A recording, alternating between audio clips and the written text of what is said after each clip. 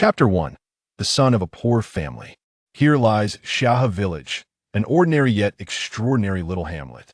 Nestled amidst mountains and rivers, the scenery is breathtaking. The hills are lush with trees, and the waters teem with fish and shrimp. In front of the village, there are picket fences behind it, loquat trees, and in the yards, crops of melons and beans flourish. The simplicity of thatched cottages complements the serenity of the green hills and clear waters. In modern times, this place could easily be hailed as the most beautiful village. However, in ancient times, it bore a different tale, one of poverty and backwardness devoid of beauty. At the western edge of the village, a high slope affords a sweeping view of much of the hamlet.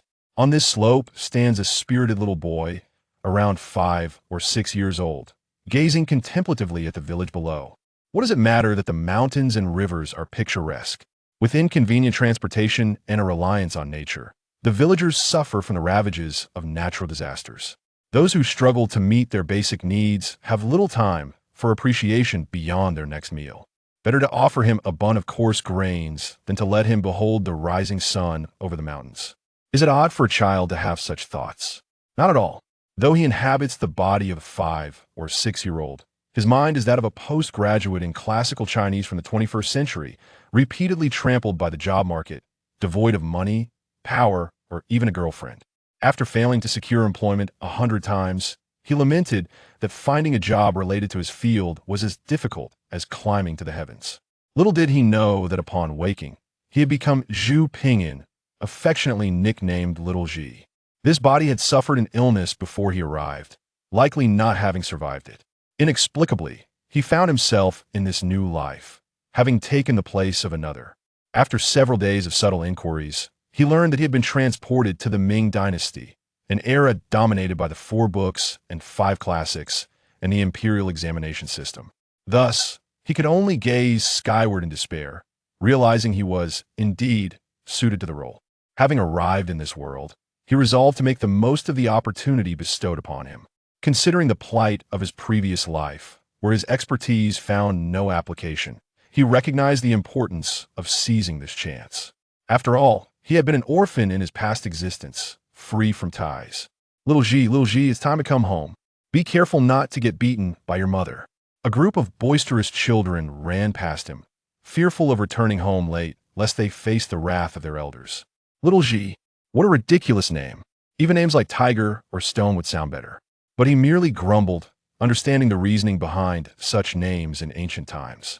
To the ancients, the fragility of life for infants was attributed to the myriad supernatural challenges they must face from birth. Failing to navigate these trials could lead to death. Livestock, however, was deemed less valuable and did not face such trials, thus enjoying a higher survival rate. Consequently, parents believed that naming their children with undesirable names would protect them, as if by disguising them as animals, they could evade the deadly trials. Upon hearing that there were boys in the village named Dog Girl and even more outlandish names, Zhu Pingyan felt a sense of relief. Little Xi was quite palatable in comparison. Having spent over 10 days in this era, Zhu Pingyan transitioned from discomfort to reluctant acceptance of his reality. In this age, while the customs of naming were secondary, the prevailing lifestyle habits were paramount. This was a time when old morals and traditions ruled, devoid of electricity and the internet. The doctrines of loyalty, filial piety, and the supernatural were rampant. Thus, the fantastical tales of protagonists in novels, those who arrived in a new world with divine power, were pure fabrications. In a society governed by feudal ethics, any deviation could lead to being branded a demon and subjected to punishment. This is no exaggeration in the village. Old Wang was punished for speaking in his sleep, forced to drink a concoction of ashes from burnt talismans.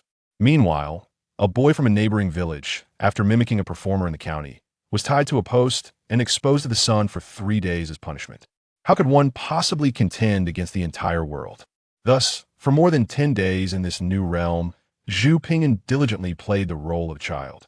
He remained cautious and reserved, striving to avoid any behavior that might draw unwanted attention or lead to punishment. As the day waned, he hurried home, fearing another scolding awaited him.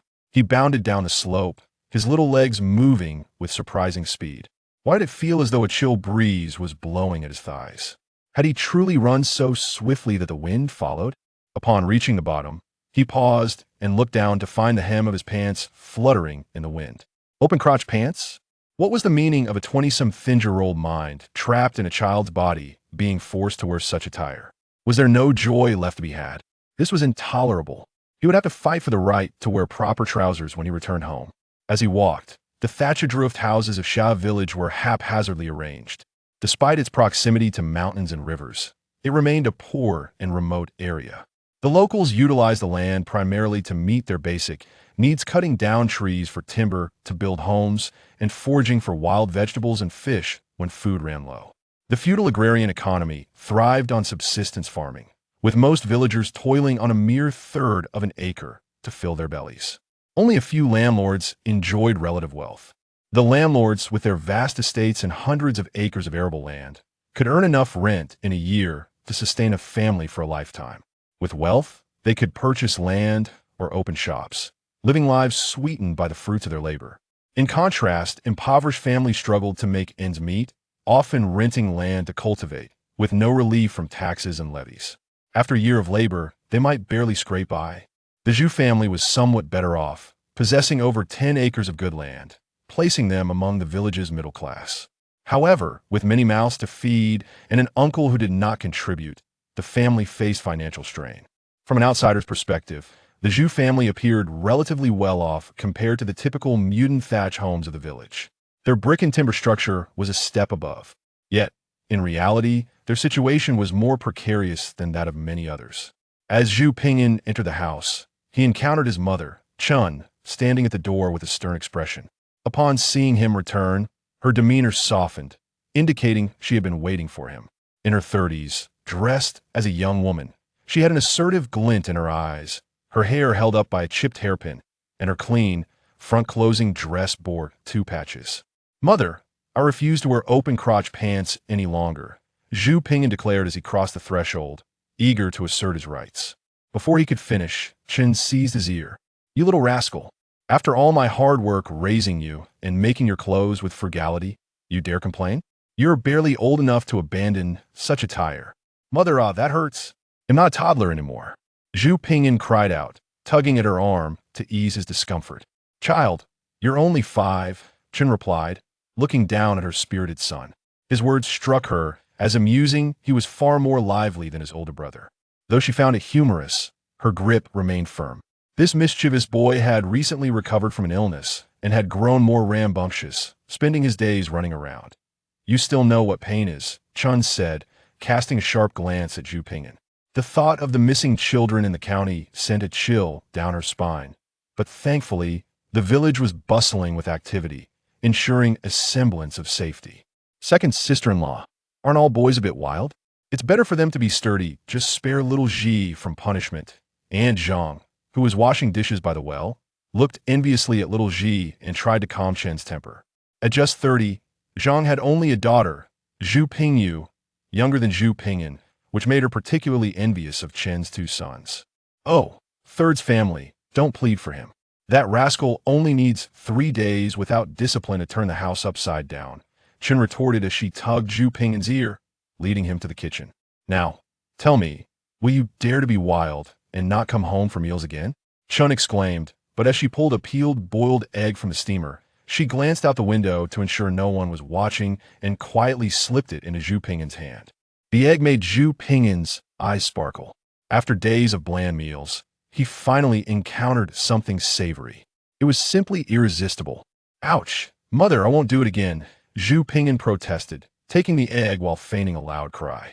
In the 21st century, eating was one of his few passions. During the airing of A Bite of China, he had scrimped and saved to sample every affordable delicacy, undoubtedly qualifying him as a seasoned foodie. The egg was pure and untainted, soft upon the tongue, and tasted infinitely better than modern eggs, though perhaps that was due to his recent diet of plain fare. "What a clever little rascal," Chun chuckled, playfully tapping Xiahe Pingyan on the forehead. "Hurry and eat it up when we sit at the table. Your thoughts will stray far away again." At that moment, Xiahe Pingyan felt an overwhelming warmth in his heart. His family, whether his fiery mother, his taciturn father, or his earnest older brother, were all genuinely kind to him. The affection he received from his loving parents and considerate brother created a comforting atmosphere. This familial love was the main reason Zhu Pingyan accepted his new reality. As an orphan in the 21st century, he had never experienced the warmth of a family. Now, he felt a nurturing love akin to a mother cow licking her calf, and he gradually grew more willing to embrace his new life. "Mother, you are so wonderful. When I grow up, I will be sure to honor you well," Zhu Pingyan declared, hugging Chen's leg. He felt firmly that he was their son and would dutifully cherish them. Chen watched her little son, who clung to her affectionately like a playful bug, and she felt a surge of joy. She thought her younger son was far more endearing than the elder. Earlier, when she had summoned her eldest, that foolish boy had echoed his father's sentiments about the notion that stealing food was unbecoming of a gentleman, almost driving Chen to the brink of exasperation. She had to send him away. Thankfully, her younger son was not so rigid. With a smile, she lightly tapped his forehead and said, "If you can refrain from annoying me, I will be forever grateful. Now wipe your mouth to avoid being seen later." Chapter 1. The Son of a Poor Family. Here lies Xiahe Village, an ordinary yet extraordinary hamlet. Nestled between mountains and waters, it boasts picturesque scenery. The hills are lush with trees, and the waters teem with fish and shrimp.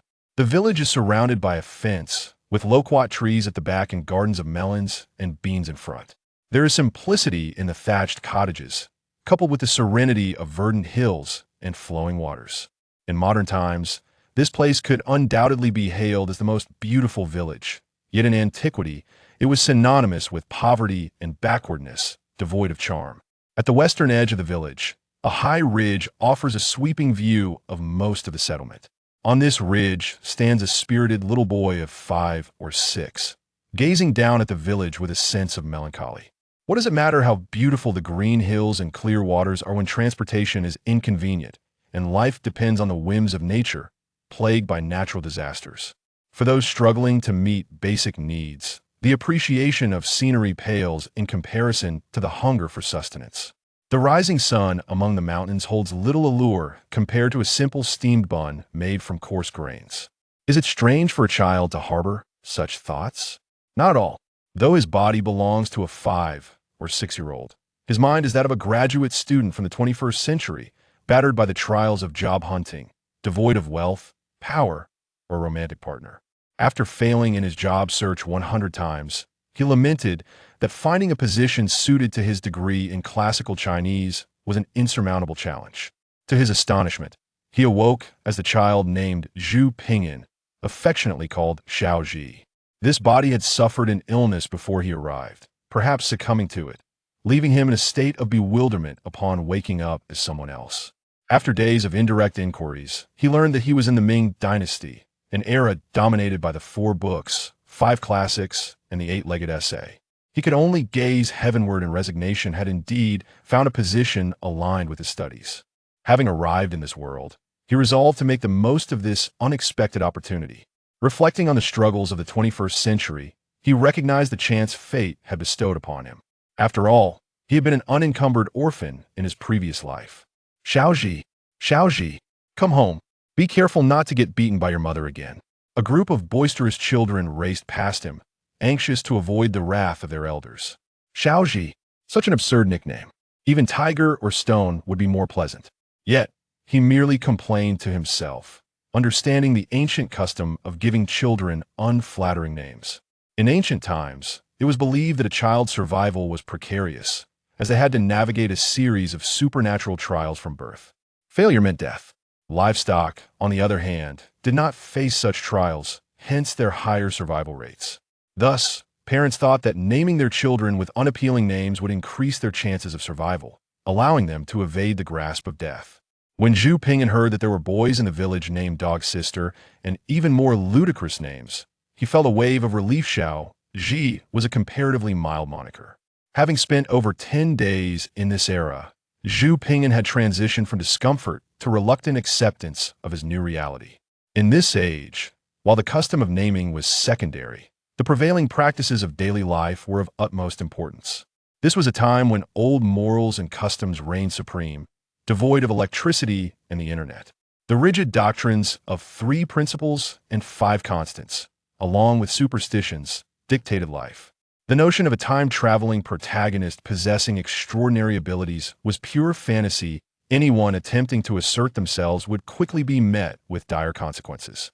This was no exaggeration. The village elder had been burned to ashes for mumbling in his sleep, while a boy from a neighboring village had been exposed to the sun for 3 days for speaking differently after returning from the county. How could one possibly contend with the entire world? Thus, for the past 10 days, Zhu Pingyan had diligently played the role of a child, exercising caution and avoiding any behavior that might draw attention. He certainly did not wish to be tied to a stake for public humiliation. As the day waned, he realized it was time to return home, otherwise he would face reprimands. Zhu Pingyan scampered down the slope towards his home. Suddenly, he felt a draft at his thighs. Was the wind rushing past his little legs at breakneck speed? Upon reaching the bottom of the slope, he halted, glancing down to find a loose thread of his trousers fluttering in the breeze. Open crotch pants? What madness is this?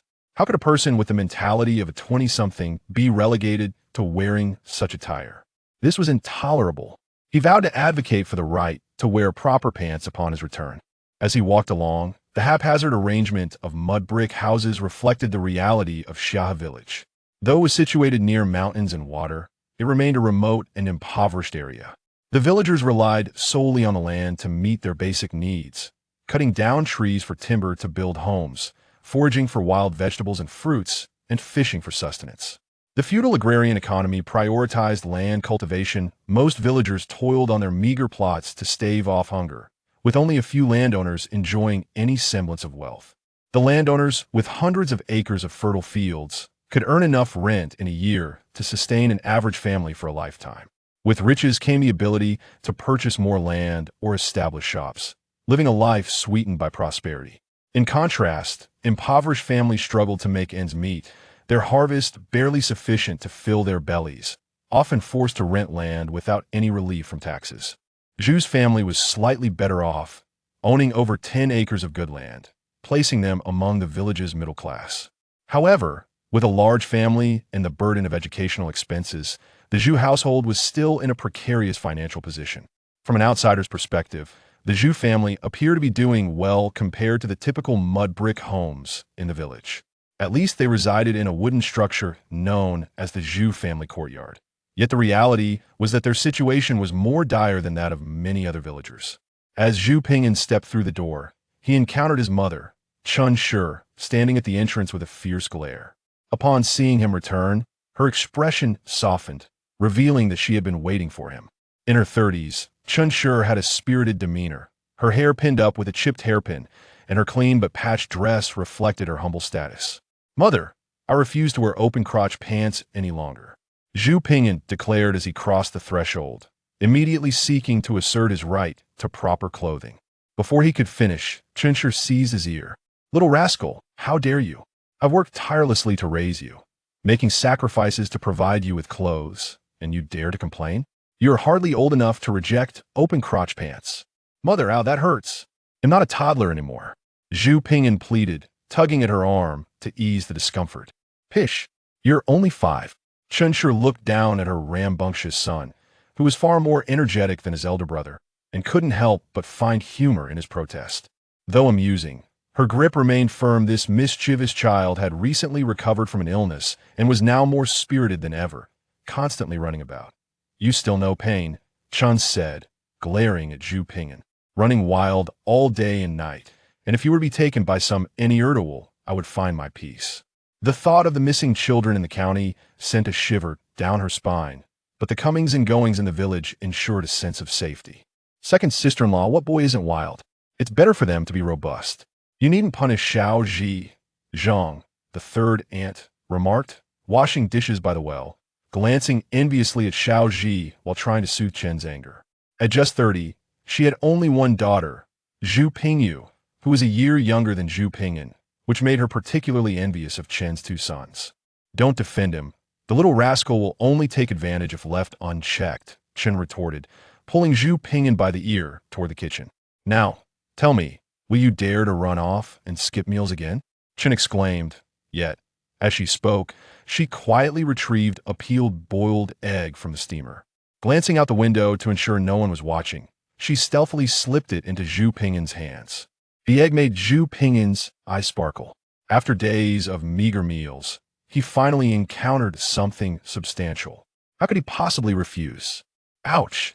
Mother, I swear I won't do it again, Zhu Ping'an replied, feigning distress as he accepted the egg. In the 21st century, eating was one of his few passions. During the airing of A Bite of China, he had scrimped and saved, tasting all the affordable delights available, and could undoubtedly be regarded as a seasoned foodie.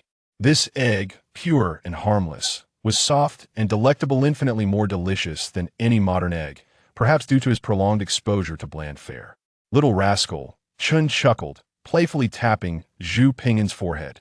Hurry and eat, or else when we sit down for the meal, your heart will be far away with the eldest.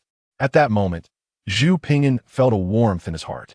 His family, whether his fiery mother, his taciturn father, or his earnest older brother, who was only 10 yet remarkably sincere, all cared for him deeply. A father's love, a mother's devotion, a brother's support everywhere, warmth radiated. This was also why Zhu Ping'an slowly accepted the reality of his transmigration. Having grown up as an orphan in the 21st century, he had never experienced the warmth of family. Here, he felt the nurturing love akin to a cow's affection for its calf, which made his heart willingly yield. Mother, you are so wonderful. When I grow up, I will honor you well, Zhu Ping'an declared, hugging Chen's leg sincerely. I am your son, and I will always be dutiful to you. Chen looked at her little son, who clung to her like a charming little pest, clearly delighted, feeling that her youngest was far more endearing than her eldest. Earlier, when she had called for her oldest, that foolish boy had parroted their father's words about not being a true man if he stole food. It nearly drove Chun to exasperation, forcing her to send him away. Fortunately, her youngest was not so rigid. Amused, she playfully tapped his forehead again, saying, "If you annoy me less, I will be eternally grateful. Now wipe your mouth before someone sees you." Chapter 2. Fortune and Malevolence. As the sun dipped low in the sky, the members of the Zhu family gathered in the main hall, the evening meal prepared in anticipation. Dining at this hour allowed them to conserve candle wax, taking advantage of the natural light bestowed by the heavens. In the center of the Zhu family's main abode stood a grand table, around which they were seated.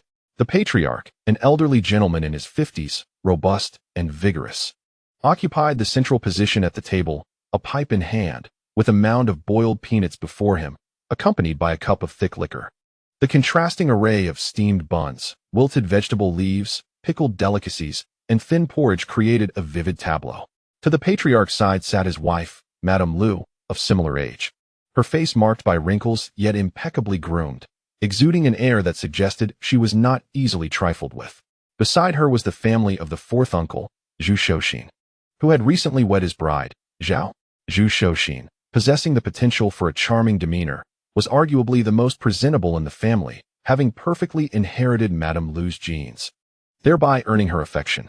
His wife, adorned in a brand-new traditional dress, sported a fashionable hairstyle of the town, secured with a silver hairpin. Her earlobes embellished with exquisite silver earrings. Next to the patriarch was the family of Zhu Ping'an's eldest uncle, Zhu Shouren, a middle-aged man clad in a somewhat new scholar's robe. His hair was neatly tied in a top knot, wrapped with a cloth, projecting an image of someone well-versed in the classics. To his side was his wife, Madame Wu, of comparable age, dressed in a tidy blue floral garment that was also somewhat new. In her arms rested their tardy 6-year-old son, Zhu Pingjun, whose pristine attire was now muddied, his nose running, and his small hands grimy. Following them were Zhu Ping'an's parents. His father, Zhu Shuyi, with a sun-kissed complexion and a sturdy build, epitomized the archetype of a farmer. Over the past few days, Zhu Ping'an had discerned that his father was, in fact, a polymath, skilled in hunting, woodworking, and farming. Though his demeanor was notably straightforward and somewhat reticent, Zhu Ping'an's elder brother, Zhu Pingchuan, at 10 years old, mirrored their father's physique and disposition. The third uncle bore a striking resemblance to his father, instantly recognizable as another honest farmer, while the third aunt was the same woman who had earlier persuaded Madame Chun at the entrance. Having been married for many years, they welcomed their daughter, a timid little girl named Zhu Pingyu, 3 years after their union. In the small farmhouse courtyard, various matters unfolded. The eldest uncle, Zhu Shouren, aspired to scholarly pursuits. having failed to achieve the title of Shotsai after a decade of examinations. However, he eventually attained the status of Tongxing 6 years prior. A scholar must excel in 3 levels of examinations: county, prefecture, and academy, to earn the coveted title.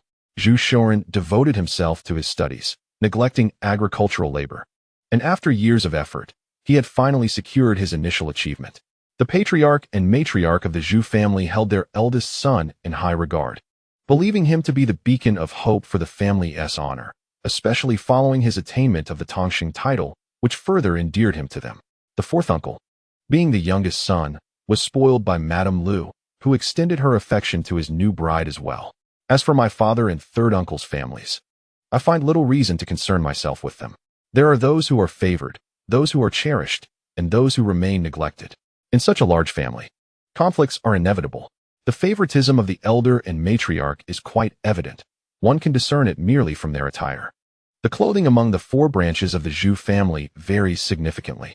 My eldest uncle and fourth uncle's families don garments of better quality, nearly new, while my own family and that of my third uncle are clad in rough cloth, often patched. Clearly, I must strive diligently, setting aside aspirations of glory for my ancestors. At the very least, I should ensure a better life for my own family. As I entered the house, my little legs carrying me forward, I was struck by a peculiar sight. Every Zhu family member had a white column of energy hovering above their heads. My eldest uncle, Zhu Shoren, possessed a slightly denser column than the others, yet all were white. This sudden phenomenon astonished me, prompting me to shake my head in disbelief. Upon closing my eyes and reopening them, the strange sight vanished, and everyone appeared normal once more, devoid of the white columns. How curious! What had just transpired? It was certainly not a trick of the eye. My vision could not be flawed. It resembled the fortune described in novels. Could it be that I am able to perceive the fortunes of others? My reincarnation itself is already extraordinary. Seeing the fortunes of others seems plausible. Yet why can I no longer see their fortunes now? Why are you standing there like a fool? Come over for dinner. My mother, Chun, called out when she noticed me dawdling at the door. If you don't hurry, your biased grandmother will give your portion to the eldest and fourth families. Oh, right, coming. I quickly snapped back to reality, responding, never mind. It was already quite strange to perceive others' fortunes, and it is only natural that I cannot make sense of it all at once.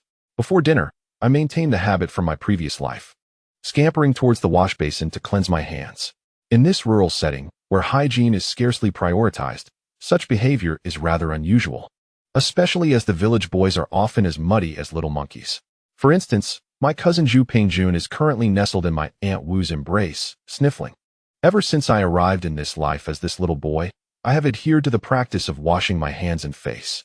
After several days, I have become distinct from those snot-nosed little rascals, emerging as a fair-skinned, lively child, quite the eye-catcher.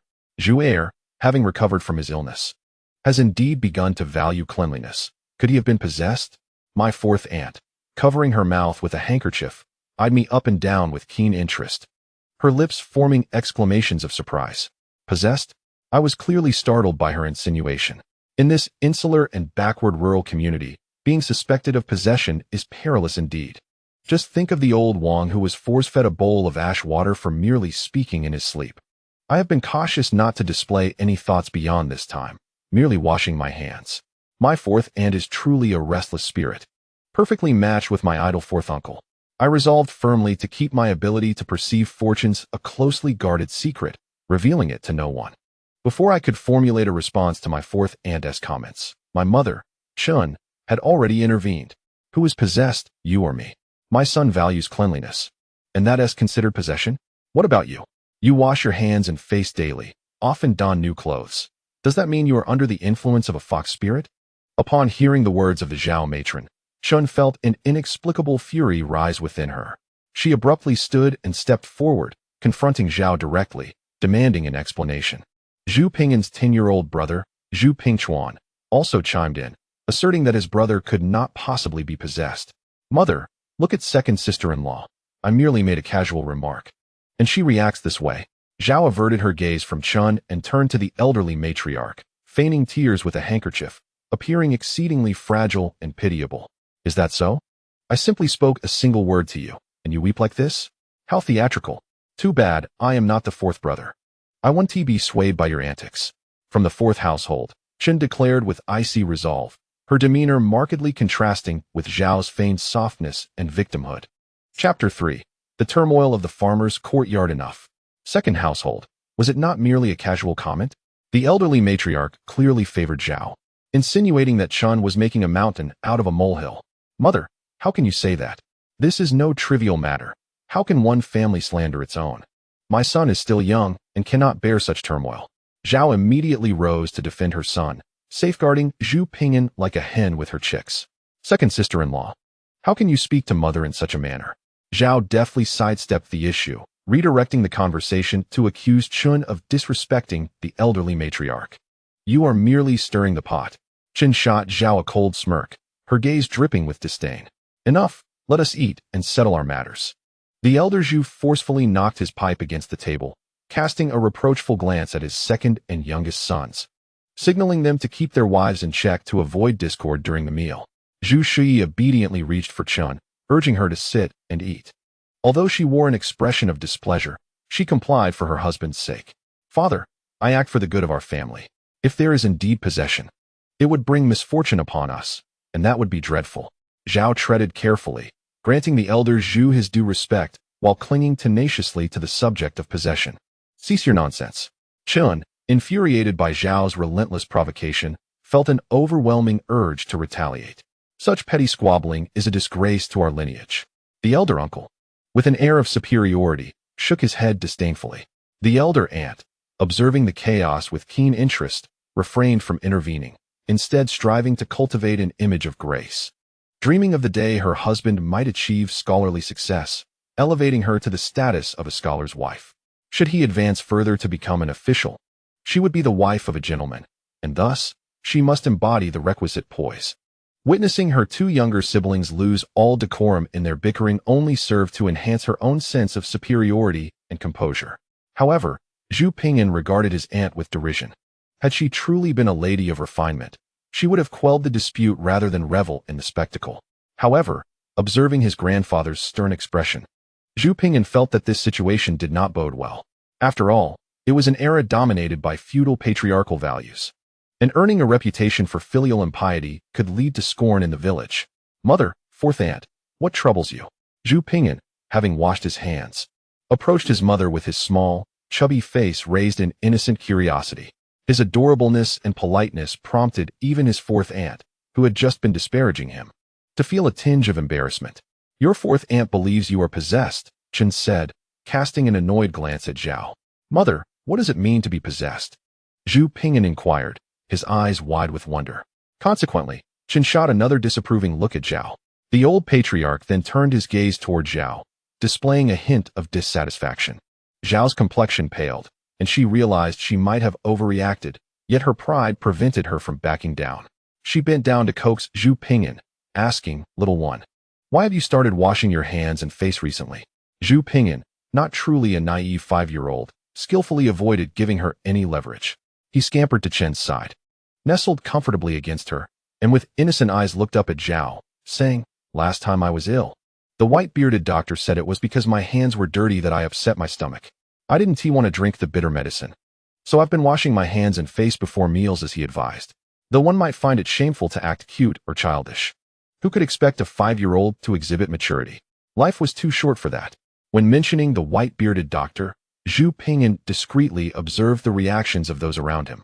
Their expressions reflected a growing belief in his words. It was essential to note that Zhu Pingyan had done his homework. The white-bearded doctor was no ordinary man, but a renowned physician in the county who seldom made house calls, only attending to the privileged. His encounter with Zhu Pingyan had been a serendipitous one while visiting a friend, where he had seen Zhu's family in disarray and felt compelled to assist. Let this matter rest here. Henceforth, let no one speak of possession or strange spirits. We are all fine descendants of the Zhu family. Should I hear any unfavorable rumors about my kin, do not blame me for invoking ancestral discipline. The old patriarch, discerning the gravity of the situation, intervened wisely to prevent his daughters-in-law from engaging in endless quarrels. Harmony within the family had always been a shared belief throughout the ages. Any talk of possession within the family could severely tarnish its reputation. The old patriarch had worked tirelessly since his youth for the prosperity of the family, even tightening his belt to afford his eldest son's education, ever hopeful for the family's flourishing under his stewardship, and he would not permit any internal strife. With the argument quelled, the patriarch set down his smoking pipe and picked up his chopsticks. As he took the first bite, the Zhu family began their dinner, a scene steeped in the essence of ancient feudal traditions. After more than 10 days of such customs, Zhu Pingyan had grown accustomed to it. The only aspect that remains difficult to accept to this day is the meal laid out on the table. The so-called dishes consist merely of boiled vegetables seasoned with salt or steamed vegetables likewise treated.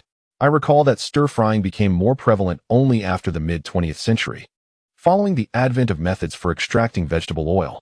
Nowadays, it seems that stir-frying has become the privilege of affluent families, as rural households are reluctant to use animal fat for cooking.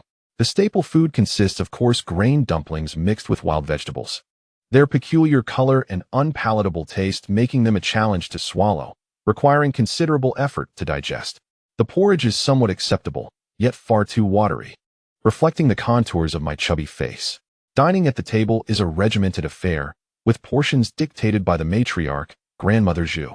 The men receive 2 dumplings each, while women and children are allotted only 1. Furthermore, the porridge is differentiated. The men are served a thick version, while women and children receive a watery broth. Grandmother Zhu exhibits a clear bias in her distributions. When dividing the dumplings and porridge, she favors the families of my elder uncle and 4th uncle with larger servings, while my own family and that of my 3rd uncle receive smaller portions. Notably, my elder uncle is allocated 3 dumplings, justified by the claim that he needs nourishment to support his studies. Numerous instances of such favoritism abound, particularly concerning infrequent dishes like scrambled eggs, which Grandmother Zhu tends to allocate generously to my elder uncle and 4th uncle, especially today, whether out of compensation or some other motive. She sporadically serves scrambled eggs to my 4th uncle and his wife, who, in turn, flaunts this to my mother, Chun, nearly provoking her to retaliate. The atmosphere at the table is fraught with tension, a palpable sense of unrest pervading the air.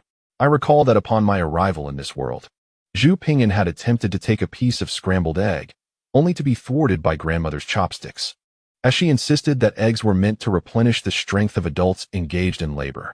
Yet, I have never witnessed her offering eggs to my father. Every household has its own burdens to bear. The insufficiency of nourishment is a dire plight, especially for someone who relishes food. Zhu Pingyan, possessing a psychological age in his 20s, manages to endure, yet witnessing the little girl Yuer in my 3rd aunt's arms, incessantly nibbling her fingers and gazing longingly at the eggs with her big, watery eyes, stirs a sense of compassion within me. My mother, along with my 3rd aunt, elder aunt, and 4th aunt, frequently find themselves embroiled in disputes over various trivial matters at the dining table, such as having taken the same dumpling or shared the same dish. In short, tranquility at the table is a rarity. In truth, many of the conflicts within the household can be traced back to a single word, poverty. Were we to possess vast wealth, such trivialities would not incite discord. As the adage goes, a poor man's aspirations are limited, and a lean horse's coat is coarse. However, when I consider my own frail limbs, the prospect of achieving prosperity appears daunting. Many experiences from my past life prove inapplicable here, and my academic focus on classical Chinese literature leaves me ill-equipped for practical skills, such as cooking or inventions like glassmaking. Nevertheless, I am not without merit. I possess centuries of experiential wisdom and knowledge of classical Chinese, making the pursuit of wealth a formidable yet not insurmountable journey. Chapter 4. Pingyan and the egg. Returning to the matter at hand, as the meal neared its conclusion, a solitary piece of scrambled egg remained. Grandmother, in her habitual manner, attempted to serve it to Zhu Pingyan, but the egg, being somewhat fragile, resulted in half of it tumbling from her chopsticks onto the table. Grandmother placed half of the egg on the chopsticks into Zhu Pingyan's bowl. The other half, which had fallen onto the table, caught her eye as she prepared to marry Zhu Pingyan. Noticing his apparent disdain for the egg on the table, perhaps a lingering thought from the earlier meal, Grandmother decided to transfer that small piece of egg to Zhu Pingyan's bowl. It was quite a surprise. This marked the first time Grandmother had served him food, albeit from the table. Zhu Pingyan smiled shyly at Grandmother, grateful for her gesture. His understanding nature touched her heart, albeit fleetingly, for in her mind, Her eldest and youngest son's families held her affection. The eldest son had a promising future through education, while the youngest was endearing. The other two sons, having married, seemed to have forgotten their mother, especially the second daughter-in-law, who had stirred her husband to neglect her. Zhu Pingyan had no intention of eating that piece of egg, not because it had fallen on the table. After all, in this humble farmhouse, maintaining the same standards of hygiene as in his past life would lead to starvation. The rural environment was pure and untainted. A quick rinse would suffice. The main reason for his decision was the little girl, Zhu Pingyu, beside him, who was sucking her fingers. In this era, which favored sons over daughters, he might not receive much affection from his grandparents, but as a boy, he garnered more attention than little Yu. Moreover, just before the meal, his mother had secretly given him an egg, intending for him to share it with his sister. Gently, Zhu Pingyan used his chopsticks to place the egg into Zhu Pingyu's small bowl, speaking softly. His action drew the attention of everyone at the table. For in a farming household, fried eggs were a rarity, usually saved for sale. Especially in the Zhu family, such a dish was seldom seen. Even when available, it was primarily reserved for the eldest uncle and youngest uncle, leaving little for Zhu Pingyan and his brothers. Hence, for Zhu Pingyan to offer a piece of egg to Zhu Pingyu was a gesture far more challenging than the historical tale of Kong Rong sharing pears. For in his time, pears were commonplace in affluent households, unlike the Zhu family, where a plate of fried eggs might not appear for months. Zhu Pingyan's willingness to share the coveted egg with Zhu Pingyu truly astonished everyone. What a considerate child he was.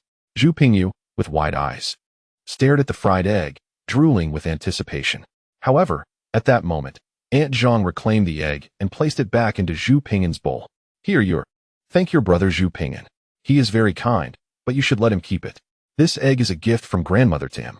Quickly eat it, so you can grow tall and be filial to grandmother. Though Zhu Pingyu longed for the fried egg, she obediently thanked Zhu Pingyan, saying, "Thank you, brother Zhu Pingyan. I want to eat the fried egg." Her words of refusal contradicted the longing in her eyes, which remained fixed on the egg, and drool trickled from her mouth. The little girl was undeniably adorable, thought one small child, oblivious to the fact that he too was merely a short-legged youth. Zhu Pingyan carefully lifted the egg once more, raising his small arm to feed it to the little girl, exuding an elder brother's charm as he proclaimed his affection for watching his sister enjoy scrambled eggs. The moment the egg entered her mouth, its tender and rich flavor made it impossible for the child to resist.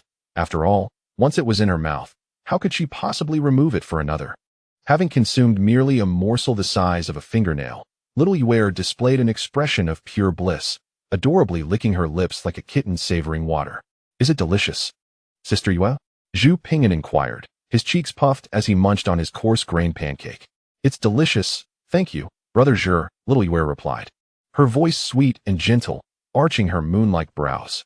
With the scrambled eggs devoured, Saint Aunt had no choice but to concede, increasingly finding Zhu Pingyan to be endearing and sensible, especially in contrast to his older brother, Zhu Pingjun, who was prone to selfishness. Filled with admiration, Saint Aunt affectionately ruffled Zhu Pingyan's hair and turned to Chen Shi, jesting, "Second sister-in-law, I truly envy you for having two wonderful sons. Zhi dotes on his little sister so well, you have taught him excellently.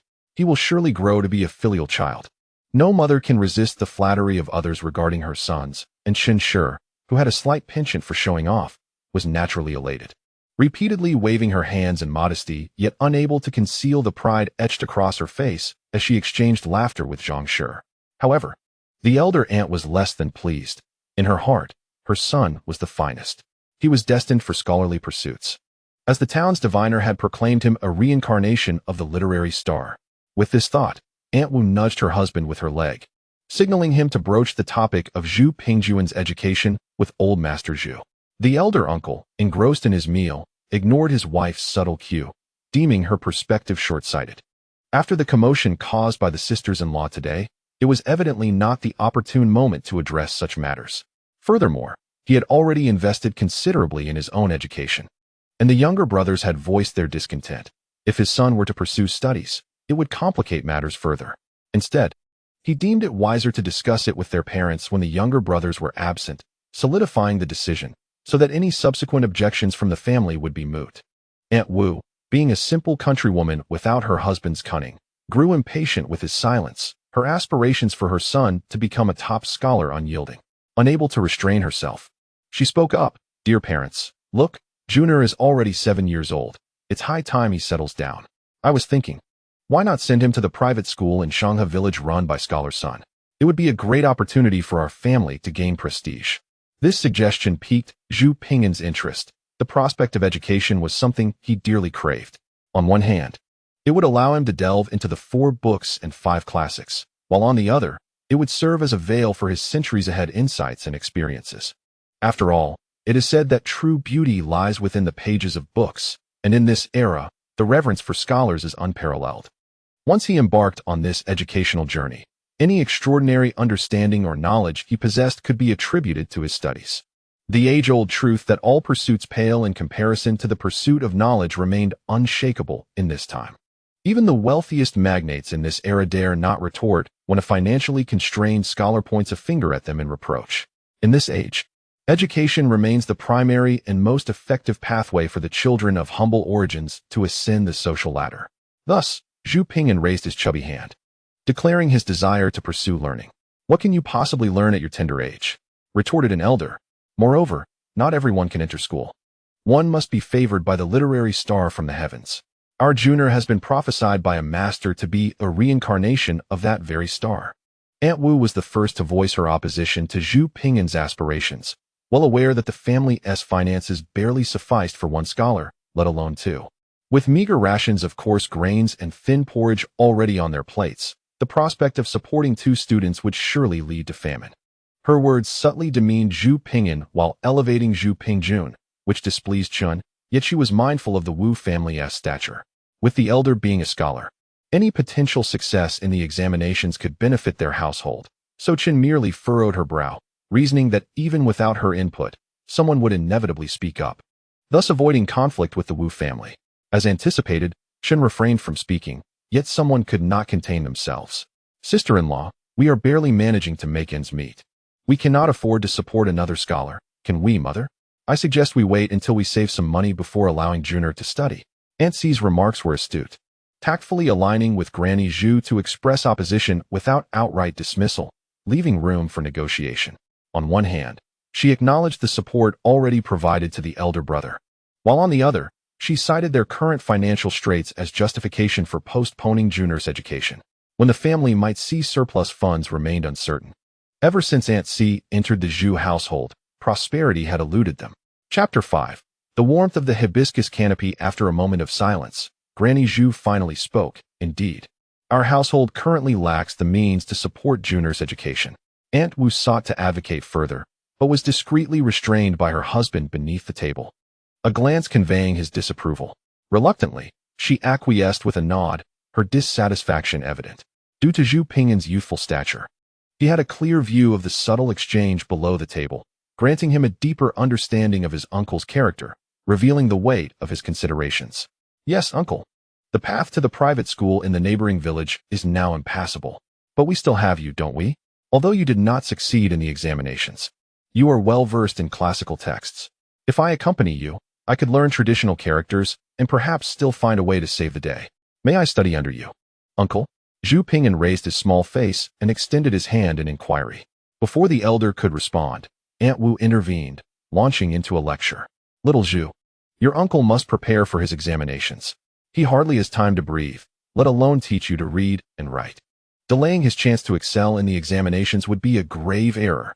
Her expression was one of utter disdain, reminiscent of the countenance of Wang Dachui's mother-in-law. "Let your uncle first achieve success in his studies, and then we may consider your education." Uncle Zhu's eloquence surpasses that of Aunt Zhu. Yet the essence remains unchanged, a refusal, albeit one expressed bluntly while the other is more tactful, revealing no substantial difference. "Although still in my youth, I am not one to rely on your rudimentary teachings. I merely seek a rationale to gradually unveil my knowledge. Should you attain the title of scholar, the opportunity would have long since passed. If what I perceived upon entering was indeed a sign of fortune, it seems unlikely that uncle will achieve scholarly distinction in the near future." The white column of fortune above his head, though somewhat more pronounced than that of the other family members, is ultimately white, indicative of commoner status. Ascending to greatness requires the blue of officialdom. Zhu Pingyan silently critiques the situation. The meal may lack flavor, yet in the spirit of frugality, which deems waste shameful. Zhu Pingyan consumed every morsel of the flatbread and porridge, even licking the bowl clean. After all, he considers himself a bit portly. His hearty appetite starkly contrasts with that of his cousin Zhu Pingjun, who picks at his food. The second branch of the family should serve another bowl of porridge to the little piglet. Although the elder favors the eldest and the youngest, he remains protective of his own children, pleased to see Zhu Pingyan eating robustly, fearing that the child might go hungry. During such moments, Mother Chun wears a face of satisfaction, reveling in her child's appetite. As dinner neared its conclusion, a voice called from outside the gate, delivering a message from town that uncle would be departing to join his son in the south for business and would not be able to attend the ancestral rites during the new year. Instead, he planned to pay respects to the family grave 3 days hence. The Zhu family consists of 3 siblings, with the elder being the youngest son, while a sister married into the town. Uncle had gone to town as an apprentice in his youth and established his family there. Despite the distance, they would still meet during festivals or market days. Now, upon hearing that his brother would be moving south, the elder felt a pang of nostalgia and sighed, leaving the table without finishing his meal. After his departure, Grandma Zhu, concerned, followed him to offer counsel, and soon everyone dispersed, returning to their respective homes. The news of Uncle's relocation to the south had little impact on the family, aside from Elder Zhu, as their ties had weakened after Uncle's move to the town. It merely meant one less place to stay when visiting. The Zhu family compound resembles a traditional Sihiyuan, albeit slightly larger and more intricate, comprising a main house and 2 side wings.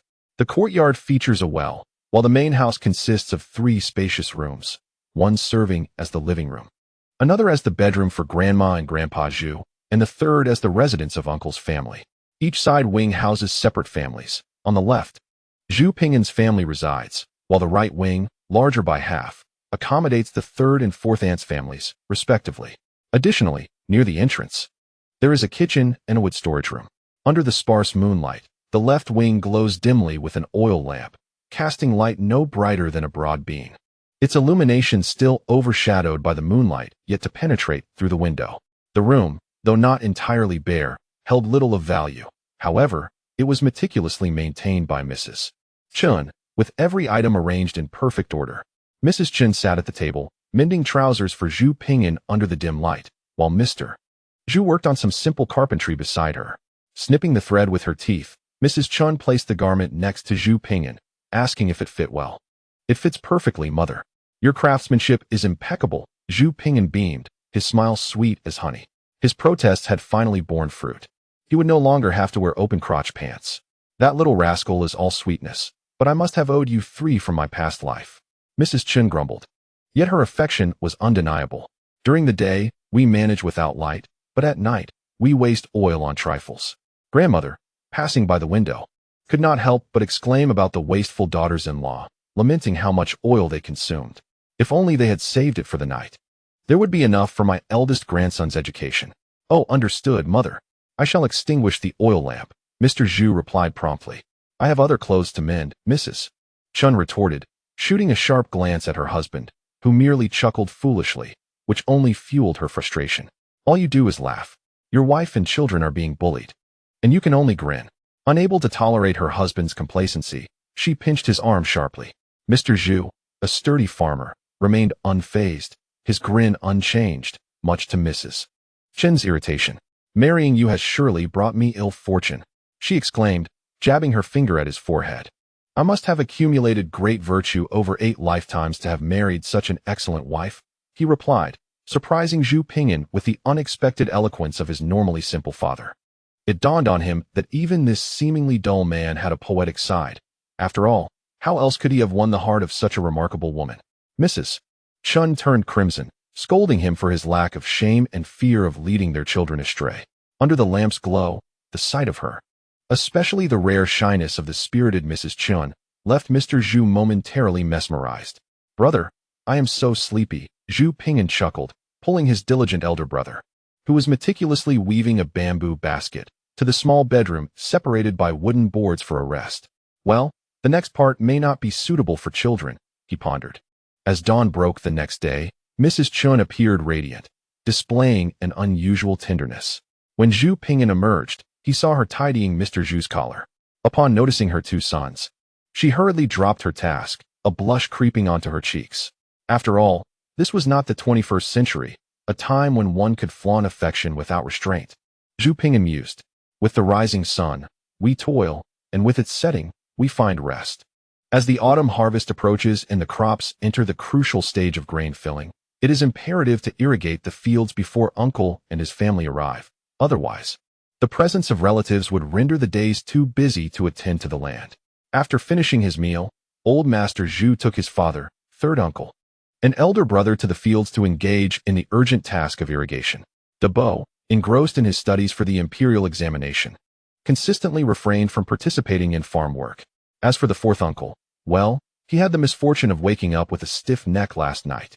Ever since Zhu Ping'an's arrival, this marked the third time the fourth uncle had fallen ill, each occasion coinciding with the onset of agricultural labor.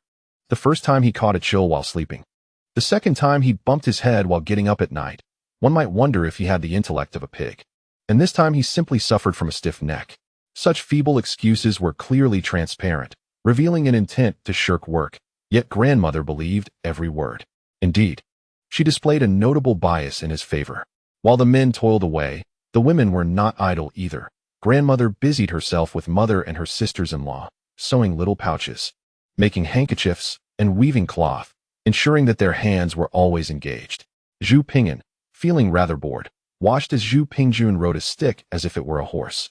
And Zhu Yuer gleefully herded chickens. No matter how intensely he focused, he could not discern the fortunes hovering above the heads of others. Perhaps perceiving such fortunes required certain conditions. Regardless, he felt no urgency and resolved to explore his surroundings slowly. Contemplating a clandestine escape to ponder life and perhaps find a path to wealth, he lamented his inability to venture into the mountains. Had he been able to, he was certain he would uncover treasures hidden within their depths, for the mountains were indeed boundless in their riches. Before he could slip out, however, grandmother summoned him with a task, instructing him to fetch 5 wen worth of thread for needlework. This errand held little allure for Zhu Ping'an. It lacked any semblance of skill, and grandmother's fastidious nature meant that even a slight discrepancy in price would be immediately noticed. Not only would he receive no reward, but he would also face her reproach for any perceived inadequacy. Zhu Ping'an was reluctant to go, and Zhu Pingjun shared his sentiments. While little Yuer was too young to be sent. Thus, Zhu Ping'an earnestly urged Zhu Pingjun, "You go, you possess a horse, and you can ride swiftly." Upon hearing this, Zhu Pingjun cheerfully took the money, scampered out, and galloped away in high spirits. The disparity in their intellect was palpable. Zhu Ping'an watched his brother vanish through the doorway, reflecting on the solitude of life, the most profound loneliness being the inability to express it outwardly. Seizing the opportunity while his mother and others were occupied inside, he stealthily slipped out the door and wandered aimlessly through the village, plotting to sneak into the neighboring village of Shanghai to observe the nature of their private school. Before he had taken many steps, he spotted Ernyo, a boy who had frequently sought his company, being held down by his mother, who was administering a spanking while admonishing him, "Will you dare to steal your sister's food again?" Each smack was accompanied by a repeated inquiry. The 5 or 6-year-old ruffian, Ernyo, wailed in protest, tears streaming down his face, promising that he would never again touch his sister's food, vowing that if he did, he would be as good as a dog. A dog? Zhu Ping'an nearly choked, taken aback by the audacity of the child. Indeed, he then witnessed Ernyo's mother swiftly lift him up, remove his shoe, and deliver another round of spanking. Xiahe Village, nestled along the riverbank, lies downstream, hence its name, while the upstream counterpart is called Xiahe Village. Both settlements share this humble river.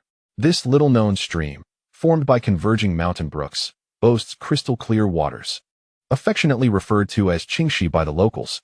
As Zhu Ping'an wandered not far, he soon beheld the river, where a small boat bobbed gently, its occupants engaged in fishing. Nearby, a few women clustered together, washing clothes by the river, rhythmically pounding their garments against the smooth stones with wooden mallets.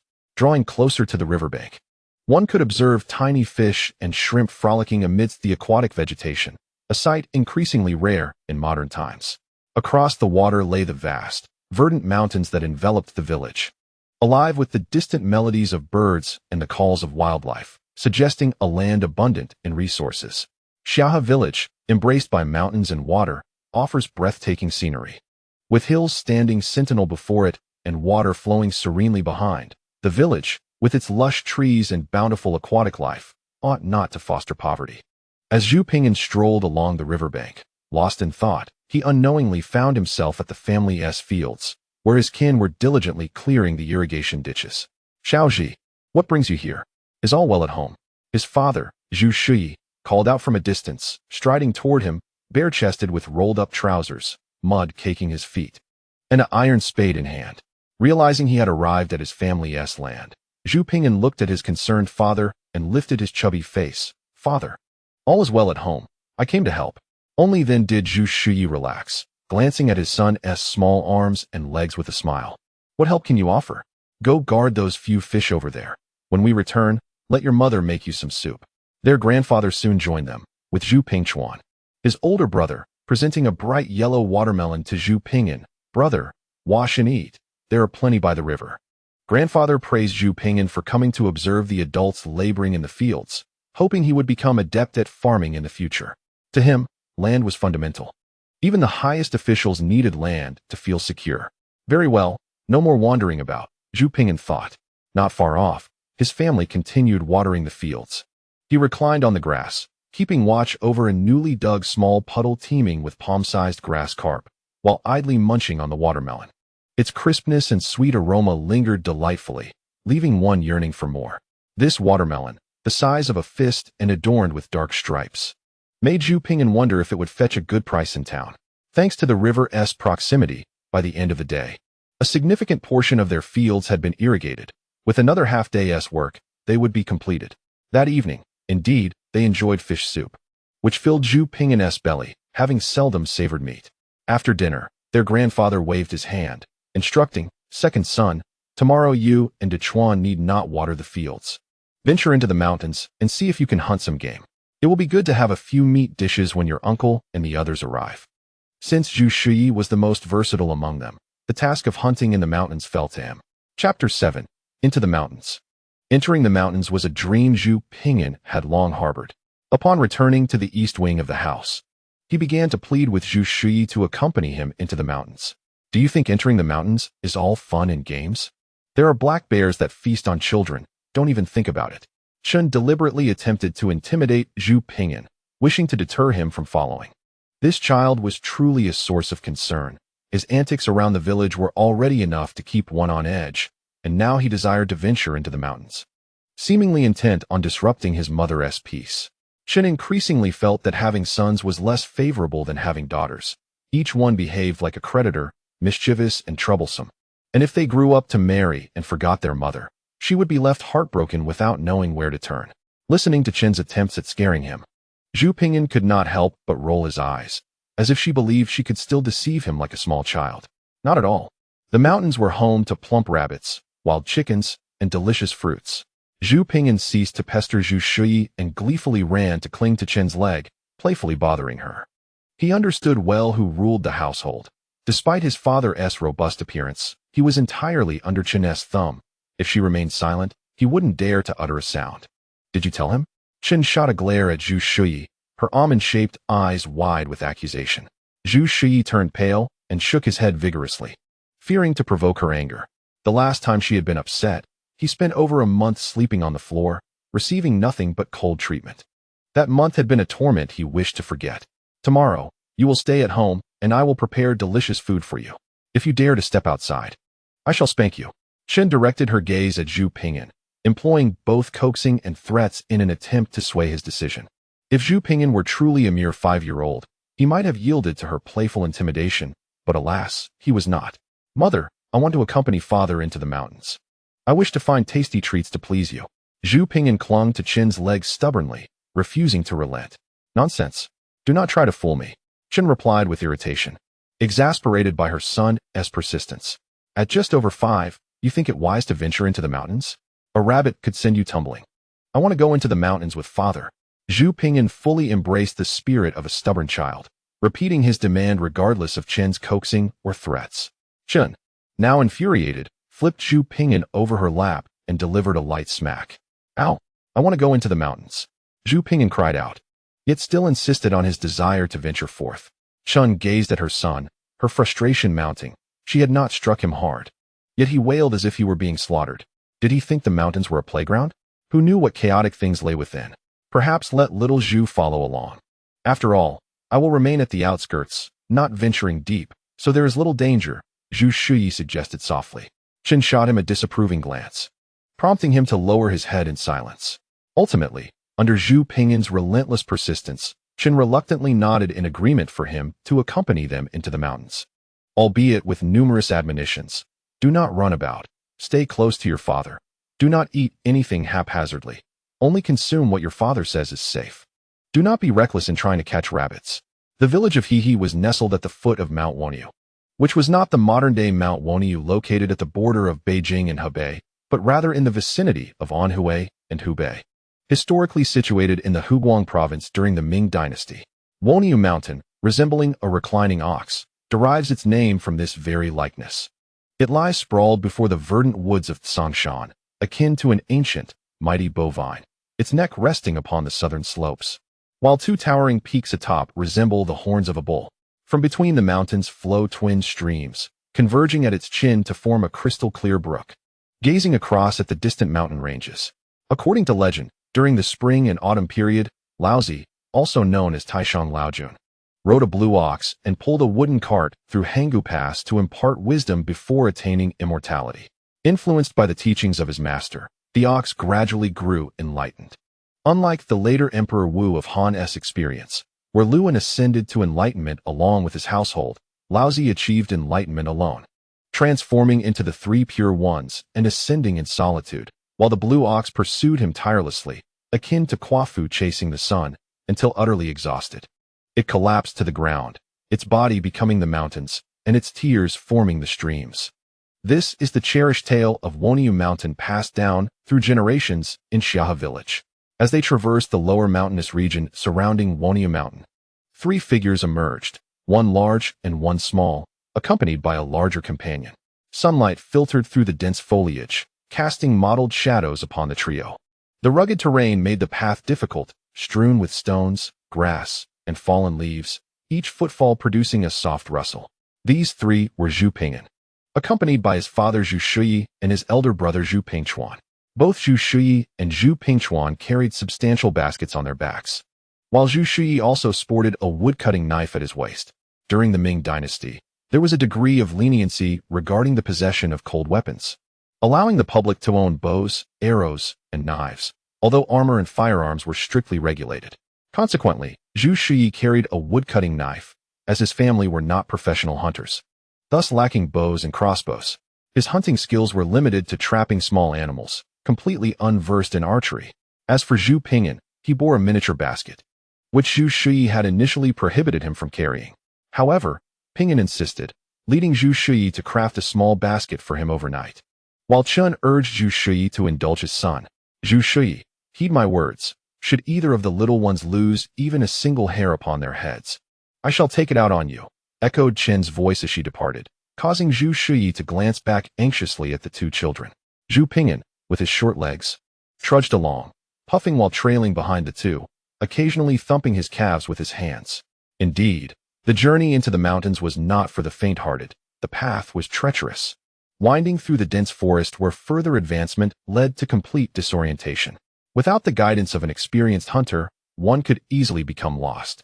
This was merely the periphery of the mountain range. Deeper within, even seasoned hunters dared not venture alone, for it was rumored that the shadows of fierce tigers lurked in the depths. Are you tired, my boy? Let me carry you, Zhu Shuyi remarked, observing his youngest son's struggle with his short legs, feeling a sense of pride that Pingyan had managed to reach this point. Upon turning back to see Zhu Pingyan thumping his legs, he could not help but speak.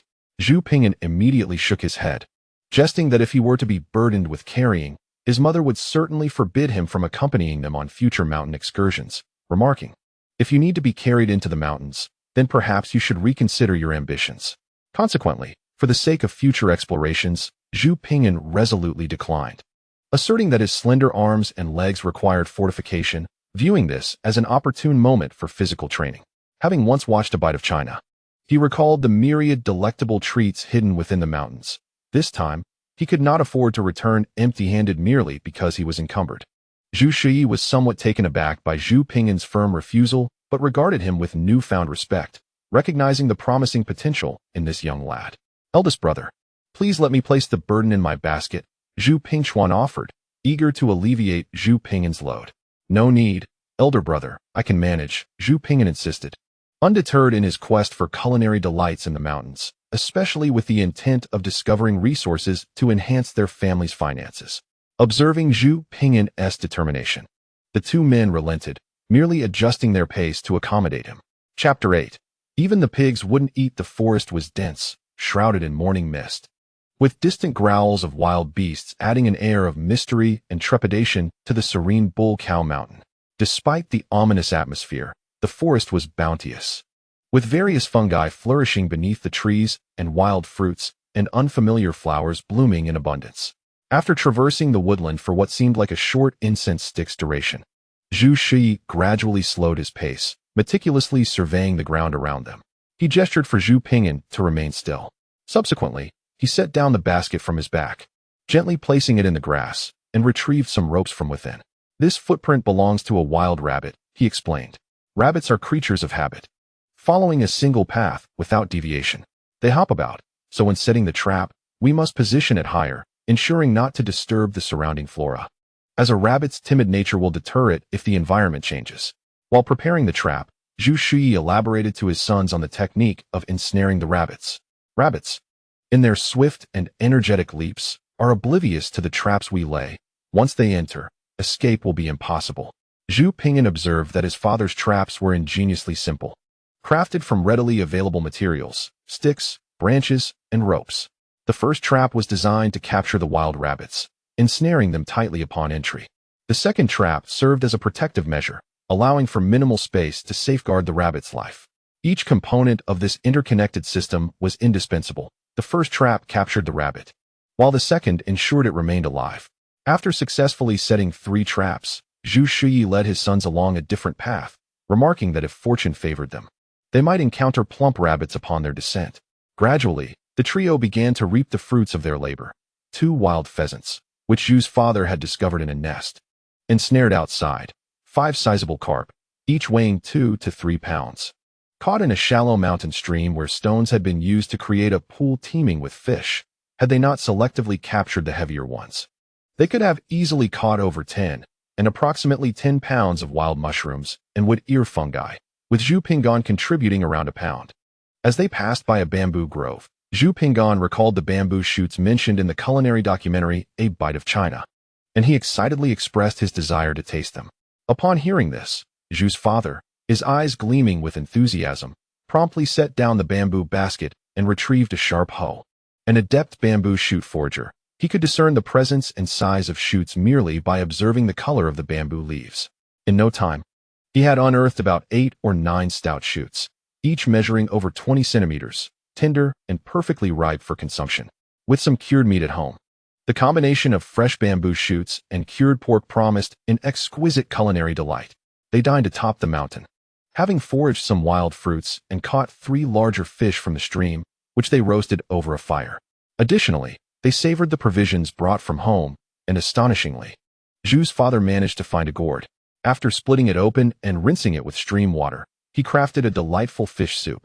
The milky broth swirling within the gourd emanating an irresistible aroma of the purest essence of fish. Zhu Ping'an felt as if his father's basket was akin to the magical pouch of a cartoon character, complete with salt. With their mouths watering and bellies full, Zhu Ping'an reflected that this meal was the most satisfying he had enjoyed since arriving in the Ming Dynasty, far surpassing any feast at home. After a brief respite, they resumed their quest for treasures in the mountains. The small creatures in the woods were exceedingly wary, likely having been frightened by hunters. They seemed to have developed a keen sense of awareness, vanishing at the slightest disturbance. At that moment, Zhu Ping'an found himself yearning for the foolish deer from the distant past, reminiscent of a beloved television show. How effortless it would be to capture one here. Sadly, this region, straddling Anhui and Hubei, harbored no such simpleton. Yet, despite the absence of the foolish deer, Zhu Ping'an stumbled upon a splendid find beneath a tree adorned with vast blooms of white and gold. To his delight, it was honeysuckle. His eyes sparkled with excitement as he scampered over. Zhuer, don't run off, Zhu's father called after him. Upon reaching the honeysuckle, Zhu Pinggan carefully examined the blossoms, which resembled slender rods, thick at one end and tapering off, exhibiting a slight curve. The flowers were yellowish-white or greenish-white, covered with a delicate layer of fuzz. After scrutinizing them for a while, he confirmed they were indeed the honeysuckle described in the Compendium of Materia Medica. According to his previous readings, honeysuckle is one of the simplest medicinal herbs to prepare. With a bit of sun exposure and shade drying, it can be transformed into a usable remedy. The compendium notes its bitter flavor, cold nature, and efficacy in cleansing and alleviating toxins from the upper body and skin. Given that any herb listed in the compendium is unlikely to be inexpensive, Zhu Pinggan considered collecting these honeysuckles, drying them, and selling them to a pharmacy. Envisioning a potentially lucrative venture ahead, Zhu Pinggan made a mark nearby, contemplating that if this venture proved profitable, he could return directly for harvesting in the future. The area was abundant with honeysuckle, and Zhu Pinggan selected only the finest, gathering exclusively the flower buds, as this method yielded the highest quality honeysuckle, the most valuable kind. When Zhu's father anxiously followed him, he found Zhu Pinggan diligently picking flowers, his little form exuding sheer delight. Gathering flowers? Zhu's father's eyes twitched slightly. Could it be that his young son was turning into a wayward lad among the womenfolk? What are you doing picking flowers? Come, father will take you to gather fruits to eat. Zhu's father felt it was his duty to correct what he perceived as an unfortunate inclination in his son. Zhu Pinggan glanced up at his father, shook his head, and continued his task. The fruits are sweet and delicious, urged Zhu's father, striving to persuade him. This can be sold for money. Zhu Pinggan muttered while continuing to gather flowers. Zhu's father scoffed. What worth could wildflowers possibly have? They were abundant, sprawling across the mountains. Yet he had never seen anyone profit from them. Patiently, he explained to his son, city dwellers buy flowers like peonies and roses, not these. These flowers are fit for swine, and even pigs won't eat them. Not even pigs will eat them? Zhu Pinggan retorted. And this is precisely why the villagers are perpetually impoverished. The ability to sell isn't judged by swine. Brother, I will help you. Zhu Pingchuan, feeling sympathy for his younger brother, set down his basket to assist in flower gathering. His intentions were simple. What his brother desired, he would strive to procure. Then you can only pick these flowers, Zhu Pinggan said, presenting a perfect specimen of premium honeysuckle to Zhu Pingchuan. Indeed, nodded the earnest and simple-minded older brother. Joining in the collection of honeysuckle. Chapter 9. The foolish boy ensnared by wealth. After a while, Zhu's father could no longer bear to watch. In his simplistic worldview, boys ought not to be entangled with flowers and plants. They should either study and strive for scholarly success or diligently cultivate the land at home. Engaging in flower picking and frolicking was not the conduct befitting a good man. Well, today as harvest is satisfactory, let us descend the mountain, Zhu's father declared, halting the two sons engrossed in their flower picking to prevent them from straying down an improper path. We must descend before the sun sets. It becomes treacherous and unsafe in the woods after dark. Zhu Pinggan, seeing his small basket brimming with honeysuckle, gently compressed the flowers, realizing he could not fit any more. Reluctantly clapped his hands and followed his father down the mountain. On their way back, Zhu's father led them to the spot where they had previously set traps for rabbits. The first trap yielded nothing, leaving Zhu Pinggan somewhat disheartened. However, his spirits lifted when he discovered that the next two traps each contained a plump rabbit, still alive. Zhu's father bound the rabbit's legs with wild grass, allowing Zhu Pinggan to enjoy the feel of the rabbits before placing them in the basket. On his inaugural venture into the mountains, Zhu Pinggan had gathered wild chickens, rabbits, fish, bamboo shoots, mountain mushrooms, and honeysuckle, filling him with eager anticipation for future expeditions. Even as his calves ached unbearably. Second brother has returned. As they stepped through the door, Aunt Zhao, the fourth sister-in-law, dashed over like a wolf starved for days, her eyes gleaming with hunger. Even Chun, who had intentionally waited at the door for her husband and children for half a day, was taken aback as Aunt C had already rushed to seize the basket carried by Zhu Shui. One might mistakenly assume that Aunt C was waiting for her husband and children. Zhu Pinggan stared in astonishment at Aunt C's unusually exuberant demeanor. Second brother has caught 2 plump rabbits and 2 wild chickens. And look at all these fish. Mother, come quickly.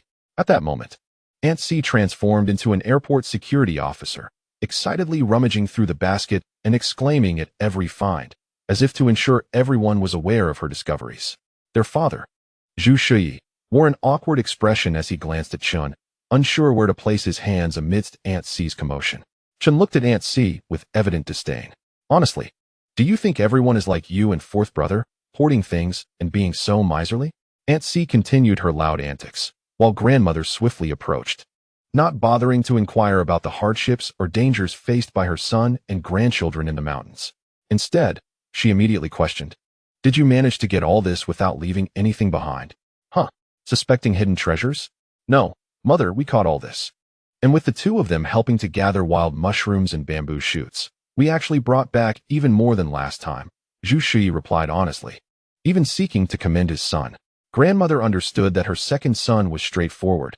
As long as nothing had passed through his daughter-in-law's hands, there would be no hoarding, especially with the vigilant oversight of the fourth daughter-in-law.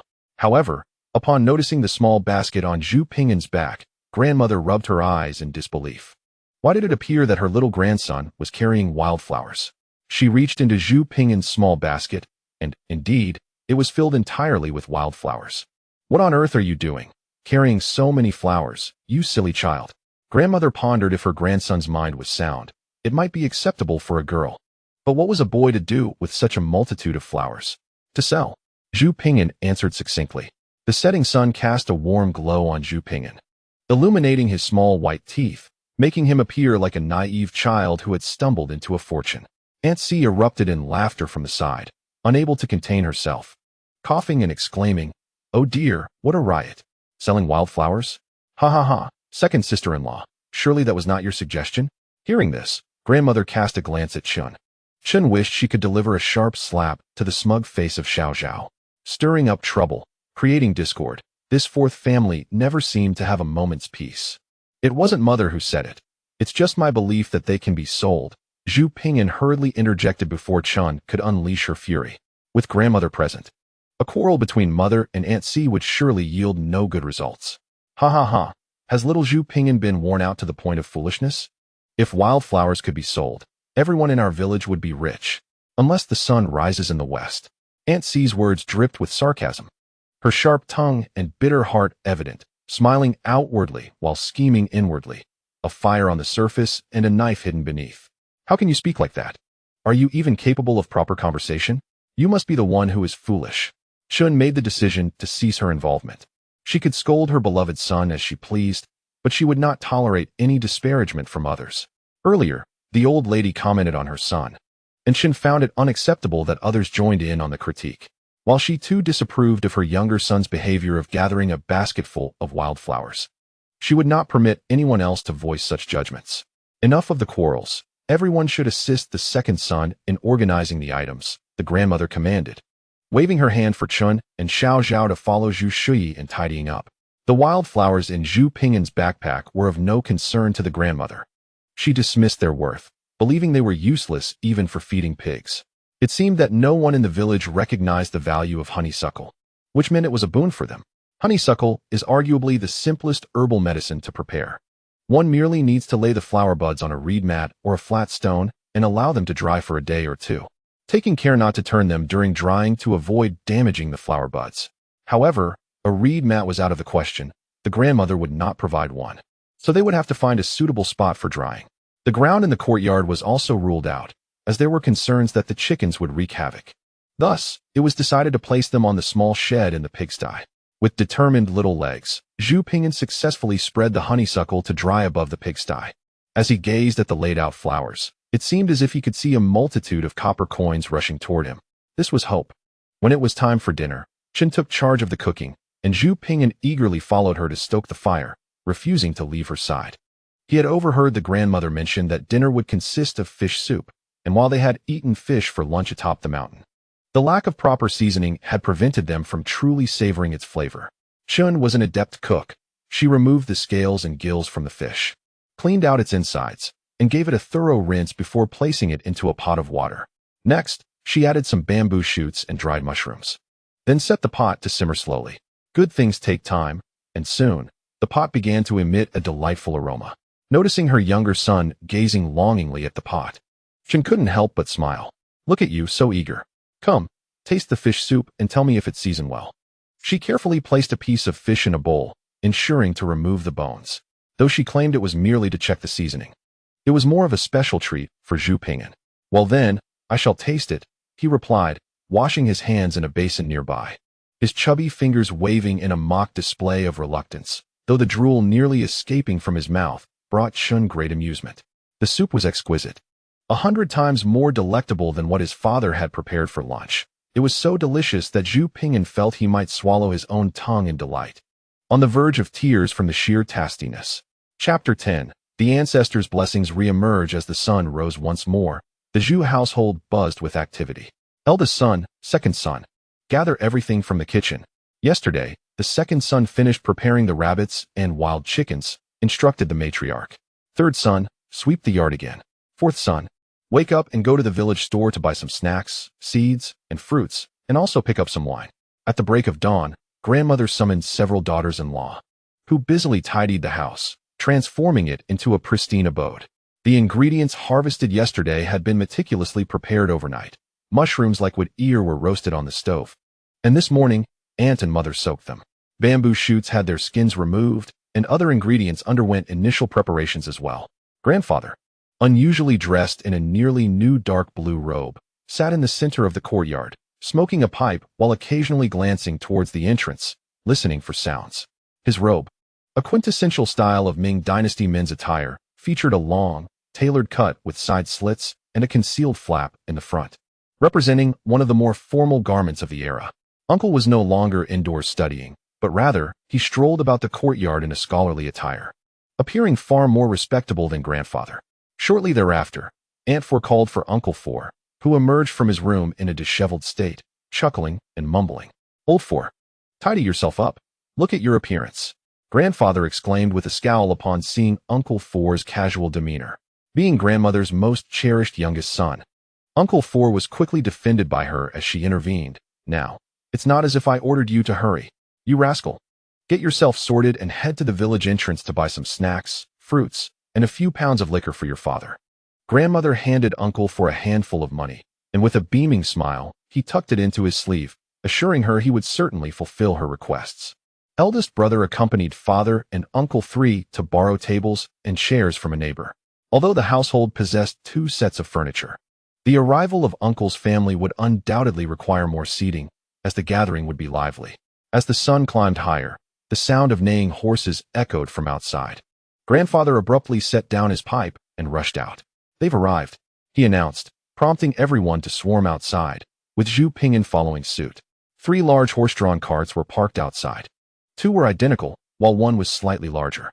It turned out that not only had Uncle's family arrived, but also Aunt's family, creating a bustling scene as the 3 carts managed to bring both families together. The 2 identical carts belonged to Uncle's family, while the larger one belonged to Aunt's family. Upon learning that Uncle's family was relocating south to join their eldest son, Aunt had also brought her family to send them off.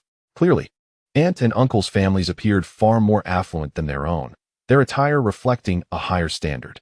Both families donned the latest silk garments, and while Uncle dabbled in commerce, his astuteness allowed him to amass wealth. After earning money, he invested in land, acquiring extensive properties, and when registered with the authorities, he skillfully employed funds to ensure his status as a recognized landowner. Should anyone contest this, he would assert, I am indeed a landlord. Just look at how much land I possess. What else could I be? The eldest son of great uncle, namely Zhu Ping'an's paternal uncle, conducts business in the southern regions, while his wife remains at home to care for their 2 children and the elderly. The younger son of great uncle, known as third uncle, has recently established a family of his own but has yet to welcome children. Auntie is a warm-hearted and generous matron, while great uncle resembles a gourd with a sawed mouth, speaking little. Both of their children have formed families. Second uncle's household is blessed with 2 children, an elder cousin aged 12 and a younger female cousin aged 10. In contrast, the family of little aunt has only 1 young cousin, who is 8 years old this year. Observing the attire of his cousins, which is markedly more fashionable and refined, Zhu Ping'an feels rather shabby by comparison. The only consolation he finds is that he is no longer required to wear split-crotch pants, lest he find himself in a rather embarrassing predicament. The Zhu family ancestral hall was constructed collectively by the family upon their arrival, although modest in size. Great care was taken in its decoration, rendering it far more costly than the old family residence. The ancestral rites were led by great-uncle, who commenced with a lengthy and convoluted eulogy, followed by the lighting of incense and the burning of paper money. Subsequently, he presented a cup of wine before the ancestral spirits, before guiding grandfather and the eldest son of second uncle to place offerings of pork and lamb upon the altar, reciting words of reverence, performing 3 bows and 9 kowtows with great solemnity. Zhu Ping'an, alongside his older brother and cousins, knelt in the courtyard under the guidance of several uncles. At that moment, he envied his female cousins, who were spared the duty of participating in the ancestral rites. Otherwise, those delicate young ladies would undoubtedly find themselves in distress from kneeling, rather than engage in such intricate ancestral worship. Zhu Ping'an mused that it would be far more admirable to strive for personal achievements that would bring glory to the family. Naturally, such thoughts remained unspoken.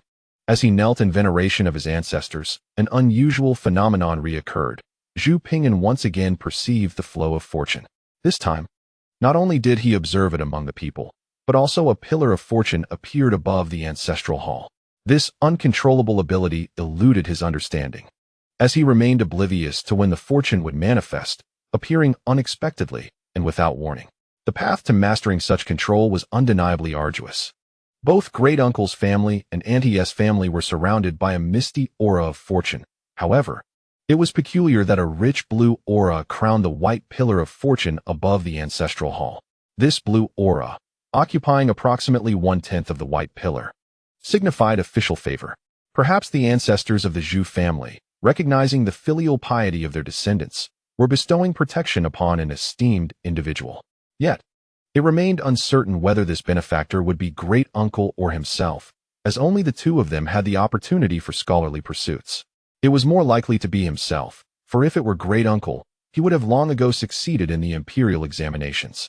After all, many years had passed, and it was inconceivable that he had not achieved even the status of a scholar. Chapter 11. Who teased whom in Gur? You little rascal, what are you staring at? Auntie, accompanied by several elegantly adorned cousins, approached the entrance. As women were not permitted to enter the ancestral hall, they merely peered in from the doorway, fortuitously catching sight of Zhu Ping'an gazing intently at the hall above. The chubby, fair-skinned child was indeed captivating. Initially, Zhu Ping'an failed to comprehend that Auntie was calling to him, as he was accustomed to hearing the term little pig throughout the day. It was the first time he had heard someone refer to him as Ngur, and he momentarily did not register the call. Ngur? Auntie called out again. Zhu Ping'an finally realized that he was being called Ngur.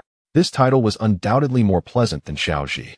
In the Ming dynasty, such terms of endearment were rather common in towns, though less so in villages. It could be considered a fashionable term, having encountered it while reading Jinping Mei. He found it quite intriguing. He wondered if his ancestors were seated in the clouds, greeting them. Zhu Ping'an turned his head and, despite the formality of the situation, spoke earnestly. In his position, he must fulfill his role. As a child, he could only act the part of a child. A soft giggle escaped from his 8-year-old cousin, who could not restrain her laughter. Her delicate hand held a handkerchief partially concealing her mouth. Surely, his younger cousin was not foolish. The little cousin wore a pink pleated skirt, the hem gently trembling with her laughter, exuding a charming innocence of youth. His 12-year-old older cousin, with a graceful wave of her hand, playfully flicked the little cousin's forehead, remarking, "What nonsense! How could he be foolish?" Children often speak without restraint, their innocence unfiltered. His aunt quickly interjected with a playful paw, and said, "Do not say such things. Ngur is quite clever. He will certainly excel in his studies, won't he?" Ngur? As she spoke, she endeavored to amuse Zhu Ping'an. The village children were often dirty, while the city children lacked the robust charm of youth. Thus, Zhu Ping'an, with his fair complexion and lively spirit, was a rare sight. Indeed, Zhu Ping'an pondered thoughtfully before responding earnestly. The laughter of the cousins grew even more boisterous, and even his aunt was amused by Zhu Ping'an's serious demeanor. To them, teasing a spirited child was the most delightful pastime. They continued to playfully tease Zhu Ping'an, especially his aunt, who was particularly enthusiastic. In the city, it was not easy to jest with other people's spirited children, and his older cousin was too serious, resembling his older brother, De Chuan, making it less entertaining. Ngur, his aunt inquired, which came first, the chicken or the egg? She squatted at the door. Her interest piqued as she posed the question to Zhu Ping'an. Was it not a question that adults have posed to children throughout the ages? In fact, whether the chicken or the egg came first is a delightful conundrum, akin to the logical proposition of a white horse is not a horse. A chicken is a domestic fowl, while a chicken egg is its egg. From a nominal perspective, one must first define the chicken before the egg can exist. However, if one claims that the chicken came first, one must ponder its origin. It hatches from an egg, thus entering a cyclical dilemma of which came first. It is merely a playful game that adults engage in with children. Being teased can be quite dull. Yet pretending to be a spirited child in order to tease others is an entirely different matter. In reality, is it not similar? In the early morning, as you walk your glossy, well-groomed pet dog, what do you truly know of its thoughts? Oh, golden retriever brother, teddy sister, good morning. I have come to walk my dear pooper scooper. This playful masquerade has nearly become Zhu Ping'an's habitual amusement. Which came first, the chicken or the egg? He mused. The grandmother came first, Zhu Ping'an replied with utmost seriousness. A burst of laughter erupted from the group of women. Why the grandmother first, Ngur? His aunt inquired, intrigued. For regardless of whether it is a chicken or an egg, it is the grandmother who governs the matter. If she purchases a chicken, our household acquires a chicken first. And if she buys eggs, we obtain eggs first. The aunt immediately cast a curious glance at Zhu Ping'an, finding it quite remarkable. For she had previously inquired with numerous children, each of whom left her confounded. This was the first time she had encountered such a response. The aunt vaguely sensed that Zhu Ping'an might possess an extraordinary future. Several younger cousins were amused by Zhu Ping'an's words, giggling heartily, truly a silly boy. Questioning whether the chicken or the egg came first seemed irrelevant to his grandmother. They found this chubby little cousin to be delightfully amusing, and they playfully returned the banter with questions like why humans have 2 legs and why ducks with 2 wings cannot fly, among other whimsical inquiries. Zhu Ping'an readily engaged, offering responses that left them in stitches, while internally he felt 1,000 wild horses galloping in frustration. Why don't you ask us a question? One little cousin suggested, her mind racing with a more entertaining idea to tease Zhu Ping'an. Sister, can I not ask? Zhu Ping'an shook his head earnestly. No, you must ask. The little cousin replied with a cheeky smile and a serious nod. Very well then. Zhu Ping'an furrowed his brow, feigning deep thought. Upon hearing that Zhu Ping'an was about to pose a question, not only were several cousins intrigued, but even the aunt leaned in to listen. What kind of profound question could a child just liberated from training pants possibly pose? Zhu Ping'an's effort to be rid of his training pants had become a humorous tale shared among the family, much to the amusement of all. If Grandpa climbs a tree and picks a basket of strawberries in a day, how many baskets can he pick in 3 days? Zhu Ping'an asked with a naive earnestness, his expression one of intense concentration. The little cousins exchanged glances, internally scoffing at what they perceived as a trivial query. They had assumed it would be a challenging question, but found it to be exceedingly simple. Oh, that's easy, 3 baskets of strawberries, they exclaimed in unison, their expressions revealing their disdain for the simplicity of the problem. See, this is the difference. It's an intellectual mismatch, Zhu Ping'an replied, shaking his head. Wait, what? That's not correct. The little cousins, along with the aunt, were bewildered. How could it be wrong when picking 1 basket in 1 day and 2 in 2 days logically leads to 3 baskets in 3 days? Surely, this little fellow must have a poor grasp of addition and subtraction within 3. How is that incorrect? The 8-year-old cousin pressed, relentless in her questioning.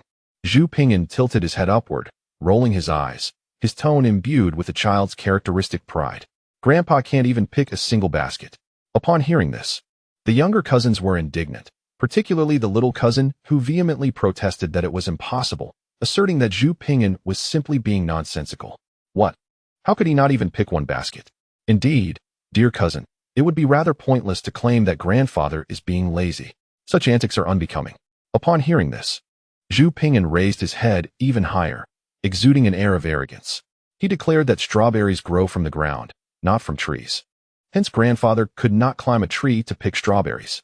The other children exchanged glances, rendered speechless by his assertion. Seizing the opportunity, Zhu Ping'an slipped away, preferring to remain hidden in the shadows, wishing to avoid further inquiries. Chapter 12. Deceiving for New Year's money. The ancestral rites were exceedingly intricate. As the ceremony drew to a close, the great-uncle raised his cup and recited, To the spirit of the Zhu family's official, may it protect our lineage. Shower us with blessings, and oversee our ancestors' graves. With utmost reverence, I offer this wine and pay homage to our forebears. After bowing 3 times and pouring wine onto the ground, he burned paper money. The uncle and grandfather mimicked the great-uncle's actions, omitting the recitation. It was only then that the ancestral rites were deemed complete, and the gathering returned to the Zhu family courtyard. The courtyard had been lavishly prepared for a sumptuous lunch, with 3 large tables set. The largest table accommodated the men, while the remaining 2 were designated for women and children, with the meals largely identical across the tables. The bowls and plates were generously filled, featuring braised chicken, stewed wildfowl, braised fish, cold marinated wood ear mushrooms, steamed rabbit, and various homestyle vegetables, complemented by several pots of aged wine that were tantalizing to the palate. It truly echoed the ancient verse, "Do not mock the rustic's murky wine. In prosperous years, there's enough to share with guests." The distinction in dining etiquette among the families was quite apparent, as the great-uncle's family and the aunt displayed considerably better manners than the rest. Without even mentioning the adults, one could observe the children. Zhu Pingjun, the great-uncle's grandson, was messily devouring his food, smacking his lips loudly, as though he hadn't eaten in days, while the children from the great-uncle's family exhibited far better decorum, especially the several cousins, who dined with grace, presenting an entirely delightful image. After the meal, the adults deliberated and concluded that since the great-uncle's family was set to relocate to the south, it would be prudent to treat this gathering as a pre-New Year's reunion and bestow some New Year's money upon the children for their enjoyment. As for Zhu Pingyun, he felt an inexplicable excitement, perhaps due to his youthful demeanor, for he had never before encountered even a single coin since arriving in this world. The prospect of receiving money was exhilarating. Possessing wealth would surely ease his mind. "Happy New Year, grandfather and grandmother." Zhu Pingyun charmingly greeted his elders with sweet words, extending his chubby little hands in reverence. Though kneeling was unavoidable due to traditional customs, it was a beautiful tradition of honoring the elderly and cherishing the young. His charm earned him a generous amount of New Year's money from the great-uncle and aunt, who each bestowed upon him an additional silver coin. Zhu Pingyun observed discreetly that it seemed the great-uncle and aunt only granted him silver coins, while others received mere handfuls of copper coins. It appeared he was the sole beneficiary of this privilege. Grandfather and grandmother exhibited evident favoritism.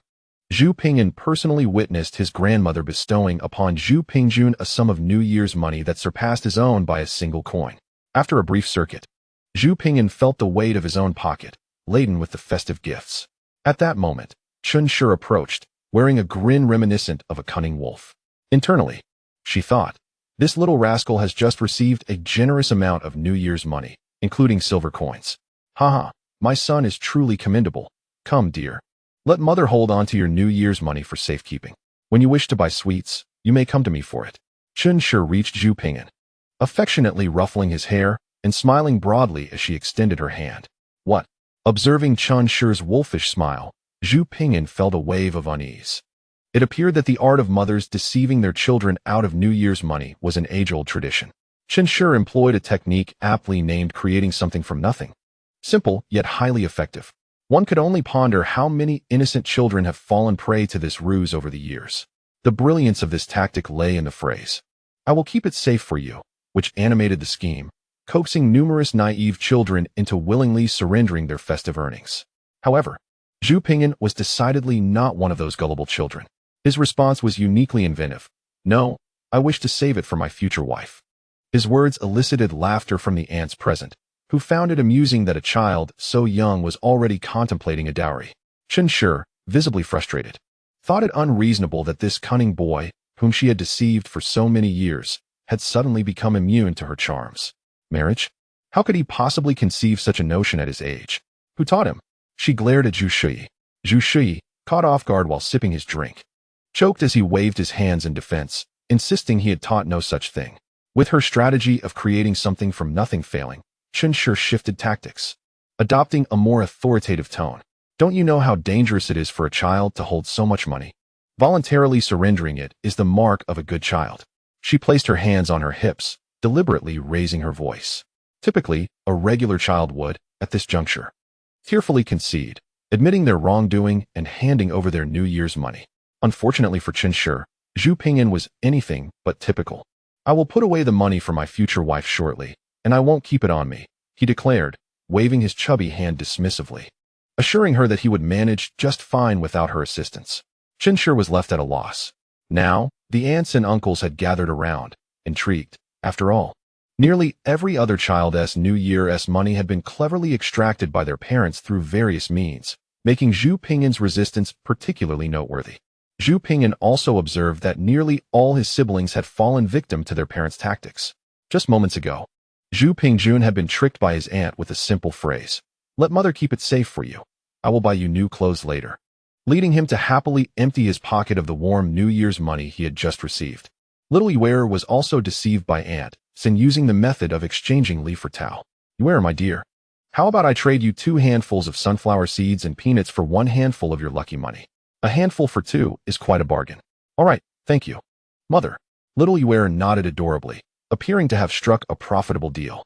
Although Zhu Pingyan thought he should be like other mischievous children whose parents swindled their lucky money, the money held significant value for him, whether for his education or as a reserve for emergencies. Therefore, he couldn't relinquish his lucky money just yet. Seeing everyone watching, Chen felt reluctant to continue coercing Zhu Pingyan for his red envelope, deciding to wait until the relatives had departed to retrieve it properly. "Well, make sure to keep it safe. If you lose it, just wait and see what I'll do," Chen said, attempting to ease the situation before joining her sisters-in-law for a chat. Nevertheless, this scene left a lasting impression on many. This spirited little boy was quite fascinating. Chapter 13. The distinction between talent and genius. As the gathering progressed and the guests finished their meals, some began to entertain Zhu Pingyan. The first to initiate the playful banter was his great-aunt. "Ngur, come here and play with your great-aunt," she waved, beckoning Zhu Pingyan to come over. Not again. Though Zhu Pingyan was reluctant, he dutifully approached, for he was just a child, and more importantly, his mother was watching with a beaming smile. Alongside numerous relatives, he dared not act out of line. "Hello, great-aunt." Zhu Pingyan's chubby face lit up with a smile, his sweet words flowing like honey. "Ngur is such a good boy," his great-aunt beamed, unable to contain her joy. "Aunt, you mustn't praise him too much. This rascal is quite rambunctious, always bouncing around without a care. If you continue to flatter him, he'll become even more uncontrollable," Chen interjected, her tone mockingly disparaging, yet her face radiated pride. Diminishing one's child in front of others is a tradition. It should not be taken to heart.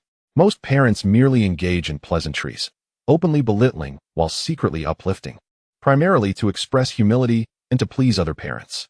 Occasionally, such remarks aim to instill a sense of humility in their own children, ensuring they do not become arrogant.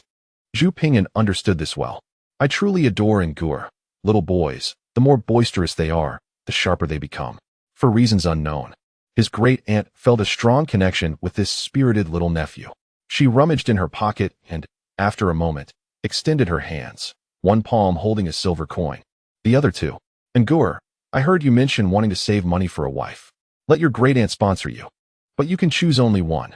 Do you want the left hand or the right?" Zhu Pingyan pondered, glancing between the left and right hands, momentarily taken aback. What a silly boy, Chen thought, feeling a bit anxious. Of course, you should choose the 2 silver coins. What is there to think about? His aunt wished she could nudge Zhu Pingyan aside and push her own son Zhu Pingjun forward, thinking, what a foolish child, 1 or 2. Isn't it obvious to choose 2 silver coins? Zhu Pingyan did not keep everyone waiting. Under the expectant gazes of several individuals, he extended his paw. Ha, ha. His aunts were first astonished, then they could not help but burst into laughter. This was because Zhu Pingyan had just reached for his left hand, declaring, "I want the left one." His great-aunt, equally taken aback, stifled her laughter and inquired, "Ngur, why choose the left hand?" "Because my great-aunt's left hand is beautiful," Zhu Pingyan replied with a whimsical flair. Chun, his mother, wore an exasperated expression, nearly wishing to chastise her foolish son. This silly child, who was usually quite clever, had become muddled at such a crucial moment. 2 silver beans were worth more than half a month's worth of sewing a pouch. "Look at how amused your great-aunt is. You rascal, just wait until I deal with you later." In no time, Zhu Pingyan's seemingly absurd choice of a single silver bean spread throughout the courtyard like wildfire. The news was so astonishing that many could hardly believe it. After all, even a child who struggled with speech would know the difference between 1 and 2. Thus, Zhu Ping'an's selection of 1 bean left everyone in disbelief. For instance, at that moment, his 8-year-old cousin snuggled against her father, extended her 2 small hands, and asked Zhu Ping'an to choose between a single silver bean in the right hand and 2 in the left. Much like before, Zhu Ping'an once again opted for the single silver bean. Haha, see, Daddy? I didn't deceive you. My little cousin really chose just 1. His cousin exclaimed to her father, convinced that her little cousin was quite foolish. Subsequently, his second uncle playfully teased Zhu Ping'an in front of relatives from his second aunt's side, and undoubtedly, Zhu Ping'an once more chose the single silver bean. This pattern continued with his second grandfather, elder aunt, and elder cousin, as if to validate the emergence of a fool. Nearly every relative in the household took their turn. Wealthy relatives like the second grandfather and great aunt offered silver beans, while others, such as the elder aunt and fourth aunt, presented copper coins. In summary, they all looked on with satisfied smiles as Zhu Ping'an chose 1 over 2, basking in a sense of intellectual superiority. Particularly, his elder aunt beamed with a radiant yet scornful smile, thinking, he can't even discern between 1 and 2. How does he expect to pursue an education? He should abandon that notion altogether. As for Zhu Ping'an, he laughed along with them, appearing rather foolish in his merriment. Finally, Chen could no longer contain herself. She approached and seized Zhu Ping'an's arm. Were it not for the presence of others, she would have already had him over her knee for a sound spanking. You disgraceful child, how can you still laugh? Are you foolish enough not to choose 2? Why opt for just 1? Chen asked, gripping his arm fiercely, determined to ensure that if he could not provide a reasonable explanation, he would certainly face consequences. If I had chosen 2, who would have come to tease me? Zhu Ping'an answered solemnly, protectively cradling his plump little pouch. Choosing 1 or 2 distinguishes the talented from the genius. The talented choose 2, but the genius chooses 1. Huh. Laughter in the room abruptly ceased, and the expressions on their faces were quite telling, particularly that of aunt and little fourth aunt, both appearing as if they had swallowed a fly. Chun, caught between laughter and tears, playfully slapped Zhu Ping'an on his backside, chiding him for his mischief. At such a tender age, you should not be so greedy. While she feigned exasperation, inwardly she felt a sense of pride. With a sidelong glance at aunt and little fourth aunt, she thought, you laughed at my son earlier, but can you still find humor in this situation? The saying goes, a child who is clever may not necessarily grow into a fine adult. Little fourth aunt remarked with a hint of envy, provoking a roll of Chen's eyes in response. Chapter 14. The willful and cunning little girl. As the sun dipped below the horizon, the creaking sound of a cart echoed down the muddy path. Granduncle and aunt gradually departed, their eyes lingering on the old Zhu family home, while grandfather stood at the entrance, gazing longingly at the retreating cart. Unlike Zhu Ping'an, who felt no sorrow at their departure, he gleefully patted his bulging pocket, beaming with delight, his heart untroubled by the weight of money. Chen Tu focused her gaze on Zhu Ping'an's pocket, her eyes narrowing into crescent shapes. Time proved that experience trumps naivety. The New Year's money Zhu Ping'an received was confiscated by Chen, who only left him with 5 copper coins, cautioning him against frivolous spending. Zhu Ping'an cast a resentful glance at Chen, who was cheerfully counting money by the oil lamp. You left me just 5 coins. How can I squander? 1, 2, 3, 4, 5, 6. Chen continued counting the silver tokens under the glow of the lamp. My dear, what shall I buy for you at the market tomorrow? Father Zhu Shi entered, having been summoned by grandmother, who wished for him to procure daily necessities like oil, salt, and vinegar from the town market, and to sell the 2 rabbit pelts along with the 3 he had saved earlier and the dried wood ear mushrooms and bamboo shoots to supplement the household income. Father's well-meaning inquiry, however, earned him an exasperated glare from Chen. Oh, I was in the midst of counting. Why disrupt me? Chen frowned, her rhythm interrupted by Zhu Shi's interruption, forcing her to recount, and it was no surprise she would not greet him with a pleasant demeanor. Thus, the counting resumed. Moments later, Chen finished tallying the New Year's money she had taken from Zhu Ping'an's pocket, excluding the 5 coins left for him. The total on the table amounted to 8 silver tokens and 20 copper coins, nearly equivalent to 1 tael of silver. Chen, elated, tucked the coins away under her pillow, planning to hide them when no one was around. All right, stop pouting. Tomorrow, your father will take you to the town to play for a day, Chen consoled Zhu Ping'an. Even though he knew he was being taken advantage of, He had no choice but to acquiesce. The village of Xihe lay about 5 miles from the town, known as Kaoshan Town due to its proximity to the mountains. Surrounded by hills, the town featured streams flowing on either side, and its layout was orderly, with the trade area and residential zone distinctly separated. Lined with shops, the bustling marketplace was filled with the sounds of vendors calling out. Though Zhu Pingyan viewed it as nothing special, it was, in comparison to the village, a scene of prosperity and liveliness. Zhu Shi, accompanied by his 2 sons, arrived at Kaoshan Town, driving a bullock cart. Besides the rabbit skins and wood ear mushrooms insisted upon by his grandmother, he brought along a bamboo basket, a bamboo crate he had woven recently, and various small daily necessities. Zhu Pingyan also carried a basket filled with dried honeysuckle, hoping to assess its value at the local apothecary. Upon entering the commercial area, Zhu Shi spent 2 coins to rent a 10-square-meter stall, setting out the mountain delicacies, rabbit skins, and bamboo crafts from his cart. Adjacent to their stall was a small eatery, sheltered by a tarpaulin, featuring 6 tables for patrons to dine. Eager to secure a good spot, Zhu Pingyan and his family had yet to have breakfast. After arranging their stall, Zhu Shi led his sons to the neighboring eatery for a morning meal. He ordered 4 steamed buns, 2 meat buns, and 3 bowls of noodle soup. The cost amounted to 5 coins, 2 buns for 1 coin, 1 meat bun for another, and 3 bowls of soup for a single coin, with the proprietor generously offering a plate of pickled vegetables. Zhu Shi consumed 2 buns, while Zhu Pingyan and Zhu Pingchuan each had a meat bun and a steamed bun. "Father, you should have the meat bun. 1 steamed bun is enough for me." Zhu Pingyan reluctantly placed the meat bun before Zhu Shi. "So do I," chimed in Zhu Pingchuan, who was rather simple and spoke little. Zhu Shi, feeling a sense of pride, affectionately ruffled his son's hair and shook his head. "You both enjoy it. I indulged in too much wine yesterday and prefer to avoid greasy food today." Observing the meat bun, Zhu Pingyan's appetite was piqued. It was the first meat bun he had encountered in this ancient setting, and he hoped it would not disappoint. How pathetic! At that moment, a youthful and haughty voice interrupted. Zhu Pingyan turned to see a little girl, around 4 or 5 years old, casting a disdainful glance in their direction. She was clad in a Ming Dynasty-style childish dress, adorned with silk ribbons and a decorative headpiece, exuding an enchanting grace. Had it not been for her earlier remark, Zhu Pingyan would have surely admired the beauty of her attire and thought it sufficient to have such a daughter. However, it was unfortunate that she was a spoiled, sharp-tongued little girl with a penchant for materialism, wasting her exquisite appearance. Beside her sat a rotund local landowner, sporting a watermelon hat and a large gold ring, dressed more extravagantly than even his elder relatives. Their table was laden with braised meat slices, a steamer of meat buns, exquisite side dishes, and 2 bowls of wontons. No wonder she acted so arrogantly.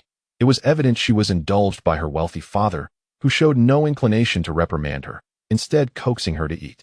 "Dear Shuer, ignore them and finish your meal." The landowner had 3 sons, and this was his only daughter, cherished like a precious gem. "You spoil her. I certainly want tea," Zhu Pingyan remarked with a roll of his eyes at the little girl, muttering, "Ugly little girl." This remark seemed to ignite a fuse, as the little girl pouted, her large, watery eyes brimming with tears of indignation. "It is utterly outrageous that this little brat dares to call me an ugly girl. Only others have praised my beauty." "Who are you referring to, you little miser?"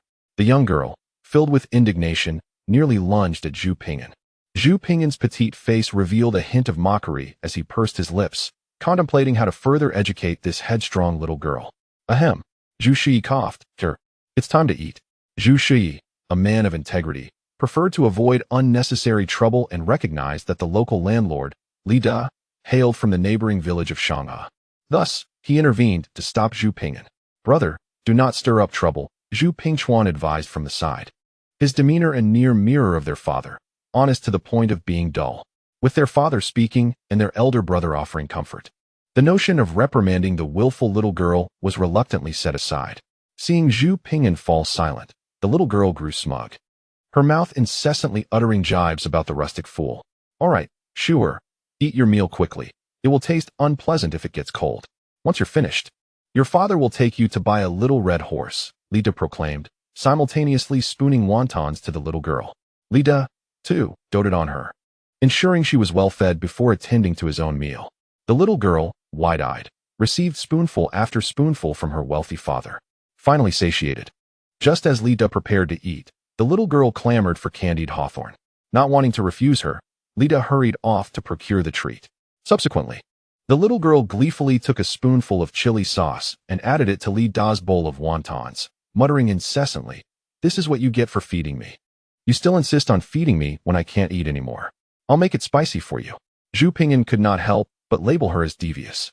Chapter 15. A bit annoying having overlooked Lida's expression upon his return to the wontons. Zhu Pingyan and his companions proceeded to set up their stall after finishing their meal. Emerging from the early marketplace, the sun had already ascended to its zenith, and the crowd in the market began to swell, the sounds of calls, laughter, and chatter creating a lively atmosphere. In such tranquil times, with people bustling about, even this small town exuded a sense of vibrancy, leaving Zhu Pingyan yearning for the grandeur of the county city or even the imperial capital. Zhu's father unhitched the ox cart, tethering the ox to a nearby post while allowing it to leisurely chew on the fodder he had brought. Zhu Pingyan assisted his brother, Zhu Pingchuan, in arranging the bamboo crafts and the mountain delicacies they had brought along, and soon a simple street stall was set up. Once the stall was ready, Zhu Pingyan eagerly recited the contents of his basket of honeysuckle and approached his father, expressing his desire to sell flowers. Observing the excitement radiating from Zhu Pingyan's chubby face, Zhu's father found it difficult to dampen his enthusiasm with discouraging words. This foolish boy genuinely believed wildflowers could fetch a price. Well, let him try and face the reality. For such experiences would surely dissuade him from such ludicrous notions in the future. Young boys ought to learn through trial and error. Dachuan, take your brother around. If he cannot sell anything, bring him back, Zhu Shi decided, nodding in agreement and ensuring Zhu Pingchuan would supervise Zhu Pingyan. Perceiving his father's doubt and recalling his mother Chen's teasing words from the morning, Zhu Pingyan resolved to witness their expressions once he succeeded in making a sale. Upon hearing his father's words, Zhu Pingchuan slung the basket filled with honeysuckle over his shoulder and took Zhu Pingyan's hand, leading him toward the marketplace. Shortly after Zhu Pingyan departed, a cunning little girl and the portly Li Datu, the wealthy landowner, emerged from a nearby snack shop. Beads of sweat adorned Li Datu's brow. His nose flushed red, clearly suffering from the effects of the enhanced wontons concocted by the clever little girl. Indeed, wastefulness is undesirable. It is only right for father to eat his fill, the little girl murmured as she trotted along, her short legs in motion. Li Datu, wearing a forced smile, nodded repeatedly, his facial muscles twitching uncontrollably. As the little girl passed by Zhu's stall, her bright eyes momentarily sparkled, and she paused to take a look. But upon discovering that the little rascal she was searching for was not present, a hint of disappointment washed over her. How dare he call me an ugly girl? I must make him pay for that. Unbeknownst to Li Datu, he mistook his daughter's curiosity for an interest in the bamboo crafts displayed at Zhu's stall. What has my dear daughter taken a fancy to? Father shall buy it for you, he offered, generous as ever, given his wealth and willingness to indulge his child. Especially since the bamboo items would not cost much. The little girl, feeling somewhat subdued, pointed at a few items. All right, let's buy them, she declared. Li Datu, puffing out his belly, coaxed his daughter while casually inquiring of Zhu, how much? Zhu noticed that the items the little girl was interested in were the charming bamboo crafts that Zhu Pingyan had insisted he make a few days prior. A small woven flower basket, a delicately crafted teapot, and 2 accompanying teacups made from bamboo. He hadn't anticipated making a profit from them, but since they were already completed, he decided to bring them along. They were trifles, hardly worth any significant sum. The flower basket and the teapot with cups come to 10 coins for the 2 sets. Zhu said, a bit hesitant. Without a moment's thought, Li Datu pulled out 20 coins from his purse and handed them to Zhu. Placing the teapot and teacups into the basket as if presenting treasures to his daughter, and then he strode away with the clever little girl in tow. Zhu's face flushed with embarrassment, and he opened his mouth several times to speak, but alas, Li Datu was far too distant to hear him. Watching the wealthy landowner's retreating figure, Zhu felt a pang of frustration. I meant 2 sets for a total of 10 coins. Furthermore, that was merely my opening offer. I anticipated a counteroffer, considering that bamboo is free for the taking in the mountains, and I only invested a bit of time into weaving them. The time spent crafting 2 sets hardly compared to the effort of making a single basket. Although Zhu was somewhat dull, he was not foolish, after all. Li Datu was not lacking in wealth, so he would regard this as a favor to the man. The street bustled with people coming and going. as Zhu Pingchuan led Zhu Pingyan aimlessly through the thoroughfare. Of course, it was only Zhu Pingchuan who lacked a destination. Zhu Pingyan had a clear purpose. Her sparkling eyes fixed on the shops lining the street. A tea house? No. A tavern? Also no. A rouge and yarn shop? Certainly not. A brothel? With fragrant silks and charming laughter amidst the willow-lined paths? Definitely not. Though the town was small, it boasted a diverse array of establishments. But what I seek is the apothecary, not these shops. Brother, where are we going? I believe what Mother and the others said is correct. No one would purchase wildflowers, especially dried ones. Zhu Pingchuan wished to persuade Zhu Pingyan to return. I have heard that the pharmacy accepts certain roots and barks. Perhaps they would be interested. Zhu Pingyan tugged at his brother's sleeve and suggested, let us visit the pharmacy. That place is for collecting medicinal herbs. Zhu Pingchuan corrected him. Perhaps my wildflowers could be medicinal herbs as well. Zhu Pingyan mused, blinking his eyes, thinking that if they were not medicinal, he would not have picked them. Could wildflowers truly be medicinal? Zhu Pingchuan questioned, half in disbelief, as he picked up a honeysuckle and sniffed it, confidently declaring, no, they cannot be. Nevertheless, Zhu Pingchuan led Zhu Pingyan to a nearby pharmacy, a place he had visited once or twice with their father, thus familiarizing himself with the route. Although there were numerous shops lining the streets, Zhu Pingyan easily identified the pharmacy, for it stood out prominently among the others. Several signs adorned its entrance, inscribed with phrases such as miraculous hands reviving life and healing the world. This pharmacy was situated in a bustling area, facing south. With two sections, the front served as the pharmacy counter, while the back provided a space for rest and herb preparation. From the outside, it appeared clean, orderly, and well-maintained. The establishment was called Jimin Tang, and flanking its entrance were wooden couplets. The left read, "May people always be healthy," while the right proclaimed, "Wherever I go, I remain poor." The couplets exuded an air of distinction, embodying the essence of healing the world. Inside the pharmacy, a well-dressed woman cradled a child as she consulted with an elderly physician, while a maid stood attentively nearby. A row of intricately carved rosewood medicine cabinets lined the back, and two young apprentices were diligently preparing herbal prescriptions. Overall, the pharmacy exuded cleanliness and order. As Zhu Pingyan entered, he overheard the physician diagnosing the woman's ailment. While writing out a prescription, he provided her with medical advice. In early autumn, the lingering heat and humidity can disturb the body. Do not worry about your young master. Take 3 qian of honeysuckle, 1 qian, and 2 fin each of wild chrysanthemum, dandelion, purple flower earth gentian, and purple-back sky flower seeds, with 2 bowls of water. Boil until reduced to 8 parts. Add half a bowl of unsalted wine, and when it comes to a rolling boil 2 or 3 times, take it while hot. Repeat the preparation, allowing for sweating, and within 3 days, he shall be well. The noblewoman expressed her gratitude profusely, while the maid diligently noted the physician's instructions for the preparation of the medicine. Chapter 16. A series of complications upon entering the pharmacy. Zhu Pingyan and his brother were promptly approached by a young apprentice who did not regard their humble attire with disdain. The apprentice cheerfully inquired, "Are you here for a consultation or to collect medicine? If it is for a consultation, I must ask you to wait a moment." Zhu Pingchuan's face flushed, and he shook his head repeatedly, stammering slightly, No, we are neither seeking treatment nor collecting medicine. We are selling." His voice trailed off to a whisper, nearly inaudible, like the buzz of a mosquito, feeling quite embarrassed. "We are selling herbs." In contrast to Zhu Pingchuan's awkwardness, Zhu Pingyan appeared entirely at ease, showing no signs of shyness. Noticing his brother's reluctance to speak up, he took the initiative. "We are selling herbs," he reiterated. "Herbs, you say?" "Generally. We do not accept those." The young apprentice glanced at the basket on Zhu Pingchuan's back. The pharmacy typically procured medicinal herbs from dedicated suppliers for safety, as most individuals lacked the skills necessary for gathering herbs, which often resulted in a loss of their medicinal properties. The two gentlemen were evidently not herbalists, and the children had nothing of value to offer. Thus, they politely declined for the sake of the apothecary. Behind the counter, another young apprentice was preparing medicine for the sick child of a woman.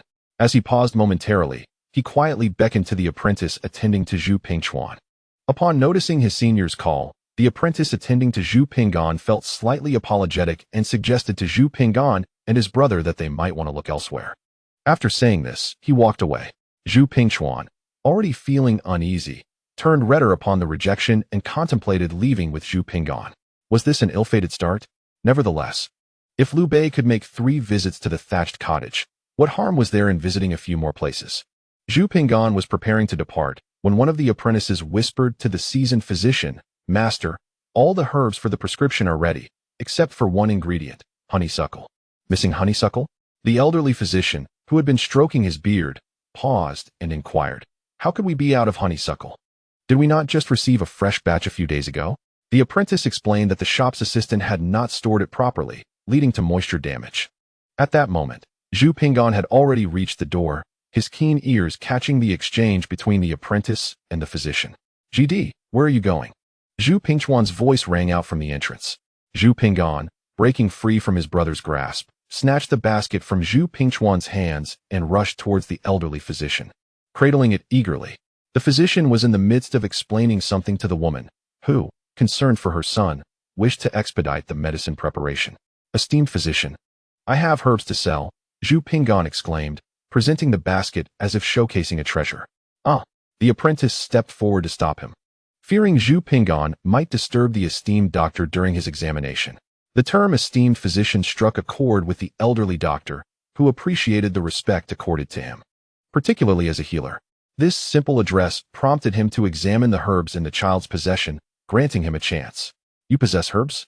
The physician initially intended to glance casually, but was taken aback by the quality he beheld. His eyes sparkled with interest, and he inadvertently tugged at his beard, breaking 2 strands in his excitement. "These are indeed exquisite, well harvested and perfectly dried, truly a fine specimen." The elderly physician pushed aside the apprentice, stepped closer, and took a honeysuckle blossom from Zhu Pinggan's basket, inspecting it with care before bringing it to his nose, a smile spreading across his aged face. Seeing the honeysuckle in the physician's hands, the apprentice fell silent, feeling somewhat ashamed for nearly dismissing a fortuitous find. "Young friend, we shall gladly accept this honeysuckle at our apothecary. Ere Bao, please weigh these honeysuckles and prepare the medicine for Madame Liu. Then settle the account with this young friend at the premium rate." The old physician nodded in satisfaction, warmly addressing Zhu Pinggan and bridging the gap between them. He instructed the apprentice to weigh the honeysuckle before turning back to the woman. "Madam, this is wild honeysuckle, which possesses medicinal properties far superior to those cultivated by farmers, thus hastening your son's recovery significantly." At the entrance, Zhu Pingchuan was rendered speechless by the words of the esteemed old physician, as if he had been transported to the clouds. The wildflowers that his younger brother had carelessly gathered from the mountains were indeed medicinal herbs, and astonishingly, there were individuals willing to purchase them. Grateful, Zhu Pinggan expressed his thanks with an endearing bow. Traditional Chinese herbal medicine is categorized into 3 grades: superior, medium, and inferior, with significant disparities in price. It was mentioned that the superior grade would fetch a price that could exceed the others by more than double. A junior apprentice took it upon himself to prepare a medicinal package for Madame Liu, discreetly advising the waiting maid on certain precautions. Upon learning that the honeysuckle would hasten her son's recovery, Madame Liu was overjoyed and, before departing, instructed the maid to reward Zhu Pinggan with a silver coin. Zhu Pingchuan was utterly astounded. Not only could wildflowers from the mountains be sold, but one could also receive a reward. Zhu Pinggan accepted the silver coin, his round face beaming with delight, nearly obscuring his eyes in joy as he thanked the lady. "Thank you, madam. My little brother will surely recover soon." As Madame Liu reached the door, she glanced back in surprise and whispered a few words to her maid. Subsequently, the young maid, lifting her skirt, hurried over to Zhu Pinggan and placed another silver coin in his hand. "Your sweet words have charmed the madam. She asked me to give you this to buy some treats," she said, affectionately patting Zhu Pinggan's chubby cheek before rushing back to follow Madame Liu. With 2 silver coins clutched in his small hands, Zhu Pinggan's face resembled that of a jubilant bulldog. Zhu Pingchuan felt a rush of embarrassment, wishing to distance himself from his brother. The total weight of the honeysuckle was 2 jin and 3 liang, with the superior grade priced at 50 yuan per jin, the medium at 38 yuan, and the inferior at 25 yuan. Calculating based on the superior grade, the total amounted to 117 yuan. After the junior apprentice confirmed the weight, he cleared his throat and announced the price loudly. Zhu Pinggan found the price satisfactory, appreciating the fairness of the apothecary, which had not engaged in any deceit. The honeysuckle weighed only 2 jin and 3 liang when measured at home, and despite carrying a basket full, it was not excessively heavy, especially after being dried. It seemed that this apothecary was indeed trustworthy. Zhu Pingchuan was genuinely astonished by the price announced by the apprentice. Even more so than when he witnessed the noblewoman rewarding Zhu Pingyan with 2 silver coins. Like Zhu Shui, he was somewhat simple-minded yet not foolish. Understanding that the reward was merely a stroke of luck, while the honeysuckle represented a steady income. After all, there were many such wildflowers in the mountains. Contemplating this, he felt a sense of urgency in his breath. The old physician instructed the junior apprentice to fetch a string of copper coins, and before Zhu Pingyan and Zhu Pingchuan, he counted out 120 coins and placed them in the basket at Zhu Pingyan's feet, kindly adding, "This totals 120 coins. And the extra 3 are a token of gratitude for your assistance earlier." "Thank you, esteemed physician. We shall take our leave now," Zhu Pingyan said, waving his chubby hand in a charming bow as he bid farewell, mindful of Zhu Fu's potential worry from waiting too long. Holding the basket, Zhu Pingchuan took Zhu Pingyan's hand and began to walk toward the door. Just a few steps away, they heard the old physician calling out, "Wait a moment." Upon hearing this, Zhu Pingchuan felt a cold sweat break out on his forehead, pondering that perhaps the other party had changed their mind. It was indeed peculiar. Who would buy wildflowers at such a high price, nearly equivalent to half a month's wages for a short-term laborer? His heart raced, filled with trepidation. Zhu Pingyan turned his head and inquired, "Do you have any further matters, esteemed healer?" He added that if there were more such herbs in the future, they could be sent directly after drying, though he cautioned that prices might fluctuate, so they should be mentally prepared. The venerable healer stroked his beard and remarked that he appreciated Zhu Pingyan's aura, and moreover, the quality of the honeysuckle was truly commendable. The pharmacy had a significant demand for honeysuckle, as it was a common ingredient in prescriptions and medicinal meals. Thus he decided to stop them and forge a good rapport. Upon hearing this, Zhu Pingchuan let out a sigh of relief and repeatedly assented. Chapter 17. The call of the market. Zhu Pingchuan led Zhu Pingyan out of the pharmacy. And when he glanced back at the establishment, he still found it unbelievable, as if he were in a dream. Upon returning to their father's stall and mentioning it, their father was equally astonished, nearly losing his senses. It was only when he saw the 120 cash lying in the backpack and the 2 silver coins in his younger son's pocket that he began to believe this absurdity. After counting the copper coins and confirming there were indeed 120, he hastily wrapped them in a tattered cloth and placed them in the basket, covering it with a bamboo mat to finalize the matter. He repeatedly reminded his son to keep the silver coins safe, for in the eyes of a farmer, 2 silver coins constituted a substantial sum. Yes, yes, Zhu Pingyan nodded repeatedly. Observing his youngest son, their father was at a loss for words. This child was extraordinarily fortunate, having stumbled upon wildflowers that could actually be sold. Zhu Pingyan looked at his father's stall, noting that only about 4 or 5 items had been sold, with the remainder still unsold. After a while, he understood why his father struggled to sell items. His father relied on fate to sell his wares, never calling out or actively attracting customers, merely waiting for them to approach. Before Zhu Pingyan had arrived in this time, he had once set up a stall at night to sell socks and gloves for living expenses. Setting up a stall was about who could talk, not a grand exhibition. And exhibitions had explanations as well. Delicious mountain delicacies, fresh and beautiful. Don't miss out as you pass by. The child's voice was melodious, and as an endearing young lad, he was quite captivating. Zhu's father and elder brother, Zhu Pingchuan, felt somewhat awkward, both hesitant to engage. Zhu's father asked Zhu Pingyan how he learned to call out. Zhu Pingyan naturally replied that he had heard someone shouting like that on the way to the pharmacy and decided to mimic it. Children are at an age where they love to imitate others, and Zhu's father felt reassured. Handcrafted bamboo products, both beautiful and useful. You won't regret buying them. As Zhu Pingyan noticed a crowd gathering, he envisioned an influx of silver coins, and his enthusiasm for selling surged. People gradually gathered around, at which point Zhu's father naturally came over to greet them. Of course, there were also those who teased Zhu Pingyan. "Little one, how good is your bamboo weaving? Can the wild delicacies from your home concoct an elixir of immortality? What if I end up being deceived after purchasing?" In response to such playful banter, Zhu Pingyan naturally embraced the advantage of childhood, responding with innocent candor. "Very well. Salted eggs are pickled, not refined. As for whether it works, I cannot say. I have never witnessed my mother pickling salted duck eggs. If I am deceived, you may visit my family. We reside at the west end of Xiahe Village, and my father is named Zhu Shui." Although it appeared that the child naively divulged his family's information, onlookers thought, What a foolish child. Yet, they felt reassured, knowing where to seek recourse if the goods proved unsatisfactory, thus increasing the willingness to make purchases. Most patrons opted for bamboo weavings essential for their homes, while a few acquired charming bamboo crafts to please their children. The wild delicacies, however, received scant attention, as the majority hailed from impoverished backgrounds, already accustomed to wild vegetables and bamboo shoots, and if they desired more, they could forage in the mountains themselves, leaving the wild delicacies overlooked. Zhu's father busily collected payments, while Zhu Pingchuan assisted in tying the bamboo weavings with straw for easier transport. Zhu Pinggan observed for a while, grasping the general pricing, and eagerly helped collect payments and hand over items, reveling in the flurry of commerce. After all, it was all about the money. Before long, the bamboo crafts were nearly sold out, a fortunate turn owing to the tendency of people to follow trends.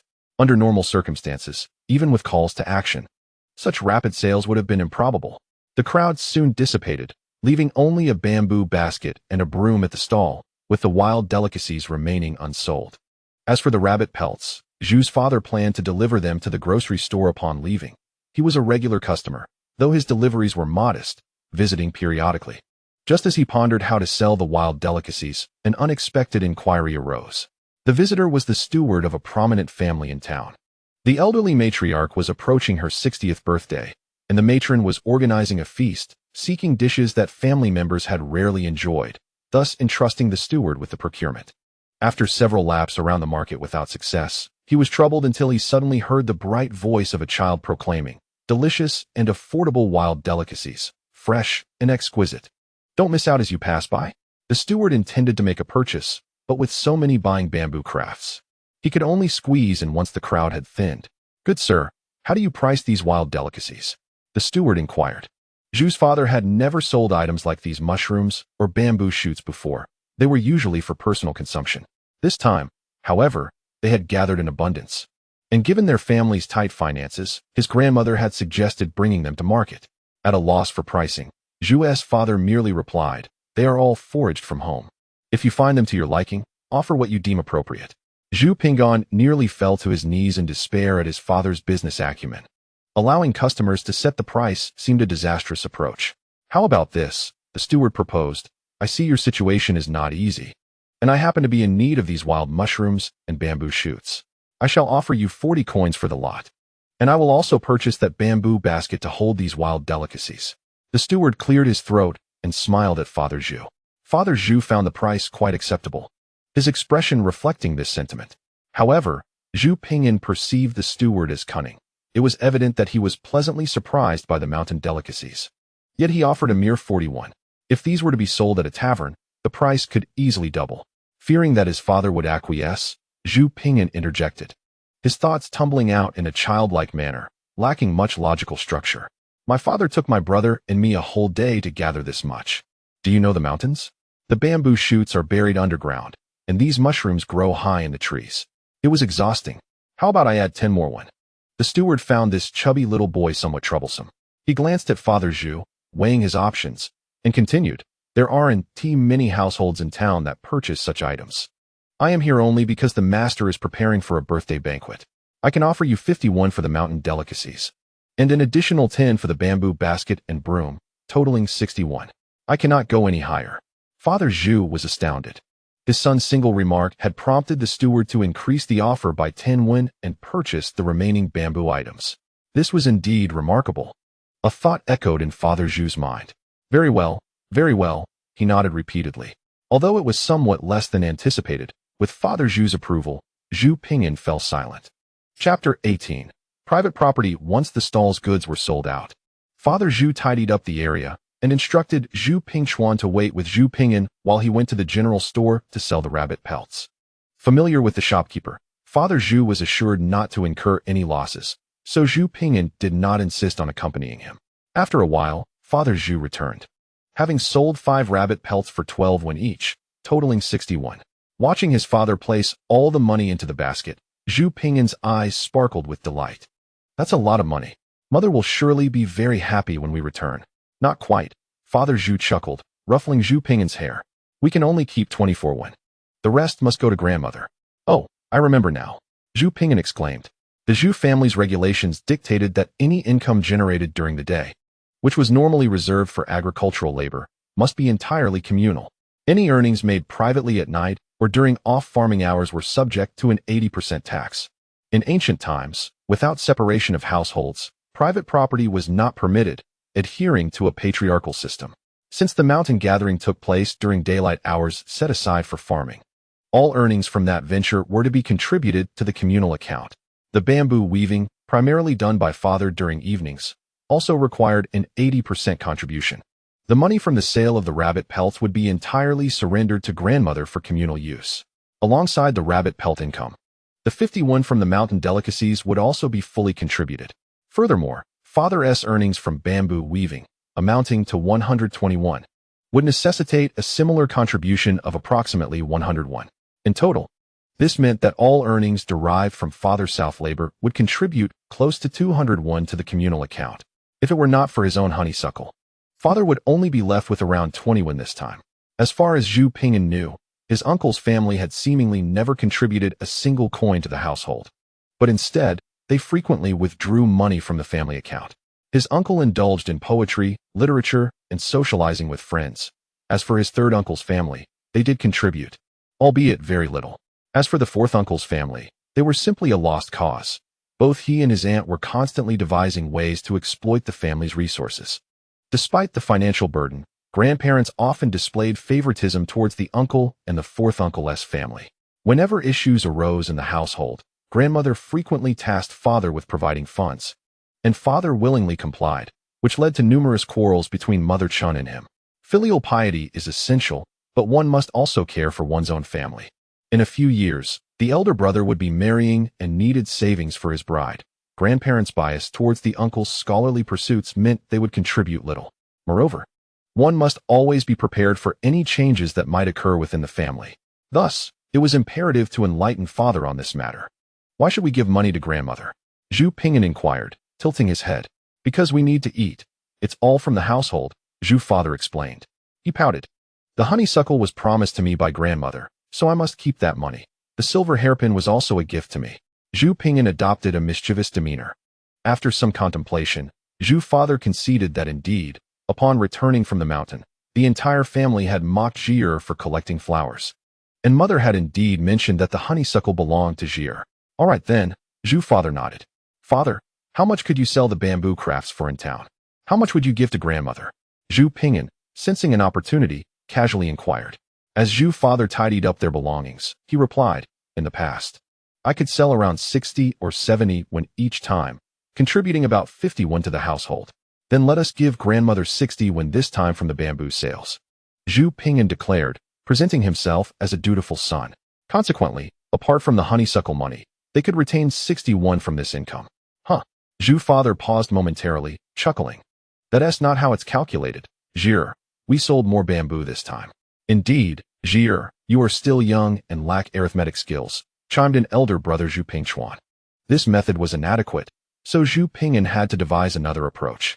Both aunt and little fourth aunt possessed silver hairpins, which mother had long coveted. Yet she had not saved enough to purchase one. Zhu Ping'an's eyes seemed to reflect the envy of Mother Chun towards aunt and little fourth aunt, which was quite infectious.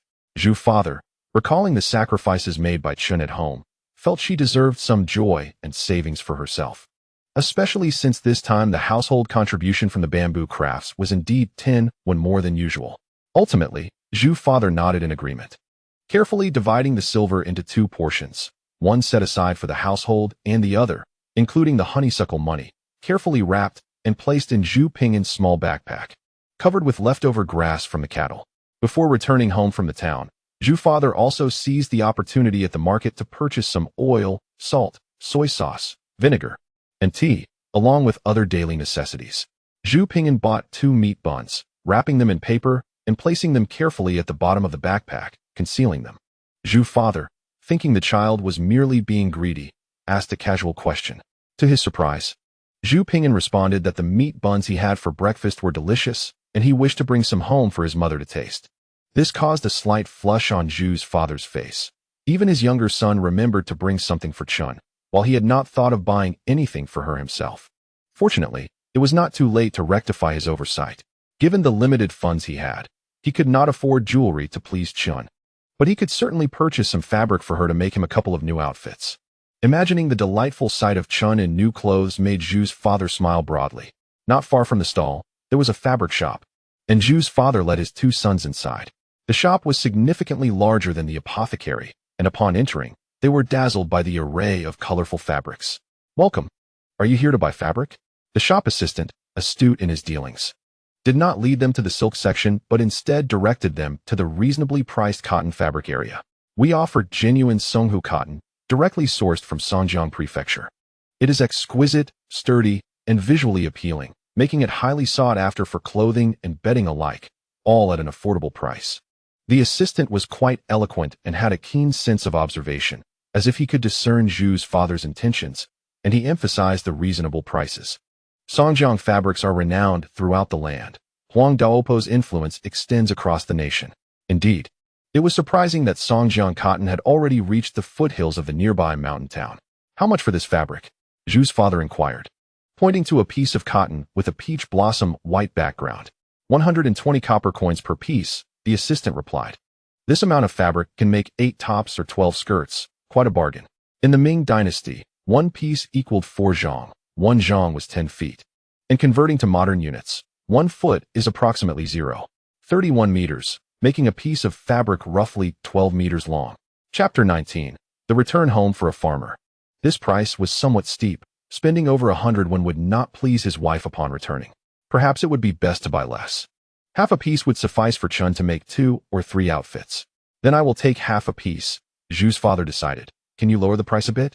The assistant pondered briefly, glanced toward the counter, and quietly said, "I can tell you're buying this for your sister-in-law. She's a fortunate woman. Our manager allows us to offer a slight discount for relatives. Here's what we can do. When you check out, just say you're the cousin of my 7th aunt's eldest cousin. For half a piece, I can give you a discount of 3-1, but no more than that." How disingenuous. Zhu Ping'an scoffed, having clearly seen the exchange of glances between the assistant and the manager. "All right then, thank you, brother," Zhu's father said, preoccupied with the fabric he intended to buy for Chun, oblivious to the assistant's and manager's silent communication. Zhu's father's indifference did not mirror Zhu Ping'an's thoughts. He recalled reading in those popular women's novels where the heroines would buy scraps of fabric at low prices to sew pouches for profit. Though he could not sew pouches himself, his mother Chun could certainly do so.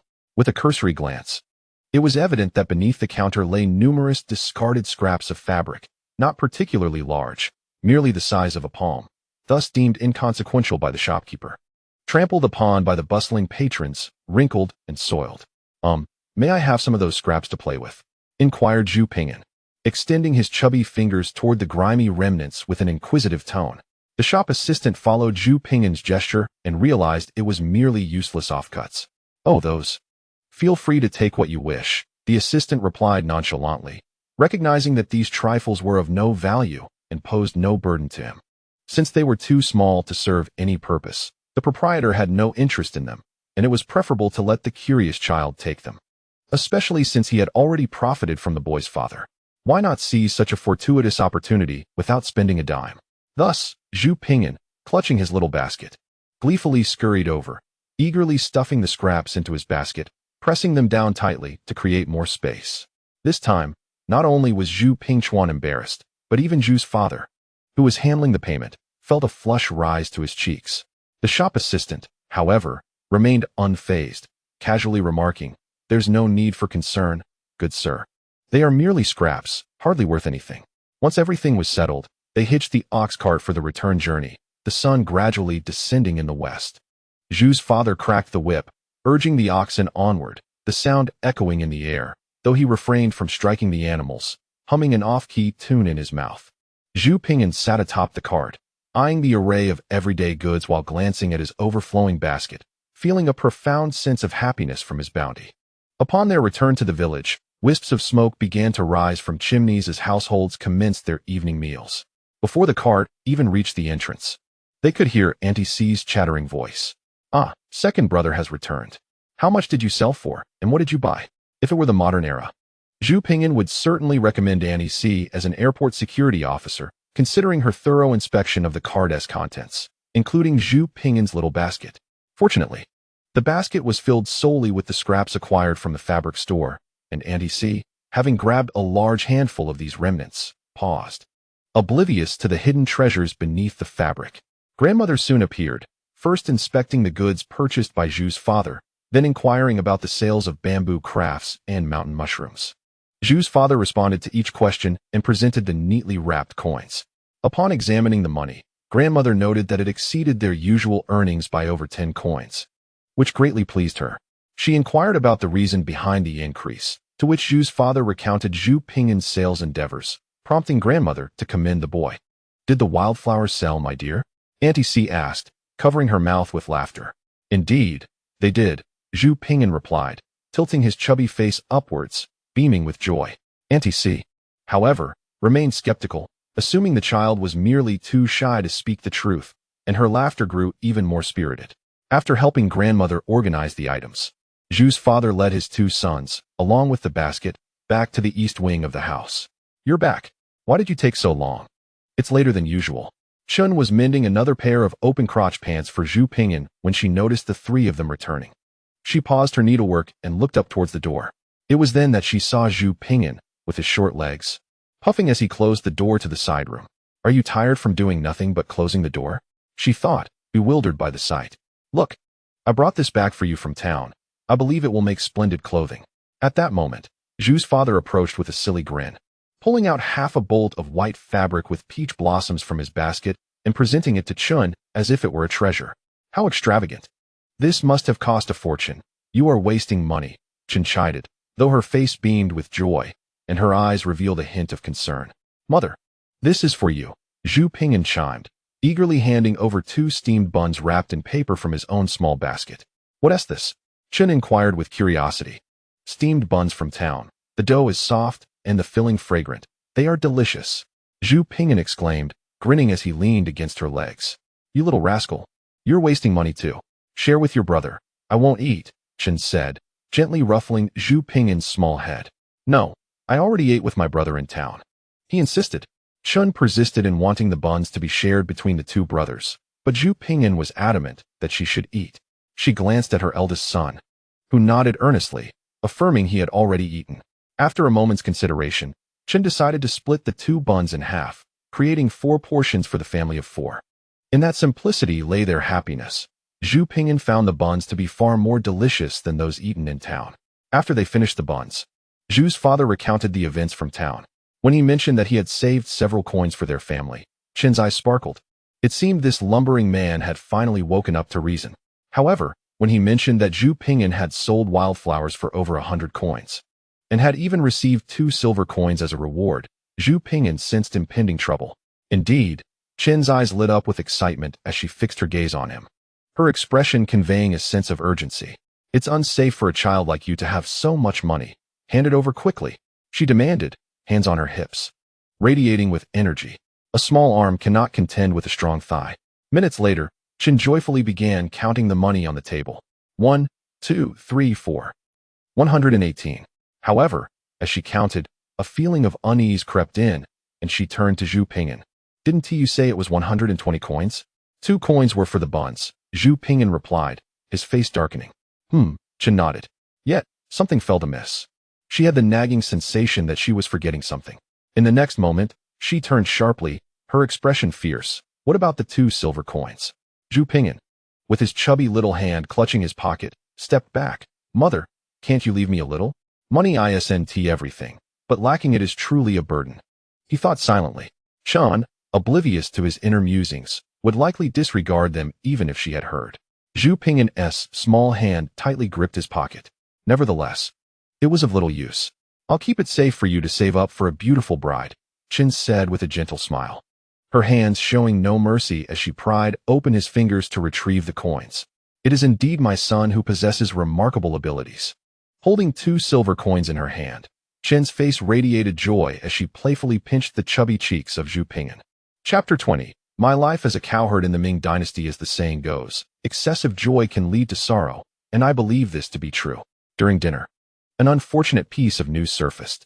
Halfway through the meal, my aunt announced a rather disheartening development. "Father, mother, it is as follows. June Er's maternal grandmother, recognizing his intelligence, has decided to assist in funding his education, wishing to support him in his studies without delay. Upon hearing this revelation, Zhu Pingyan instinctively sensed something amiss. It was rare to hear of a maternal family willing to aid their married daughter in raising her children. Ancient wisdom states that a married daughter is like water that has been spilled. So is my aunt's family truly so progressive? While Jun'er's grandmother may be willing, would his uncles and aunts share the same sentiment? In ancient times, education was free of tuition fees. Yet students were expected to present gifts to their teachers as a token of respect, known as shuxiao, essentially akin to a form of tuition. This practice was already in place during Confucius's era, where offerings included salted pork, while in contemporary times, it has evolved into monetary contributions. In rural areas, the cost of shuxiao is significantly lower than in towns, yet it still amounts to approximately 1,000 won, typically paid in 2 installments, accompanied by gifts of vegetables, eggs, and meat, making it a considerable expense nonetheless. However, it is said that my aunt's family is relatively well off, which could be advantageous. Upon learning that the Yu family was willing to finance Jun'er's education, my grandparents expressed great delight. They placed significant value on the eldest branch of the family. If the eldest son were to excel in his studies, they believed Jun'er would also thrive academically. With my grandparents pleased and my aunt's family providing the funds, my mother Chun and my other aunts naturally had little to say. As Jun'er prepared to attend school, Xi'er was also growing up and could take over Jun'er's responsibilities of herding cattle. My aunt, seeing no opposition from her family, beamed with pride and then turned her attention to Zhu Pingyan, stating that as autumn approached, it would be beneficial to fatten the cattle for agricultural work. You said just the other day that I was too young. Now you suggest I take over Jun'er's duties of herding cattle? When has Jun'er ever tended to cattle? He has never even touched one. My aunt had suggested Zhu Pingyan take over herding duties because she recalled previous comments about Xi'er being clever and sensible, thus increasingly feeling it was time to dissuade Xi'er from pursuing education. On one hand, she feared the financial burden of education. It would be better for Xi'er to work the land like his second brother and support himself. On the other hand, she worried that Zhu Pingyan might overshadow her own son, despite the latter being foretold to be a literary star. Dear sister-in-law, Xi'er is still quite young. How could he manage such a large cow? Mother Chen frowned in opposition, harboring unspoken thoughts. Why should my Xi'er herd cattle while your Jun'er goes to school? Moreover, when has your Jun'er ever herded cattle? Third aunt, who had a fondness for Zhu Pingyan, chimed in. Indeed, Xi'er is hardly taller than the cow's legs. Our cattle are quite docile and know the way. Herding them merely involves guiding them away from eating the crops of others, my aunt insisted. Despite Mother Chen's concerns about Zhu Pingyan herding cattle, my aunt remained adamant, and the dinner table was rife with tension. A doting mother often leads to a wayward son. It may be beneficial for Xi'er to engage in some outdoor activities. If he truly cannot be let go, it is not too late to reconsider. Grandmother, in her protective stance towards aunt, subtly implies her agreement. Mother Chun, in a fit of pique at the dinner table, barely touched her meal, while her hand stealthily pinched Father Zhu beneath the table, causing him to grimace several times. Mother, do eat more. Tending to the cattle is quite commendable too. I love our family's cattle, Zhi Pingyan said, extending his chopsticks to serve vegetables to Chun, his soft, youthful voice offering her solace. The understanding shown by her son brought some comfort to Chun. Yet the thought of her own child being sent to herd cattle while her sister-in-law's children attended school left her feeling discontented. If Xi'er is to tend to the cattle, he should receive an extra half cake at every meal, declared grandfather. Typically, grandfather refrained from meddling in household affairs, turning a blind eye as long as matters remained within reasonable bounds. Though he held the eldest family in high regard, he had a fondness for his plump grandson. Zhu Pingyan. As night fell, the moon ascended gracefully, surrounded by wispy clouds that draped it like a delicate veil. The moonlight was gentle, the night serene, enveloping everything in tranquility. However, the atmosphere in the East Wing was anything but calm. Why should his son go to school, while mine must herd cattle? You toil, and yet Dechuan has already contributed so much. Why should Xi'er also be made to herd cattle? Are we indebted to the eldest family? She exclaimed angrily. You, silent as a grave. How did I end up marrying such a man who cannot even voice a grunt? For Father Zhu, saving a little pocket money for the family was already a challenge. Opposing the words of his parents and siblings felt insurmountable. He believed that boys should endure hardships. a sentiment he shared with his mother, which is why he remained silent at the dinner table. However, Chen was indifferent to these considerations. Poor old man. I mourn for you, Zhu Ping'an thought, unceremoniously slipping away, leaving his wife to fend for herself. Good luck to you, old man. The pastoral image of a shepherd riding a yellow cow and singing resonated deeply with Zhu Ping'an at that moment. Perched upon the back of the old yellow cow, he swung his legs, a bamboo water flask tucked at his waist, and held a fishing rod with a line descending, adorned with tender green grass. The grass dangled enticingly before the cow's head, prompting the old yellow cow to trot eagerly along the path.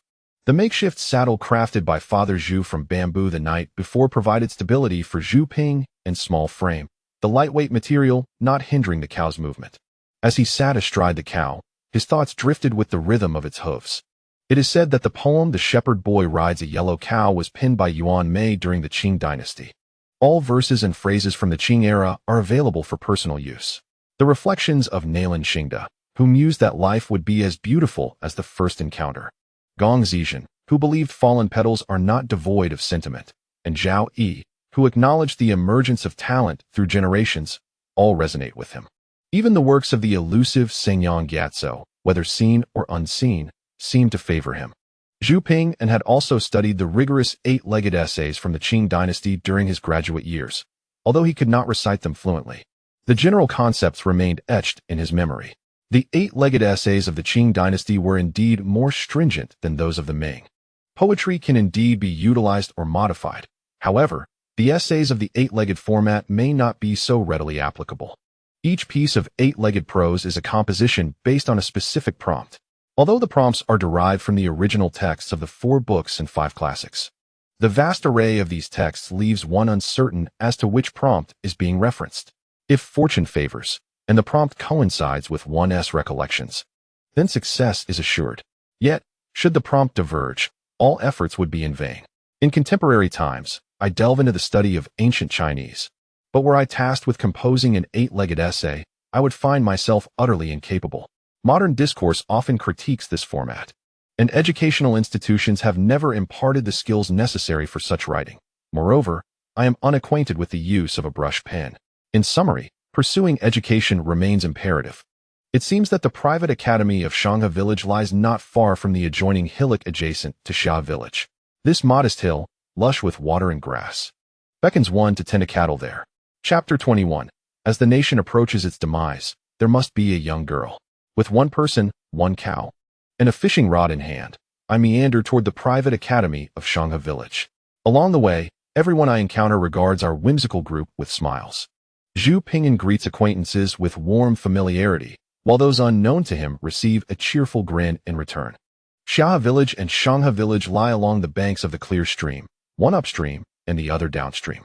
Xiahe Village is positioned on the right side of the river's S-shaped flow, while Xiahe Village resides on the left. Both villages share a similar layout, nestled between mountains and water, presenting a picturesque landscape.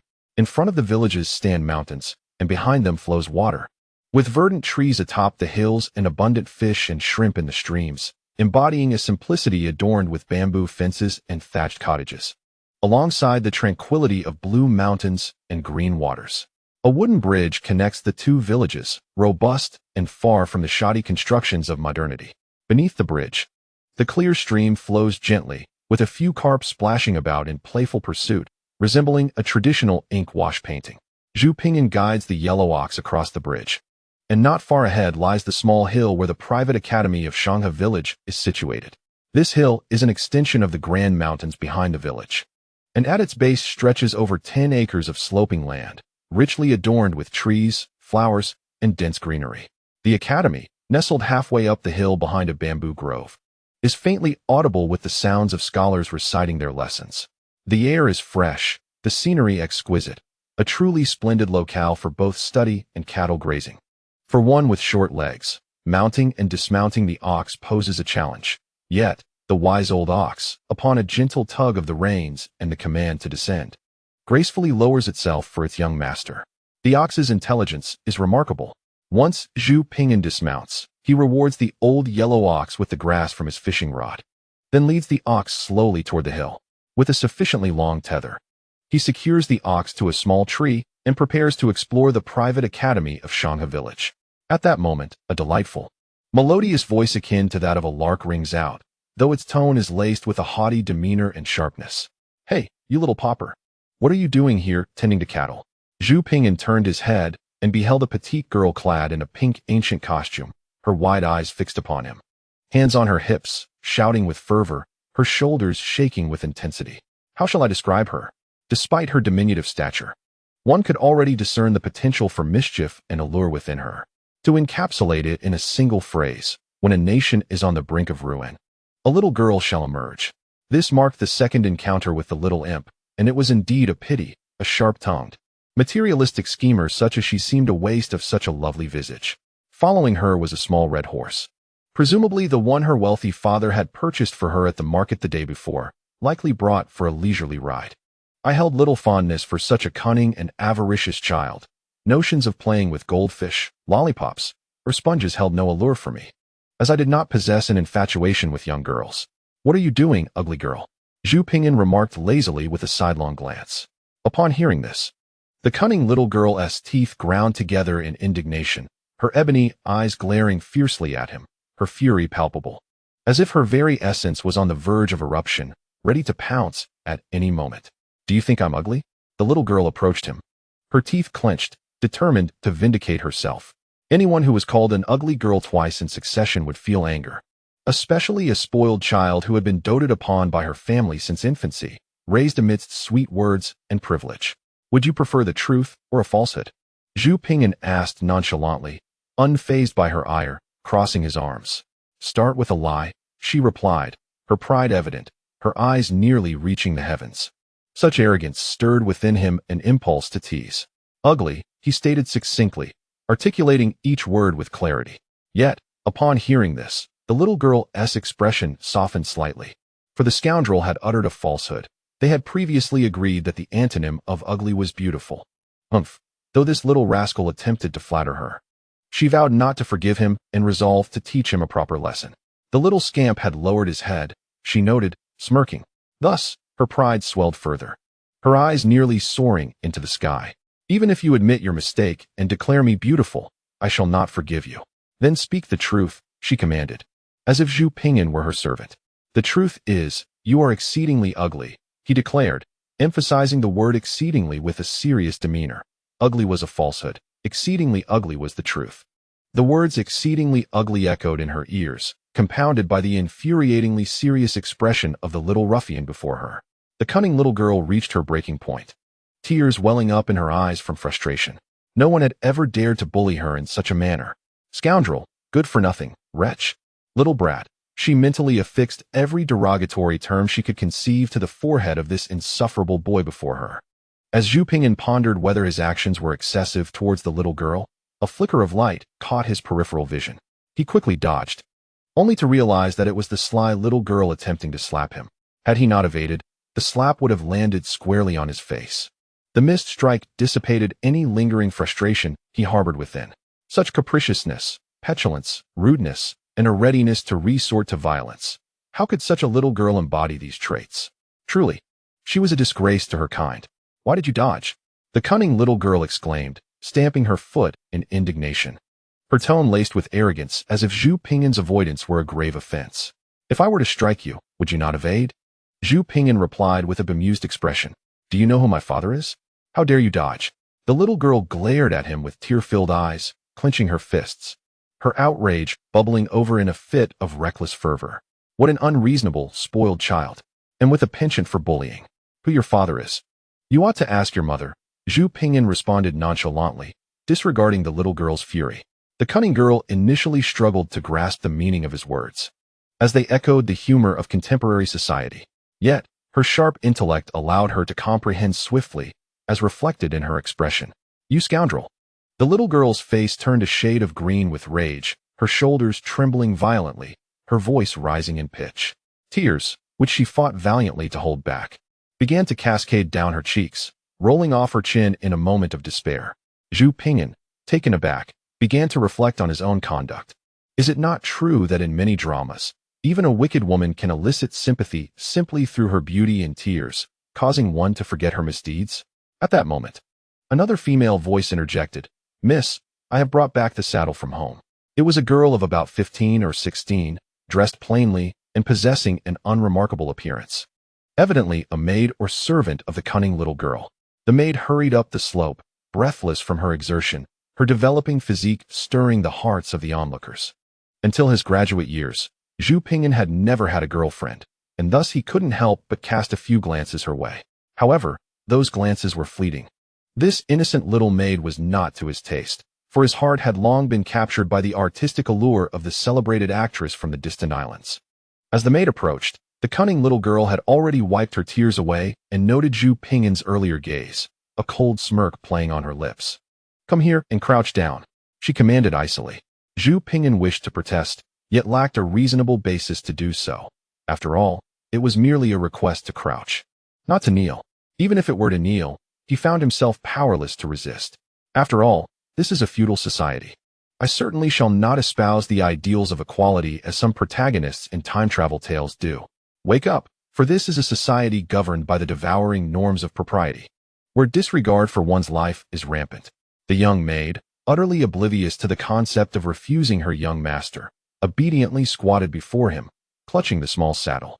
The cunning little girl deliberately cast a frigid glance at Zhu Pingyan before raising her hand with force, delivering a resounding slap to the maid's face. The sound echoed sharply. After striking, the malevolent little girl shook her hand to dismiss the lingering pain, her gaze coldly fixed on Zhu Pingyan, as if to assert her dominance. Goodness! This wicked little girl is beyond redemption, so young yet with a heart as venomous as a snake. One can only wonder which unfortunate soul will be bound to her in marriage someday. With an innocent exterior, she harbors a heart of malice. The fleeting sympathy I felt upon witnessing her tears has completely evaporated, truly vanished without a trace. Zhu Pingyan felt an inexplicable surge of indignation. What of it? It is none of your concern.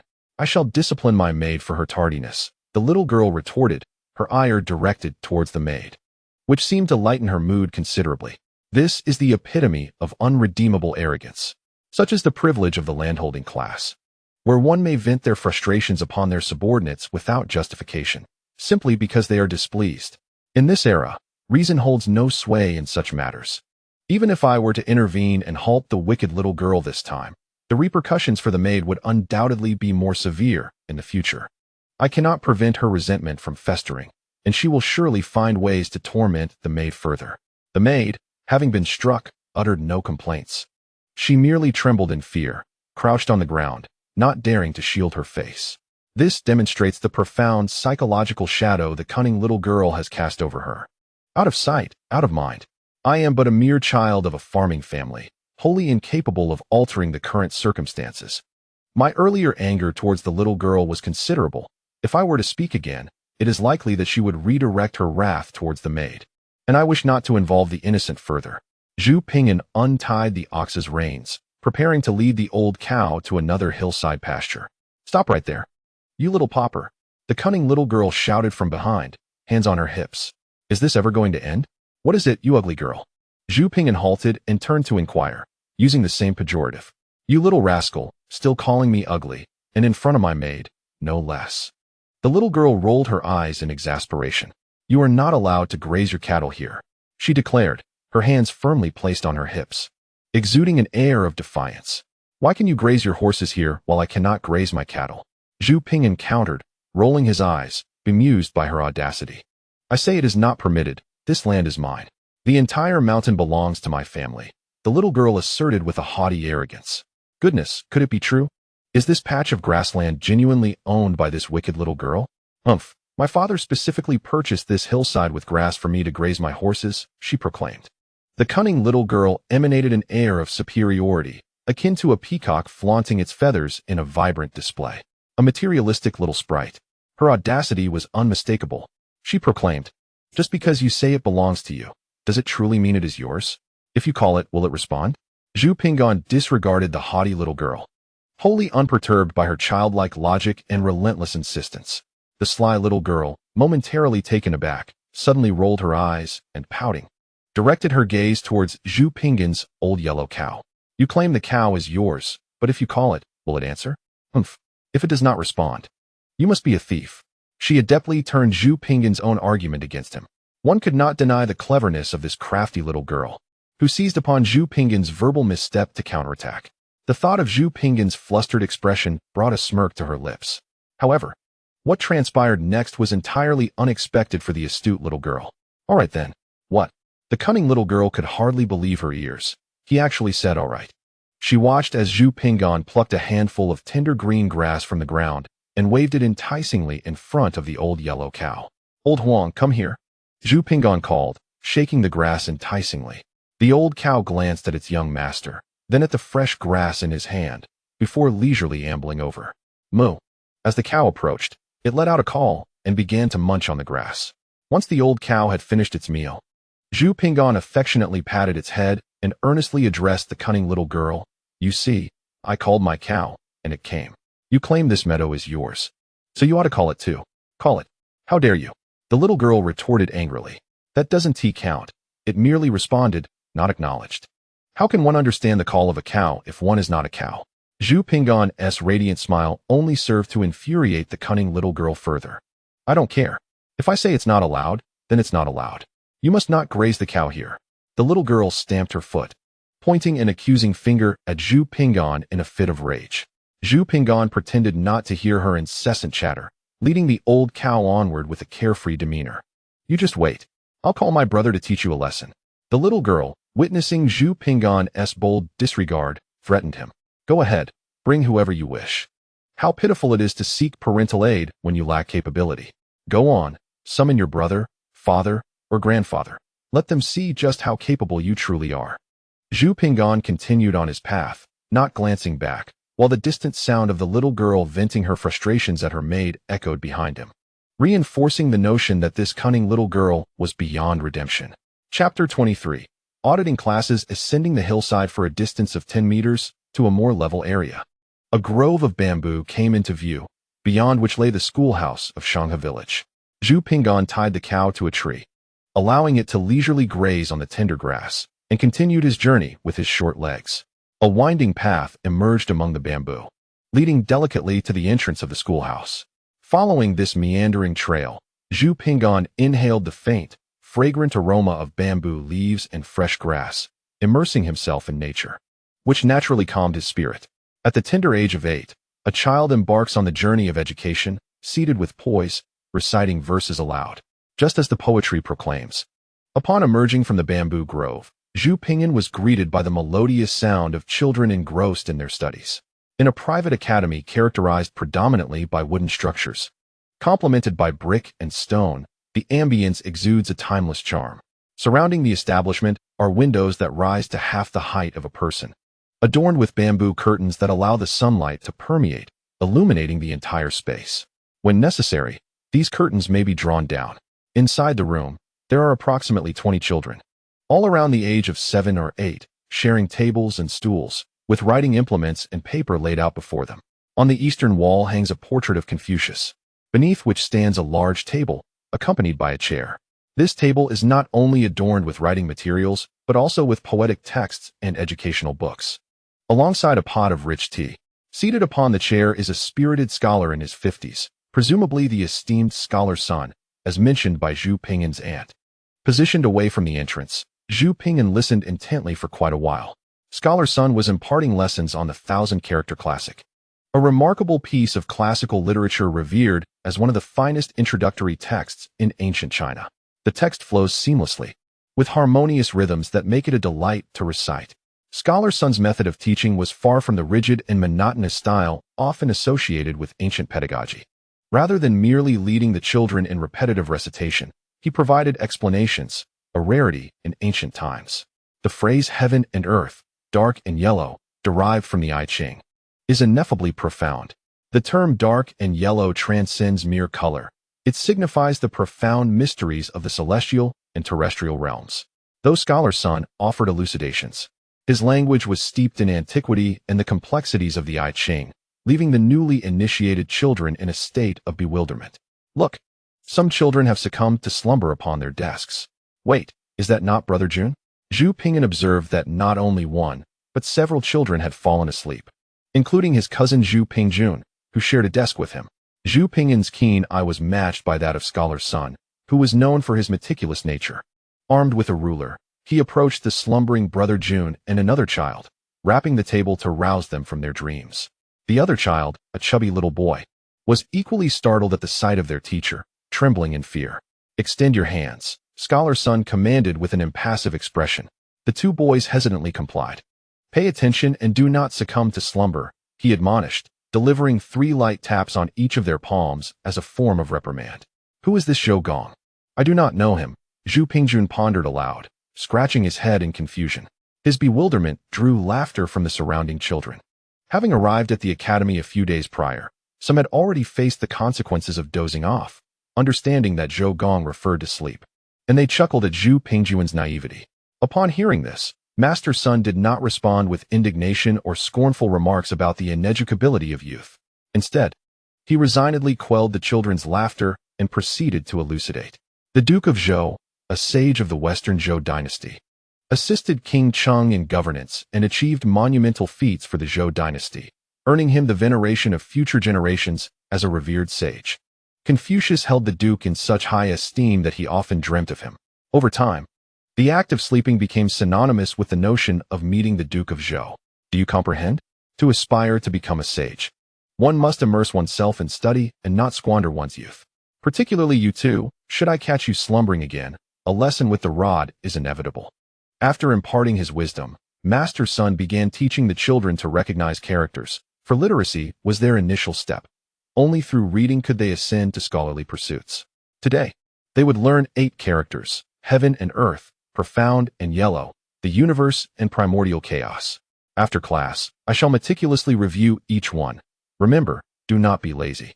We shall commence with the first character, heaven, which signifies the apex of humanity. Accustomed to simplified characters in modern times, despite having studied classical Chinese and being familiar with traditional characters, the act of writing presents challenges. Instinctively, one tends to revert to simplified forms. These habits must be gradually corrected, fostering an affinity for traditional characters.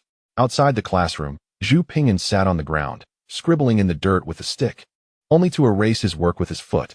Master's son noticed Zhu, but assumed he was merely a mischievous child playing up the hill and thought little of it, especially as he saw Zhu drawing and stamping about, mistaking it for childish play with ants.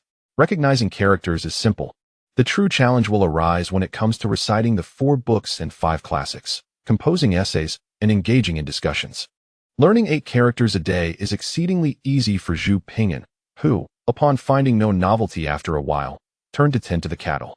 He mused about crafting a simple brush, perhaps accompanied by a black lacquered wooden board, as mastering the art of brush writing is imperative.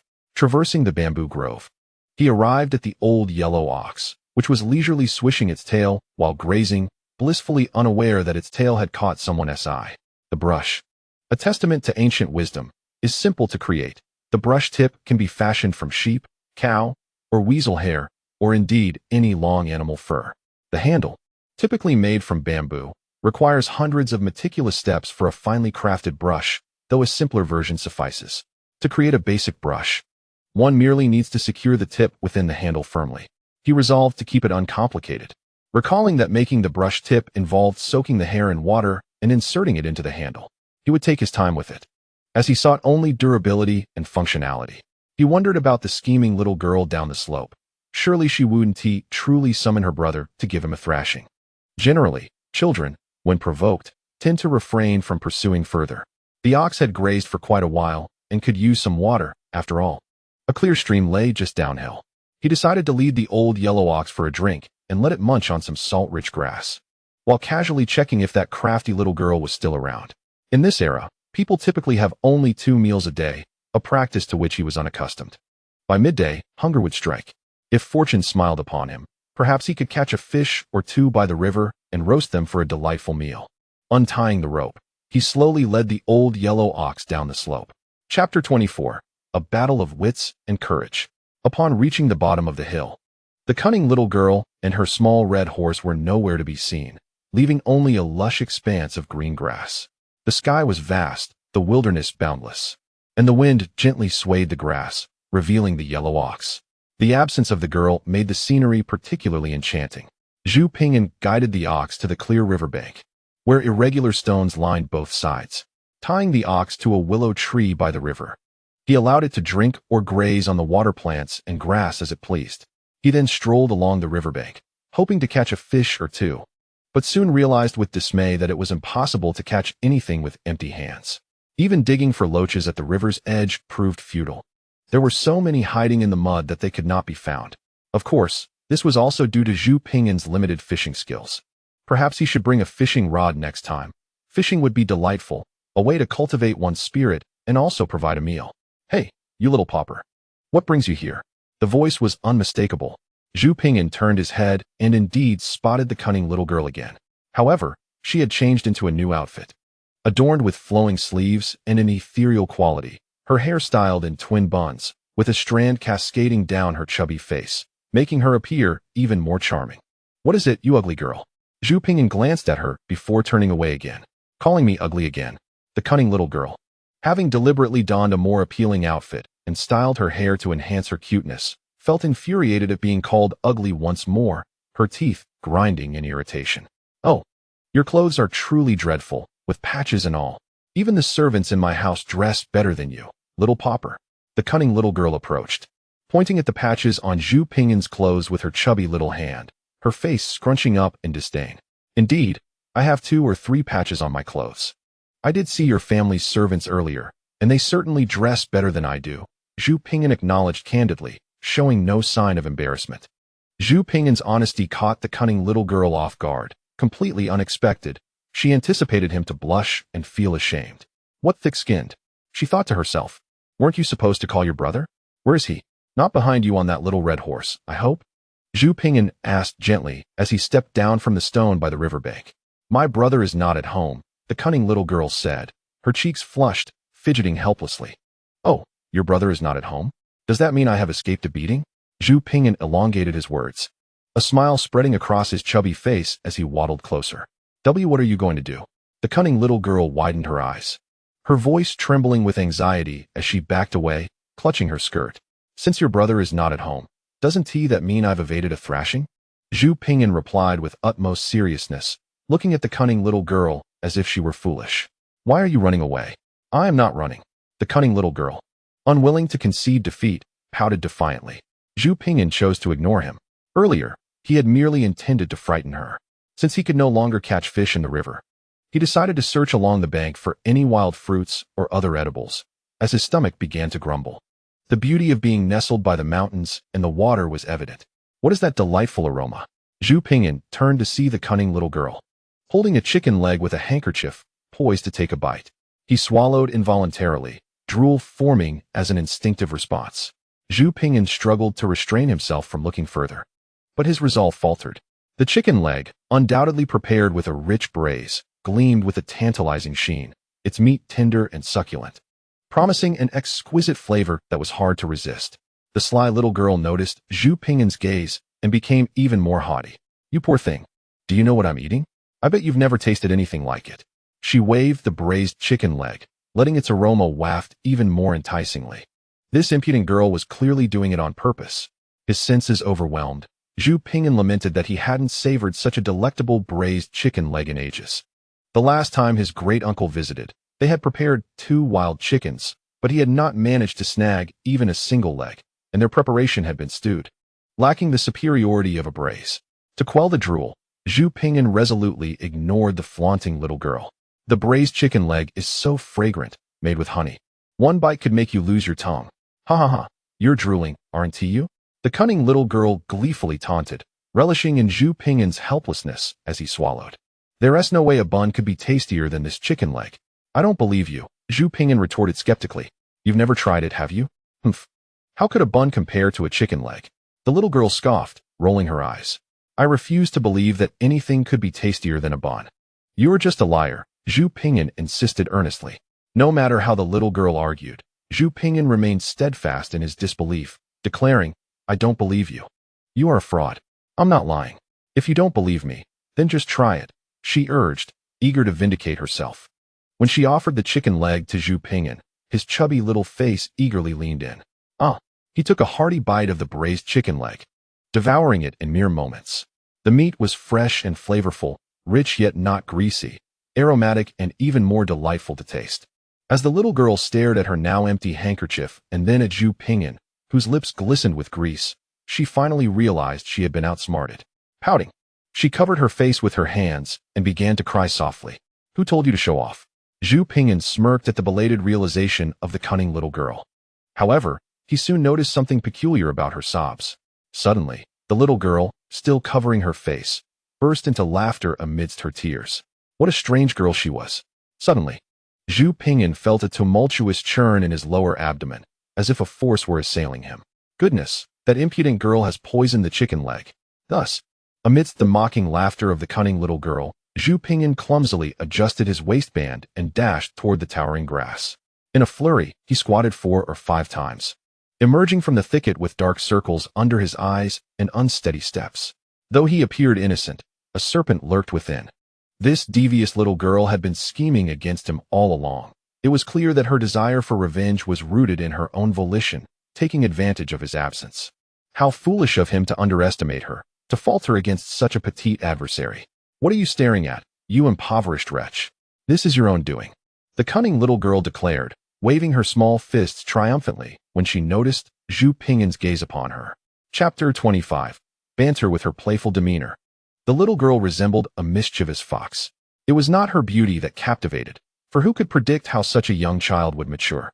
Rather, it was the notion that girls like her often concealed their claws beneath a pretty exterior.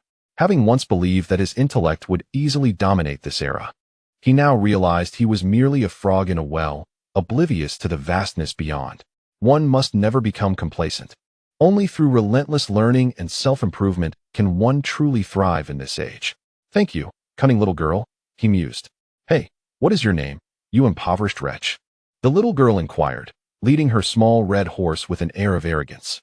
However, this time Zhu Pingyan refrained from calling her an ugly girl. A silent acknowledgement of the lesson she had unwittingly imparted about the importance of education. Zhu Pingyan, he replied, his voice still tinged with weariness. And you? What is your name? Upon hearing his response, the little girl rolled her eyes. Don't you know that a girl's name is not something to be casually shared? Oh, indeed, the sharp-tongued little girl. At merely 5 years old, she was hardly a girl in any serious sense, just a small child. Yet, since she was reluctant to reveal her name, he felt no compulsion to press her, as he held no interest or affection for this cunning, sharp-witted, and willful little creature. Zhu Pingyan then chose to ignore the little girl and wandered to the riverbank, where he gathered a handful of tinder grass and tied it to a piece of hemp rope, preparing yet again to fashion a bamboo fishing rod. Seeing Zhu Pingyan's indifference, the little girl became quite displeased. She kicked a stone, sending it splashing into the river, spraying water all over Zhu Pingyan. Zhu Pingyan turned to glance at her, bemused by her audacity. What are you looking at? The little girl challenged, puffing out her chest defiantly, seemingly unaware of her mischief. She exuded an air of unbridled confidence, stirring a strange impulse within him to playfully subdue her on the grassy ground. What is it, Zhu Pingyan? Do you wish to strike me? Humph, I know your name. If you dare to strike me, I shall summon your parents to witness the commendable child they have raised. This girl, what has she been nourished with to become so cunning? She initially inquired about my name, only to lie in wait for me. Were I truly a child, I would undoubtedly fall victim to her cleverness. Fortunately, I am not. Are you frightened? Let me assure you, my father is quite formidable. He could purchase your entire village. If your parents fail to discipline you, my father shall take it upon himself to do so. He is acquainted with numerous influential figures, including the village chief, the town mayor, and even the county magistrate. The shrewd little girl, counting on her fingers, embodies the virtues of materialism, vanity, arrogance, and a propensity to bully others, taking pride in her misdeeds. Does your father know the Jade Emperor? Zhu Pingyan inquired coldly, looking up. Uh-huh. The calculating little girl faltered momentarily, her mouth agape, fingers still poised in mid-count, though her demeanor shifted entirely. Zhu Pingyan chose not to engage further with her, instead taking his bamboo fishing rod to untie the old ox's tether. The hour was late. Gazing towards the horizon, the sun had begun its descent, casting a crimson hue across the western sky, resembling a child's chaotic strokes of red paint upon a canvas. Old Huang, it's time to head home, Zhu Pingyan said, approaching the ox and gently patting its nose. Having had its fill, The old ox, responding to its young master's urging, laid down once more. Zhu Pingyan, rising on tiptoe, climbed onto the bamboo saddle atop the ox, lowering the rod with tender grass before it. The ox stood up, its large head following the enticing greenery, as it trod slowly forward under Zhu Pingyan's guidance. "Hey, stop right there, you aren't going anywhere." The haughty little girl stomped her feet behind them, calling out in frustration. Seeing that Zhu Pingyan paid her no mind, she furiously led her little red horse, sprinting ahead to block his path. "Is this ever going to end? What do you want, ugly girl?" Zhu Pingyan rolled his eyes from atop the ox. "Do you wish to accompany me home as a little bride? Alas, you are far too unattractive for my taste." "Huh, how shameless. Who would want to be your bride? You're not worthy," she retorted with indignation.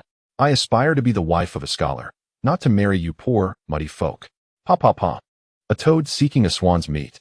The little girl's face flushed with anger as she spat at Zhu Pingyan, her voice laced with fury. "Then why do you obstruct my path?" Zhu Pingyan held little affection for this ancient incarnation of a gold digger. "Your ox has eaten my grass," she declared, arms outstretched to block his way.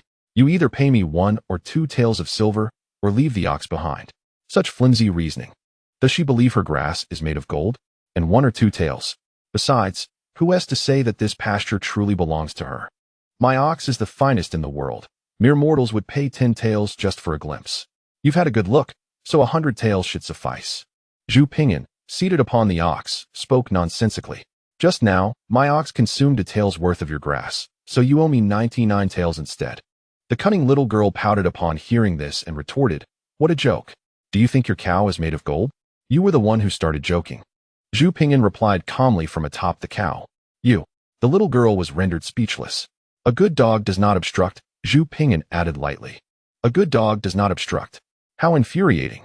If I step aside, it means I'm a good dog. If I don't, I'm a bad dog. What to do? Everything is related to dogs." The little girl fumed, her cheeks flushed and tears nearly spilling from her eyes. "You are the dog." "Oh, my apologies," Zhu Pingyan stated nonchalantly. "Oh my, this little rascal actually apologized. Humph, knowing you've erred, I shan't forgive you." The little girl expressed with a hint of excitement on her face.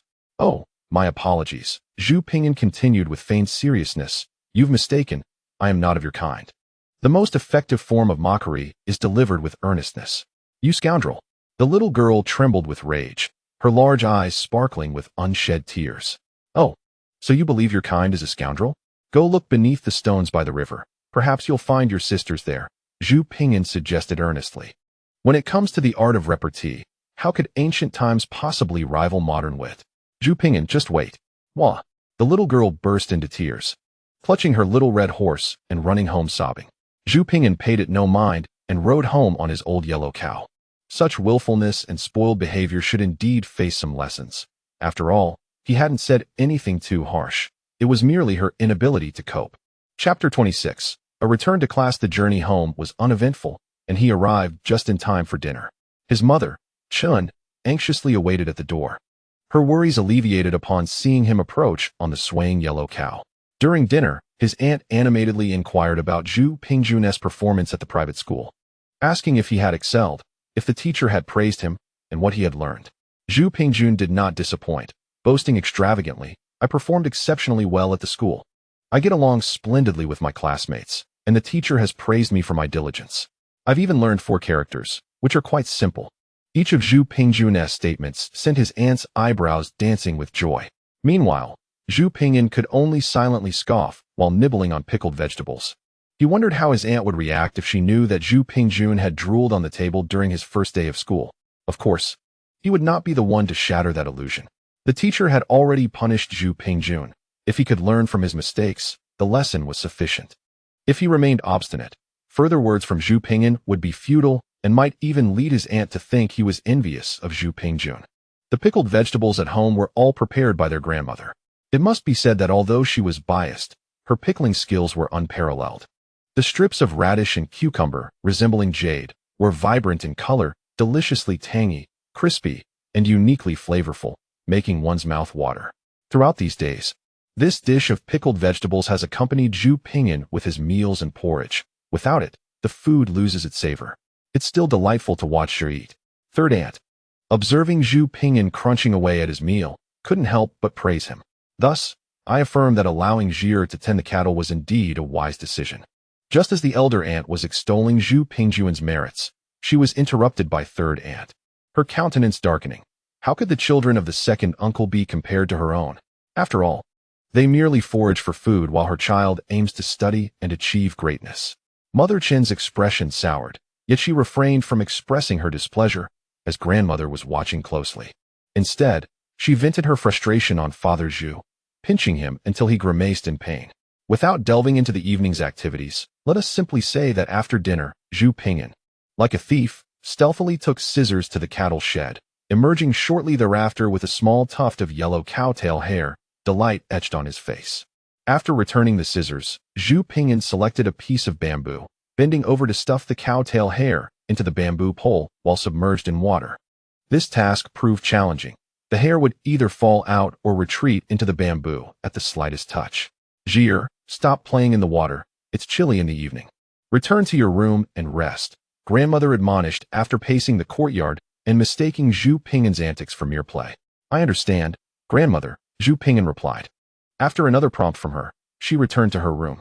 Hearing the commotion, Father Zhu approached and saw his youngest son playing in the water. He couldn't resist the urge to lift him, cradling him on his shoulder as one would a child on horseback. Startled as he was, Zhu Pingyan nearly lost his wits at this sudden elevation. Noticing the bamboo pole and cowtail hair in Zhu Pingyan's hands, Father Zhu inquired curiously about his intentions. Upon learning that Zhu Pingyan wished to craft a brush, he felt both guilt and amusement. Guilt for his inability to provide an education for his son, and amusement at this foolish little boy's naive ambition to create a brush on his own, as if it were that simple. Resolute in his decision, Father Zhu offered to make a brush for Zhu Pingyan. Zhu Pingyan looked up at his father, skepticism in his gaze. After all, Father Zhu had never received an education. How could he possibly make a brush? Your uncle learned to use a brush when he was young. I frequently visited the ink shop to buy supplies for him. And over time, I became acquainted with the shopkeepers and learned to make brushes myself, saving a bit of money for the family. However, your uncle has since outgrown my brushes. Nevertheless, my skills have not diminished over the years. Father Zhu reminisced, a hint of nostalgia in his tone. During the Ming Dynasty, meals were limited to 2 daily, breakfast around 8 o'clock and a second meal at 5 in the afternoon. Zhu Pingyan, after finishing his breakfast, once again ventured out to tend the cattle. Why does our cow look a bit odd? Remarked fourth aunt, frowning as she observed Zhu Pingyan riding out on the old yellow cow. A tuft of the cow's tail had indeed been cut. How could it not seem peculiar? Upon hearing this, Zhu Pingyan promptly guided the old yellow ox out the door. If Aunt Xiaoxi were to catch him trimming the ox's tail, one could only imagine the uproar that would ensue. Today, in addition to the previous day's provisions for grazing, Zhu Pingyan had brought along a small bamboo basket, narrow at the top and wide at the bottom, a calligraphy brush, and a piece of wood the size of an A4 sheet, previously coated in black lacquer. This wooden board had been discovered in the kitchen. It was likely a remnant of some furniture, discarded after it had fallen into disrepair, relegated to the firewood pile. The brush and board were intended for practicing calligraphy. By filling a bamboo tube with river water, he could dip the brush into the water and practice on the black lacquered board, allowing for endless repetitions while conserving ink and paper, a truly resourceful endeavor. The small bamboo basket was for fishing, a method he had learned from his father's stories the previous evening. With time still on his side and the sun shining just right, not too hot, nor too cold, Zhu Pingyan rode the yellow ox towards the schoolhouse. The ox's hooves clopped over a wooden bridge and up a small hillside, where the grass remained lush. But the little girl from the day before was nowhere to be seen. By the riverbank, Zhu Pingyan filled the bamboo tube with water, then led the old yellow ox to a tree halfway up the hill, tying it to allow it to graze on fresh tender grass, while also giving the previously grazed patch a chance to rejuvenate. Equipped with his makeshift learning tools, he traversed the bamboo grove and once again arrived outside the schoolhouse, seeking out a discreet corner to settle in for his lesson.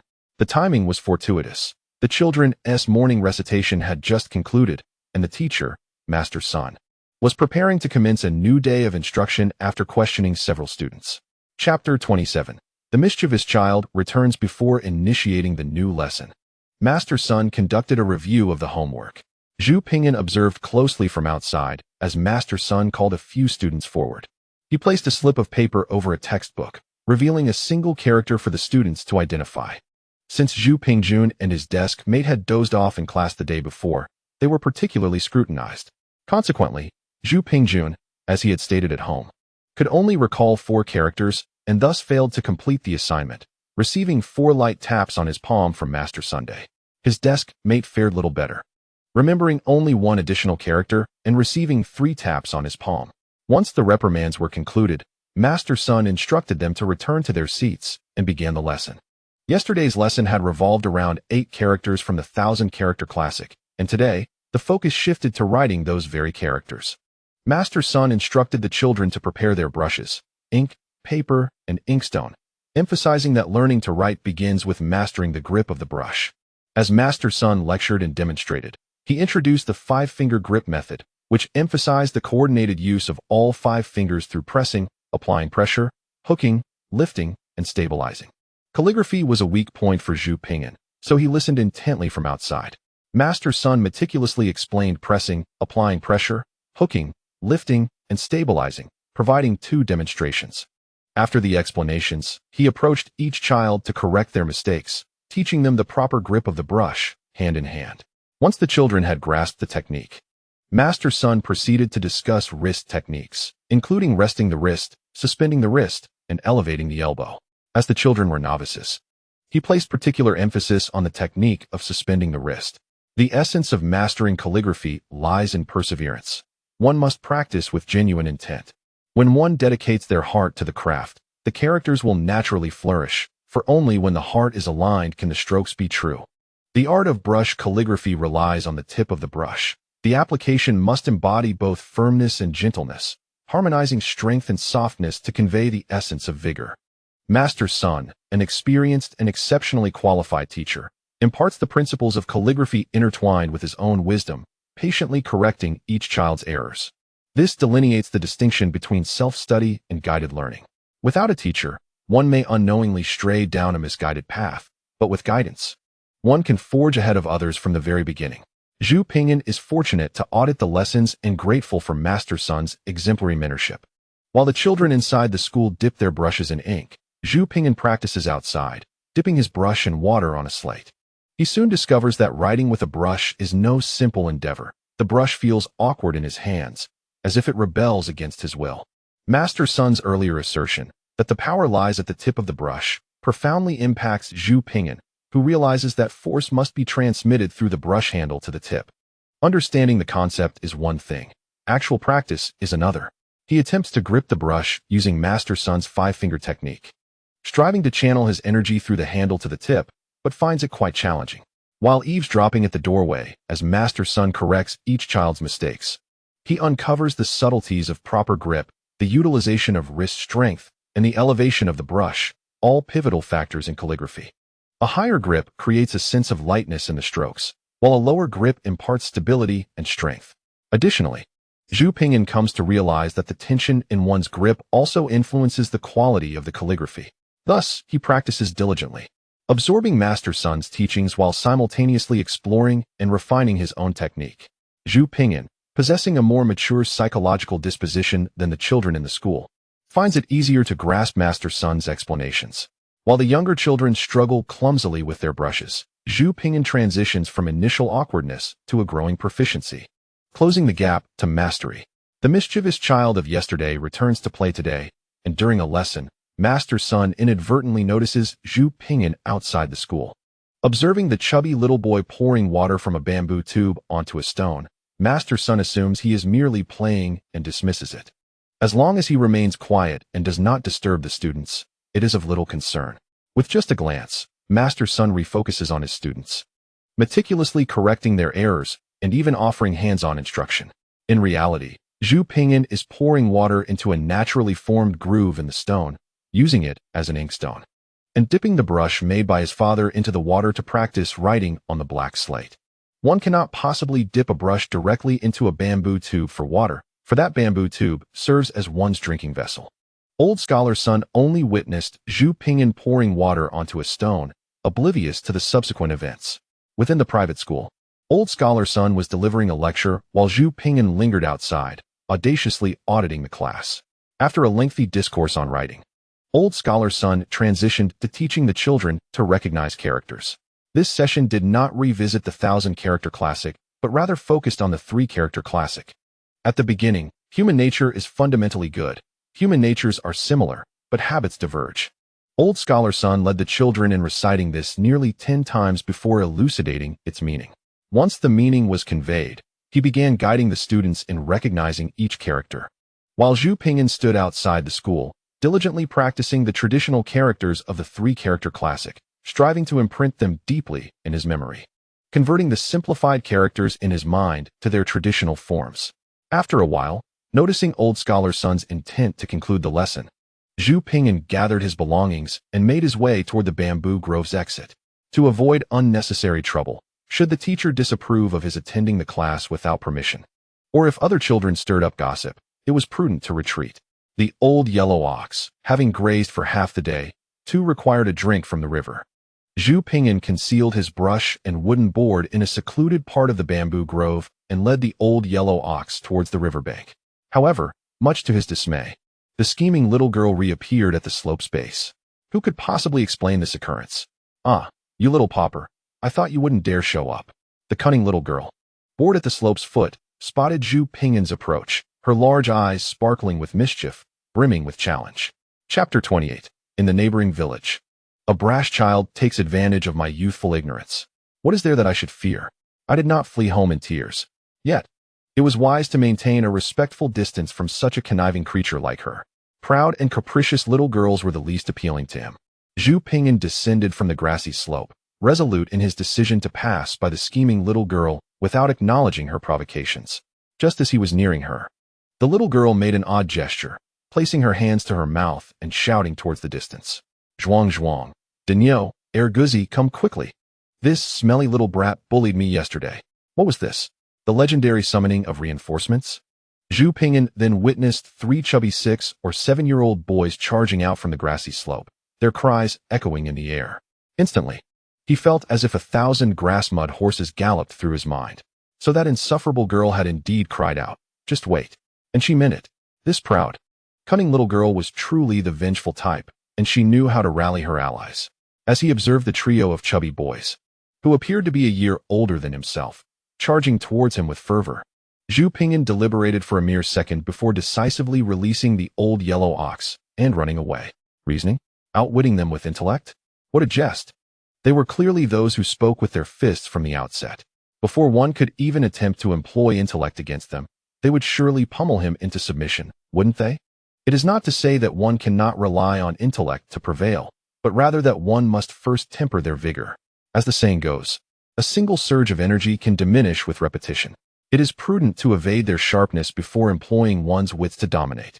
For nearly 10 minutes, 3 chubby little boys chased after a slightly smaller, plumper child, racing up the hillside like 4 frenzied hounds, howling as they sped by. Zhu Pingyan, despite being over 20 in mental age, was aware of certain evasive maneuvers to elude his pursuers, such as sudden changes in direction and returning runs. Just as the 3 boys were about to catch up, he always managed to swiftly dodge and widen the distance. Fools, why do you persist in chasing him from behind? Can't you surround him instead? The scheming little girl watching the commotion expressed her dissatisfaction, gesturing animatedly. This cunning little girl might indeed be a little fox, exhibiting an excessive cleverness. Under her guidance, the 3 boys finally managed to corner Zhu Pingyan not far away, forming an equilateral triangle to confine him to a space of roughly 10 square meters. "You may strike me, but you cannot call me big brother," Zhu Pingyan declared, resigned to his fate as he stood still, adopting a posture that anticipated punishment, yet he spoke with an air of mystery. The 3 6-year-olds, at such a curious age, wondered why they could hit him but not refer to him as big brother. How strange! "I am so eager to know why," they exclaimed in unison. "Because it will make my stomach ache," Zhu Pingyan replied solemnly. Suddenly, one of the boys called out, "Big brother." Instantly, Zhu Pingyan clutched his stomach and groaned in agony, exclaiming how much it hurt. The other 2 boys, upon witnessing this, erupted in joy, joining in the chant of "Big brother, big brother." Zhu Pingyan's cries of pain grew more intense and realistic. "Indeed, this is delightful."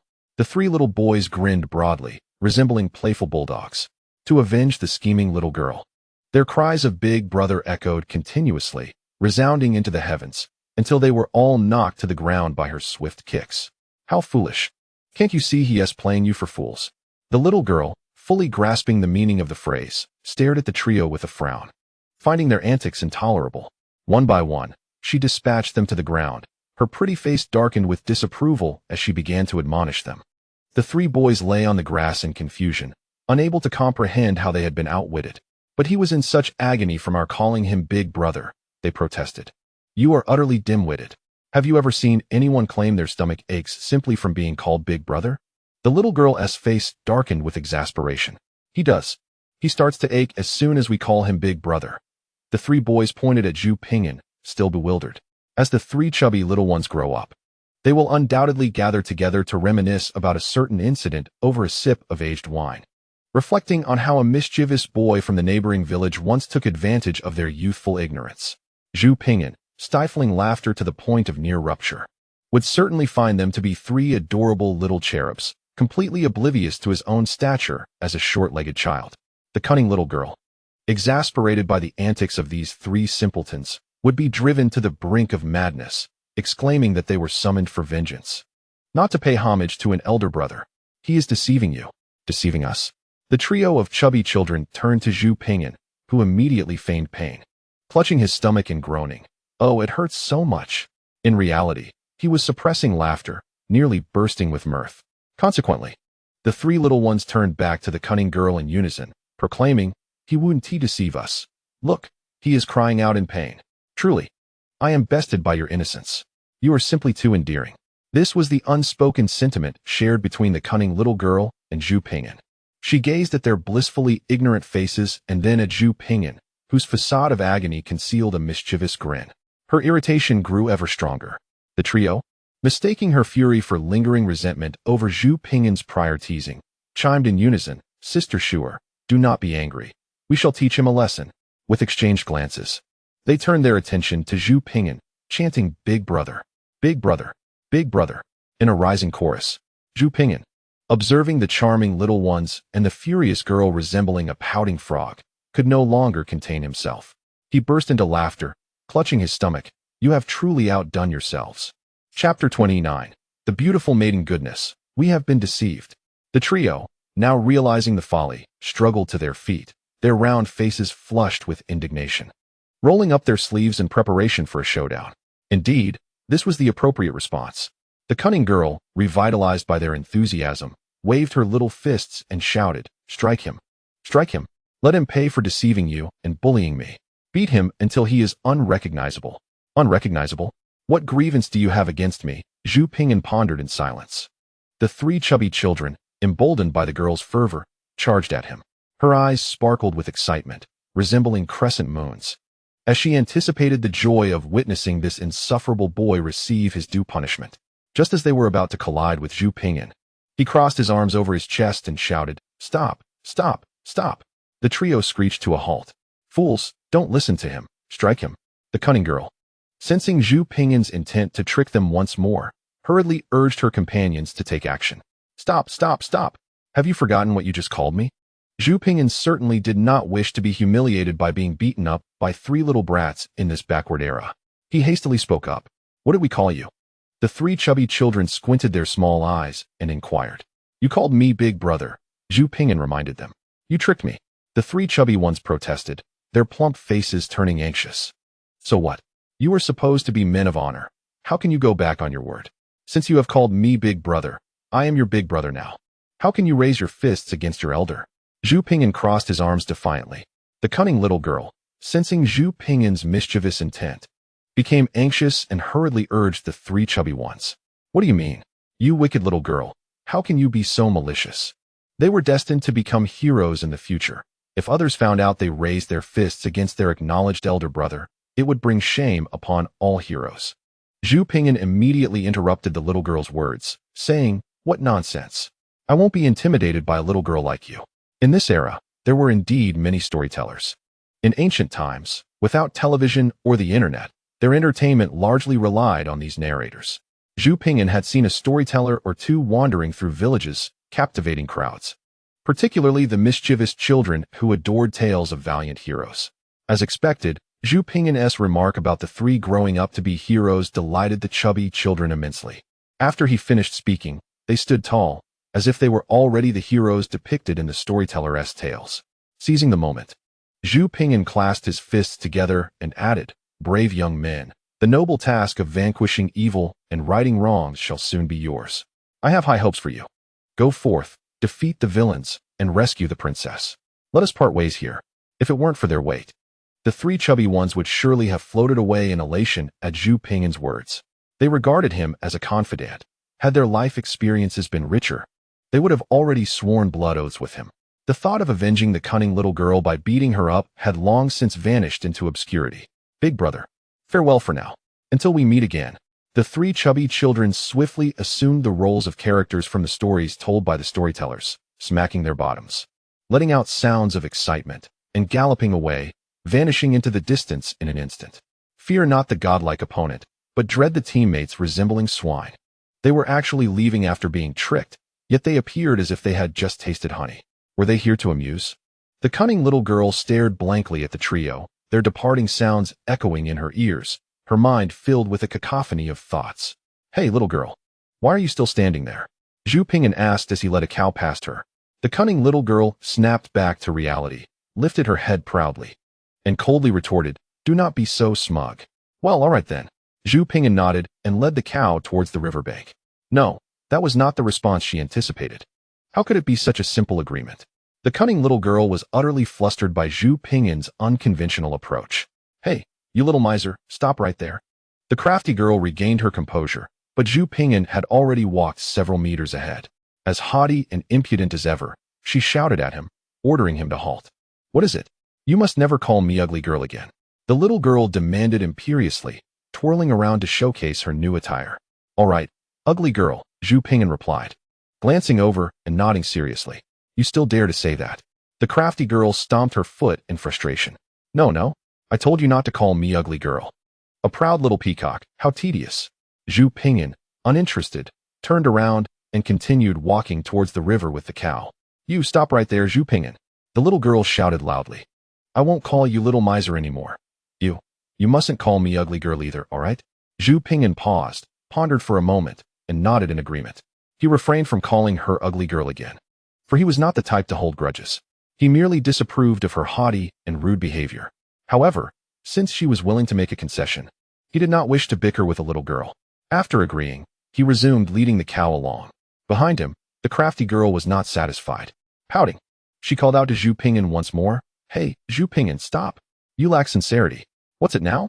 Zhu Pingyan turned around, exasperated. "You haven't even asked for my name. How can you call me anything without knowing it?" The little girl tugged at the hem of her dress, pouting. Didn't you say yesterday that a girl's name shouldn't be shared casually?"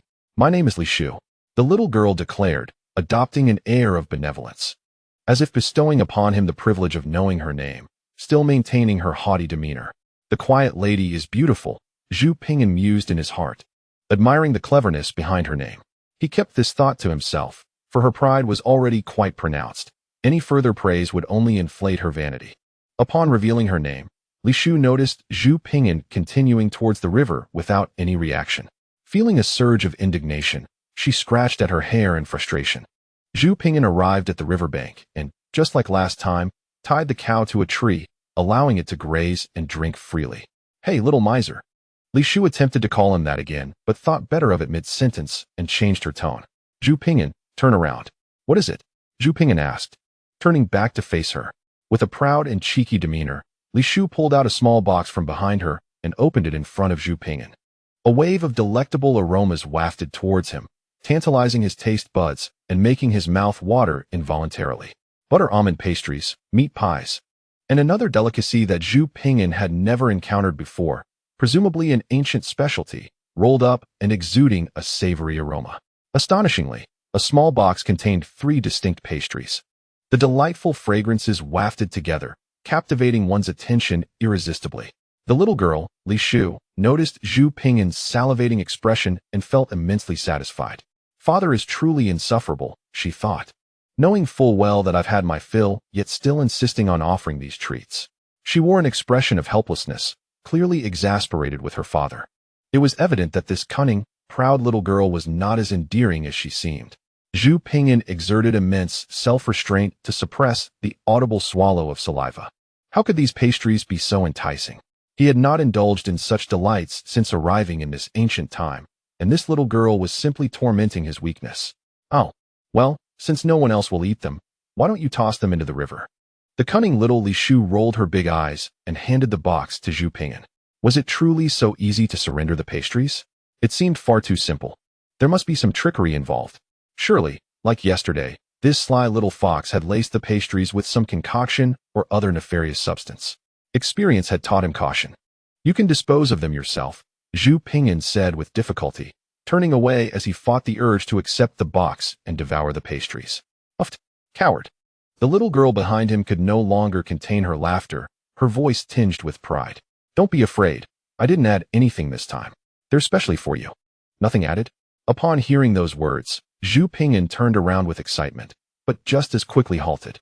How could this cunning little girl be so benevolent? He recalled that just moments ago, she had enlisted 3 chubby boys to intimidate him. How could she have prepared these pastries specifically for him? What's wrong? Don't you believe me? The little girl raised an eyebrow, her chubby hand pinching a pastry, taking a bite, and then returning it to its place. She indeed tasted it. Zhu Pingyan regarded her with suspicion as she chewed and swallowed the morsel. I initially intended for them to scare you into not calling me ugly anymore before offering you the pastries, but alas, they proved utterly useless. The little girl expressed her disappointment in the 3 boys, her big eyes earnest as she looked at Zhu Pingyan. Since you promised not to call me ugly anymore. It's all good. These pastries are truly for you. My mother always says that when one has something good, they should share it with others and not bully them. The little girl chattered on, ultimately conveying a singular message. The pastries were indeed meant for him. Well, given your sincerity, I shall believe you once more, Zhu Pingyan, moved by her earnest gaze, stepped forward to accept the box of pastries. The cunning little girl looked at him with eager anticipation. What is with that gaze? Oh, how perplexing. My hand seems immobilized.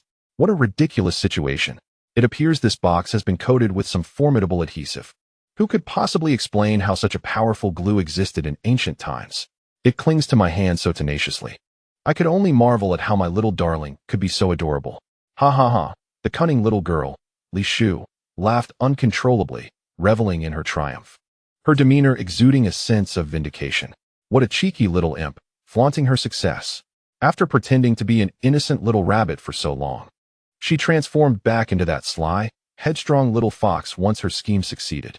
The mischievous little girl laughed heartily, her chubby hands grasping her skirt as she scampered away on her short legs, fearing that Zhu Pingyan might retaliate in anger. Once she had put a small distance between them, the clever little girl turned back to Zhu Pingyan and made a playful face, then gleefully skipped home. The pastries were fine, but the box was the issue.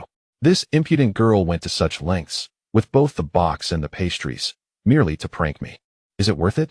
Truly, wealth breeds such capriciousness. The box appeared quite exquisite, and the pastries were delectable. Perhaps a few more encounters would not be unwelcome. Zhu Pingyan consoled himself.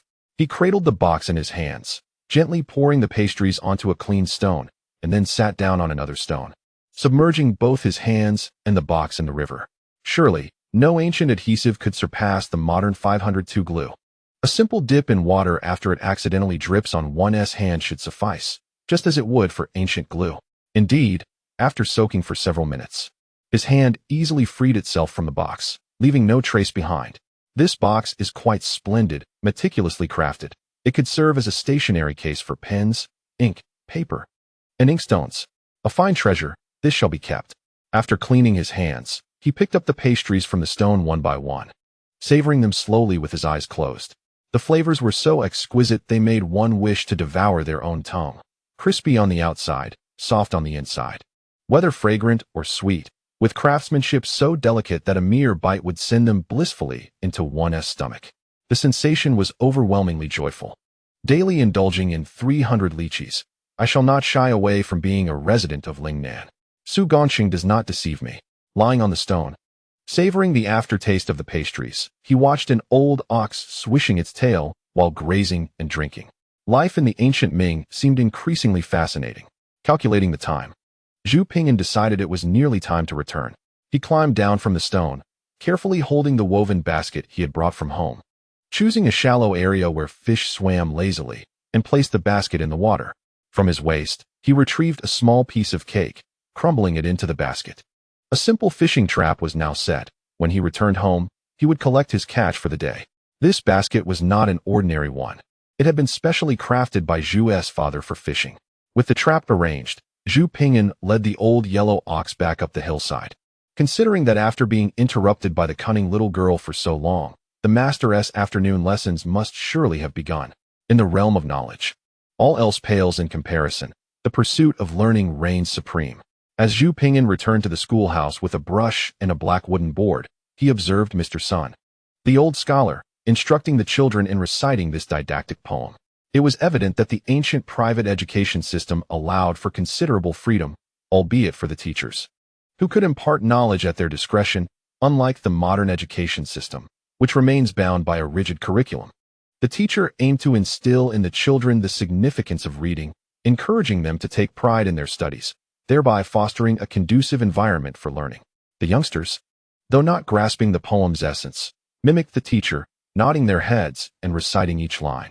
Zhu Ping'an had long memorized the poem and comprehended the profound meaning of all else is inferior. Only reading is exalted far better than the children. Despite possessing a few centuries of experience in the ancient world, he realized that this advantage was not insurmountable, akin to a university student confidently taking elementary exams, yet faltering when faced with the rigors of college entrance examinations. The imperial examination of ancient times was indeed far more arduous than modern assessments. Although he had glimpsed fortune twice, it had brought him little transformation, and he was unable to independently observe such fortune. With these thoughts in mind, Zhu Ping'an placed the black wooden board upon a stone, pouring water from a bamboo tube into the groove, ready to practice his calligraphy. The art of writing held immense importance in the pursuit of the imperial examinations, as it formed the first impression on the examiners, necessitating diligent practice. As Mr. Sun led the children in reciting the poem once more, he inadvertently noticed the plump little rascal outside the school, once again engaged in his playful ritual of watering stones. Such mischief was regrettable. At his age, he should have begun his studies. Mr. Sun sighed, feeling increasingly compelled to enforce stricter discipline among the children in his care, and thus continued to guide them in their recitation. Outside the school, Zhu Ping'an dipped his brush into the water and began to practice the traditional characters he had recently learned on the black wooden board. With unwavering diligence, he observed as his strokes gradually transformed from chaotic lines into recognizable forms, his enthusiasm for calligraphy intensifying. As the day drew to a close, Zhu Ping'an noticed that time was slipping away, and it was soon time for Mr. Sun to assign the children their homework. He gathered his belongings, traversed the bamboo grove, and led the old yellow ox down the hillside. The ox, having enjoyed grazing under Zhu Ping'an's care, was now sleek and glossy, forgiving him for the trimming of its tail as it affectionately licked Zhu Ping'an's small hand. Upon reaching the foot of the hill, Zhu Ping'an released the old yellow ox and leisurely made his way to the riverbank, where he intended to catch fish. The stream was shallow, the surface rippling gently, and the aquatic plants, along with small fish and shrimp, were clearly visible beneath the water. Barefoot, he stepped into the stream, which reached just below his calves, the water pleasantly cool against his skin. A few steps brought him to the spot where he had placed his fish basket earlier in the day. As he lifted the basket, a cacophony of splashes erupted from within, the sound of fish thrashing against the sides, droplets of water splattering onto Zhu Ping'an's face. Within the fish basket, there resided an irate yellow catfish, nearly as thick as a child's wrist, thrashing its tail in protest. Alongside it were 5 or 6 white carp, each measuring around 7 to 8 centimeters, also leaping and flopping about. Yet they found themselves helpless against the narrow exit and the bamboo barbs that hindered their escape. "Do not be vexed. You shall contribute splendidly to our family's dining table," I reassured them. Observing their lively antics, I mused that they would soon be braised. For braised carp is the most delectable. However, as I reflected upon how these fish had been ensnared by their greed for the bait, I couldn't help but draw a parallel to my own repeated mischief at the hands of a cunning little girl. It seems that indulgence often leads to trouble. Yet, when I considered the fragrant chicken legs and the crisp, tender pastries, I realized that enduring a few pranks wasn't entirely unwelcome. With the fish basket in hand, I donned my shoes, gathered my brush and black wooden board, and climbed upon the back of the ox to journey home. Upon my return, I found the household bustling with the preparations for dinner. The sight of Zhu Pingyan carrying the fish basket earned him rare praise from grandmother. "My, what a large catfish! This will make a splendid fish soup," she exclaimed. Aunt emerged from the house, her face adorned with a smile, remarking, "Indeed, Zhu, you have excelled. I knew tending to the cattle would yield good results."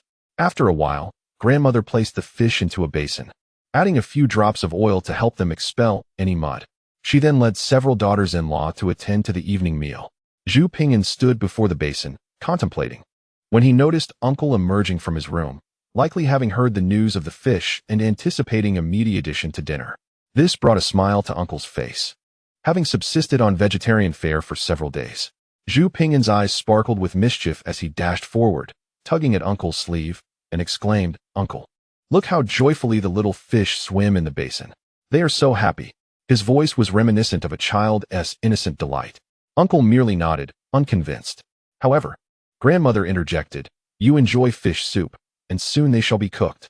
Watching his little nephew nearly on the verge of tears, he caught sight of his sister-in-law, Chun, who was known for her fiery temperament. He knew he mustn't let her think he had upset Zhu, for that would spell trouble. All right, do not be disheartened. Uncle will not eat the fish soup," he said dismissively, secretly thinking that a child's moods are fleeting. He believed he could pacify Zhu for the moment and persuade mother to still cook the fish, confident that by the time dinner was served, Zhu would have forgotten. Or even if he remembered, no one would dare say a word. "Really?" Zhu Pingyan suddenly lifted his head and bolted to the kitchen, shouting, "Grandmother, grandmother! Uncle will not eat the fish soup. I caught the fish, and I want it braised." Outside, Uncle was left in a state of confusion. Nonetheless, Zhu Pingyan overlooked grandmother's bias. Although Uncle had just declared he would not eat the soup, grandmother still prepared the fish soup, which was merely made with the catfish. While the remaining 6 little carp were braised, slightly balancing Zhu Pingyan's sentiments. Dinner unfolded in silence. All the fish had been caught by himself. Even the braised fish had been his endeavor, yet grandmother only allocated him a bowl of catfish soup, containing but a single piece of catfish meat. 6 braised silver carp were prepared. 1 was given to grandfather, 2 to my uncle, as it was said that my uncle's scholarly pursuits weighed heavily on his mind. Likewise, 1 was bestowed upon Zhu Pingjun, which left Zhu Pingyan somewhat speechless, for Jun always faced reprimands from the teacher for dozing off in class, while he himself toiled away herding cattle. The remaining 2 fish were allocated, 1 to my 4th uncle, since he had yet to recover from his illness. I must mention that today, we were clearing the drainage channels at home, and my 4th uncle fell ill once again, claiming a flare-up of his hemorrhoids. Can you believe it? Catfish are considered to be detrimental to one's health, yet grandmother prepared a generous fish soup for him, filled with large chunks of catfish, which he devoured with great relish, suffering no ill effects at all. The other half of the fish was divided between my 3rd uncle and Zhu's father, with Zhu's father passing his portion to Zhu Pingyan. As Zhu Pingyan gnawed on his half of the fish, he observed Zhu Pingjun joyfully devouring 2 whole fish, thus gaining a renewed understanding of grandmother's favoritism.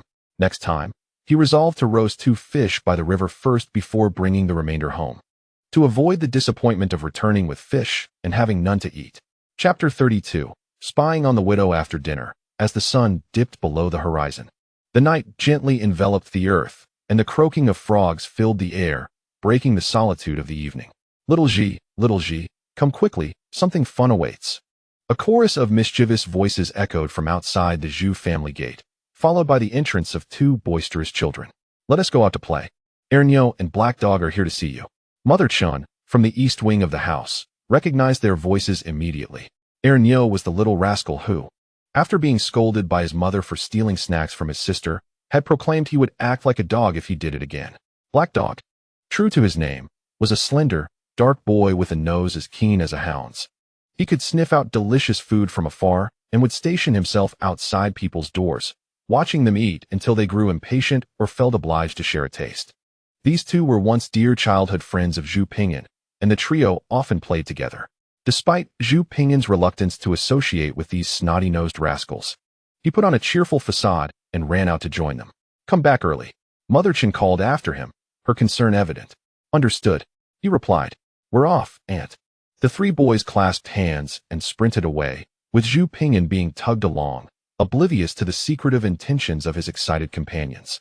After a short while, they arrived at a somewhat secluded courtyard at the southern end of the village, where the two boys halted and gestured for silence. Then pulled Zhu Ping'an into a corner to crouch. The two little mischief makers, heads huddled together, whispered to Zhu Ping'an, "Don't make a sound. We have something amazing to show you." Following this, they stealthily led him around to the other side of the wall, skillfully lifting wooden stakes from outside and dragging them to the corner. Zhu Ping'an felt a bit exasperated. They had run all this way just to move wooden stakes? Truly, the joy of mischief for these children was boundless, yet he wondered what could possibly be so fascinating about such endeavors. Two young companions were blissfully unaware of Zhu Ping'an's despondency. They eagerly tugged at him, leading him to step onto several wooden stumps and peer over the wall, their little eyes sparkling with excitement. What could possibly elicit such enthusiasm? Zhu Ping'an, lacking energy, followed the gaze of his friends and gasped in shock. Beneath the jujube tree in the courtyard, a naked young woman was washing herself. Perhaps it was due to the secluded nature of the courtyard that she dared to be so bold, though her figure was quite appealing. It paled in comparison to the images stored on his computer south hard drive. Yet, as she washed, the unintentional allure was simply overwhelming. The dim twilight and the soft glow of the moon added a certain ambience to the scene. However, was it not a tad too early for children of 5 or 6 to witness such things? Even modern children could not be this precocious. Aware of his own innocence, Zhu Ping'an resolutely shut his eyes. It was not that he held himself in high regard. After all, he had once stored hundreds of gigabytes of such content. Rather, he believed that at his age, it was simply inappropriate to view such scenes. Perhaps in another decade, he would reconsider. Quick, look, she's incredible. She's not wearing any clothes. Yet she can hide the little rabbit. Niu and Haigu were utterly captivated by the woman. What little rabbit? Zhu Ping'an wondered. We searched high and low last time and couldn't find where she hid it. Indeed. Look, the rabbit is starting to eat the carrot. Can you see it? We couldn't find it at all. Isn't it beautiful? It's like magic. A rabbit eating a carrot? Zhu Ping'an glanced again, utterly bewildered. He had not anticipated such boldness from women in ancient times. This reminded him of a modern anecdote. How terrifying. There's a woman on the balcony across from my house trying to commit suicide, repeatedly jabbing herself with something resembling a cucumber, her face contorted in agony. I'm so scared. Should I call 120 or 110, or perhaps 10,086? Look, the carrot has vanished and reappeared. The rabbit is nowhere to be found. Isn't this magic captivating? The two excited little rascals exclaimed, seeking Zhu Ping'an's approval. Oh, he realized he had misjudged these two. They merely believed the woman in the courtyard was practicing a magic trick involving the disappearance and reappearance of the rabbit and carrot. After all, what could such small children possibly understand? Engrossed in the spectacle, the two little ones forgot that they were standing on wooden stumps. In a moment of carelessness, Niu lost his footing and fell to the ground with a thud.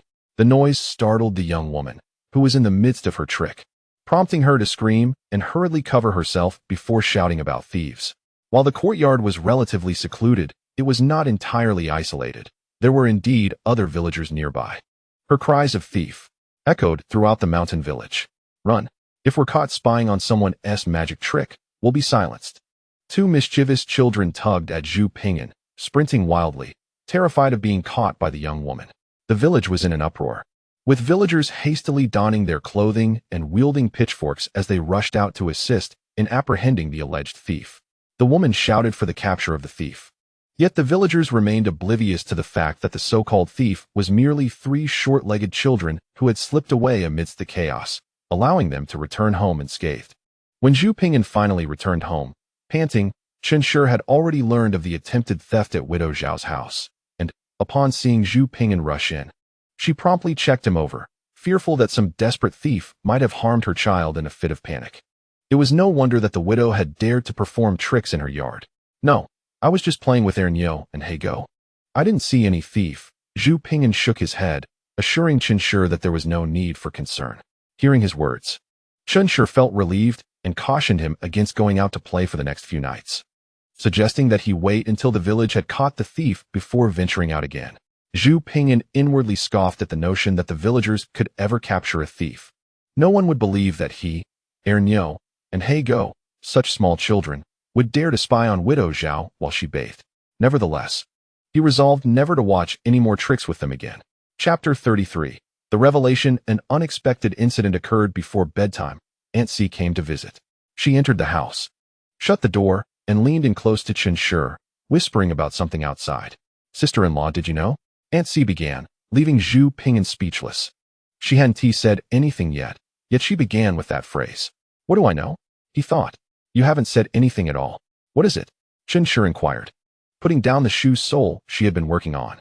Although Chen Shi and Aunt C did not share a particularly warm relationship, they were family. And Aunt C's visit prompted Chen Shi to respond kindly.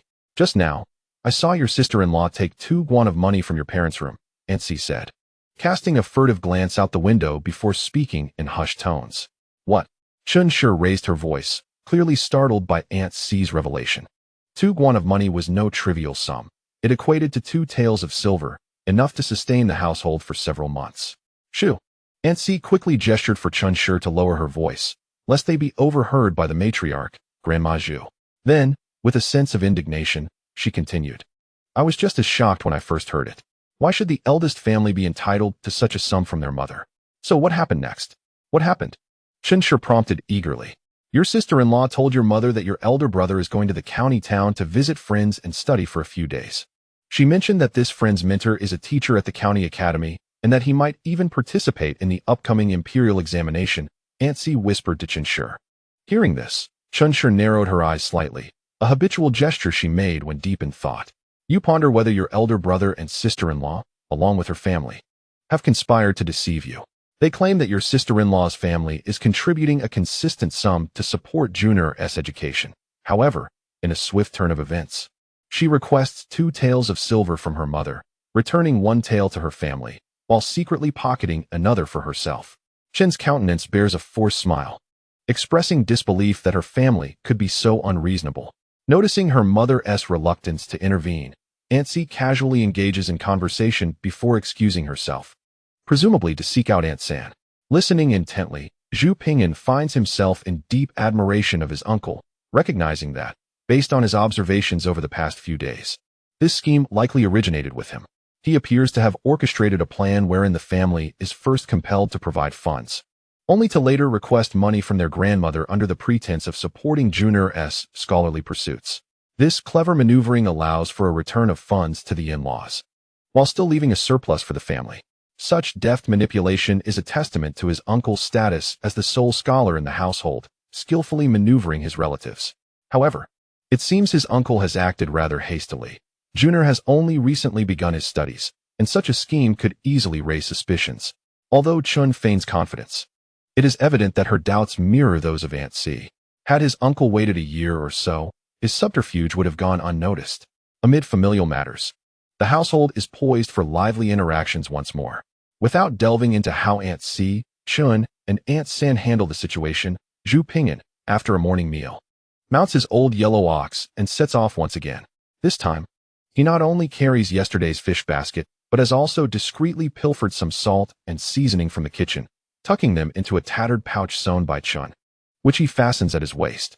Arriving somewhat early, Zhu Ping'an is in the midst of tying up the old yellow ox when he notices that classes have yet to commence. The teacher, embodying the scholarly elegance reminiscent of the Wei and Jin dynasties, approaches with a scroll of ancient texts in hand. Witnessing Zhu Ping'an engaged in the task of securing the ox to a tree, it appears the mischievous child, who has been playing games with stones at the school, is indeed a young herdsman, an amusing pastime for one at such a tender age. Realizing the teacher has passed by, Zhu Ping'an sees him entering the bamboo grove. The teachings of humanity begin with an innate goodness. Though nature may be similar, habits diverge. If one is not educated, one's nature may be led astray. The path of teaching flourishes with dedication. Upon entering the private school, the air fills with the spirited sounds of children reciting the 3-character classic, their heads bobbing in unison. As time meanders on, the sun climbs higher in the sky, unrelenting in its heat, causing Zhu Ping'an to break into a light sweat. Beads of perspiration trickle down his face, mingling with the dust of the day. As he diligently writes, Zhu Ping'an senses something amiss. Today, he is sweating profusely, a stark contrast to previous days. Lifting his gaze, he spots a mischievous little girl, Li Shu, with a cunning grin, delightfully dripping water from her bamboo tube onto her forehead.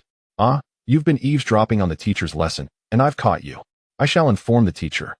Li Shu, reveling in her discovery, threatens Zhu Pingyan in a hushed tone, her short legs poised to dash into the schoolhouse.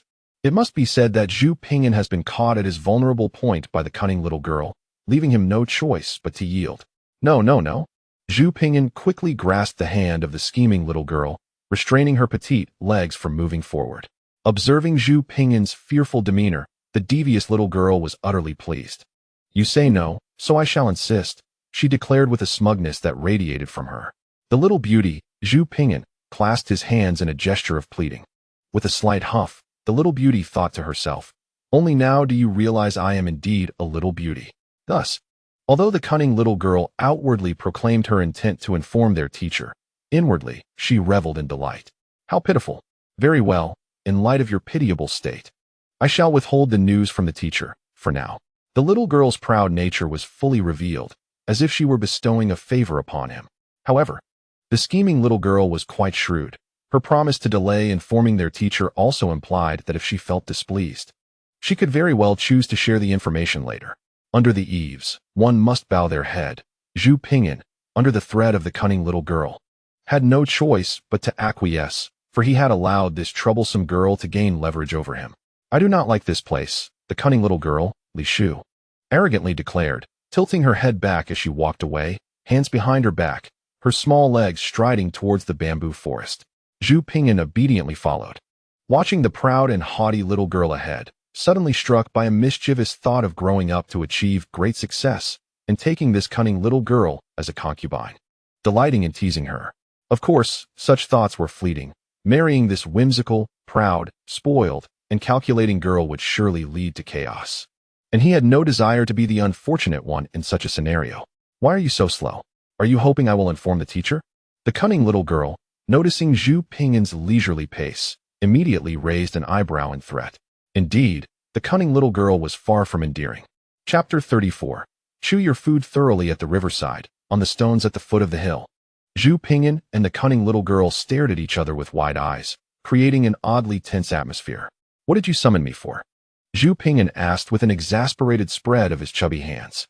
Huh, you spoke first, therefore you lose, the cunning little girl exclaimed, joyfully jumping off the stone and clapping her hands in excitement. Lost? What are you talking about?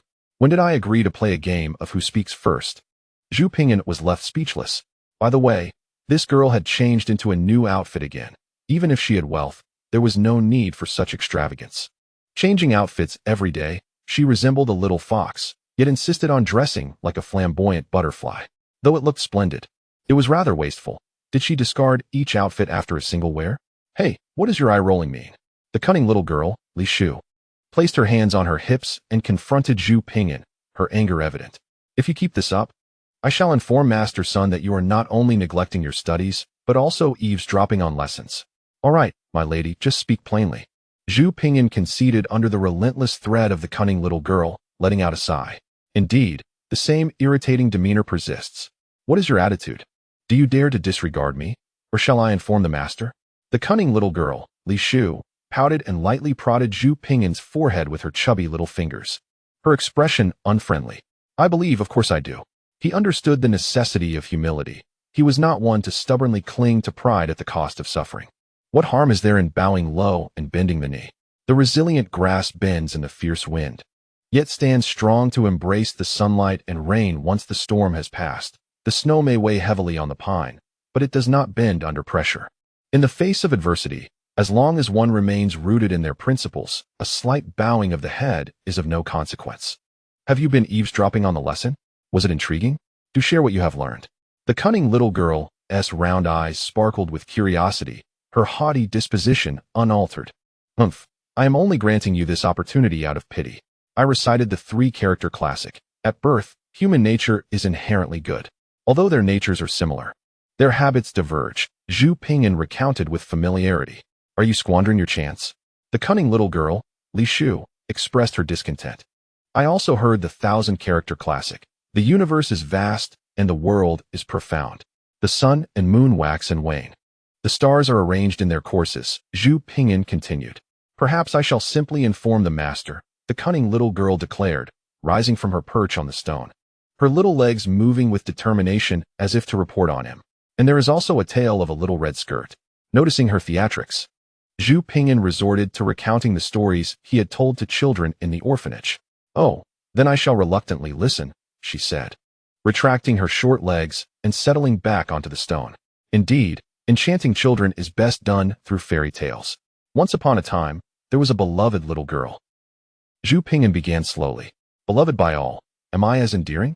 The cunning little girl interrupted, inquiring. The wolf in the story is certainly more charming than you," he thought, though he could not express it aloud. "You are more adorable." Zhu Pingyan forced a smile. Satisfied, the cunning little girl commanded him to continue. "Once upon a time, there was a little girl who delighted in wearing a beautiful red skirt gifted by her grandmother, so the townsfolk called her Little Red Skirt." The cunning little girl scoffed softly. "I would never wear the same outfit every day." One day, her mother told Little Red Skirt, "Your grandmother is ill. Please take some treats to visit her." The mother cautioned, "Your grandmother lives in the forest, which is far away. Be careful on your journey, and do not dawdle." Thus, Zhu Pingyan transformed the tale of Little Red Riding Hood into that of Little Red Skirt, for in the Ming Dynasty, girls did not wear hats. In the forest, Little Red Skirt encountered a wolf, unaware of its ferocity, and confided her purpose to it. The wolf, knowing this, deceived her into gathering mushrooms. Meanwhile, the big bad wolf rushed to the cabin in the woods, imitating Little Red Skirt's voice to knock on her grandmother's door. Gulp! The big bad wolf swallowed Little Red Skirt's grandmother whole. The big bad wolf disguised itself as the grandmother, opening its wide jaws and, with a single gulp, swallowed Little Red Riding Hood without even taking a bite.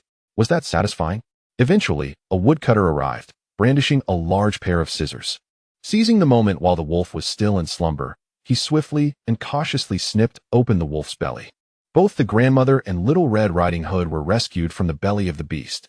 Observing the darkly clever little girl listening intently to the story, Zhu Pingyan mused on how children are more receptive to new ideas. If this tale were shared with adults of this era, they would undoubtedly question how a wolf could speak, whether a wolf's belly could accommodate both an adult and a child, and how someone could emerge unharmed from such a predicament. Upon concluding his adapted version of Little Red Riding Hood, Zhu Pingyan inquired what she had learned from the story.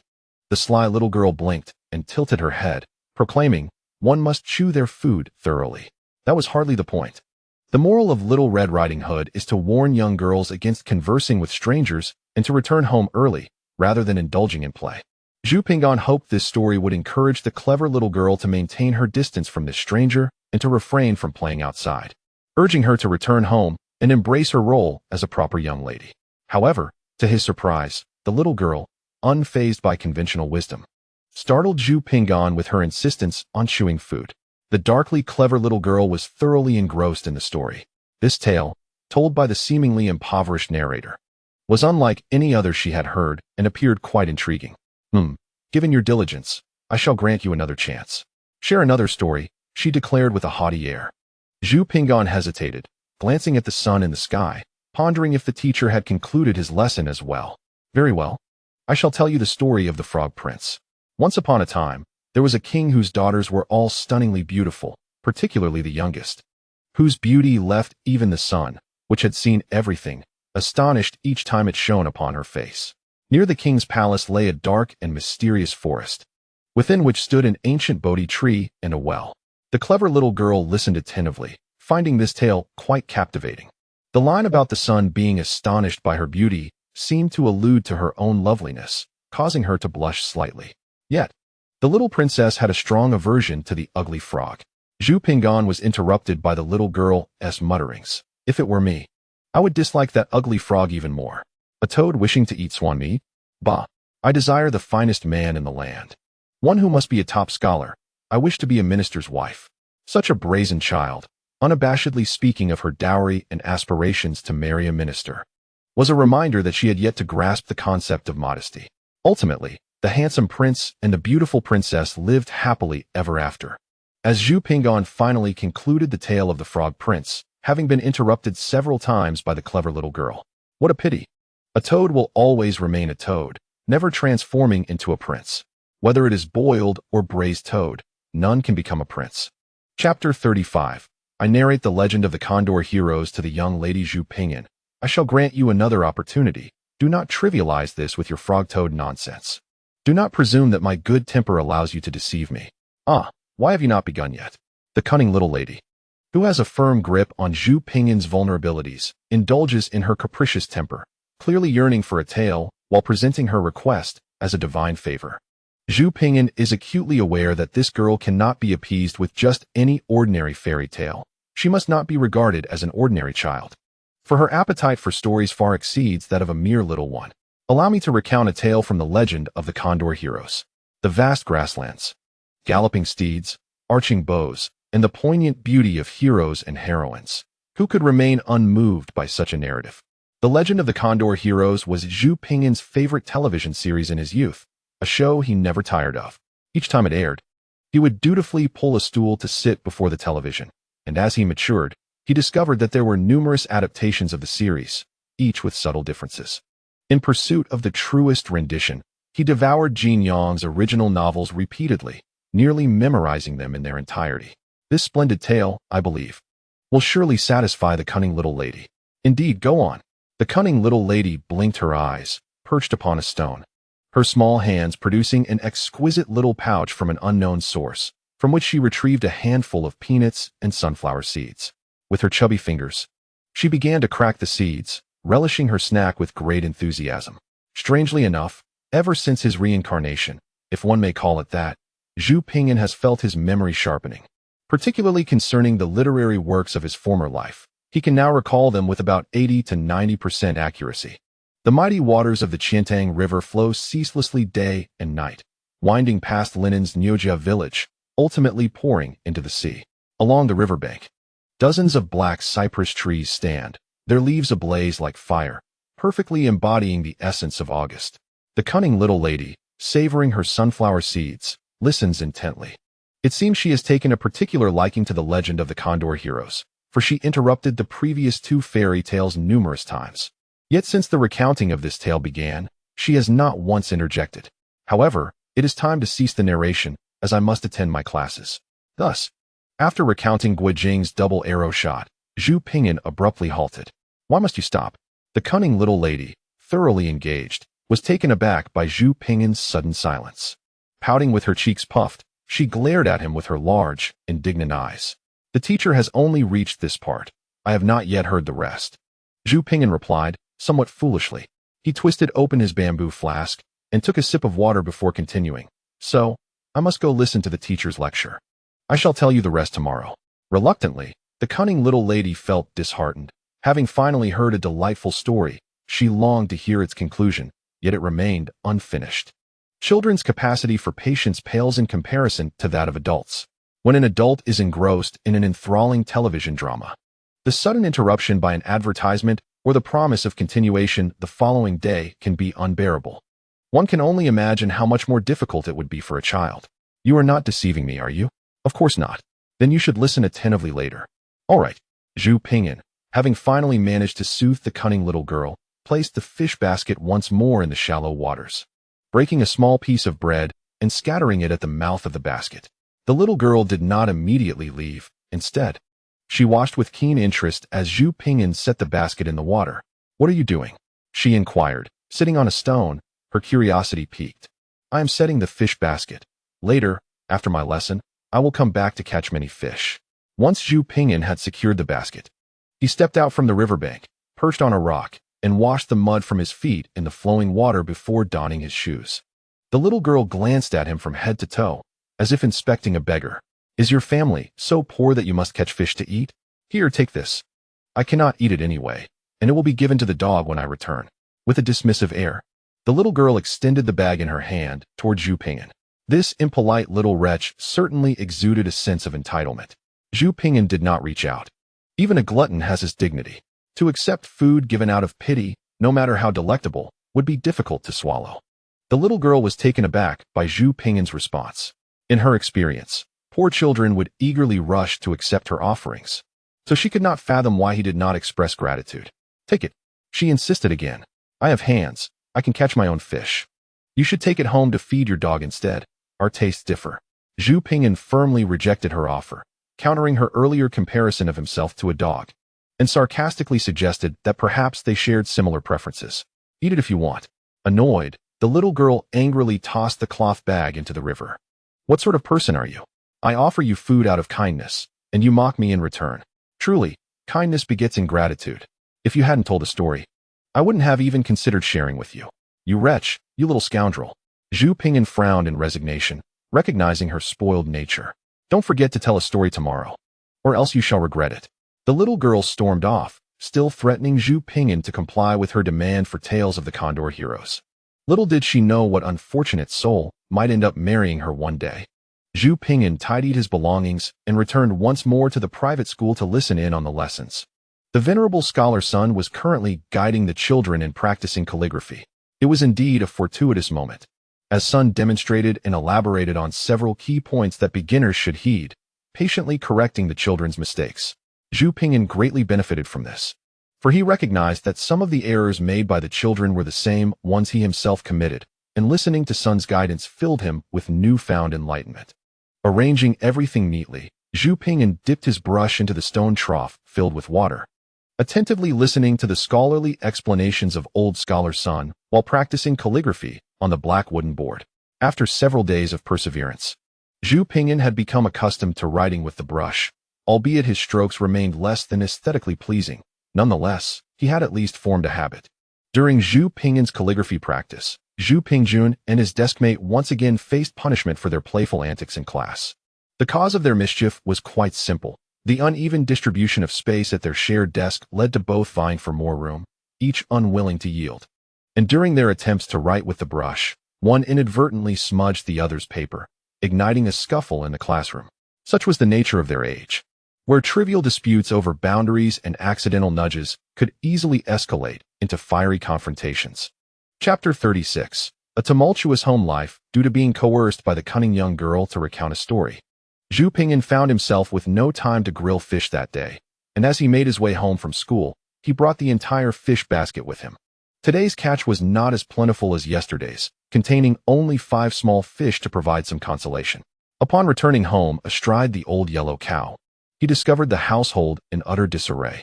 Aunt Xiaoxi, Aunt San, and his mother, Chun, were embroiled in a heated dispute with his aunt and grandmother, causing quite the ruckus in the yard. The commotion was undoubtedly sparked by Aunt's request for 2 taels of silver from grandmother, though the instigator remained unknown. With the odds stacked 3-1, grandmother remained silent, and Zhu Pingyan chose not to intervene, knowing his mother would not be at a disadvantage. Big sister, are you conspiring with the Yu family to play tricks on us? Aunt Xiaoxi lamented. A few days ago, the Yu family sent a tael, and now you've taken 2 from mother. Surely, even usury doesn't tea come at such a steep price? My sister's-in-law and I merely inquired. And you accuse us of causing family strife and jeopardizing brotherly relations. Are we not allowed to ask? Aunt Xiaoxi wore a look of grievance as she vented her frustrations. Did I not explain it to you? It is not as you assume. Your elder brother intends to travel to the county for further studies, and he will surely excel in his examinations. When he succeeds, our family will bask in glory and prosperity, sitting side by side with the county magistrate without the need to kneel, and we shall be exempt from taxes and labor. My dear sister-in-law, you must think long-term. If your brother achieves success, he will not forget you. Aunt responded to Aunt Xiaoxi's inquiries with composure, her smile strained yet maintained as if persuading a younger sister who lacked understanding. Indeed, dear sister-in-law, you always say that. Yet I have never seen my brother succeed in any examinations. Aunt Xiaoxi muttered quietly. Excuse me, what did you just say? Aunt's forced smile faltered, her composure breaking. And nothing at all. How could we possibly know if my brother is using those 2 taels for his studies or to curry favor with the Yu family? Aunt Xiaoxi hastily waved her hands, aware that her brother's success was her sister-in-law's fervent wish, and dared not tread on that sensitive topic, deftly steering the conversation elsewhere. Indeed, dear sister-in-law, 2 taels is not a trivial sum. If we were to use it ourselves, Junior could attend school, and it would be sufficient for my little Xier to study as well, Mother Chen interjected. Upon hearing this, the elder aunt gazed outside at Zhu Pingyan, who was entering with a fish basket while riding an old yellow ox. A hint of disdain flickered across her smiling face as she spoke. Sister-in-law, I believe it would be commendable for Xier to tend to the cattle. Look, he has even caught fish upon his return. Initially, I had no intention of sending my son Junior to school, hoping instead to have him help in the fields. However, Fortune tellers insisted that he is a reincarnation of the literary star, and after consulting several, they all echoed the same sentiment. They warned me that if I did not send Junior to school, it would be against the natural order. Their words struck fear in my heart, prompting me to mention it to my elderly mother, who promptly sent money for his education. Zhu Pingyan noticed his mother's face turning pale with anger at the veiled remarks from the elder aunt, and he could see she was about to confront her. Just then, Zhu Pingjun returned from school, having ridden the old yellow ox faster than his brother. "Mother, I refuse to go back to school," he exclaimed, his small hand, red from the teacher's strikes, raised in demonstration. "The old master dislikes me and beats my palm every day. Look, it's swollen. I will never return." Zhu Pingjun burst into the room, sobbing and sniffling, tears streaming down his cheeks. Though Zhu Pingyan wore simple, patched clothing, he appeared plump and well-groomed. In contrast, Zhu Pingjun, clad in new garments, bore a face smeared with dirt and streaked with tears. Observing this, Zhu Pingyan seemed more like a student of the classics, while Zhu Pingjun resembled a monkey dressed as a scholar, more fitting for herding cattle. Witnessing this scene, Mother Chin's anger dissipated, and she mirrored the elder aunt's earlier expression and gaze. Provoked by Mother Chin's reaction, the elder aunt turned to Zhu Pingjun, who was crying about the teacher's punishments, and erupted in fury. "I will ensure you never return to school. Do you understand the sacrifices your parents have made for your education?" The elder aunt could no longer maintain her previous composure, her face contorting with rage as she seized Zhu Pingjun and, wielding a broomstick, struck his backside repeatedly. "Oh dear sister-in-law, even if you are angry, do not strike the child. He is so young and knows not what he does. He is destined for greatness. Do not ruin him." Mother Chun, not one to be trifled with, seemed to defend Zhu Pingjun, but her words dripped with sarcasm aimed at the elder aunt.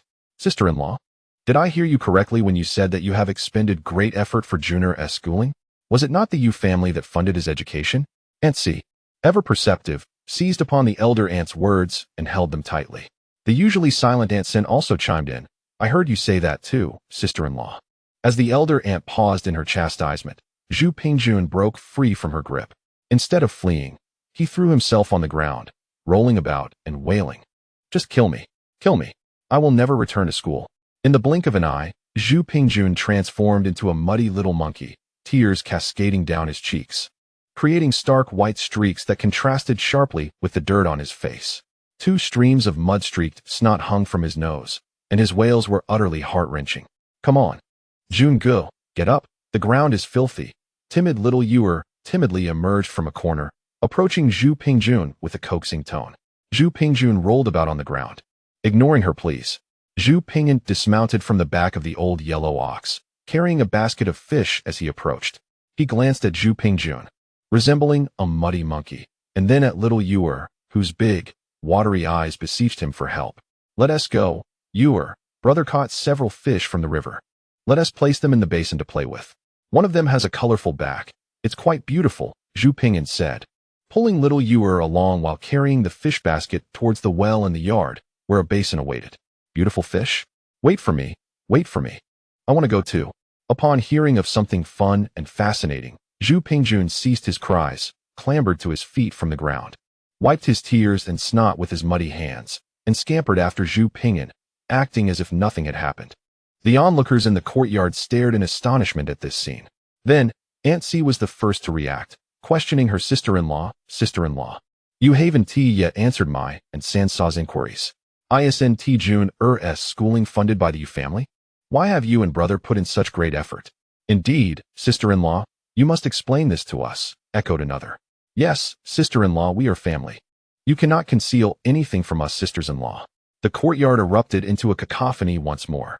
Chapter 37. The water dispute with the neighboring village. In the hustle and bustle of family life, one cannot escape quarrels over the essentials: firewood, rice, oil, salt, sauce, vinegar, and tea.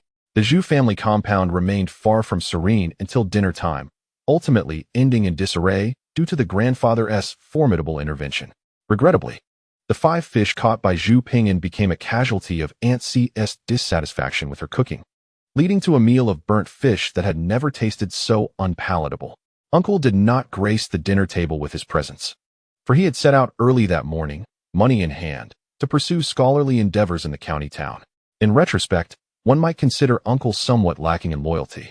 He ventured off to indulge himself, leaving aunt to contend with the suspicions and inquiries of several sisters-in-law. Aunt defended uncle staunchly, permitting no one to speak ill of him. One could only remark on uncle's remarkable prowess. True to a scholar, he had cultivated the ability to command the household with ease. During dinner, grandfather generously bestowed an extra pancake upon Zhu Pingyan and half a pancake to Zhu Pingjun, urging both grandsons to eat their fill. Old man, pancakes cost nothing, grandmother grumbled, already vexed by the uproar among her daughters-in-law, seeing grandfather lavishly providing for the two grandsons. While it was one thing for Junior to receive extra, especially for the little grandson who had already been given half a pancake, now he was receiving a full one, a portion fit for adults. What do you know, woman? In just a few days, it will be time for our village to dispute water rights with Xiahe Village once more. Today, an elder from the village approached me, saying, Junior, Jier will both participate this year. They are the backbone of our village. This matter concerns the very livelihood of our entire community, for the land is our lifeblood. Last year, we failed to seize the opportunity from Xiahe Village, and this year, we have suffered considerable losses, particularly in these recent days. We must ensure that Jier and Junior are well fed and provided for. Grandfather, with a stern expression, turned to grandmother and exclaimed in frustration, How foolish of you, a mere woman, to lack insight. Upon hearing this, Mother Chen's countenance brightened considerably. Although our village lost the water dispute last time, Dachuan exhibited commendable performance, garnering praise from both within and beyond the village, which will undoubtedly facilitate his future prospects in finding a wife. This time, the two youngsters, barely 5 years old, will have ample opportunities to shine in the future. After dinner, Zhu Pingjun learned from his father, Zhu Shui, what the so-called water dispute with Xiahe Village entailed. Both villages relied on the same mountain and the same water source, making conflicts over resources inevitable. The mountain itself posed no issue, being vast enough to accommodate both villages' needs. But the clear stream was a different matter. Both villages depended on this water for irrigation. Xiahe Village, located upstream, and Xiahe Village, downstream, had depended on this stream for generations. However, during times of drought or when irrigation was necessary, the water flow often proved insufficient. In the past, Xiahe Village would divert the stream to irrigate their own fields, leaving Xiahe Village with nothing. The crops would wither, yielding no harvest, which was simply unacceptable. Thus, one village would attempt to divert the water while the other resisted. If you divert it today, I shall bring my people tomorrow to reopen the flow, was the unspoken agreement. Without a consensus, the two villages would descend into violent confrontations, armed with pitchforks, sticks, hoes, and shovels, resulting in chaotic brawls. In the heat of the moment, control was lost, leading to bloodshed, casualties, and deep-seated animosity. Historically, these annual disputes had claimed the lives of over a dozen individuals, and even those who suffered losses would seek revenge, sparking further conflicts. The village elders recognized that this cycle of violence was unsustainable. The toll of lives lost and damage inflicted on their own community was far too great, and the crops would suffer as a result of disrupted irrigation. In a bid to prevent further innocent casualties, the elders convened and established a long-standing tradition regarding the water disputes. Children aged between 5 and 10 from both villages would participate, with 30 children from each side engaging in the contest. This way, regardless of the intensity of their competition, the potential for serious harm was minimized. At worst, they would only need to rest in bed for a day or two, unlike the deadly consequences faced by adults. The contest among the 60 children followed a set of rules, for without them, determining victory and defeat would be impossible. Each village possessed 10 flags, with one side on the offensive and the other on the defensive. The defenders would occupy a small hillside while the attackers would attempt to seize their flags. The duration of the contest was marked by the burning of an incense stick. The number of flags captured within that time frame would determine the outcome, which would then be reported to the village elder. After a stick of incense burns out, both sides exchange positions, shifting from offense to defense. The attacking side becomes the defender, while the defending side attempts to seize the flags within the same duration. The number of flags captured determines the outcome, which is reported to the village elder. The elders of both villages assess the flags held to declare a winner, thus deciding the water rights for the coming year. Each flag symbolizes a 5-day irrigation period. Possessing more flags grants priority in irrigation for those additional days. The victorious village gains the right to utilize the clear stream's water for irrigation, while the defeated village is forbidden from obstructing or irrigating until the water period represented by their flags is exhausted. Last year, Xiahe Village triumphed with 2 flags, placing our village at a disadvantage for irrigation. Fortunately, this year, there were no droughts. Otherwise, the consequences would have been dire. As the time approaches for determining next year's water rights, the village elder begins to evaluate candidates from our village to participate in the contest. Given the limited number of children aged 5 to 10, Zhu Pingyan and Zhu Pingjun were selected. Zhu Pingyan, having just turned 5, was chosen likely due to his chubby physique. His elder brother, Zhu Pingxuan, was not selected as he has surpassed the age limit, now being 11 in the traditional counting system. This water contest tradition has been upheld for over a century, evolving into a social gathering between the 2 villages, a platform for the younger generation to showcase their talents. Children who excel in these contests gain considerable advantages in finding spouses, earning commendations from matchmakers and admiration from potential in-laws. Each year, the water contest day transforms into a small festival, with the youth competing for flags on the hillside while the elders cheer and laugh nearby. The village elders gather on a raised platform, enjoying tea and conversation, attracting numerous vendors selling their wares, making it one of the most festive occasions for both villages. A group of spirited children energetically competes for the flags. But observing his mother, Chun, animated with excitement, Zhu Pingyan wisely refrains from speaking. Before bedtime, Zhu Pingchuan shares his experiences from previous contests with Zhu Pingyan, who, despite his usually reserved brother's chatter, finds himself drifting into slumber mid-conversation. Chapter 38. The scholar's curiosity as I tend to the cattle. The fields around the village are thick with millet. The hungry birds peck at the cattle's backs, preventing me from frolicking in the furrows. With the skies clearing and the sun rising, Zhu Pingyan mounts his ox once more, embarking on a new day of herding, attending lessons, and charming the young maidens. During breakfast, his aunt's encouragement for June to excel in school stirs envy in his mother, Chun, as he rides out on the yellow ox. The feelings of melancholy and disappointment from his mother linger in his mind. He resolves to strive diligently to earn her a commendation. Autumn is a critical time for crops, requiring at least 3 irrigations for a bountiful harvest. However, the heavens have not favored them. It has been nearly a month since the last rainfall. As Zhu Pingyan rides along the village path, he observes the crops on either side of the road clearly suffering from lack of water. As I rode my ox across the bridge, I could observe with the naked eye the water level of the clear stream receding, revealing several inches of the bridge piers that had been soaked just the day before. On the hillside, the cunning little girl seemed to have been waiting for quite some time, perched atop her small red horse, her lips pouted in disdain. "Why are you so late? Don't you know I've been waiting forever?" she scolded. Zhu Pingyan, mounted on his yellow ox, looked down at the crafty little girl Li Shu with a look of helplessness. "It's not that I arrived late. It's quite the opposite. You came too early. I recall you usually take ages to show up. Why the early arrival today? And look at you, changing clothes again. How extravagant. Changing every day. Who could afford to marry you? Hey, are you mute or something?" Li Shu, annoyed by Zhu Pingyan's calm demeanor as he loomed over her, raised her small whip in a mock threat. Such a temper for a young lady. She would throw a tantrum at the slightest provocation, as if the entire world were her servants. "I usually come at this time," Zhu Pingyan replied nonchalantly, then leaned down to pat the old yellow ox's head. "All right, old yellow, I'm getting off now." The ox lowered its body, and Zhu Pingyan slid down, leading it up the hillside. The little girl was somewhat envious of how obedient Zhu Pingyan had trained the old ox to be, but she was also reminded of why she had come early. She was eager to learn what had transpired after the events of Guo Jing's double feat with the arrow the previous day. Would the Mongolian Khan truly marry Huajing off to that scoundrel? She longed to know how the story would unfold. She had tossed and turned all night, her heart itching like a kitten, prompting her to hurry over. However, she had not anticipated that this little miser would refuse to tell her story. This simply could not stand. Thus, the crafty little girl urged her small horse forward, blocking Zhu Pingyan's path and threatening. "Hey, Zhu Pingyan, haven't you forgotten something? Do you believe I want to go tell the teacher right now?" It was the same old routine, reminiscent of the girls from her elementary school days who always threatened to report on mischief. Yesterday, the teacher didn't tell the story of the Condor heroes.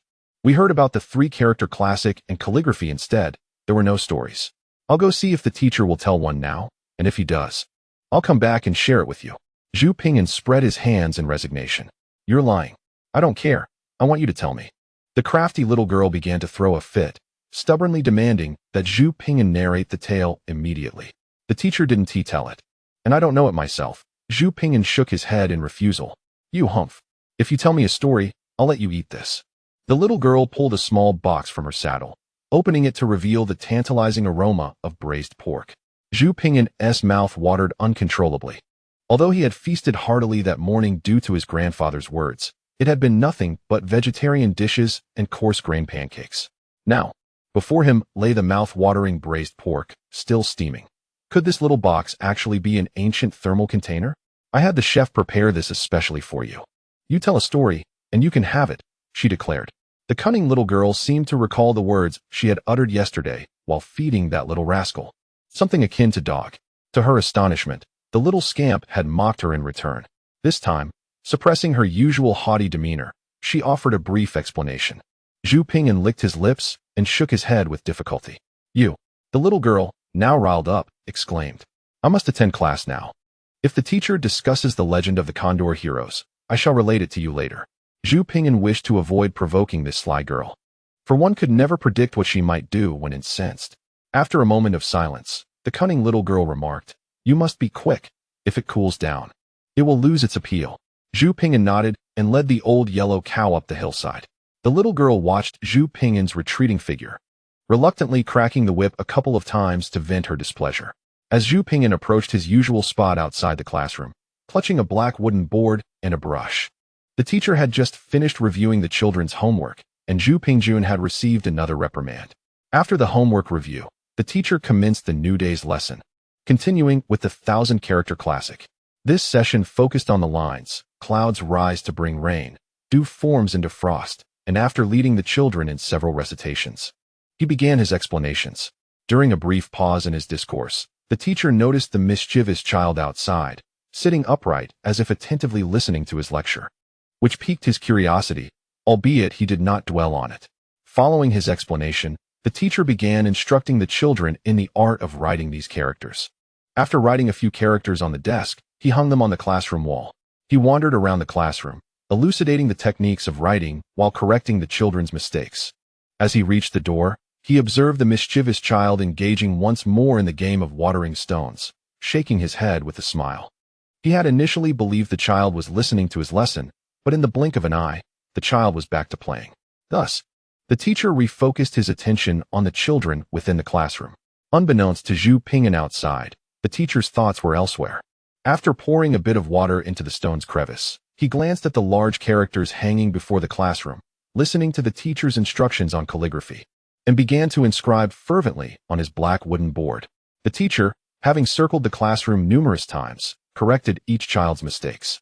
As he passed the doorway once more, he caught sight of the mischievous child again. This time, the child was no longer watering stones but had embarked on a new game, poking at the stones with a slender bamboo stick. Out of curiosity, the teacher assigned the children the task of writing 3 times and stepped outside to approach the mischievous child. The child, absorbed in play, seemed oblivious to the teacher's approach. As Master's son reached Zhu Ping'an, he was curious to discover what game the child was engaged in, and when his gaze fell upon the object in the child's hand, time seemed to stand still. Master's son, stroking his beard, instinctively plucked a few white hairs from his chin once more. In his line of sight, the so-called mischievous boy held a rudimentary brush crafted from fine bamboo and animal hair, dipping it into a crevice in the stone to inscribe upon a black wooden board with fervent strokes. The ink, composed solely of clear water, could linger only briefly on the surface, yet it was evident that this playful child, nay, this diligent youth, had surpassed even the most accomplished students within the classroom. The brush, though of inferior quality, the stool fashioned from uneven stones, and the ink merely a pool of water in the crevice, did not deter him. He wrote with utmost seriousness, sweat cascading down his face without a single wipe. Once the board was soaked, he directly pinned upon the waterlogged surface. His characters, though immature, were remarkably neat. This starkly contrasted with his earlier perception of the boy, creating a profound visual impact. Here lay a gem bestowed by the heavens, truly worthy of refinement. Dear child, would you care to learn under my tutelage? Inquired the venerable scholar's son, stroking his beard. The earnest calligraphy of Zhu Ping'an was abruptly interrupted by the familiar voice. Nearly causing him to drop his brush in surprise, it was none other than Master Sun himself. The shock was not due to the scholar's words. He longed for such an invitation, but rather the startling interruption while he was so engrossed in his work, a mere reflexive response. However, in the eyes of Scholar Sun, this was an expression of uncontainable joy. Zhu Ping'an, embodying a mature soul within a youthful frame, quickly regained his composure after a moment of astonishment. Rising from the stone, his cherubic face radiated excitement, only to suddenly dim with disappointment. Being discovered for eavesdropping, yet facing no reprimand, instead earning praise, brought him joy. Yet, thoughts of the recent tumult at home over a mere 2 coins weighed heavily on him. Proposing to spend money on schooling would surely incite chaos. Thus, his elation was tempered by dismay. Scholar Sun found the transformation of this chubby lad quite intriguing, as if his expression was shifting like a mask. "What is this? Are you unwilling?" he asked, feigning seriousness. Zhu Ping'an hastily shook his small hands, his face still clouded with disappointment. "I am willing indeed. However, my family is poor, and we lack the means to support my education." At this, Zhu Ping'an's eyes brightened once more. While tending to cattle one day, he had overheard lessons from the scholar's classroom, and a sudden clarity had dawned upon him. He had listened to the scholar proclaim that all pursuits are of lesser worth, with only learning held in high esteem, which emboldened him to clandestinely attend the teachings. Naturally, he wished to study under the esteemed scholar. Yet his family's poverty weighed heavily on him. He hoped that the scholar might permit him to listen from outside. This boy not only displayed diligence, but articulated his thoughts with remarkable clarity. Faced with the scholar's mock-serious retort, he remained composed. In stark contrast to the other children in the private academy, who would cower, their faces pale, and unsure of where to place their hands upon encountering such authority. In Scholar Sun's eyes, Zhu Ping'an was indeed a rough gem awaiting refinement. "Your poverty is of no consequence," he reassured.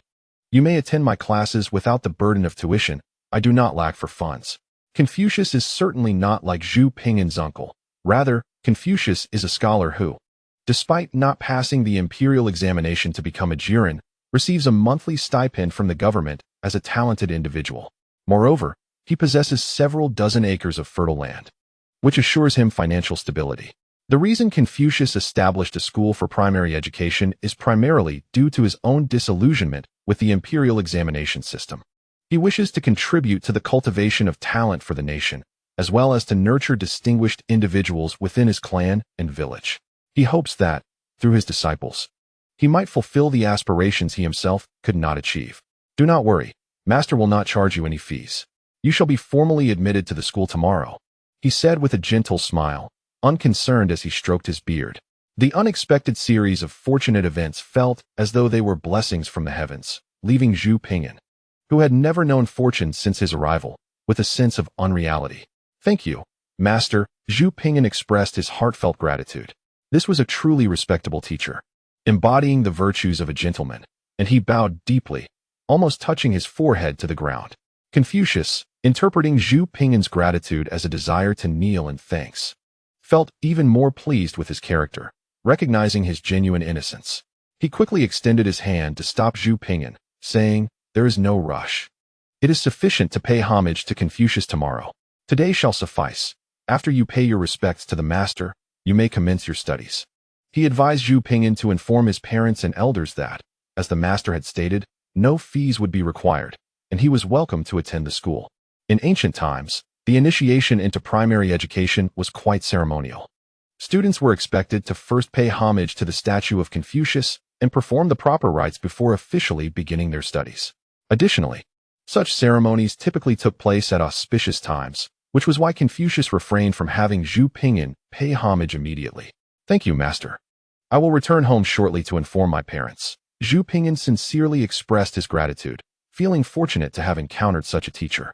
"Make sure to return promptly and relay the news to your elders. Once you commence your studies tomorrow, you must dedicate yourself to learning, otherwise, the master's disciplinary measures can be quite stern," Confucius advised as he organized matters for Zhu Ping'an and returned to teaching in the classroom. Having acquired a promising student, Confucius felt a renewed vigor in his body, walking with considerably more lightness. Zhu Ping'an remained outside, attentively listening to the lecture. One spoke earnestly while the other listened intently. However, a certain mischievous little girl, a scheming presence waiting outside the bamboo grove for the tales of the Condor heroes, was growing increasingly impatient. Li Shu, having waited for Zhu Pingyan to arrive, could no longer contain her displeasure. With a whip in hand, she stormed towards the private school, determined to teach that little pauper a lesson. Just as the scheming little girl stepped out of the bamboo grove, Zhu Pingyan sensed her approach. Having just experienced a fright from the master, he had become decidedly more alert.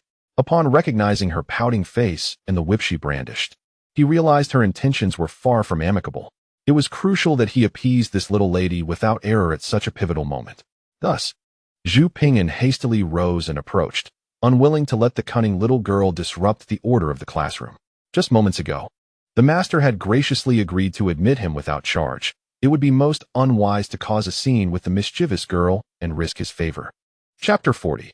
A tale for the little girl. Zhu Pingyan grasped his belongings, his small hand clutching the arm of the crafty little girl. Before she could unleash her fury, he swiftly led her out of the bamboo grove. Once they had exited, Zhu Pingyan sighed in relief, but before he could catch his breath, he was met with the ire of the little girl. "Hey, why are you pulling me? It hurts, you rascal. Who told you to grab my hand? Do you think you're Guijing? Believe it or not, I'll tell the master that you were eavesdropping and dragging me along."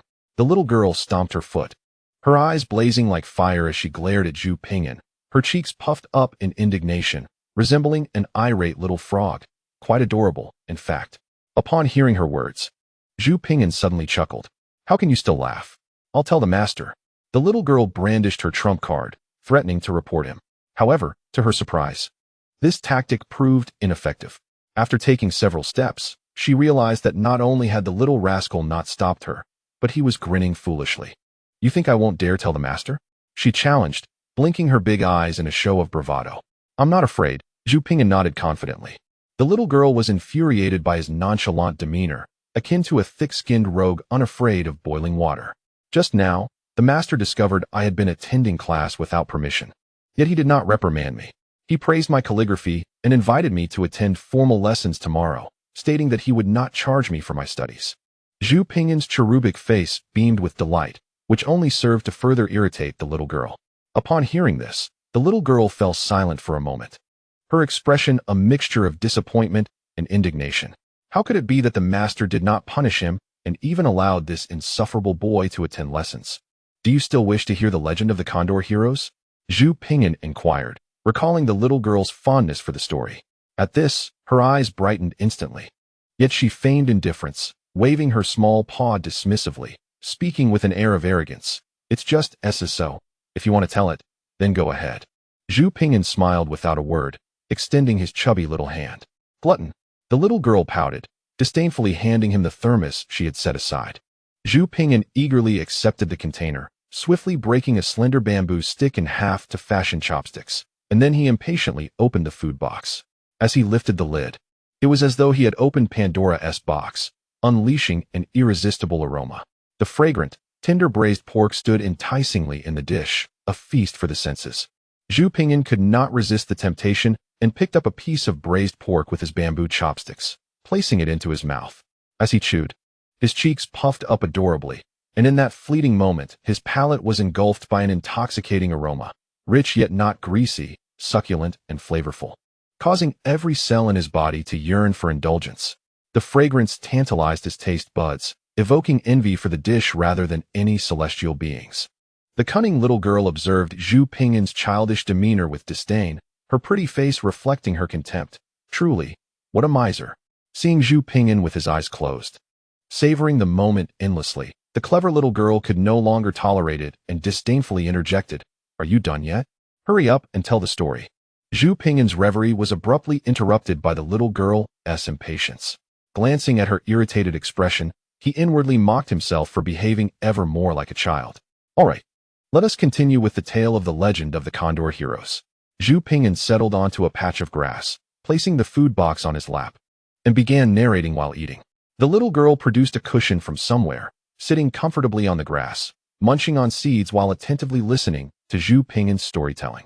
Zhu Pingyan narrated with great emotion, basing his tale on the classic itself while weaving in interpretations from the television adaptation.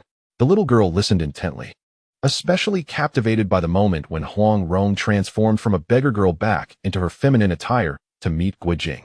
Suddenly, a gentle laugh resonated from behind them. Guojing turned around, and amidst the sound of water, a small boat glided forth from the thicket. At the stern stood a maiden, paddling gracefully. Her long hair cascading down her shoulders, clad entirely in white, with a golden ribbon adorning her hair. Against the backdrop of snow, she radiated an ethereal glow. Guojing was entranced by the maiden's celestial appearance, momentarily lost in awe. As the boat approached, he noted that she appeared to be around 15 or 16. With skin whiter than snow, stunningly beautiful, and her features so exquisite they were almost blinding. Overwhelmed, Guojing turned away, retreating a few steps. The maiden brought the boat to the shore and called out, "Jinggu, come aboard." Guojing was startled, turning back to behold her joyful smile. Her garment fluttering delicately in the breeze.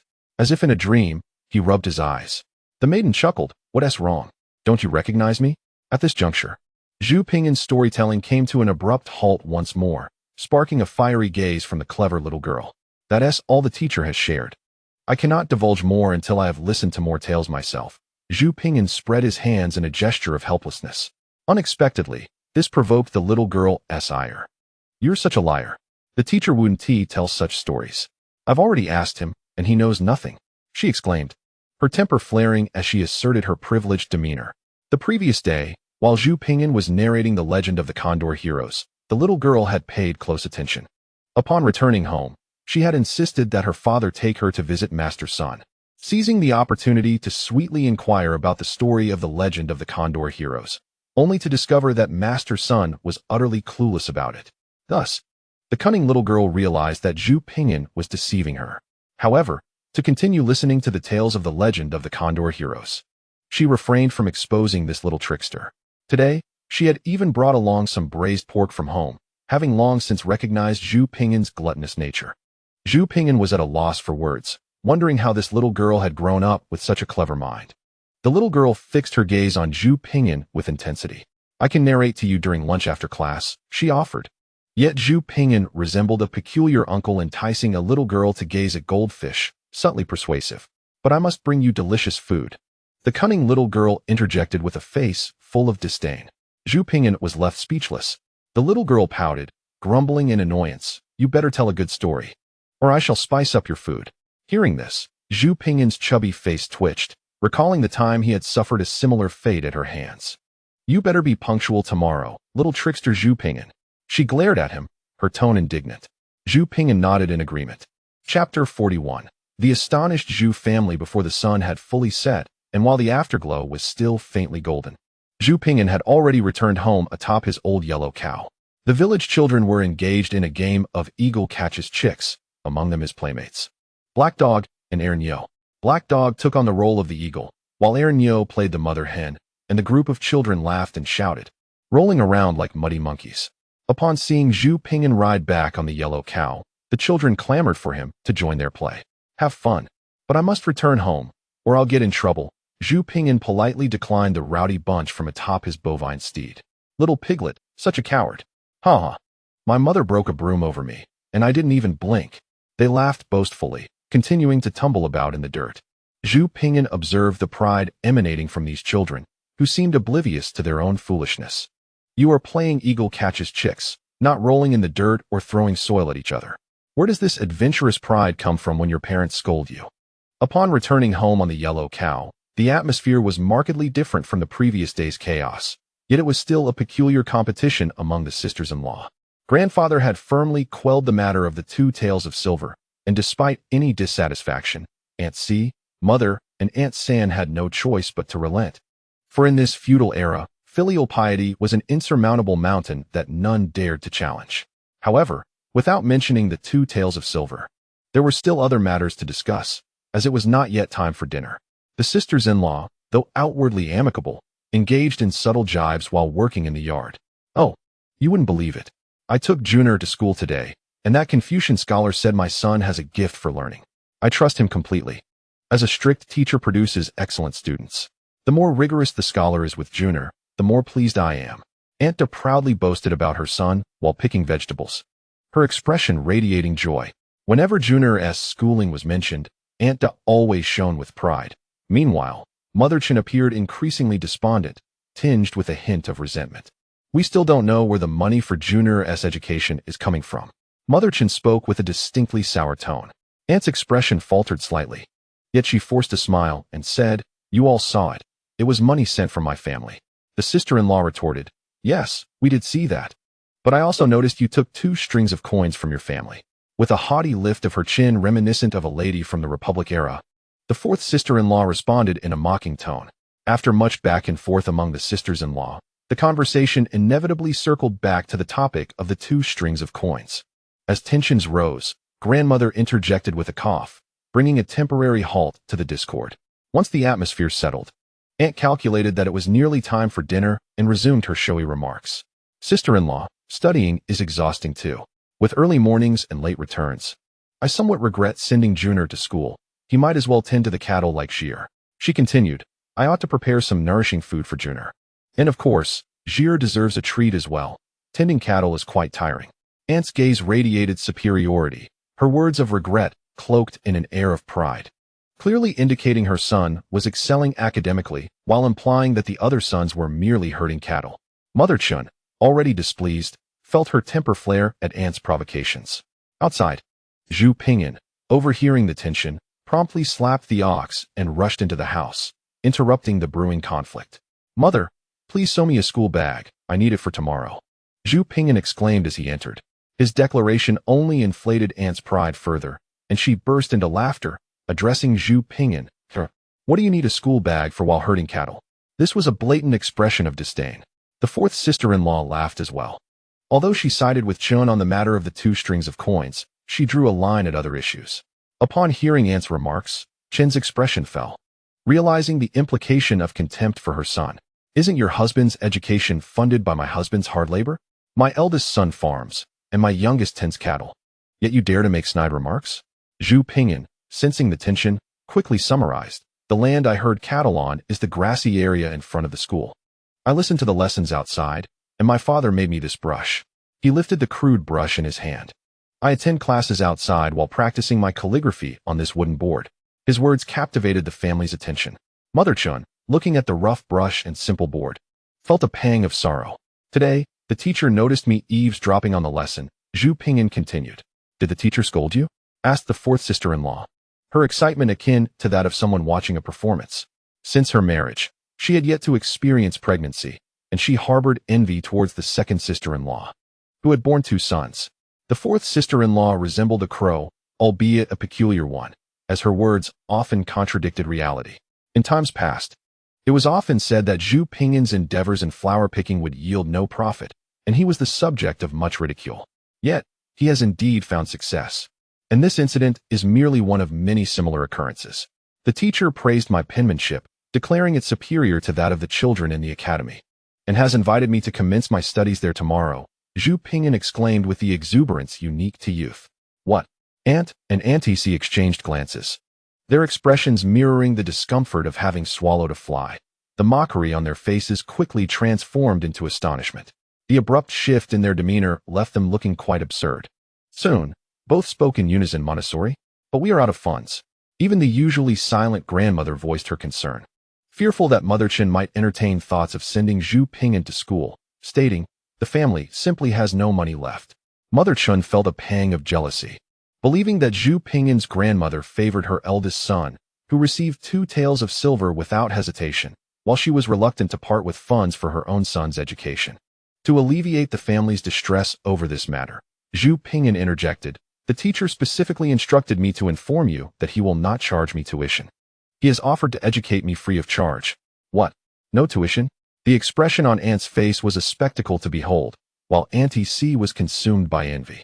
Mother Chen's countenance mirrored the earlier pride of Aunt, as if to say, "My son is exceptional."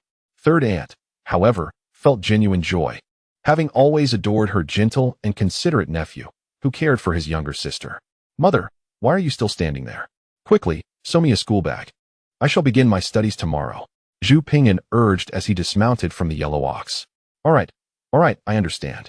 You little rascal are already giving orders to your mother," Chen retorted, though her delight was impossible to conceal.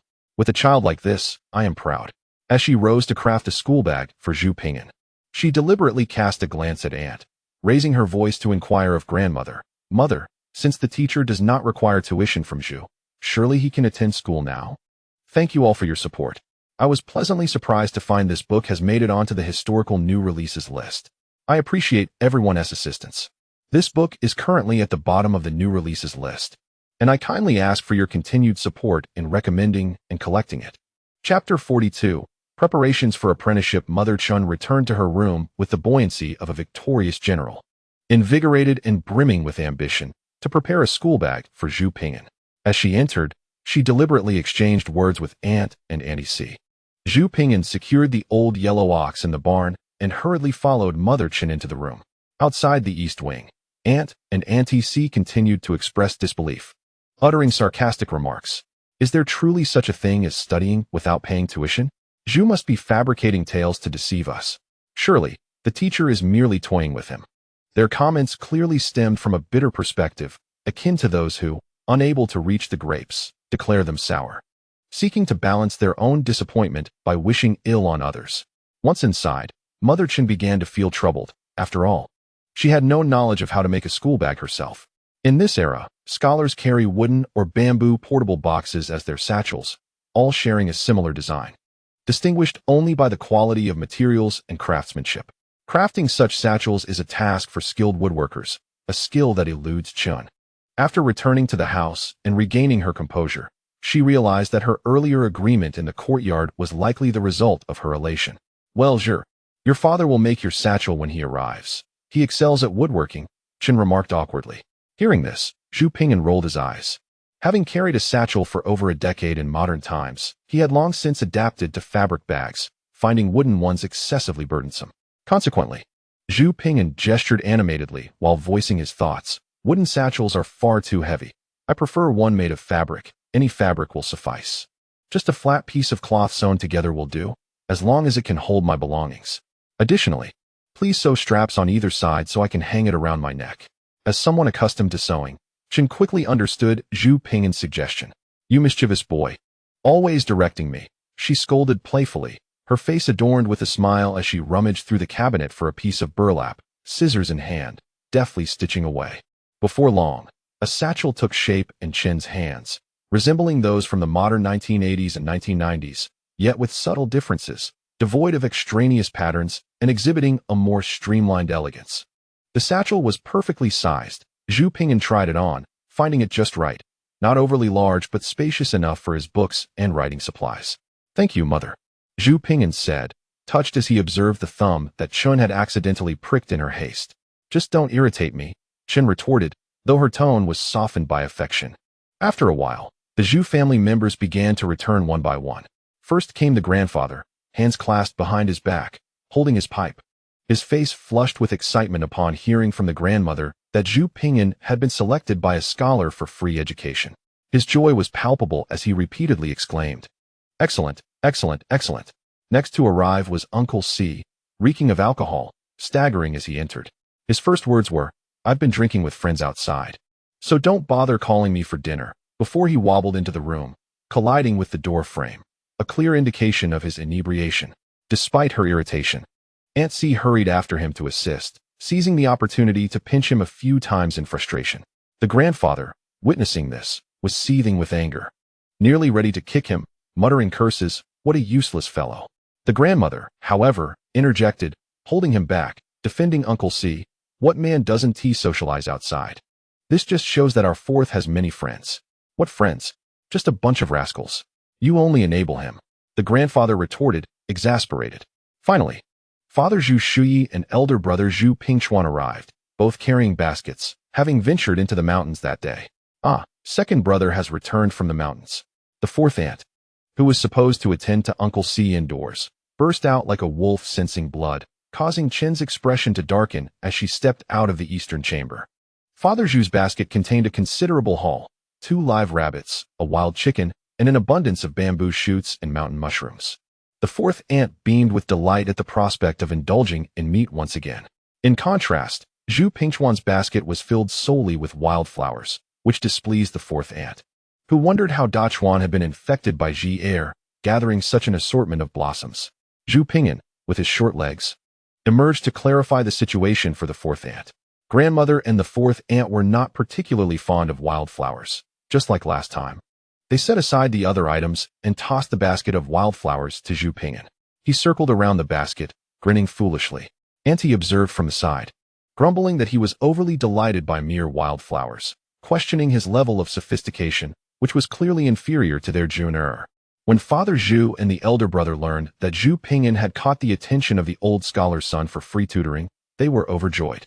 Father Zhu, in his excitement, lifted Zhu Pingyan and twirled him around in the air, nearly causing him to vomit. Mother, the teacher said it was free. But we can't just go like this, Zhu Pingyan suggested. How about I bring the wild chicken and some of the mountain mushrooms I foraged to the old scholar for a taste? After setting Zhu Pingyan down, Zhu Shi discussed this with grandmother. Grandmother appeared reluctant, and before she could voice her objections, grandfather interjected. That makes sense. The second son is right. These mountain mushrooms and wild delicacies are worth little, so we should take them along. Grandfather nodded emphatically. Is that really necessary? Grandmother protested. What do you know, woman? Grandfather interrupted sternly. Listen to me. We're going tomorrow, and we will take everything. Dinner that evening was harmonious, with grandfather unusually consuming 2 extra cups, feeling slightly inebriated. If only this fabric could be fashioned into a new garment for Xihe. It's all your fault for spending money recklessly without purpose. After dinner, in the eastern chamber, Chen looked at the pink and white cotton cloth at the head of the bed and began to complain about Father Zhu. Naturally, Father Zhu agreed repeatedly, his dark face filled with a smile. Outside the window, the elder brother Dachuan was helping Zhu Pingyan fetch water for his bath, as tomorrow marked his initiation into learning, necessitating a thorough cleansing. In ancient times, becoming an apprentice was a significant event, requiring a bath, new clothes, and a vegetarian meal as a sign of respect. This was known as fasting. Although in rural areas the customs were less stringent, bathing remained essential to present oneself cleanly and show respect to the teacher. Oh, by the way, I also have a blue cotton bedsheet for my dowry. Hurry and find it, so I can make Xihe a new outfit. While lamenting Father Zhu's actions, Chen suddenly had a bright idea and eagerly urged him to rummage through the boxes for the bedsheet. That is your dowry, Father Zhu meekly replied. What do you understand? I am willing. Chen kicked Father Zhu playfully, insisting he fetch the bedsheet. Zhu Shi, hurry up. Chapter 43. The Arrogant Boy in Our Nation. Both in ancient times and the present, the veneration of teachers and respect for the principles of learning have always constituted fundamental moral traditions. The official apprenticeship system was established during the Zhou dynasty, and it was further refined in the Ming dynasty. Zhu Pingyan's initiation ceremony took place in a private academy, with his father, Chun, and his aunt, who accompanied Jun Gu to school, observing closely as Zhu Pingyan knelt, bowed, offered tea, and responded under the guidance of Confucius. The pursuit of knowledge is esteemed through diligence. Once one enters this path, one must never forget the importance of hard work. The saying by the lantern's light at midnight and the rooster's crow at dawn, it is the time for a young man to study, serves as a reminder. Should one dare to be negligent, the teacher's ruler will not show leniency. Upon the completion of the initiation ceremony, the venerable scholar admonished, "Be diligent in adhering to your teacher's commands." Zhu Pingyan bowed deeply, responding with utmost respect. The scholar, stroking his beard in satisfaction, then retrieved a set of semi-new scholarly supplies from his desk and presented them to Zhu Pingyan, saying, "This set was used in my early years, and today I bestow it upon you. Do not disappoint me." Feeling somewhat embarrassed to accept such a generous gift after being exempted from tuition, Zhu Pingyan hesitated. "It is a gift from an elder," the scholar insisted with a serious expression. "It is a gift from an elder. I dare not refuse," Zhu Pingyan finally conceded. Bowing once more in gratitude, the scholar waved his hand dismissively, encouraging Zhu Pingyan to make good use of the supplies, study diligently, and not let himself down.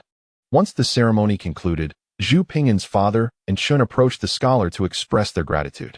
Chen's eyes were red with emotion, while Zhu Pingyan's father, lacking in eloquence, simply pushed forward a basket of goods he had brought. Upon seeing the offerings, the scholar inquired of Zhu Pingyan, "Did I not ask you to inform your family that I would not accept any gifts?" Zhu Pingyan shook his head repeatedly. Chen interjected, "The esteemed teacher kindly offers to educate our Xihe for free. Our family is immensely grateful." This is merely a small token of our appreciation, not worth much. All gathered by his father on the mountain. The scholar declined, but Chun and Zhu Ping'an's father persisted. Unable to refuse further, the scholar accepted the gift. Naturally, Zhu Ping'an's father and Chun would deliver the basket to the scholar's home, for it would not be appropriate for the elderly scholar to carry such a heavy load himself. The aunt, only now realizing that it was indeed the scholar who had taken Zhu Ping'an under his wing for free, felt an intense pang of jealousy. Upon returning home, she relayed this troubling news to Aunt C, who, after a moment of shock, muttered something about Zhu being fortunate, which provided the aunt with some measure of psychological balance. After the initiation ceremony, Zhu Ping'an's father, Chun, and the aunt descended the mountain, careful not to disrupt the scholar's teaching. Having successfully entered the private academy, Zhu Ping'an had truly taken his first step in this era. Though it was but a small step, it was nonetheless a crucial one. How could one navigate the currents of this examination-driven dynasty without attending school, with the guidance of the teacher? Even if he displayed a touch of cleverness or distinction from the ordinary, no one would dare to speak ill of him, for he was a scholar. In books, one finds beauty. In books, one discovers wealth. A scholar may remain at home, yet still grasp the affairs of the world. All that is extraordinary will be attributed to one's studies. My name is Li Xiaobao. What is yours? Zhu Ping'an's deskmate is an adorable little chubby boy, considerably plumper than himself. This jovial chubby lad is quite amiable and takes the initiative to greet Zhu Ping'an, perhaps recognizing a kindred spirit in him. I am Zhu Ping'an. As he arranges his belongings on the desk, he responds to his deskmate. The little chub generously offers to assist with grinding the ink, the sound of his tiny hands creating a delightful scritch-scratch. Zhu Di, you have come to keep me company as well. Let me tell you, the teacher can be quite fearsome.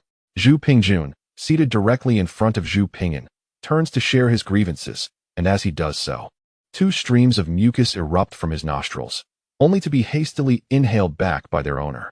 During class, the teacher recited the 3-character classic, followed by the 1,000-character essay.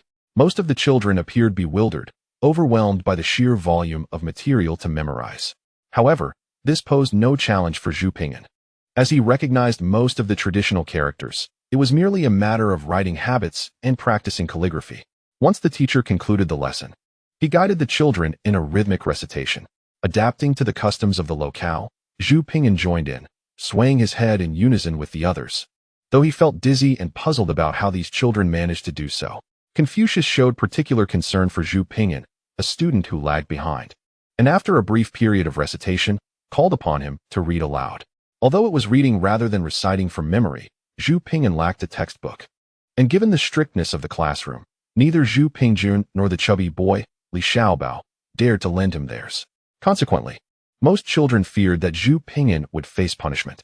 To their astonishment, however, when Zhu Ping'an stood up, he articulated each word clearly and smoothly recited both the 3-character classic and the 1,000-character essay up to the point discussed in class. Only after calling on Zhu Ping'an did the venerable scholar realize his lack of a textbook and intended to ask his deskmate to lend one to him. But Zhu Ping'an had already begun reciting. This left the scholar greatly astonished, sensing that this boy was destined for greatness, which prompted him to invest more effort in Zhu Ping'an's education. The private academy resembled a small society. Once the teacher retreated to the grass hut behind the school for a rest, the classroom instantly transformed into a chaotic scene, with children forming small groups based on familiarity and engaging in playful antics. Feeling an urgent need, Zhu Ping'an experienced a slight discomfort in his abdomen after class and made his way to the restroom. This restroom, however, was merely a secluded corner enclosed by a fence, featuring just one pit. Resources were scarce, and with a larger crowd, one had to queue. By the time Zhu Ping'an arrived, there was already someone in line.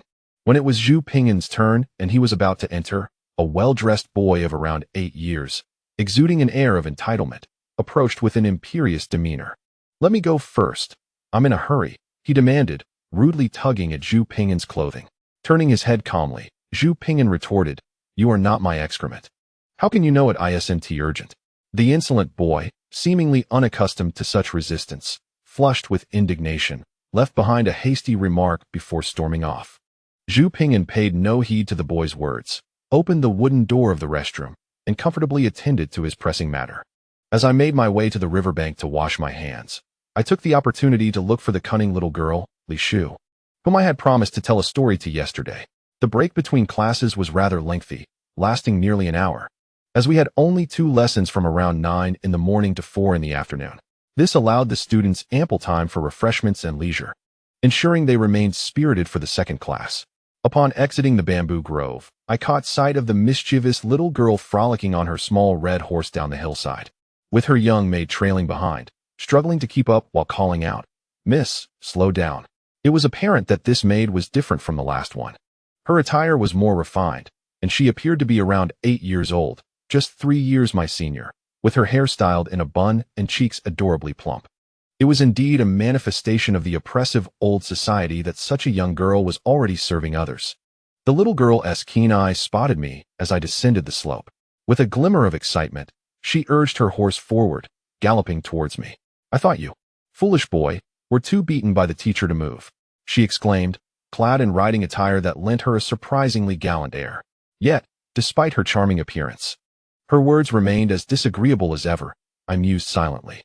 "Miss, wait for me," puffed the young maid, her round face flushed and her lips pouting in a playful manner. The little girl turned, revealing her small canine teeth, and playfully threatened her maid. "Huar, if you keep chattering, I shall sell you to Madame Hua." Startled, the maid shrank back, resembling a timid quail, and whispered with a hint of grievance, "Miss, such maidservants were indeed a peculiar product of a feudal society." And I felt neither the strength nor the desire to alter this reality, for I was no miraculous figure like the Virgin Mary. Historically, it seemed there were also maidservants who accompanied dowries, a deeply rooted concept from an era marked by rigid ideologies. Rather than suffer grievously, it was wiser to adapt and flow with the currents of society. In each epoch, one must act in accordance with its dictates, as one cannot single-handedly oppose the entire world. "Go fetch the items I brought," the little girl commanded her maid, complying promptly with her mistress's request. Huar lifted her skirt and scampered down the hill. Observing the little girl, I understood she was eagerly awaiting her maid to return with something to eat. Anxious to hear my tale, "Let us head to the riverbank. It is cooler there," I suggested, wishing to wash my hands. The distance was short, and the little girl merely curled her lips in a dismissive manner without voicing any objections. After washing my hands, I found a clean stone to sit upon, preparing to commence my narrative of the legend of the Condor heroes. Meanwhile, the clever little girl awaited her maid to lay a blanket on another stone before she settled down. The young girl, Huar, had found a small blanket to spread upon the stone and took a seat. After ensuring that the cunning little lowly was comfortably settled, she handed over the thermos box. The clever little lowly, Li Shu, pursed her lips, signaling the maid to pass the thermos to Zhu Ping'an. "Miss, this was specially prepared by the chef at the behest of the master." The maid pouted, displaying her displeasure. "Mind your tongue. You shouldn't listen to the legend of the Condor heroes." The crafty little lowly shot a glare at the maid. It turned out that upon returning home, Li Shu had recounted the tale of the legend of the Condor heroes to her attendants, including Huar, who was particularly captivated. The maids were so engrossed in the story that they lost their appetite, eagerly anticipating the next installment, especially the maid with the bun hairstyle, who was particularly restless. Yet, Huar looked skeptically at Zhu Ping'an, pondering whether he could truly narrate such a tale, considering he was just a little child. After receiving a stern look from Li Shu, Huar begrudgingly handed the food box to Zhu Ping'an. Upon receiving it, Zhu Ping'an opened the box and his eyes immediately sparkled with delight. Inside was a dish of golden brown crispy pork, a delicacy said to originate from the Zhang family cuisine of the 3 northeastern provinces during the Republic of China era. How could such a dish exist at this moment? It was crispy on the outside, tender on the inside, and perfectly seasoned. The chef from the lowly's household was indeed impressive. "Will you tell the story or not? If you don't, I won't let you eat." Li Shu looked at Zhu Ping'an disdainfully, urging him on. Zhu Ping'an licked his lips, ready to begin. Noticing this action, Li Shu's disdain grew. She found him to be quite uncouth. As Zhu Ping'an savored his food, he continued the tale from where he had left off yesterday, recounting the moment Guojing first encountered the disguised Huang Rong. Li Shu listened with rapt attention, pulling out a small packet of dried fruit to nibble on. As soon as Zhu Ping'an began narrating, Huar's perception of him transformed dramatically. He was such an adorable and talented little brother, capable of storytelling while munching away. The sky was clear and cloudless, the scorching sun burning brightly, causing the trees and flowers beneath it to droop languidly. However, The two young girls remained oblivious to the heat, utterly engrossed in the story. Just as Zhu Pingyan finished the last morsel of crispy pork, he reached the part where Huang Rong prepared the beggar's chicken, leading to the introduction of Hong Qigong. Observing the empty food box, he glanced up at the sky, realizing that recess was drawing to a close. I must return to class now. We shall continue another day. Zhu Pingyan returned the food box to Li Shu and dashed off towards the schoolhouse. Li Shu watched his retreating figure, stamping her foot in frustration, scolding, "That scoundrel." He devoured everything and ran away. "Miss, perhaps we should pack a bit more next time," Huara suggested softly. Li Shu shot her a disapproving look. "Weren't you the one who said not to give him anything? Why suggest packing more now?" Embarrassed, Huara covered her mouth, thinking to herself that had she known earlier that it was this little brother narrating the legend of the Condor heroes, she would have requested the kitchen to prepare a larger portion today. As Zhu Pingyan hurriedly made his way to the private academy, the teacher coincidentally emerged from the grass hall, entering the classroom just as the bell tolled. Zhu Pingyan found himself positioned at the back. As he passed by a rather arrogant boy in the front, that boy cast a lingering glance in his direction. "Hey, did you cross him? He holds grudges. So be cautious," nudged his desk mate, the chubby Li Xiaobao, gesturing towards the arrogant boy. "Oh, him? He tried to cut in line at the restroom. But I didn't let him," Zhu Pingyan replied nonchalantly. "You should still be careful. I noticed him eyeing you several times. He's just as petty as his father." "Oh, you probably don't know, but he's Wei Chun, the son of the wealthy landowner from Wei family village, and he's quite vindictive," Li Xiaobao whispered. Zhu Pingyan couldn't help but feel a sense of gratitude towards the chubby boy for his warning and nodded in acknowledgement, assuring him that he would remain vigilant. Chapter 45. You've passed this test. Zhu Pingyan initially dismissed Li Xiaobao's warning as mere childish squabbles. However, to his astonishment, trouble indeed ensued. After school, Zhu Pingyan and his brother Zhu Pingjun walked home together, with Zhu Pingjun sniffling and recounting tales of the teacher's harshness, depicting him as a ruthless tyrant while portraying himself as a victim of oppression. As they traversed the quiet path leading to Xiahe Village, having just crossed a bridge, they were suddenly ambushed by 5 unruly children, led by none other than the vengeful Wei Chun, clearly seeking retribution. Wei Chun and his entourage encircled Zhu Pingyan and Zhu Pingjun. With anger etched across his face, Wei Chun commanded, "You all behave yourselves. We're here to teach Zhu Pingyan a lesson. Zhu Pingjun, if you know what is good for you, stand quietly to the side, or you'll face the consequences too. Humph, if you wish to lay a hand on my brother, you'll have to get past me first," Zhu Pingjun retorted, snorting defiantly, striking a pose reminiscent of Bruce Lee. Surprisingly, he exuded a certain intimidating presence. Zhu Pingyan felt a swell of gratitude. Despite Zhu Pingjun's usual laziness and lackadaisical attitude at home, he exhibited remarkable loyalty in this moment. With a fierce cry, Zhu Pingjun picked up a hefty clod of earth and smashed it with a punch, causing it to crumble, then puffed out his cheeks and blew away the loose dirt. This display momentarily stunned the unruly children. Yet, this was merely a warm-up. After shattering the clod, he let out another roar, charging towards a small tree and delivering a kick that sent it swaying. He then picked up a stick from the ground, brandishing it wildly with a cacophony of sounds, performing a seemingly impressive display of erratic stick-fighting moves, creating a ruckus as he struck the ground with fervor. After a lengthy bout, Zhu Pingjun, breathless, tossed aside his stick and plopped down by the roadside, hands spread wide, tears welling in his eyes as he choked out, "Damn it, I'm exhausted. I concede this round to you all." His concession echoed his earlier words regarding his brother, emphasizing that anyone wishing to confront him must first overcome this challenge. Zhu Pingyan, in the depths of his mind, scoffed at Zhu Pingjun's unwavering unreliability. "Consider this a reality check," Wei Chun sneered, sidestepping Zhu Pingjun and leading 5 boisterous children to encircle Zhu Pingyan. "Ahem, let's discuss this civilly," Zhu Pingyan said, eyeing the 5 raucous boys, each 2 or 3 years his senior. Assessing his diminutive stature, he realized that he wouldn't stand a chance against any one of them, let alone all 5. He could only bide his time. Wei Chun, with a disdainful smirk, remarked, "Now you want to talk? How come you wouldn't let me go first in the restroom? And you dare say I'm not your excrement? How could I know whether it's urgent?" He turned to his companions. "Should we teach him a lesson?" The 4 boys echoed their agreement, clamoring for Zhu Pingyan to be punished until he cried out for mercy. Zhu Pingyan was at a loss for words. "I said that only because of your rude demeanor and because you dragged me into this." He retorted, "Fine, if you're offended by my previous words. I'll rephrase. You are indeed my excrement. Is that satisfactory?" Zhu Ping'an said nonchalantly. He had little fear of being beaten up by a few children. What harm could it do? If it were grown men, he would concede, but against these boys, he saw no reason to capitulate. Wei Chun, feeling insulted as if he had swallowed a fly, had always been surrounded by those who indulged him. No one had ever dared to confront him in such a manner. "You certainly have a way with words." Wei Chun fumed, his face darkening as he rolled up his sleeves, vowing to make Zhu Ping'an cry out for help. "Humph. A gentleman uses words, not fists," Zhu Ping'an retorted, crossing his arms dismissively. "I am a gentleman, and of course, I can speak, unlike certain ruffians who resort to violence."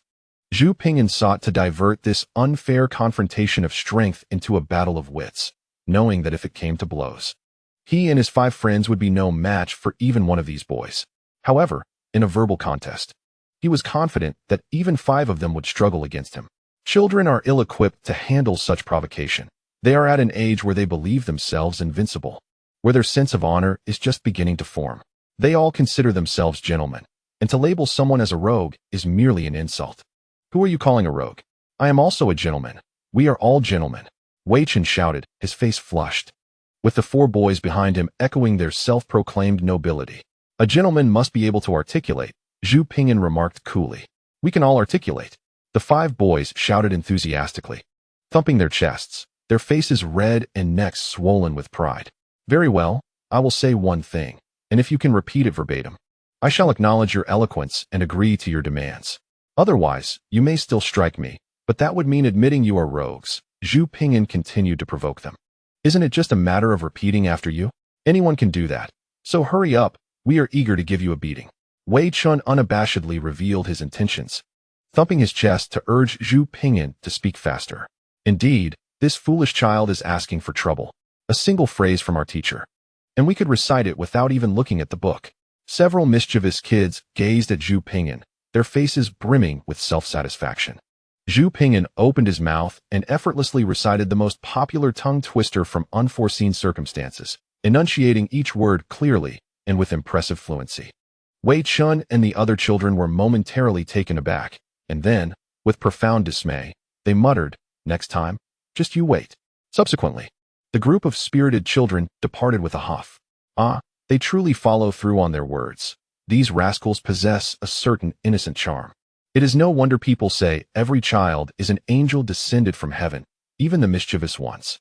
Zhu Ping'an watched the departing children, who had left with fierce words, and inwardly reflected on their innocence. Even in their desires for retribution, they remained adorably sincere.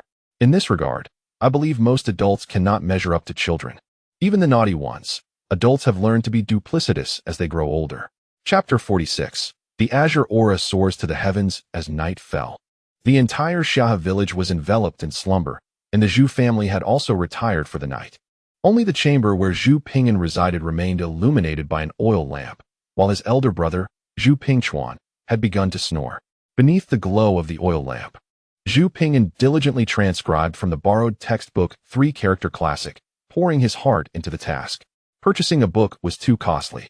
This method of copying was economical and an excellent exercise for his handwriting. The paper had been cut to size by his mother, Chun, and stitched together into a textbook.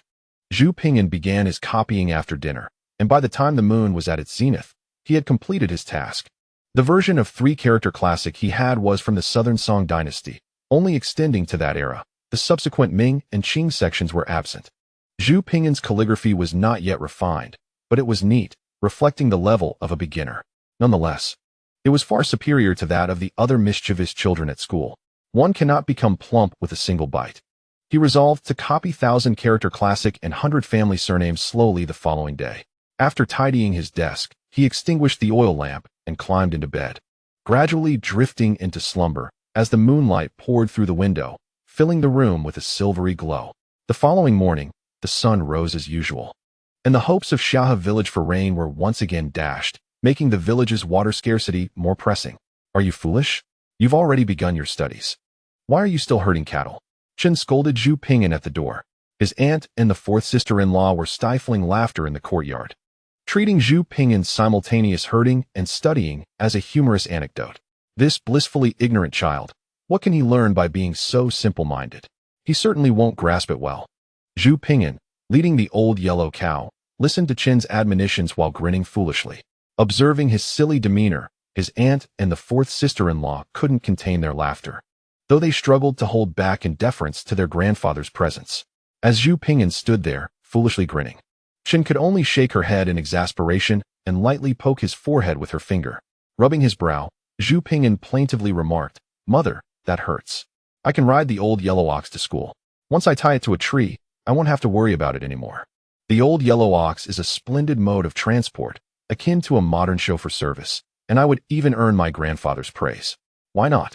Qin, both amused and irritated by his words, poked his forehead again and retorted, "You're just being lazy." Zhu Pingyan chuckled foolishly, mounting the old yellow ox and setting off towards the school with Zhu Pingjun. "Brother Jun, would you like to ride for a bit?" he inquired. Zhu Pingjun shook his head vigorously, replying, "No, my mother says I'm a scholar and shouldn't be herding cattle." Zhu Pingyan found himself at a loss for words. What was wrong with being a scholar? Could a scholar not tend to cattle? After all, our founding emperor of the Ming dynasty, Zhu Yuanzhang, began as a cowherd. And throughout history, wise rulers have led by example, occasionally toiling in the fields to promote agriculture. How could his aunt dismiss farming as a lowly occupation? If it weren't for his father and uncle cultivating the land, how could his aunt afford to study? They had already faced starvation too many times. As the saying goes, the joy of a shepherd riding an ox is too profound to share with outsiders. Upon reaching the foot of the hill, Zhu Pingyan dismounted and allowed Zhu Pingjun to head to school first while he sought a patch of tender grass to tether the old ox. Just then, the cunning little girl on her small red horse galloped toward him, followed closely by her maid, who, as before, was out of breath, urging her to slow down. "Zhu Pingyan, haven't you started your studies? Why are you still acting like a coward?" the cunning little girl inquired curiously as she approached. "Tending cattle doesn't interfere with my studies," Zhu Pingyan replied nonchalantly, securing the old ox. Upon hearing this, the little girl burst into laughter. "So, you are still a coward? And what of it?" Zhu Pingyan countered. "Cowherds are unambitious.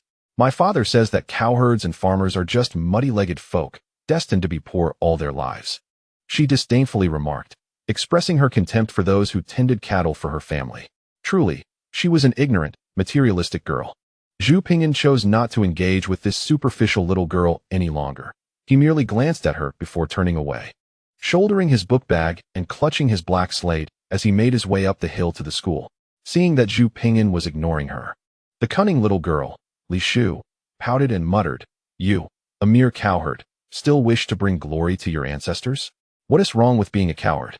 Why can't a cowherd bring glory to his ancestors?" Zhu Pingyan turned around, intending to reprimand this outspoken, materialistic little girl. However, as soon as he mentioned bringing glory to one's ancestors, he found himself once again witnessing the phenomenon that had occurred twice before, his fortune. This time, what he observed left him utterly speechless, his mouth agape as he struggled to utter a single word. Goodness, this defies logic. In the gaze of Zhu Pingyan, there stood a cunning, unabashedly materialistic little girl, her head crowned with an ethereal purple aura, exuding an air of nobility that was beyond words. It felt like an illusion. Could this sly little girl possibly ascend to the ranks of nobility? It seemed implausible. Might she be destined to become a consort to a future prince or marry into a prominent family? Regardless, it was evident that this cunning little girl was indeed favored by fortune. Yet, the notion was utterly unfathomable. How could such a greedy, sly, even malicious child possess such auspicious fortune? In stark contrast, the little maid, Baozi, bore a mere white aura above her head, highlighting the disparity between her and the purple-clad girl. Though the aura lasted only a few fleeting seconds, Zhu Pingyan found himself dumbfounded, unable to tear his gaze away from the little girl, until she snapped at him. "Hey, Zhu Pingyan, why do you keep staring at me? Humph, I may be beautiful, but don't think you can dream of me. I intend to marry the top scholar and become the lady of the highest rank." The little girl, with her big eyes brimming with disdain, exhibited a blend of narcissism, arrogance, and sharp wit as she derided Zhu Pingyan. Indeed, she was still that avaricious, proud, cunning, and sharp-tongued child. Zhu Pingyan reflected that her character was far too flawed to be of any interest to him. After all, she was merely 5 years old. Wasn't that an astonishing level of precociousness? Her constant chatter about marrying the top scholar was utterly shameless. Shaking his head in disbelief, Zhu Pingyan chose to disregard the materialistic little girl and continued towards the academy, even as her furious outbursts echoed behind him, accompanied by the maid's apologies. Redirecting her anger towards her servant revealed yet another flaw in the cunning little girl. How could such a flawed child possess such a celestial aura? As Zhu Pingyan walked to the academy, his mind occupied not only with the unscientific nature of the little girl's fortune, but also with another pressing thought. This was the third time he had witnessed such an aura, which surely indicated that it was not mere illusion. He pondered whether there was a common thread among these occurrences. He could not remain passive. This peculiar ability was rather useless. The first time he had seen an aura was during a family meal, the second during an ancestral worship, and the third just moments ago while contemplating a lesson for the sharp-tongued girl. There appeared to be no discernible connection between these instances, nor any regular pattern over the days that passed. Zhu Pingyan sighed and shook his head. No, there was a connection. He suddenly halted. Each time he witnessed an aura, it seemed linked to his own internal thoughts. It appeared he needed to exert himself more diligently. Setting aside the grand ambition of bringing glory to his family, he should first ensure a better life for them. Instead of engaging in such tedious ancestral rites, it would be far more beneficial to focus on achieving success. What was wrong with being a coward? Couldn't a coward bring honor to his family? Perhaps the mere thought of ambition allowed him to perceive the aura. But why was it that now, when he wished to honor his ancestors, he could not see it? Perhaps it requires a lapse of time? Never mind. I shall attempt again in a couple of days. After all, there is no urgency. Zhu Pingyan shook his head, dismissing these thoughts, and hastened to the classroom. The private school lectures possess a considerable degree of flexibility, markedly differing from contemporary educational practices. The most significant distinction lies in the private institution's ability to tailor instruction to individual needs, accommodating each student's unique learning pace. Within the private school, with over 20 students, Confucius could assign different readings based on each child's comprehension level. For instance, upon discovering that Zhu Pingyan had transcribed the three-character classic, Confucius recognized that his understanding surpassed that of his peers and began providing him with supplementary instruction on the analects. For the other children, Confucius consciously adapted his approach according to their respective circumstances, encouraging some to memorize an additional 20 or 30 verses, among other tasks. Despite a recent verbal altercation with the cunning little girl, Zhu Pingyan nonetheless ventured outside the bamboo forest during the break to regale her and her dumpling made with tales of the legend of the Condor heroes, while also allowing the old ox to drink from the river and graze on some water plants. The little girl had prepared a substantial feast in anticipation of Zhu Pingyan's arrival, and today as provisions appeared to be more plentiful than usual. The dumpling-headed maid, Huai stifled her laughter behind her hand, her shoulders shaking with mirth. Zhu Pingyan resumed the narrative where he had left off, and the two little maids listened intently, sometimes furrowing their brows in suspense, at other moments clapping their hands in delight. When the story reached the point where Ouyang Ku and Ouyang Feng sought to propose marriage to Huang Yaoshi in order to compete with Guijing for Huang Rong, the two girls became indignant. "Ouyang Ku is utterly shameless," exclaimed one. "Indeed, Ouyang Feng is no better. He is but a foul toad." As Zhu Pingyan continued to unfold the tale of the three trials determining Huang Rong's fate, the girls grew increasingly anxious. How could Guijing be so foolish to concede in the second match? Thankfully, he was stopped. But alas, he cannot even play the flute. "Oh, which side are you on? Perhaps we should sell you to Madame Hua." The two little maids, caught up in the momentum of the story, nervously clenched their fists. Zhu Pingyan skillfully gauged the time, concluding the tale just as Guijing knelt to address his father-in-law, refraining from elaborating further. The story could easily stretch on for 3 days and nights without end. Estimating that class would soon commence, he noted that their food supplies were exhausted, leaving them quite full. "Let us conclude here for today," he said. "The school will be closed for 2 days of rest and relaxation, and I cannot continue the tale of the legend of the Condor heroes during this time." Zhu Pingyan stood up, and as he closed the food box, he recalled what the teacher had mentioned that morning. The rest period, or xiaomu, was an ancient system of respite, wherein officials would work for 10 days and then rest for 2. This system was also implemented in private schools and similar institutions of the ancient era. The teacher had already announced the 2 days of respite, during which Zhu Pingyan naturally could not attend classes. The cunning little girl sulked, her face drawn long, frowning in disappointment. "Why? We were just getting to the exciting part. You could skip the break, and we could talk about it all day while tending to the cattle. The young maid, with her round face resembling a bun, gazed pitifully at Zhu Ping'an, fervently nodding in agreement with her mistress's words. I have matters to attend to. Zhu Ping'an evaded.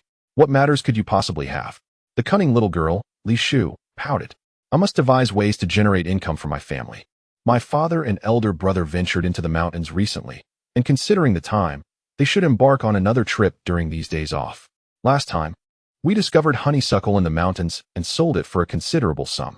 Although my brother Dachuan has been foraging for honeysuckle to dry, the flowering period is fleeting, and I must seek out new treasures. Rest, sleep, play, Zhu Ping'an counted on his fingers. The scheming little girl shot him a disdainful look and retorted, You must be a pig. Regardless of her remarks, Zhu Ping'an untethered the old yellow cow and ascended the hillside once more, securing it before traversing the bamboo grove to return to the schoolhouse, arriving just in time as the teacher entered from outside. At the beginning of the lesson, the teacher assessed the children's grasp of the material covered the previous day, and Zhu Ping'an had no difficulties, earning commendation from the instructor. However, Zhu Pingjun fared poorly, receiving 3 strikes from the teacher's ruler, causing him to grimace in pain. To Zhu Ping'an's surprise, Wei Chun, the arrogant boy who had vexed him the day before, demonstrated commendable understanding as well, also receiving praise from the teacher. It appeared this fellow was not merely a decorative pillow. As customary, the class proceeded with lessons and calligraphy practice. Zhu Ping'an utilized his black wooden board and ink-soaked brush for writing, conserving both ink and paper. At the end of the school day, Master Sun officially announced a 2-day break, prompting the raucous children to erupt in jubilant cheers, nearly lifting the roof with their exuberance. Akin to modern children anticipating a weekend. What shall we do during the break? Come fishing with me. The chubby boy Li Xiaobao chimed in. Zhu Pingjun eagerly nodded in agreement, while Zhu Ping'an hesitated, suggesting they would see. Unfazed, the chubby boy and Zhu Pingjun excitedly conversed about where to dig for worms and which fishing rods would be best, both brimming with excitement. The other children in the classroom were similarly engaged, forming small groups to discuss their plans for play. Chapter 48. The uncle study tour brings back a girl. The journey was smooth and undisturbed by mischievous children as Zhu Ping'an rode the old yellow cow alongside Zhu Pingjun, returning home without incident. However, before they reached home, they noticed a crowd gathered outside the Zhu family's gate, a throng of people pointing and murmuring, with many women expressing disdain. Zhu Ping'an's heart raced. Something must have gone awry at home. He urged the old cow to hurry back, with Zhu Pingjun trailing closely as they pushed through the crowd. Upon entering the Zhu family courtyard, chaos reigned, with cries, curses, and noise blending into a cacophony. His mother, Chun, alongside several sisters-in-law, stood united in comforting the distraught and scolding aunt. As the night descended, lightning struck, the wind howled, and rain began to pour. She stood pitifully at the door, trembling from the gusts that swept through, her clothes soaked by the relentless rain. Helpless and fragile, her tear-filled eyes glimmered with sorrow. In that moment, I recognized her need for warmth, so I offered her a handful of coins to procure a warmer garment. To my surprise, she proposed to repay me with her body. My uncle stood nearby, his expression one of profound reflection, embodying a semblance of the noble spirit that worries for others before oneself. I scoffed. Was this truly the reason he brought such a woman home? My aunt spat in disdain, her anger boiling over as she longed to inflict harm upon my uncle. Upon hearing my uncle's explanation, Zhu Ping'an could only think, what a grand display, uncle! Utterly shameless. It had scarcely rained for over a month. The notion of needing warmth was absurd, especially when the nights had been oppressively warm. My grandfather, incensed, brandished a stick and chased after my uncle through the yard, while my grandmother intervened, fearing that my grandfather's wrath might harm my uncle. My uncle, devoid of any scholarly composure, appeared disheveled, likely having been ruffled by my aunt, and ran around like a drenched chicken, shielding his head in panic to avoid the wrath of my grandfather's stick. Easy there, old man, don't damage our uncle. A young woman, leaning against a wall in the corner of the yard, nonchalantly munched on sunflower seeds, her appearance rather ordinary yet embellished with makeup, exuding a hint of worldly allure. Her attire was flashy and somewhat revealing, her voice affected, unmistakably marking her as a woman of questionable virtue. Zhu Ping'an soon grasped the situation. It seemed my uncle had returned from the county with a woman after just 2 days. Wasn't he supposed to be visiting friends for scholarly pursuits? How had he brought back such an obviously disreputable woman? Moreover, where had he procured the funds for this escapade? Disgraceful harlot. Who do you think you are? Calling him your man. My aunt was incensed by the woman's presence, discarding any pretense of dignity as she transformed into a furious shrew, spitting at the woman before launching into a tirade. The woman was not easily intimidated. After receiving the spittle, she let out a scream and charged at my aunt, ready to engage in a brawl. At this moment, the solidarity among the sisters-in-law became apparent. My mother, Aunt C, and Aunt Sen put aside their previous grievances to assist my aunt in restraining the woman, even delivering kicks when the opportunity arose. In no time, the woman found herself pinned to the ground, her appearance disheveled, hair a tangled mess, as she was mercilessly clawed at, particularly on her face. Zhu Shoren, what did you say when you came here? Are you still a man? The woman, now frantic, yelled at my uncle, who was himself in no position to defend anyone. Zhu Ping'an and Zhu Pingjun entered the yard, stunned by the chaotic scene before them, unable to comprehend the madness of women fighting. Meanwhile, my grandfather seized the opportunity to land a couple of blows on my uncle, lamenting my grandmother's plight. Father, listen to me. My uncle pleaded, cowering behind my grandmother, his voice a desperate whisper. The father and the third uncle stood by, at a loss for what to do, while the fourth uncle seized the opportunity to gaze intently at the woman who had been pinned to the ground by the elder aunt. It was truly bewildering. Regaining his composure, Zhu Ping'an dismounted from the ox and hurried to close the gate, lest outsiders witness the farce. As for the rest, it was beyond the authority of a mere mischievous child to decide. The commotion in the courtyard persisted for quite some time before gradually subsiding. The courtyard had been hastily transformed into a makeshift tribunal. Grandfather sat in a chair, and aside from the elder uncle and the disreputable woman, everyone else found chairs to sit on, dividing themselves into two sides. The elder uncle and the woman stood awkwardly in the center, looking disheveled. Wretch, why are you not kneeling? Grandfather admonished, coughing in his agitation. Grandmother quickly reached out to soothe him, but he pushed her away, grumbling in anger. This is all your indulgence. Chastised by grandfather, the elder uncle fell to his knees, his previously clean face now a picture of disarray. Father, listen to me. This is not my son's doing, he insisted, desperately trying to explain. Not your idea? Yet you brought her home, retorted grandfather, his anger flaring as he hurled his tobacco pipe at the elder uncle. Quick on his feet, the elder uncle dodged, sparing himself a painful blow as the pipe struck the ground, splattering mud. Had he not evaded it, he would surely have suffered a bruise. Seeing the elder uncle escape the projectile, grandfather's fury intensified, his fingers trembling with rage. Tell me, how did you ask your wife for money from your mother? For studies. For studies. Is this how you pursue your education? The elder uncle's face, flushed either with shame or fatigue from his earlier sprint, turned an even deeper shade as he stammered. Father, I did not intend for this. I went to the county to study with my peers, but after discussing scholarly matters, he expressed admiration for my knowledge and invited me to his home for a banquet. As the sky drizzled lightly, Warner stood outside in her thin attire, and my son, unable to bear it, gifted her some money for a warmer garment. Who could have anticipated that she would offer herself in return? Seeing my son alone without care, his friend insisted on gifting Warner to him, and despite my son's numerous refusals, the friend pressed on, claiming that if he did not accept, he would sever their friendship, withholding valuable insights on the exam topics that my son needed. My son had no choice. He was helpless in this situation. In his brief explanations, the elder uncle conveyed two main points. This woman was not something he had purchased with money, but rather a gift from a friend who admired his intellect. And he was merely a victim of circumstance. Zhu Ping'an could hardly believe his ears. How could he twist the truth so? Who was he? Not even a scholar. Yet he was bestowed with a beautiful woman, one he could not refuse no matter how he tried. As the elder uncle spoke, Zhu Ping'an distinctly noticed the mocking smile at the corner of the woman's mouth. Calm down, old man. Did you not hear the eldest say it was a gift? We can simply return her, grandmother interjected in defense of the elder uncle. The fourth aunt chimed in gently, if it was given freely. Then what about the money brother took with him? Mother Chen shot a glance of approval at the fourth aunt. There is money, of course, the elder uncle replied, his voice lacking conviction. Where's the money? The fourth aunt pressed, refusing to let go. Uncle reached into his sleeve and produced a handful of coins, placing them into grandmother's hands. Alas, it amounted to merely 10 coins. Grandfather, already simmering with anger, found his ire intensifying. He could not resist grasping the stick at his feet once more.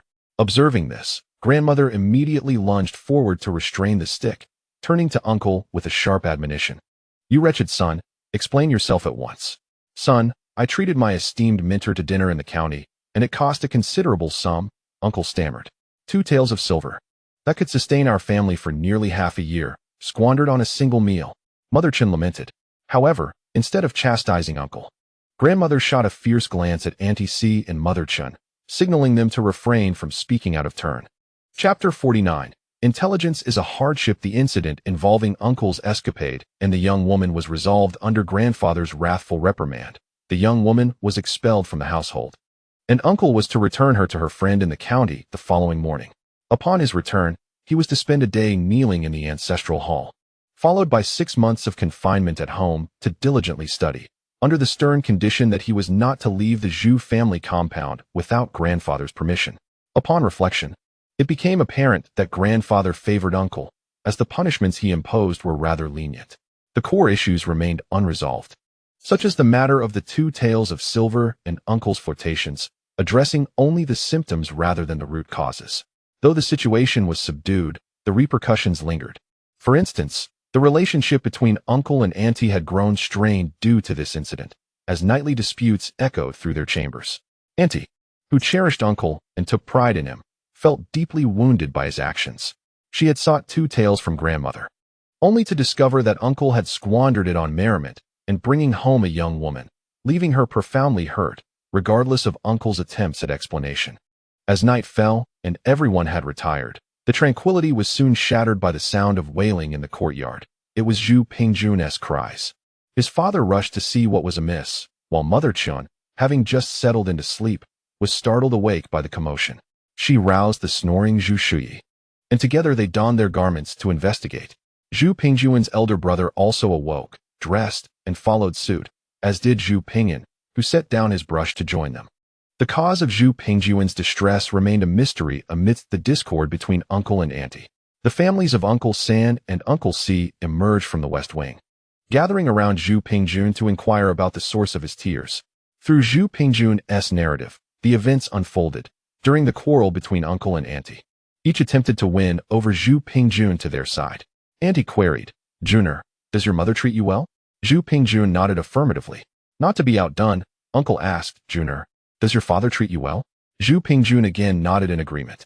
A stalemate ensued, which was not the outcome either party desired. Thus, they pressed further, Juner. Who treats you better, your mother or your father? Zhu Pingjun glanced between his parents and replied, You both treat me very well. Thus far, Zhu Pingjun's responses have been commendable, verging on exceptional.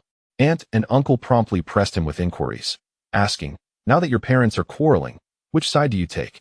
Without a moment's hesitation, Zhu Pingjun looked up and replied, I stand to the side. Consequently, he found himself subjected to a playful onslaught from both aunt and uncle, who chided him, You stand to the side indeed. Zhu Pingyan, witnessing the scene, could only shake his head in bemusement. If one chooses to stand aside, one must endure the consequences. It was a clear demonstration of his lack of foresight. Yet, upon reflection, Zhu Pingjun was indeed a victim in this scenario. Why should children bear the brunt of adult quarrels? Nevertheless, adults often seek validation through their children during such disputes, posing dilemmas that are impossible for the young ones to navigate. Zhu Pingjun's response, though, was undeniably ill-conceived. Any answer would have sufficed. Even leaning toward one side would have been preferable to the dual blows he received. The atmosphere grew quiet as they offered Zhu Pingjun some words of consolation. His mother, Chun, instructed him to accompany Zhu Pingyan and his elder brother, squeezing into one room for the night, after which everyone dispersed. The command of a mother is not to be disobeyed, and thus Zhu Pingyan and his elder brother reluctantly escorted Zhu Pingjun back to their cramped quarters. It must be said that Zhu Pingjun epitomized the carefree spirit. He entered the room sniffling, yet within mere minutes of lying down, he was fast asleep, seemingly unaffected by the day's events. Perhaps to him, as long as his parents were nearby, their quarrels were inconsequential. Gradually, Zhu Pingchuan too succumbed to slumber, leaving Zhu Pingyan to persevere alone. Seated at the table, Zhu Pingyan diligently continued transcribing his textbook. This time he was copying the 1,000-character classic, a lengthy endeavor. He had not anticipated completing it in a single night, opting instead to divide the task into 2 sessions, aiming to transcribe several hundred characters this evening. The more he wrote, the more he felt a growing synergy with the brush. It seemed to meld with his very being, as if an extension of his own body. This sensation was akin to leveling up after amassing enough experience points in a game. His brushwork exhibited a modest improvement, ascending to a new level from a novice. He now stood on the threshold of mastery. At dawn the next day, before the sun had risen, Uncle was dispatched by grandfather to return Meiji, without even a morsel of breakfast. He sought a bit of travel fare, but was met with a scathing rebuke from grandfather, departing in a dejected manner. However, grandmother discreetly followed him and slipped him some money, though its amount remained a mystery. Aunt appeared weary, having seemingly endured a sleepless night, and consumed only half a bowl of porridge for breakfast. Chun and the other sisters-in-law laid aside their conflicts, offering words of comfort. Zhu Pingjun seemed to have gained a measure of maturity, sitting quietly beside Aunt, unlike his former rambunctious self at the dining table. Zhu Pinggan also felt a pang of sympathy for Aunt, yet he did not skimp on his own meal. Grandfather urged both him and Zhu Pingjun to eat heartily. Taking advantage of grandfather's encouragement, Zhu Pinggan made a special effort for little Yuer, adding several pieces of scrambled egg to her bowl, which brought delight to her eyes, transforming them into crescent moons. Uncle returned to the county town in a state of disarray to return Meiji, but upon his return, he appeared rejuvenated and beaming with vitality. This left Zhu Pinggan somewhat perplexed. Father, mother, I have returned the person. My acquaintances, aware of my plight, repeatedly expressed their apologies. Lamenting the trouble I endured, they generously provided me with half a guan in travel expenses. I am acutely aware of my transgressions and have refrained from spending it. Bringing it back for you both. Uncle spoke earnestly, exhibiting a genuine sense of remorse. Grandmother was greatly comforted and repeatedly conveyed to grandfather that acknowledging one's mistakes and striving for reform reflects well on the eldest son, who was merely misled. Observing his eldest son's return to the right path, grandfather's fury diminished somewhat, yet his ire remained palpable, and the severity of Uncle's punishment was unchanged.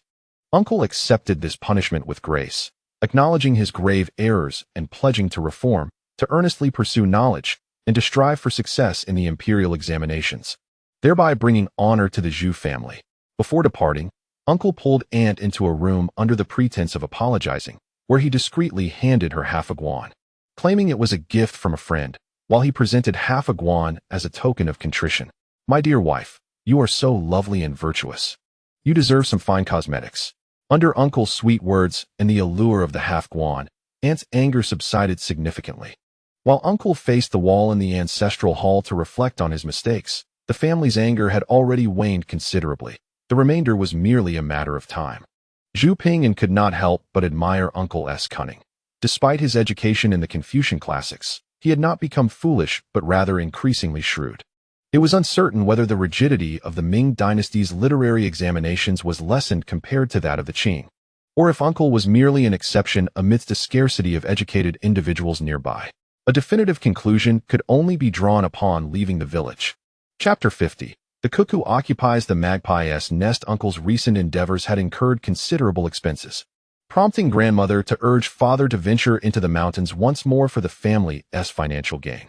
Zhu Pinggan clamored to accompany him, having previously journeyed there. So this time, while negotiating with the Chen family, he encountered minimal resistance. After some persuasion, Chen readily agreed. Chen's willingness was bolstered by the substantial private contributions made by their family during the last expedition. Equipped with a small backpack, a sturdy pair of shoes, and patched hemp clothing, disposable in the event of wear and tear, Zhu Pinggan was all set to depart. Outside the Zhu family gate, a melodious and tender child's voice rang out, akin to a lark flitting into the courtyard, sweet enough to overwhelm the senses.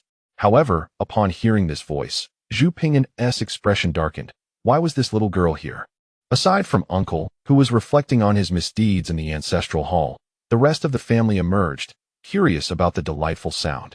Their anticipation was met when the gate was pushed open by a small maid with a bun atop her head, revealing a charming little girl riding a small red horse, her chubby hands grasping the reins, adorned with a gold bracelet on her wrist. She was clearly a child of privilege. Zhu Pinggan felt a headache coming on. What mischief was this cunning little girl up to now? It seemed she had undergone a transformation, and he sensed nothing good would come of her arrival. The cunning little girl donned a fresh outfit today, her hair styled in an adorable falling horse bun adorned with butterfly-shaped hairpins. The baby fat on her cheeks added to her charm, and her ink-black eyes sparkled with mischievousness. She greeted sweetly, her smile as delightful as honey, with two small dimples gracing her chubby face, completely shedding her previous haughty demeanor, resembling a charming and understanding neighbor girl. Greetings, dear grandparents and uncles and aunts. I am Li Shu from the Li family of Xiahe Village, but you may call me Shuer. I have come to play with Zhu Ping'an. The cunning little girl Li Shu chirped with a bright smile. Beside her, the little maid with a bun, Huar, perceptively presented the pastries and gifts she held to the grandmother. Grandma, these are treats my father asked me to bring for you to savor. Please accept them, or else father will scold me for being inconsiderate, Li Shu sweetly explained, already providing a rationale for the Zhu family to accept the gifts. Oh, you dear child. You need not bring anything for your visit, the grandmother replied joyfully as she accepted the gifts, a satisfied tone in her voice. My, this young lady is truly lovely. She will surely grow into a celestial beauty, Aunt C remarked, her eyes gleaming, unsure whether her admiration was for the gifts or the little girl. Indeed, she is quite enchanting, the aunt observed, regarding the little girl with the gaze reserved for a future daughter-in-law, smiling as she asked, Have you come to see Juna? I have come to play with Zhu Ping'an, the cunning little girl thought to herself, already feeling exasperated, yet maintaining her sweet smile on the outside. Chun, pleased with the little girl, found her not only beautiful, but also well-behaved and thoughtful. You, put down your burdens, and stop your ascent. Go play with Shuer instead. Chun commanded, promptly stripping Zhu Ping'an of his privilege to venture into the mountains. Zhu Ping'an wore a face of dismay.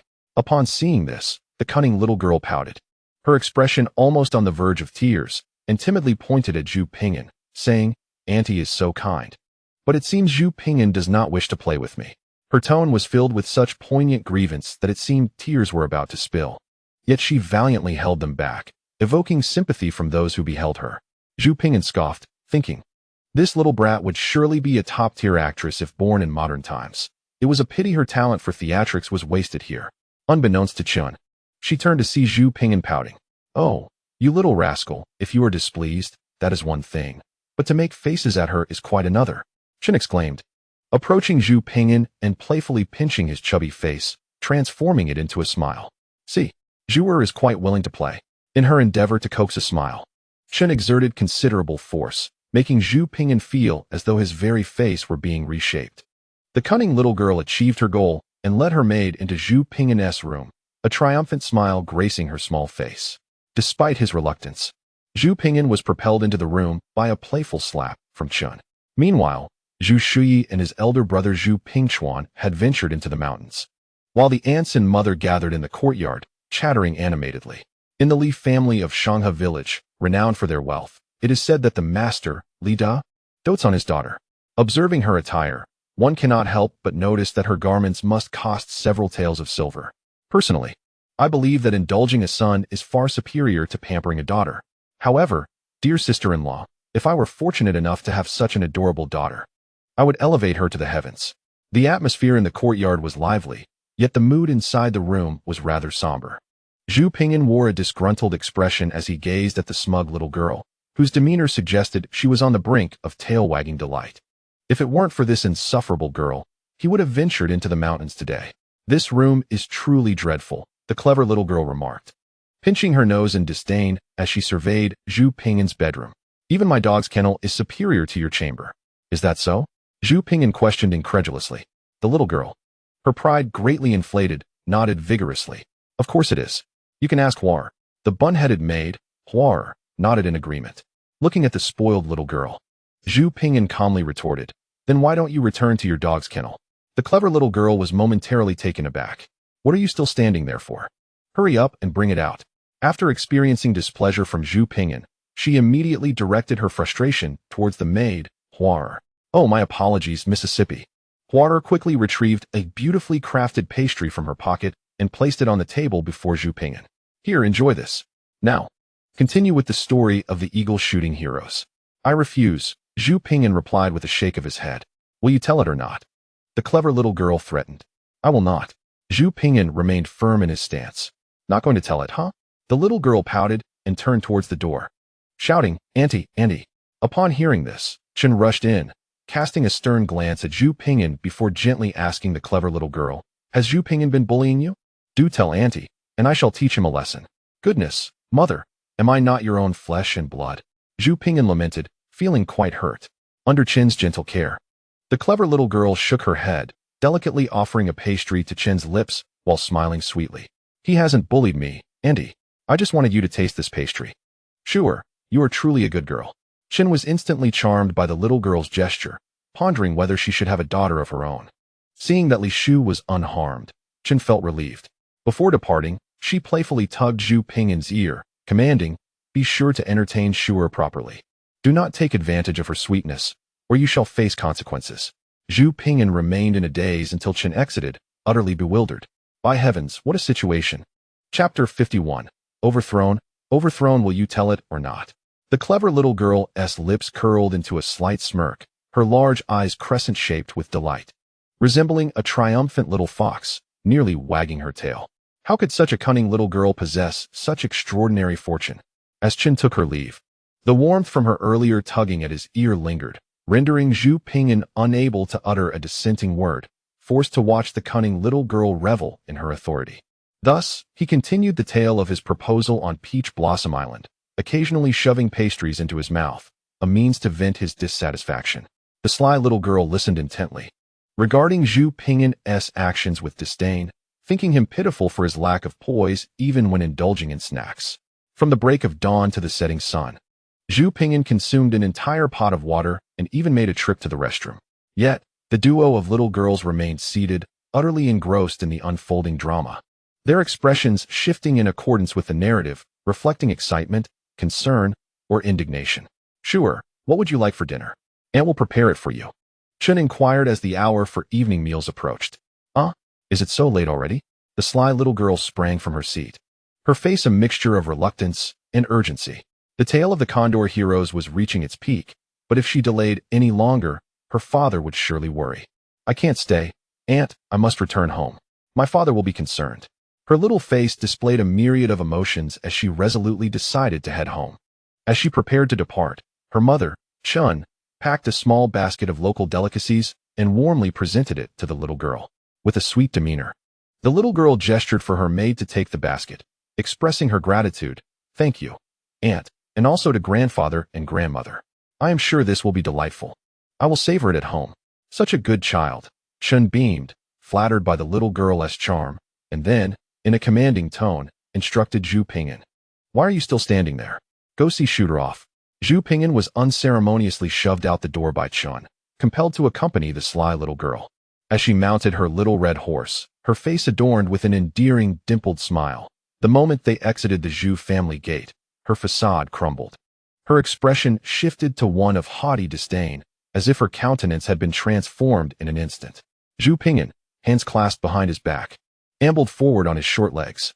That little rascal ignores me during the story, and now she acts so proud, despite her pitiful state. The sly little girl observed Zhu Pingyan's small, plump hands swinging as he strode ahead with an air of nonchalance, pouting to herself. If you make me unhappy, I shall ensure your discomfort. She fumed inwardly. After walking over 100 meters, surrounded by farmland beyond the residential area, the sly little girl spoke up. What are you holding onto that for? Don't you know if it's clean? Toss it into the ditch. I have no desire for these. Perched atop her little red horse, she disdainfully gestured for her maid with the bun to promptly discard the basket into the ditch. The maid hesitated briefly, but upon receiving a fierce glare from the little girl, she scurried toward the roadside ditch, clutching the basket like a frightened rabbit. Zhu Pingyan, already indifferent to the sly little girl, felt increasingly repulsed by her duplicitous behavior, putting on one face in public and another in private. This was a carefully chosen delicacy from home, gifted by Mother Chun, who cherished it so much that she wouldn't even indulge herself, instead offering it to that insufferable little girl. Moreover, Chun had devoted herself to caring for this cunning little girl, only to be met with disdain. Zhu Pingyan felt a surge of indignation. Chun had always shown her unwavering affection, and how could such goodwill be so recklessly squandered by that mischievous little sprite? Enough. Li Shu, is this not excessive? Zhu Pingyan could no longer contain her frustration. The cunning little girl flashed a sarcastic smile. Her laughter a melodic chime that could infuriate anyone. Not enough, Zhu Pingyan. You. Zhu Pingyan was successfully provoked. Are you upset? Humph, who started it? The little girl felt a hint of triumph. Ignoring Zhu Pingyan, she turned her attention to the bun-headed maid. Under the little girl's gaze, the maid, closing her eyes, tossed the basket into the ditch, the sound of it hitting the ground startling her. As Zhu Pingyan watched the meticulously selected delicacies, which had been treated with such reverence, discarded like refuse into the ditch, her head felt as though it might explode. How could such a willful and unreasonable little brat ever hope to marry? The notion of auspicious fortune seemed absurd. It should be dark smoke billowing. When the basket fell into the ditch, Zhu Pingyan, overwhelmed by emotion, stumbled and fell unceremoniously. The little girl's melodious laughter echoed above, the most delightful, yet simultaneously the most exasperating sound in the world. Within the ditch, Chin's precious delicacies lay strewn about in the mud. The bamboo basket her father had woven now misshapen. Zhu Pingyan's eyes brimmed with tears. She swore she had never been this angry since her arrival in this world. Each echo of the little girl's triumphant laughter only deepened her fury. Suddenly, a surge of determination propelled her forward. Zhu Pingyan could no longer restrain herself. Amidst the surprised cries of the two little girls, she climbed up the ditch and yanked the triumphant little girl off her steed. Regardless of whether you are a boy or a girl, wrongdoing must be punished. After pulling the little girl down, Zhu Pingyan firmly placed her onto her own short legs, disregarding the little girl's frantic kicking. She delivered a rhythmic series of spanks, each sound crisp and clear. The cunning little girl burst into tears. Indeed, the sound of her crying was 100 times more pleasant than her previous laughter, bringing a sense of relief to Zhu Pingyan. How could you spank the young lady? The bun-headed maid, Hua gasped in disbelief and rushed to intervene. Zhu Pingyan deftly pulled Hua, who was 2 years her junior, over and placed her alongside the cunning little girl, ensuring that she too received the same treatment. You are complicit. She is the mastermind, and you too shall share the consequences. The little maid, with her hair styled in a bun, hurriedly reached out to protect herself. But to no avail. She was still subjected to a humiliating punishment. How shameful. The little maid's eyes were already red from crying, and she bit her lip to stifle her tears. Each participant received exactly 10 strikes, a precise and unyielding measure. Once the punishment concluded, Zhu Pingyan released the 2 petite girls. The cunning little girl, with her tear-streaked cheeks, sobbed and hiccuped. Zhu Pingyan, you wait, she exclaimed, her eyes resembling those of a distressed rabbit as she departed hastily, clutching her backside. The bun-haired maid, though silent, shot Zhu Pingyan a fierce glare, her eyes brimming with tears, before chasing after her young mistress. Chapter 52. The wild boar let them wait. If this occurs again, I shall not be concerned by the threat of the cunning little girl, Zhu Pingyan thought as he returned to the ditch, retrieving the local specialties to place them back in his basket, seeking a secluded spot to bury them. He worried that Zhu's father or Chun might stumble upon them and be filled with pity or disappointment. He had endured this indignation alone, and besides, he had already imparted a lesson to both the cunning little girl and the bun-haired maid. There was no need to let this incident mar the spirits of others. Upon returning home, Zhu Pingyan found his father and elder brother, Zhu Pingchuan, arriving from the mountains, both appearing somewhat battered. Zhu's father bore scratches on his back, his coarse garment stained with 3 faint streaks of blood, alarming, though superficial. In contrast, Zhu Pingchuan fared much better, with merely a scraped hand. Despite their injuries, both men wore expressions of joy, having returned with a wild boar weighing at least 200 pounds, its hooves bound with grass ropes. Its size was remarkable, distinct from domesticated pigs, with a robust frame and bristly hair along its back. Moreover, this wild boar possessed 2 large tusks resembling ivory, menacingly protruding and curving upward. Chun wept nearby, initially concerned for Zhu Pingchuan, pulling him close to inspect his injuries. Upon discovering only a minor scrape, her worry eased slightly.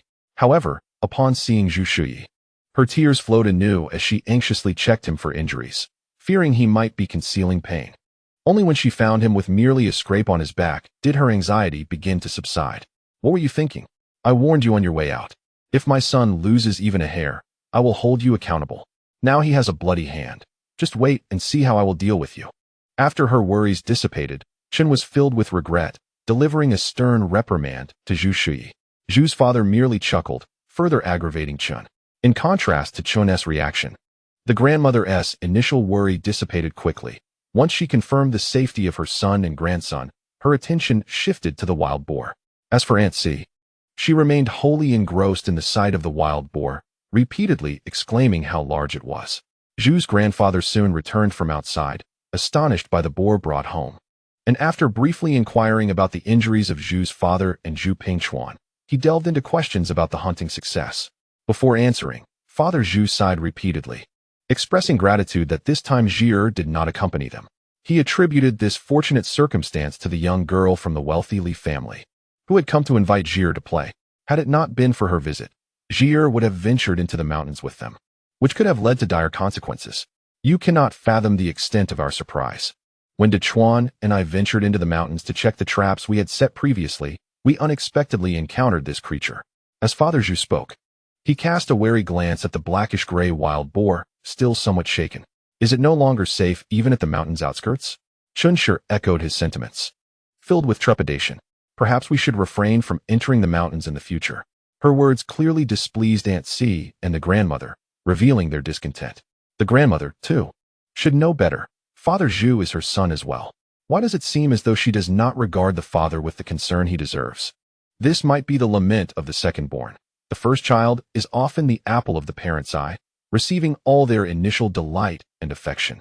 The second child, however, finds the parent's excitement significantly diminished, as the firstborn has already claimed a substantial portion of their hearts, leaving less room for the subsequent offspring. Naturally, the youngest child enjoys a different fate, like Uncle C, who, later in life, is cherished as the baby of the family. Yet, Father Zhu appeared unfazed, chuckling innocently. Why so tense?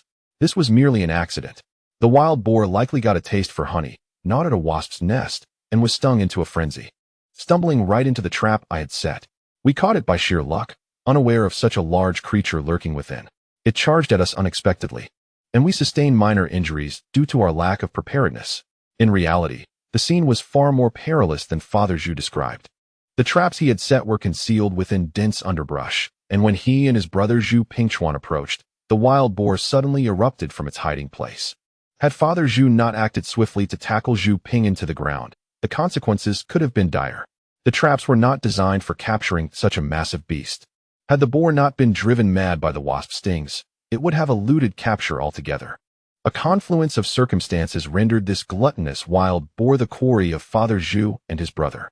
Due to the boar's size and weight, Father Zhu and Zhu Pingchuan exerted considerable effort to transport it down the mountain and back home. Despite their minor injuries, the presence of such a sizable creature brought them a sense of joy. Second-born, take this magnificent beast to town to sell tomorrow. It will surely fetch a handsome sum. The grandmother expressed her satisfaction with the plump, gluttonous wild boar, as the family was in dire need of funds, urging Father Zhu to sell the boar the following day. All right, Mother. Father Zhu nodded in agreement. Wild boars differ significantly from domesticated pigs. The former roam freely in the wilderness, while the latter wallow in mud within pens. This distinction results in a substantial difference in meat quality. Wild boar meat is leaner, more flavorful, and rich in various amino acids and fibers. It embodies the tenderness of pork while possessing a unique wild essence, being highly nutritious and considerably more expensive than domesticated pork. Tomorrow, I will head to the town, where I can also sell the honeysuckle that my elder brother has harvested. Regrettably, the blooming season for honeysuckle is drawing to a close. According to my brother, there are only 1 or 2 more opportunities for harvesting before the flowers wither. During dinner, our grandmother instructed Zhu Pingyan to deliver food to our great-uncle in the ancestral hall. It was evident that she favored him, as the meal prepared for him was a special treat, far superior to what the rest of us received, an exquisite array of dishes, rich in variety, with a fragrant soup and thick porridge, making Zhu Pingyan almost wish to misbehave just to be punished in the ancestral hall. However, knowing that his grandmother would never treat him in such a manner, he dismissed the thought. In the ancestral hall, great-uncle showed no signs of remorse. Before the food had even arrived, he had already dined, for dishes and a soup, all splendidly presented, clearly the work of a restaurant. With one hand he picked at his meal, while the other held a book, appearing completely at ease. Where did he acquire the funds for such indulgence? And was he not instructed by grandfather to kneel in reflection? As Zhu Pingyan entered the hall with the food box, he startled his leisurely great-uncle, who instinctively attempted to shield the lavish spread before him. But how could he conceal such a grand feast? Upon recognizing Zhu Pingyan, great-uncle exhaled deeply and ceased his attempts at concealment. "Ah, this meal was prepared by me as an offering to our ancestors," he stated, wiping his mouth with a serious demeanor. Zhu Pingyan nodded, internally scoffing at the notion that he was being treated as a child. "Ahem. Let us keep this between us and not mention it to your grandparents," great-uncle added with a pompous cough. "Here, take this, it's for you to buy some sweets," he said as he handed Zhu Pingyan a single copper coin. Great-uncle's insistence that Zhu Pingyan keep the food was merely a ruse to cover up his own indulgence. And as long as Zhu Pingyan kept silent, no one would be the wiser. Despite his disdain, Zhu Pingyan accepted the coin. Not telling grandfather and grandmother was of little consequence. He could easily share the tale with Aunt C, who would surely relish the gossip. Chapter 53, An Unexpected Delight in the End. Zhu Pingyan did not convey the story to Aunt C, for just as he was about to exit the ancestral hall, grandmother arrived, having remembered that she forgot to include pancakes in the food box. Concerned that great-uncle might not be satiated, she brought over 2 pancakes. Soon, the hall echoed with grandmother's thunderous reprimands. Nevertheless, her bias was apparent. Her fury was loud but lacked substance, and great-uncle faced no real punishment. Zhu Pingyan had grown accustomed to this favoritism.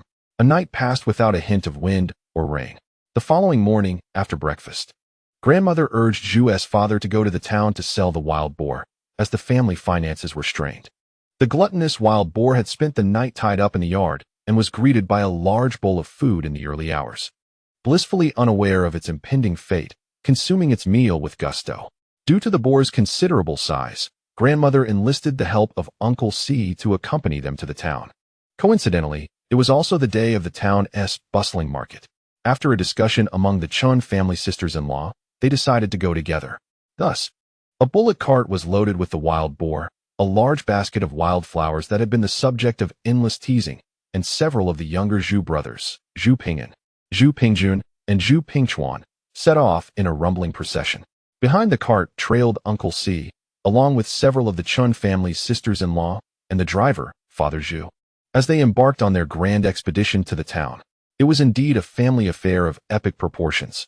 The atmosphere was lively, filled with cheerful chatter that resonated throughout the journey. "Why are you off to sell flowers again, Zhu?" Aunt C inquired.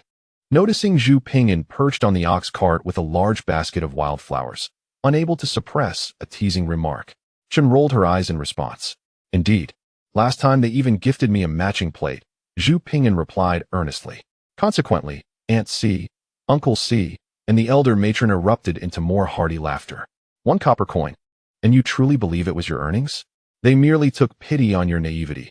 Aunt C initiated the banter, and soon the family joined in, seeking amusement to alleviate the monotony of the trip. Uncle C was the first to take the stage, his playful demeanor setting him apart. "Sure.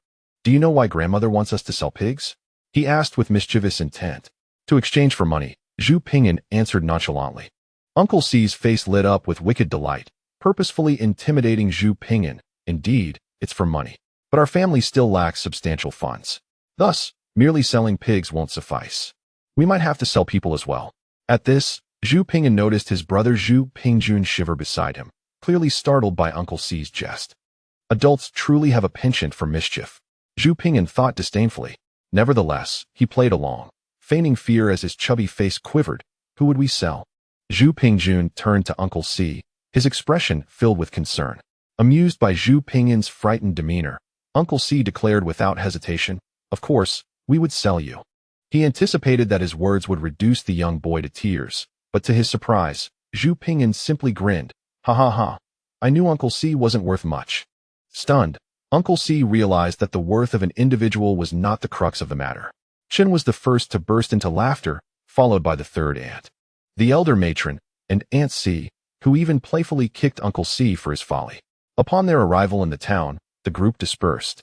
The elder matron and the Chun sisters-in-law headed to their usual workshop to sell the pouches they had sewn and to purchase some colorful threads and other sewing supplies. Uncle C and Father Zhu set off to sell wild boar, while Zhu Pingchuan guided Zhu Pingyan to sell wildflowers. With everyone except Father Zhu and Chun indulging in laughter at their expense, They returned to the familiar apothecary, Jim and Tang, and upon entering, one of the young apprentices, beaming with delight, approached them. "You've come. The honeysuckle is nearly out of stock," he exclaimed.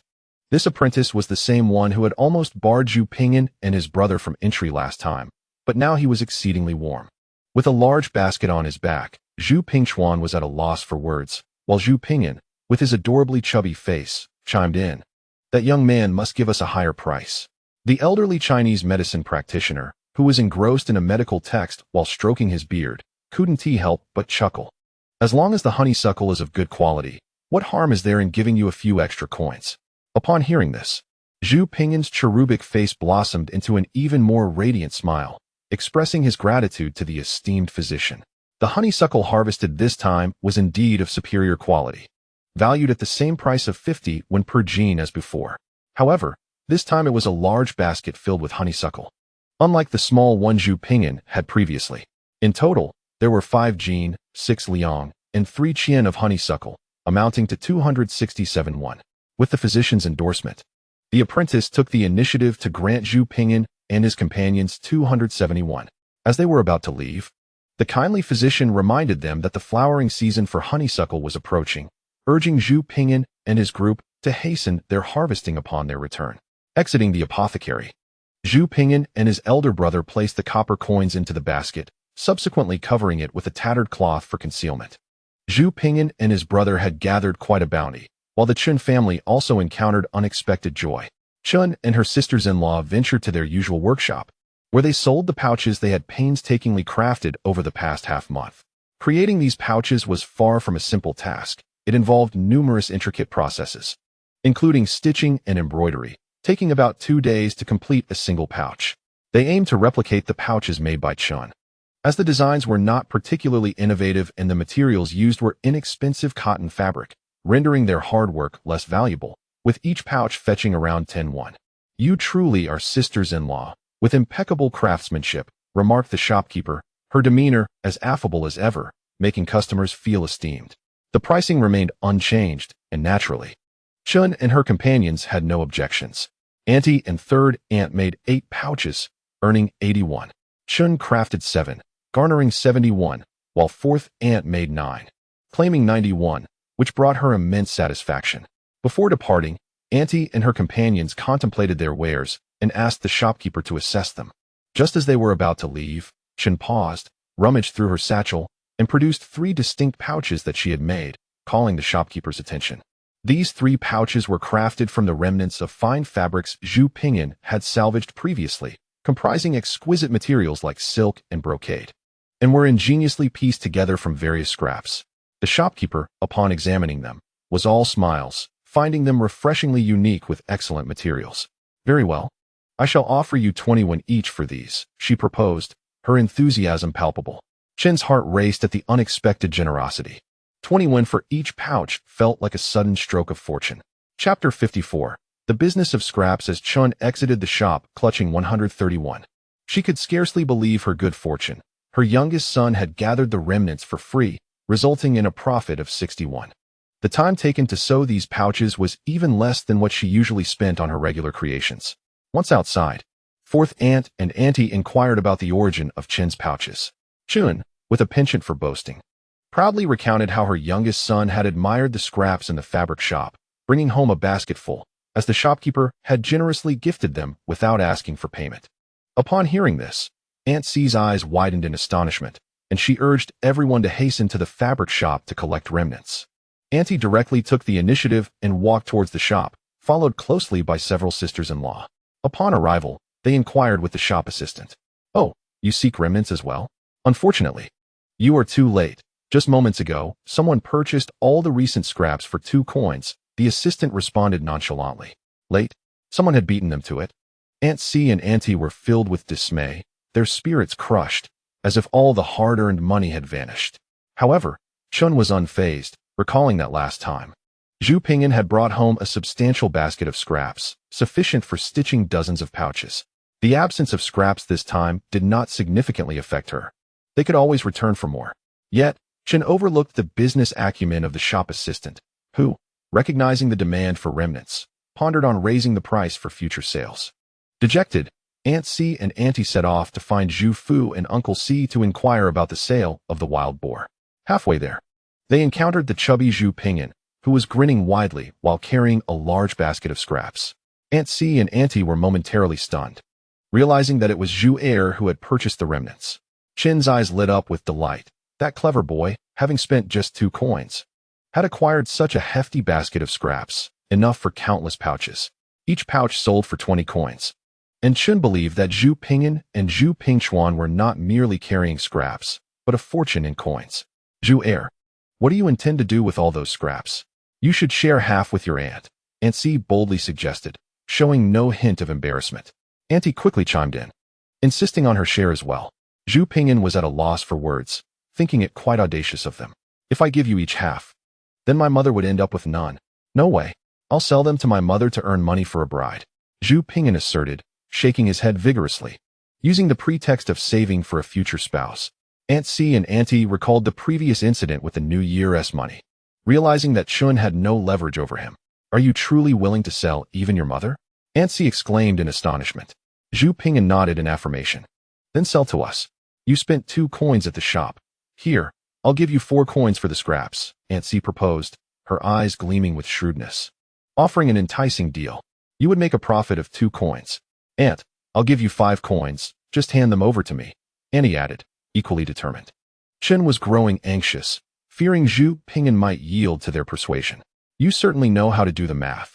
Zhu Pingyan ignored them and turned to Chen, asking, Mother, how much do you sell the pouches made from scraps? 20 coins each. The ordinary ones are only 10, Chen replied, her excitement palpable. Oh, 2 scraps make 1 pouch. I'll sell you 2 scraps for 5 coins, given our familiarity, she said with a smile. Mother, you too. I do not seek to profit, Zhu Pingyan remarked earnestly. After calculating with his fingers for quite some time, he raised his head and stated solemnly to Aunt C and Aunt Da, 2 scraps of cloth cost 5 1. Aunt C and Aunt Da's mouths fell agape. That large basket of scraps must contain thousands of pieces. Purchasing them for merely 2 and reselling them at 100-fold profit seemed excessively greedy. That little rascal has indeed struck it lucky. If only I had discovered the utility of these scraps sooner, they mused, not attributing Zhu Pingyan's fortune to his cleverness, but rather to sheer luck. Initially pleased, Chen Shi's expression darkened upon hearing Zhu Pingyan mention charging for the scraps. I told you to provide for your mother, and yet here you are demanding money, she scolded, seizing him and threatening to spank him. All right, I want to charge you. Zhu Pingyan quickly surrendered, having never intended to collect money from Chen Shi. He merely wished to impress Aunt C and Aunt Da. While Chen Shi could intimidate Zhu Pingyan into compliance, Aunt C and Aunt Da could not employ such tactics. However, persuading them to part with 5 for 2 scraps was particularly challenging, especially knowing that the entire basket had only cost Zhu Pingyan 2 Though Chen Shi longed to keep the entire basket for herself, she recognized the importance of moderation to maintain familial harmony. Besides, with such a large quantity, it would take an eternity to sew everything. Moreover, a gentleman appreciates wealth only through rightful means. How could one exploit family members? Aunt Da and Aunt San and C could not accept money either. Chen Shi maintained her grip on Zhu Pingyan, continuing her charade. Immediately, Aunt Da and the others cast grateful glances at Chen Shi. No, I need to save money to marry, Zhu Pingyan insisted, still firmly planted on her lap, determined to protect his possessions, as was fitting for his age. You should save.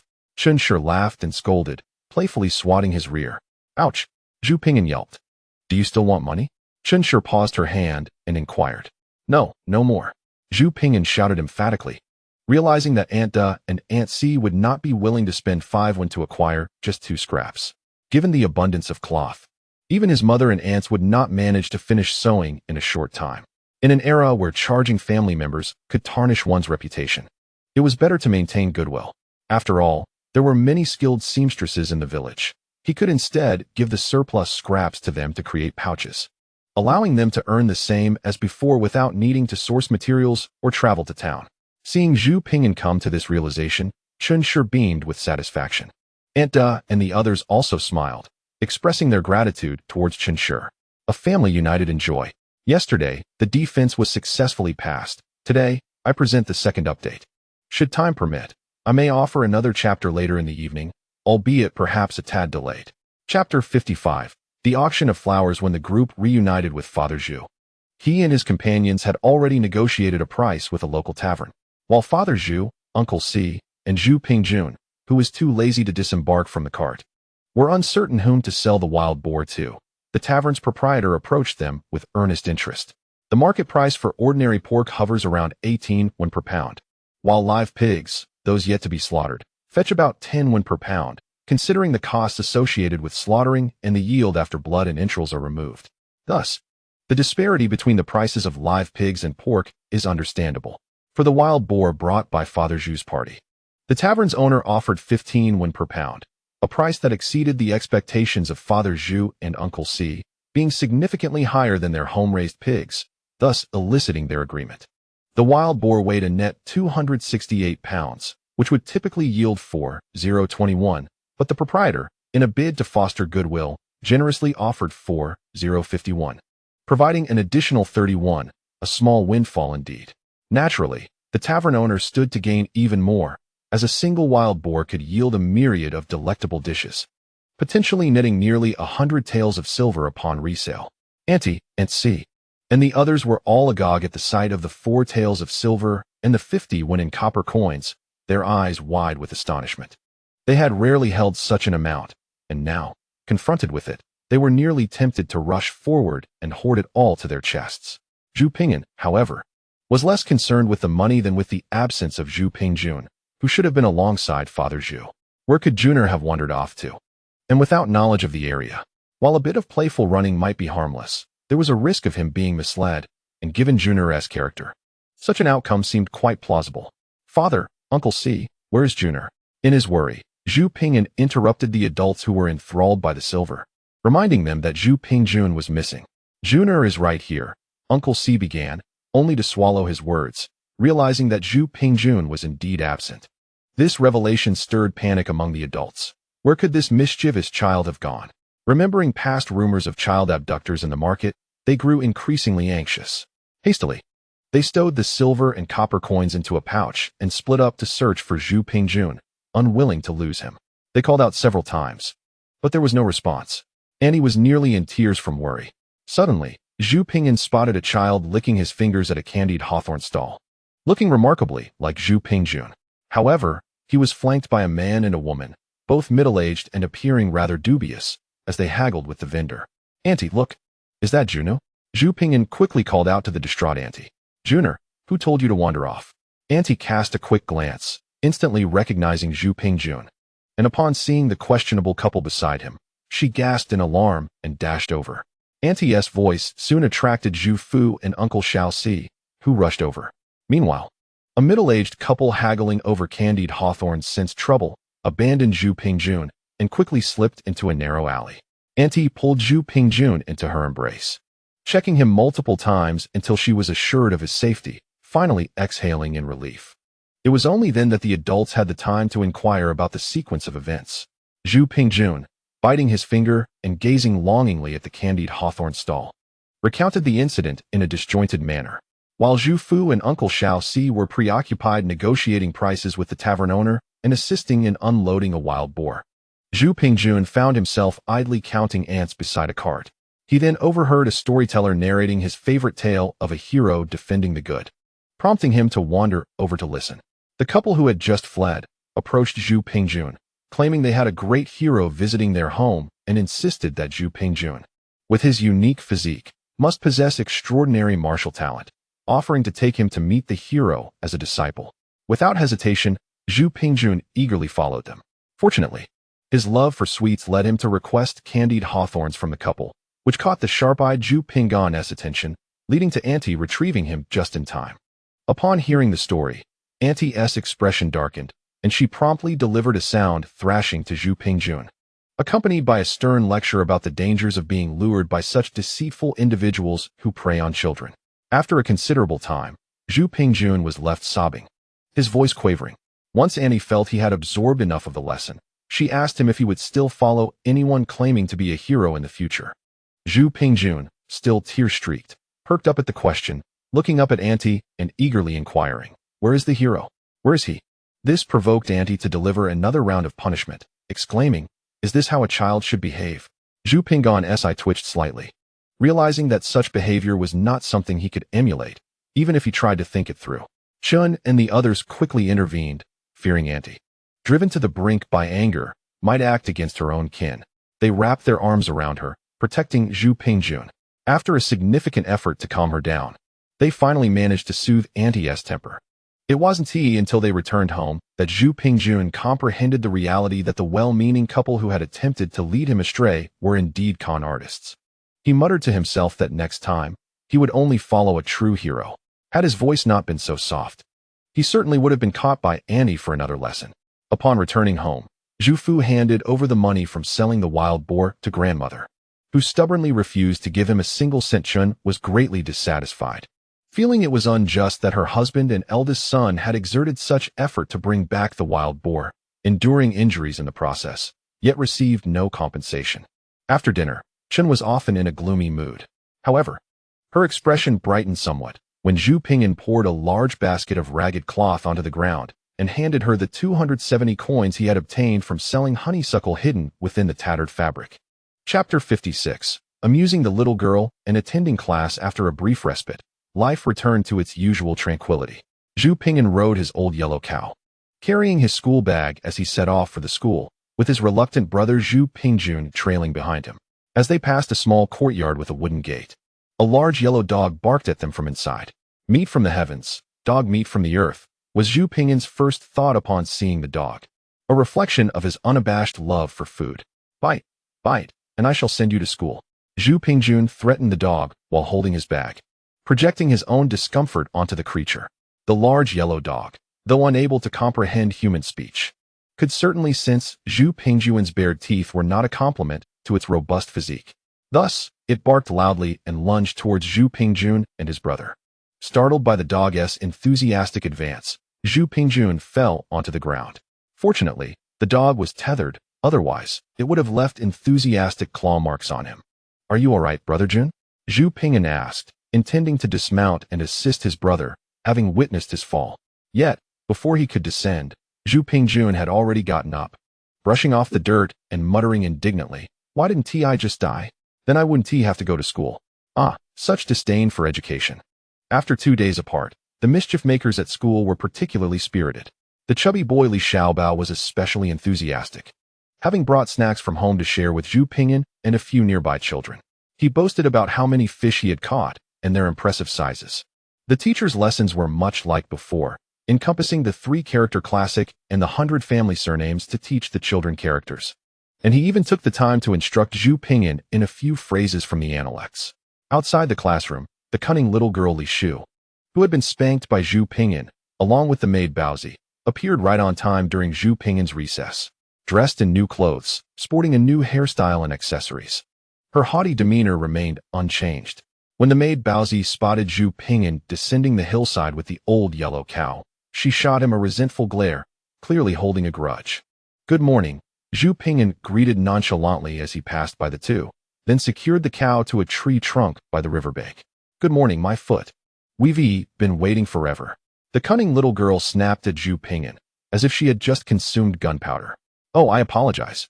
The teacher ran late today," Zhu Pingyan replied, nodding sheepishly. "Here." The maid Baozi, still recalling Zhu Pingyan's earlier actions, mirrored the little girl's tone with a similar indignation. However, when Zhu Pingyan accepted the food box, a flicker of anticipation sparkled in her big eyes, albeit momentarily, yet it did not escape Zhu Pingyan's notice. There was surely something amiss with the food within the box. Zhu Pingyan retrieved the food box and placed it upon a rock.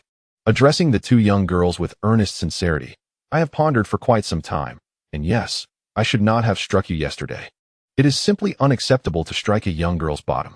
At the mere mention of such an act, the 2 girls instinctively glared at Zhu Pingyan, particularly the cunning little one, who appeared as if she would leap forth to bite a chunk from his plump cheek. Thus, acknowledging my misstep, "I shall share a story with you today." Zhu Pingyan sat upon the stone, holding the food box with a demeanor of genuine apology. "Ahem. Do not dwell on it too much. We too bear some blame. Please, eat quickly so that you may hear the story." The cunning little girl feigned a magnanimous forgiveness, yet she incessantly urged Zhu Pingyan to consume his meal. "Very well, the opportunity is yours. Do not blame me if you fail to seize it." Zhu Ping'an mused to himself. Before recounting the tale of the eagle-shooting heroes, allow me to share a story about climbing a mountain. A goofy smile danced upon his lips. The two young girls settled in, eager to hear the tale, munching on their snacks. The story unfolded in our very midst. With the towering Woniu mountain looming behind us, legend has it that atop this mountain lie 10,000-year-old Ganoderma, capable of curing all ailments. Zhu Ping'an narrated with a cheerful tone. That is mere deceit. There is no panacea, scoffed the cunning little girl with a dismissive pout. It is merely a legend. Zhu Ping'an replied leisurely. At the foot of Woniu mountain resided a pair of deeply affectionate lovers, childhood companions who were on the brink of discussing marriage. However, the girl fell victim to a peculiar illness that no remedy could alleviate. Determined to procure the ancient Ganoderma to heal her, the boy resolved to ascend the mountain. And the girl, unwilling to be left behind, insisted on accompanying him. Coincidentally, a group of nearby individuals also sought to gather the legendary herb, and thus, a dozen of them set off together toward the summit. As they approached the base of the mountain, the weather suddenly turned ominous, unleashing a torrential downpour. Nevertheless, they remained resolute in their quest and left the girl to guard their camp. Zhu Ping'an's tone grew somber as he recounted this part of the tale. The young girls listened intently, their mouths still busy with snacks. Yet, 3 days passed without a sight of their return. The girl began to worry, thinking perhaps the weather was to blame. As they awaited, on the 7th day, the group finally returned, but her childhood companion was conspicuously absent. Here, the girls ceased their snacking, a sense of tension creeping in. Upon their return, they informed her that on the very first day of their ascent, her companion had tragically perished. They had hastened back, believing he might return to find her. Thus, they formed a circle and placed her in the center. As the time approached midnight, her childhood companion suddenly appeared, bloodied and clutching her tightly, attempting to flee. The girl screamed in terror, struggling against him. At which point he revealed that on the first day of their climb, disaster struck. The torrential rain had caused a landslide, claiming the lives of all but him. Who do you believe? Zhu Ping'an's voice dropped to a chilling whisper, deliberately evoking an eerie sensation. The young lowly, startled, clasped her companion tightly. Their screams reminiscent of two hamsters in a frenzy, adorably endearing. In stark contrast to their frightened expressions was Zhu Ping'an's goofy smile. This ghost story was rather mild. Crafted with care to avoid alarming them, tales of red strings or midnight buses were deliberately omitted. After a considerable while, the two Lolas regained their composure. And upon seeing Zhu Ping'an's silly grin, it dawned upon them that this chubby, endearing boy had orchestrated the fright. Zhu Ping'an, you rascal! The clever little lowly scolded. Delivering a playful kick, Zhu Ping'an effortlessly dodged, justifying his actions. You were the ones who tampered with the lunchbox first. How do you know? Inquired the curious maid, Hua. Bewildered, you didn't even open it. Oh, you silly girl. The clever lowly's expression darkened. At this, Zhu Ping'an's chubby face broke into a smile. As he spread his hands wide, now fully assured. Teasing the Lolas and attending lessons made time fly, and before they knew it, the day had arrived for the two villages to compete for water, prompting the school to grant a day off. Chapter 57. The atmosphere was electric. Filled with the sound of drums and gongs, laughter and chatter echoed continuously. The long-awaited water dispute between the two villages commenced, and it was hard to fathom the level of festivity surrounding such a serious matter without witnessing it firsthand. Both the elderly and the young had donned their finest attire, as if celebrating a festival. Especially the young men, gathered in groups, freshly bathed and clad in new garments, made earnest attempts to impress the maidens from the neighboring village. On this day, the girls' families granted them a rare reprieve from their usual constraints, allowing them a fleeting taste of freedom. The venue for the water dispute was strategically chosen at the border of the two villages, near the riverbank, flanked by two hills rising 8 meters high. In this open space, throngs of villagers from both sides gathered in a lively assembly. At the center stood a wooden platform measuring over 20 square meters, where the village heads and esteemed elders from both villages convened, including Master Sun, who was merrily toasting with a peer of similar age. A discerning observer might detect an undercurrent of seriousness amidst the revelry. The village heads and elders, though engaged in jovial exchanges, could not entirely mask the competitive spirit brewing beneath the surface. Undoubtedly, the most serious participants in the water contest were the 60 children representing each village. Zhu Ping'an stood among a row of boisterous children, listening to an uncle fervently rallying their spirits, recounting the honors their village had achieved in past water disputes, and outlining the rewards that awaited them upon victory. The children's faces flushed with excitement, their raucous cheers resembling those of individuals high on adrenaline. Amidst the cacophony of animated children, Zhu Pingyan remained stoically unresponsive, simply standing there with his signature goofy demeanor. Shame, shame, shame.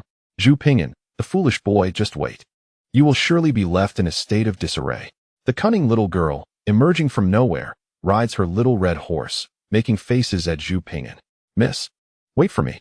Baozi, the young maid, calls out, running after her with her skirt held high, panting heavily. That vengeful little brat. She must have already warned the mischievous children from her village about the water dispute. Such a charming little girl disrupts the scene. And even the invigorated uncle cannot bring himself to scold her, which only emboldens the cunning little girl further. You will lose, Zhu Pingyan dismissively states, ignoring her antics. It feels akin to a swimmer being told by the judge, before the race has even begun, that they have already lost. As the cunning little girl is engrossed in her antics, Zhu Pingyan's words pour cold water over her, causing her to stomp her feet in frustration. You're talking nonsense, she exclaims, waving her little whip at him in anger. If I can speak nonsense, surely our entire group cannot be wrong. Zhu Pingyan replies coolly, then turns to the excited children around him, asking loudly, tell me, do you think they will lose? The exuberant children, eager for an outlet for their energy, shout in unison, they will lose. They won't even have pants left. The cunning little girl's face flushes with embarrassment and anger, while Zhu Pingyan's disdain only escalates. You all be quiet. Zhu Pingyan, dare you to bet with me? The little girl, now furious, has silenced the rambunctious children. However, upon hearing her challenge, the children erupt in cheers. Bet, bet. If Zhu Pingyan loses, he must become her little husband. You brats, be quiet. I would never marry a toad. I am a little swan. The cunning little girl, infuriated, feels the urge to whip them all with her little horse just to vent her frustration. Zhu Pingyan, do you dare to bet with me? She shouts. Bet on what? Zhu Pingyan replies, taken aback by her characterization of him. If we win, you must promise me one thing, she declares loudly. And if you lose? Zhu Pingyan counters. We will not lose. The little girl exudes an unfounded confidence. But what if you do? Zhu Pingyan presses on. If we lose, I will also promise you one thing. She finally concedes after a moment of thought. Oh, if you lose, just wait to become Zhu Pingyan's little wife. The excited children cheer. The cunning little girl, speaking coldly, retorts, you will be the ones to lose. And then, riding off on her little red horse, she storms away. Before leaving, Baozi shot a fierce glare at Zhu Pingyan. This little rascal is too wicked. Not only did he spank the young lady, but he also frightened her with ghost stories the other day. How outrageous. Humph. This time, when you lose, let us see how the young lady deals with this little brat. Alas, should I strike him or chastise him? What a dilemma it is. Once they are defeated, let him accompany you as a commoner and see if he retains his arrogance. The cunning little girl, perched upon her red horse, exclaimed indignantly. Miss, please don't, protested the little maid, Hua, who was trailing behind, her voice tinged with grievance, though there was a flicker of expectation in her heart. If that little brat were to become a commoner like herself, wouldn't she be able to hear stories every day? Oh dear, what am I thinking? I wouldn't want that. I am a top-ranking maid, after all. He must be punished to sweep the floors, fetch water, and feed the yellow dog, starting at dawn, with no respite until dusk. He is, after all, a scoundrel who has spanked someone. Amidst the commotion instigated by the cunning little girl, the rowdy children of the lower river village seemed even more invigorated, rolling up their sleeves, eager to confront the children of the upper river village. After a brief meeting, the village chiefs and elders from both villages rose from their seats, paying homage to their ancestors in the direction of their respective villages. They then sacrificed a rooster, letting a drop of its blood fall into each person's cup, akin to a blood oath, vowing to uphold their commitments regardless of the outcome of this water dispute. They raised their cups and consumed the blood-tinged wine in unison. At this moment, thunderous cheers erupted from the crowd below, marking the official commencement of the water dispute. Chapter 58. The flag seizure. Under the supervision of their respective elders, the children from both villages were entrusted with 10 flags each. The flag of the upper river village bore the character for up, while the flag of the lower river village displayed the character for down. The flags could be held or planted in the ground, but they were strictly prohibited from being concealed. In the ensuing skirmish, neither side was allowed to use any tools to prevent injury. Other than that, no further stipulations were imposed, allowing both parties to unleash their creativity. In the first round, the upper river village defended the flag while the lower river village attempted to seize it. As Zhu Pingyan and a group of children stood at the hillside, they marveled at the traditional water dispute between the two villages, recognizing the wisdom of their ancestors. This method of contention not only mitigated casualties but also fostered deeper bonds between the two communities, ultimately resolving conflicts. For centuries, this tradition had been upheld, with both sides steadfastly adhering to the results, without a single exception. Go, go! The spectators from both villages fervently cheered, their hands cupped around their mouths to support their respective children. Hearing the crowd's fervent encouragement, Zhu Pingyan was momentarily taken aback. Goodness! Wasn't he the term cheer widely accepted as a modern expression that emerged after the advent of racing? How could the crowd be shouting it now? It felt as if a thunderclap had struck. Could it be that the rumors were indeed true? During his graduate studies, he had encountered a legend regarding the term cheer, linked to the Ming dynasty, specifically a tale about Lu Bowen. It was said that the strategist Zhuge Liang of the previous dynasty was rivaled by Lu Bowen in this era. After assisting the founding emperor in unifying the realm, Lu Bowen, brimming with pride, felt that his wisdom surpassed that of anyone from 5 centuries past or future.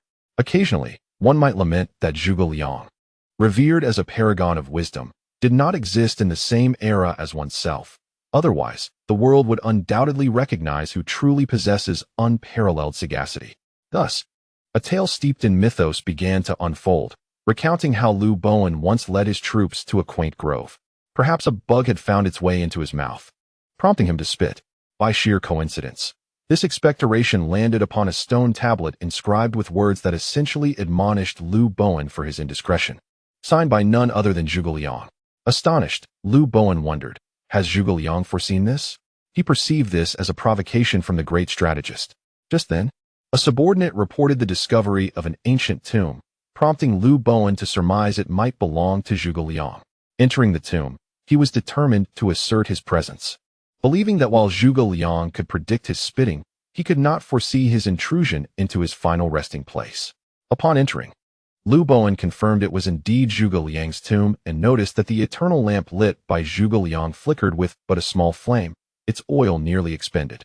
Lu Bowen, amused, thought to himself, they say you are clever, Zhuge Liang, yet your own eternal lamp is on the verge of extinguishing. How can you be wiser than I?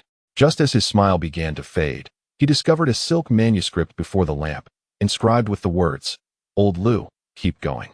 Thus, the phrase keep going became a source of motivation for future generations.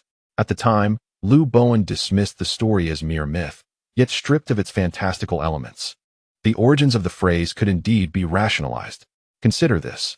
It is rumored that keep going originated from foreign racers who cried out when their fuel ran low. Yet the phonetics of foreign languages differ vastly from Chinese, casting doubt on its credibility. Nevertheless, the undeniable truth remains that within the Ming dynasty, I heard the phrase keep going. Leaking oil. Zhu Pingyan is leaking oil. A faint voice emerged from the crowd, likely the combined shouts of 2 or 3 young girls. Zhu Pingyan turned to see the cunning little girl, Li Shu, riding a small red horse, leading her companions and jeering at him. Upon noticing that Zhu Pingyan had caught wind of her mockery, the mischievous child couldn't resist making a face at him. In response to the impudent little rascal, Zhu Pingyan instinctively made a gesture as if to swat her bottom. This gesture eluded the comprehension of others, yet Li Shu and her companion, the little dumpling girl, immediately blushed upon seeing it, their eyes narrowing with indignation, as if they wished to bite him in retaliation. The village elders from both sides stood upon a high platform, igniting a stick of incense. At the moment of ignition, a bare-armed drummer vigorously struck a large drum, signaling the commencement of the first round of the water dispute, the upper river village defending their banner, while the lower river village sought to seize it. A cacophony erupted as 29 boisterous children surged forward, dragging Zhu Pingyan along, heedlessly charging up the hillside in a disorganized frenzy, utterly lacking in strategy. In truth, prior to this chaotic dash for the flag atop the hill, Zhu Pingyan had contemplated numerous tactics suitable for his village's rowdy children. From wave-like Mongolian battle formations to flanking maneuvers and encirclements. Yet, Alas, few of the children were inclined to heed his counsel. As he contemplated this, Zhu Pingyan could not help but let out a long sigh. Here he was, a mere 5-year-old, while others were already 8 or 9. It seemed absurd that anyone would heed his words. Whenever he reflected on this disparity, it stirred a profound sense of frustration within him.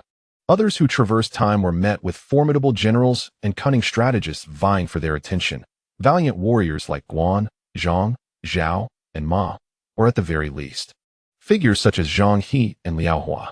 Yet here he stood, struggling to command even a handful of rambunctious children of similar ages.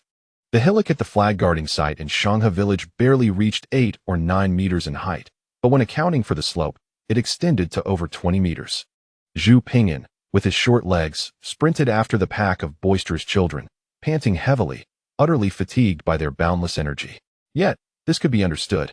For every glutton at heart is inherently indolent, preferring to sit rather than stand, to sleep rather than sit, and to think rather than act. Unlike the carefree children rolling in the mud, Zhu Pingyan had been learning while riding an old yellow cow. This relentless ascent was impractical.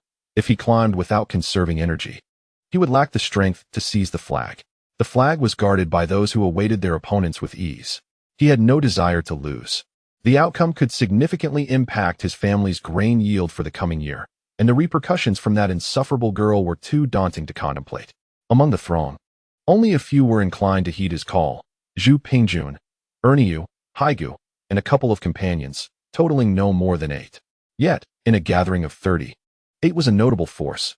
Jungu, Erniu, Haigu, Dongo, slow down, listen to me. Zhu Pingyan gasped, urging his friends to halt. In his haste to gather them, he failed to notice the uneven path ahead, and with a sudden jolt, he tumbled, landing unceremoniously. Fortunately, it was merely a fall, and he sustained no injuries. Although Zhu Pingjun and the others did not grasp the reason for Zhu Pingyan's call, they obediently gravitated towards him. Down the slope, the cunning little girl and her entourage of maidens witnessed Zhu Pingyan's misstep, erupting into gleeful laughter as they embraced one another, mockingly taunting him. Ha ha ha. Silly Zhu Pingyan has fallen flat. Serves him right. Chapter 59. Let us go. It is time to save the world now. As they reveled in their mirth, Zhu Pingyan mused that soon they might not be laughing at all. His companions, having extracted themselves from the frenzy of the other children, gathered around him. Xiaozhi, why aren't you running up? They inquired, a cacophony of voices overlapping. Aren't you all tired? Zhu Pingyan countered, prompting a chorus of nods in response. Running up like this is exhausting. We'll surely lack the strength to seize the flag. He beckoned a few of the children closer and whispered a secret plan. The children hesitated momentarily. The scheming little girl below could not hear Zhu Pingyan's words, but she observed him conferring with his companions. After a brief discussion, he plopped down on the hillside, reaching into his clothing to produce a generous handful of snacks. Instantly, the initially hesitant children settled beside him, eagerly joining in the feast. What is going on? I simply do not comprehend.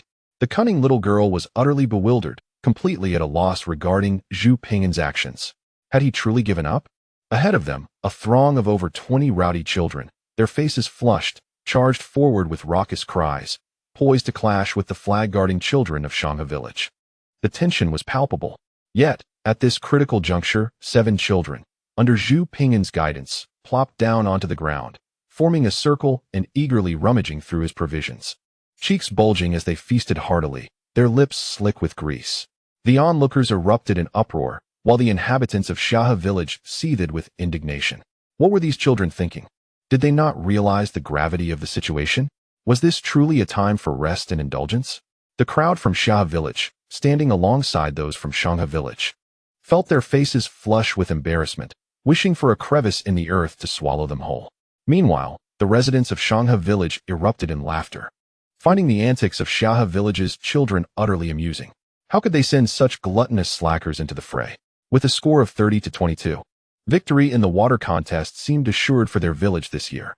In that moment, the cacophony of the spectators became a chaotic symphony. The cunning little girl and her maidens, witnessing Zhu Pingyan and his companions indulging in their feast, were initially perplexed. However, upon hearing the adults' mockery and recalling Zhu Pingyan's past antics of trading stories for food, they began to join in the laughter, echoing the jeers. Chun, among the crowd with several wives, impatiently awaited her son's moment of glory. As she overheard the derisive comments, she longed to rush forward, seize her son, and deliver a sound thrashing for his gluttony. Meanwhile, as Zhu Pingyan and his companions comfortably indulged in their feast, the two factions of children on the hillside finally clashed. In comparison to Xiahe Village, Xiahe Village was relatively affluent, and their children had been meticulously selected, appearing significantly sturdier. As the children from Xiahe Village struggled down the slope, panting and weary, the children from Xiahe Village, having rested, planted their flag firmly in the earth and charged down with spirited cries. The Xiahe Village children, robust and well-prepared, capitalized on their advantageous position, overwhelming the fatigued and disorganized Xiahe Village children. The scenario was decidedly one-sided. The vigorous children from Xiahe Village surged forward, while the Xiahe Village children, red-faced and breathless, found themselves retreating. Notably, among them was a plump 9-year-old, whose every step resonated with a comical thud, proving a formidable presence among the Xiahe children. The Xiahe children, driven solely by sheer willpower and the promise of rewards from their uncle, although steadily pushed back, persisted valiantly. It must be said that at times, these mischievous children could be rather endearing. Their tenacity always garnered a sense of satisfaction. Of course, this sentiment excluded the few shameless and spineless rascals at the base of the hill. The cunning little girl looked down with utter disdain upon a certain chubby boy named Zhu Pingyan, who sat on the hillside, devoid of any sense of collective honor or belief in victory, indulging in gluttony. The incense lit by the village elders had already burned down to a mere fifth of its length. The children of Xiahe Village, having previously conserved their energy, were now utterly exhausted, despite maintaining a slight advantage over their counterparts from Xiahe Village. Just moments ago, the robust little boy had been charging through the fray, but now, he lay sprawled on the ground, gasping for breath, having exhausted all his strength while pinning down an unfortunate child from Xiahe Village. Xiahe Village had given its all, yet Xiahe Village was nearing its limits as well. At this point, their strength was akin to a bow drawn to its utmost tension, unable to penetrate even the slightest resistance. "Let us embark on our mission to save the world," Zhu Pingyan proclaimed, rising from his spot on the hillside, wiping his mouth with his chubby hand, and clapping his hands together. The 7 mischievous children surrounding him were baffled by his cryptic declaration of saving the world, having never heard such nonsense before, but they understood the command to move. With jovial strides and satisfied belches, they followed Zhu Pingyan up the hill. "Shameless, utterly shameless," thought the cunning little girl as she watched Zhu Pingyan leisurely ascend the hill, even delivering a playful kick to the rear of the most robust boy from Xiahe Village. In her eyes, Zhu Pingyan's already dubious character had sunk to new depths, now tainted with an even more unpleasant odor. Truth be told, Zhu Pingyan had kicked that boy out of sheer frustration. The pressure they had exerted on the children of Xiahe Village had been overwhelming. Initially, Zhu Pingyan had intended to sneak around and stealthily snatch the flags before darting down the hill. However, with the crowd watching below, any noise from Xiahe Village would surely alert those on the hillside, rendering any form of cunning strategy futile. It was better to approach directly. Not all of Xiahe Village's inhabitants were as exhausted as that chubby boy. A few still possessed some fighting spirit. Yet, compared to the well-fed Zhu Pingyan and his companions, they were hardly a match. Zhu Pingyan was aware that his short stature might not be enough to contend with the weary children, but he had 7 spirited allies at his back.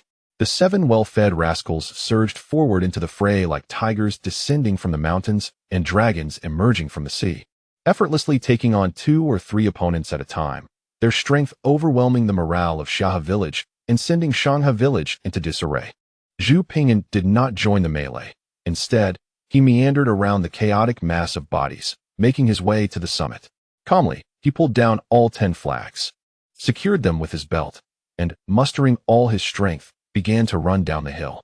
The act of tearing down the flags and binding them together was executed in one fluid motion, and before either Xiahe or even Xiahe's children could react, Zhu Pingyan, with his rear in the air, was already sprinting down the hill, shouting in triumph.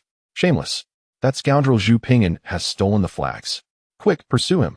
The cunning little girl shouted in frustration. The onlookers were momentarily stunned, taken aback by the unexpected turn of events. Chapter 60. How shameless you are! The mischievous children of Xiahe Village did not lack the desire to pursue. Rather, they were obstructed by their counterparts from Xiahe Village. left only to witness the flag being dragged along the ground by Zhu Ping'an, stirring up a cloud of dust. The village elder of Xiahe Village had tears welling in his eyes, for this was an unprecedented victory in the village's history. Previously, securing 6 or 7 flags was deemed a significant achievement, yet this time they had astonishingly captured 10. The process was inconsequential. What truly mattered was the outcome. The elder received the flag from Zhu Ping'an, who had hurriedly trotted over, panting and beaming with disbelief. Good child, the elder repeatedly exclaimed in excitement. The flag snatching was merely the first round. In the second round, the roles would reverse, with Xiahe Village attempting to seize the flag and Xiahe Village defending it. The children of Xiahe Village, having been outmaneuvered by Zhu Ping'an and his companions, were seething with indignation, particularly the stout boy who felt utterly humiliated after being kicked by the little rascal, with the scheming little girl, Li Shu, fanning the flames of their ire. The children of Xiahe Village were incited to a fervor far more intense than when Xiahe Village had previously captured the flag. Before the flag snatching commenced, both the defending and attacking sides were granted a brief respite for preparation. After all, they had just concluded a vigorous contest, and their stamina had yet to be restored. During this time, they could consume refreshments or rest to regain their strength. The children of Xiahe Village glared hatefully at their rivals from Xiahe Village perched upon the slope, while munching on the freshly cooked chicken legs and savoring the broth, as if they were gnawing on the very flesh of the plump, flag-stealing boy from Xiahe Village. Xiahe Village had also prepared chicken legs and broth, which the young, strong men carried up the slope for the children. Among them was Zhu Ping'an's elder brother, Zhu Pingchuan. "Brother, could you fetch us some supplies from down the slope?" Zhu Ping'an implored while gnawing on a chicken leg, rambling on incessantly. "But you are not permitted to use tools," Zhu Pingchuan replied, somewhat at a loss. "We aren't allowed to use them during the flag snatching or in direct contact. But we can use them now, and you'll take them back later," Zhu Ping'an explained. Then, the onlookers witnessed a peculiar sight. The children from Xiahe Village, who should have been enjoying their meal atop the slope, were instead laboriously digging with shovels in the narrow space near the crest of the hill, panting and toiling away. What were these mischievous children up to? Modern individuals might recognize that they were digging a trench, but in ancient times, such knowledge was lost on them. To the villagers, it was a mystery why these children were excavating a water channel. Moreover, these children were not adults. Their strength was limited, and the trench was only about an arm's depth, albeit quite wide. What purpose could this serve? As the break neared its end, Zhu Pingchuan and the others carried down the remaining chicken legs, broth, and shovels. The village elders once again lit incense, and the bare-armed men resumed their rhythmic drumming. Thumping away, the children of Xiahe Village, with a roar, charged up the slope. There is no need to entangle ourselves with them. We shall merely push them once they find themselves in the ditch, for we are taller, and they are shorter, Zhu Ping'an instructed amidst the crowd. Fortunately, due to the valor displayed during the last flag capture, the more prominent rascals from Downriver Village were willing to heed Zhu Ping'an's counsel. The children from Upriver Village, whether guided by someone or having learned from the last flag debacle, chose to rest when they reached 4/5 of the slope, regaining their strength. A few anxious rascals from Downriver Village fretted, concerned that the children from Upriver Village would gather enough energy, leaving them unable to resist. "Do not rush. We shall wait for them to reach the ditch," Zhu Ping'an reiterated, fearful that these children could not suppress their impulses. After resting for a considerable time, the children from Upriver Village, having recharged, let out fierce roars and charged up the hill with ferocity. "Hold firm, just push them. I will keep an eye on the flag," Zhu Ping'an observed as a few of the children from Upriver Village focused intently on him, sensing ill intentions. "Embracing the spirit of a friend's demise is of no concern to me." He cowardly declared his intent to monitor the flag from the rear and swiftly retreated behind the front line. Meanwhile, the cunning little girl observed Zhu Ping'an from the slope as the oncoming crowd approached, and like a rabbit, she scurried to the back to hide. Consequently, her disdain for Zhu Ping'an grew exponentially. He was nothing but a cowardly toad. The children from Upriver Village, having amassed sufficient energy, charged forth like mad dogs, only to find that the detestable Downriver Village had dug a ditch in their path, forcing them to first plunge into the trench before surging upward. However, the children from Downriver Village, having heeded Zhu Ping'an's advice, stood at the edge of the ditch, ready to push back anyone who dared to charge at them. The children from Upriver Village, who had pent up their energy for a considerable time, found themselves unable to unleash it, and their fierce attempts at revenge resulted in them being pushed down, landing on the ground. As time passed, nearly a stick of incense burned out. The children from Upriver Village had little to show for their efforts. Aside from a chubby boy who managed to pull down a child from Downriver Village who had mistakenly charged up. Yet, this chubby boy was soon tossed back into the ditch by a swarm of 30 or so children from Downriver Village, leaving him with a mouthful of mud. This ignited the wrath of the children from Upriver Village, who seemed to have discovered a new strategy against their foes. Instead of charging, they tugged at the arms of their downriver counterparts and pulled them downward. In no time, the ditch was filled with struggling children, a chaotic tangle resembling muddy monkeys. Zhu Pingyan, perched atop the slope, lamented that had the children from Upriver Village discovered this method earlier, they might have had a chance, but alas, it was too late. As the incense finally extinguished, the drummer struck the concluding beat on the bullhide drum. With the dust settled, Downriver Village emerged victorious, triumphing by a margin of 10 flags, ensuring that next year's water would flow freely for them. Zhu Pingyan, you are nothing but a scoundrel, although you won. It bears no significance to you. Everyone else displayed valor, yet you did not. You merely hide behind others, lacking any courage, and I disdain you for it. The cunning little girl, accompanied by her maid Baozi, rushed before Zhu Pingyan, puffing out her cheeks in utter contempt for his character and integrity. And what of it? We have triumphed. Zhu Pingyan spoke nonchalantly. That is the merit of others. It has nothing to do with you. You are shameless, aren't you? Everyone else is charging forward while you hide behind like a timid turtle. The cunning little loli's expression grew increasingly indignant, resembling an irate little frog. Regardless of what the cunning little loli asserted with her hands on her hips, Zhu Pingyan simply responded with a casual, "So what?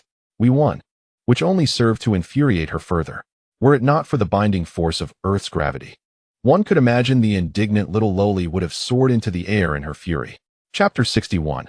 I teach the loli to sing the Pasonghongf, my lady. Let us disregard this shameless little brat.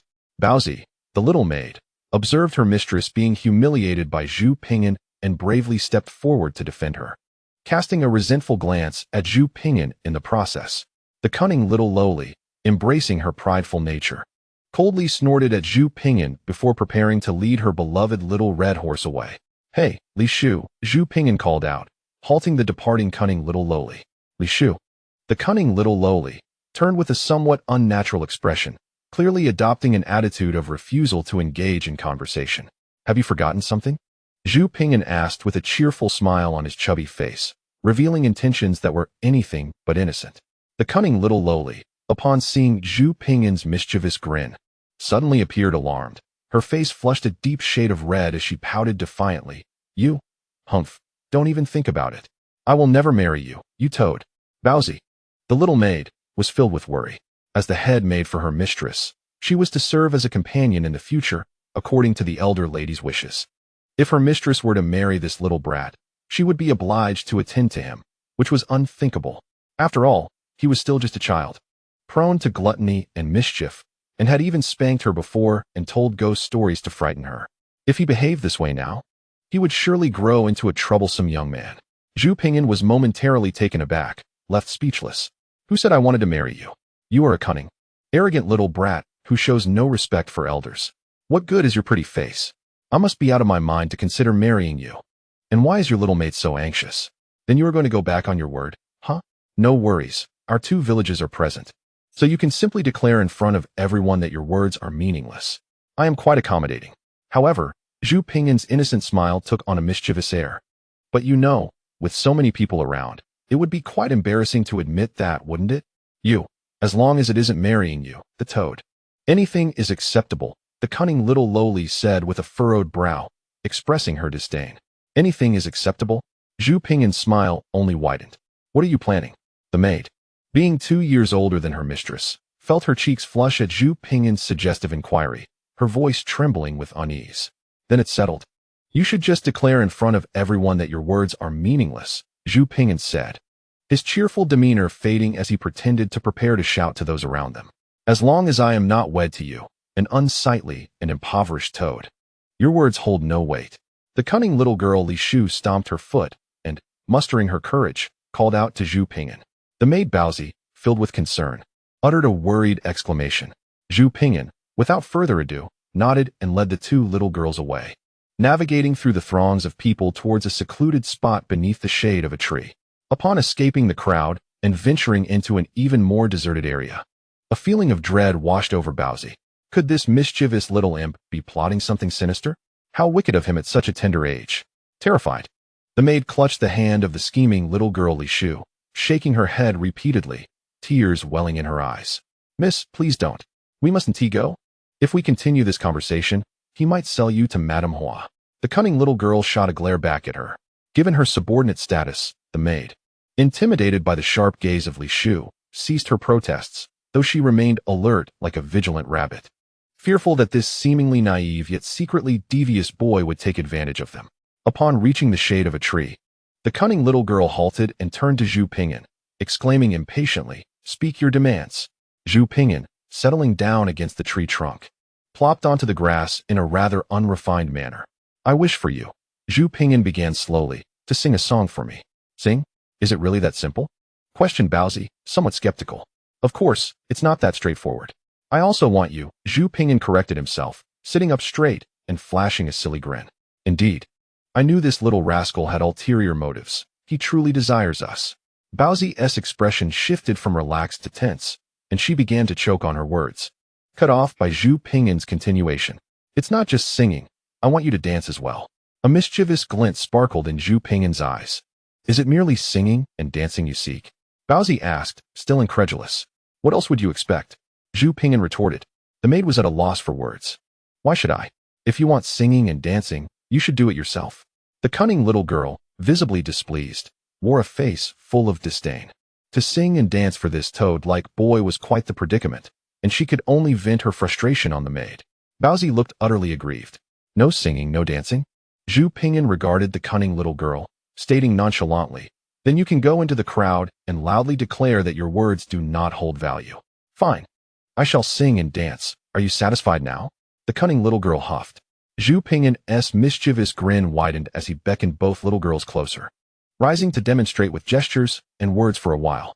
The two girls were left blushing, their faces adorned with embarrassment. Zhu Pingyan's small face scrunched up, and both little girls yielded to him. It must be acknowledged that children's capacity for acceptance is remarkably strong. After approximately half an hour, the two little girls fully complied with Zhu Pingyan's requests and began to perform.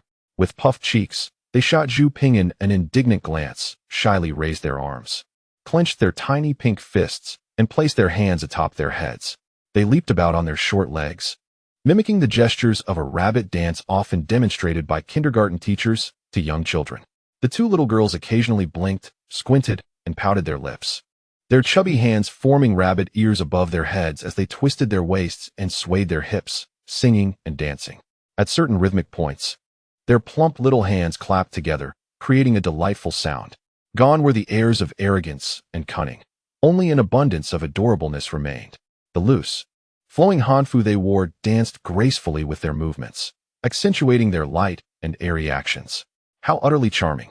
However, upon hearing the lyrics of their song, one might find the whole affair to be a peculiar and humorous juxtaposition.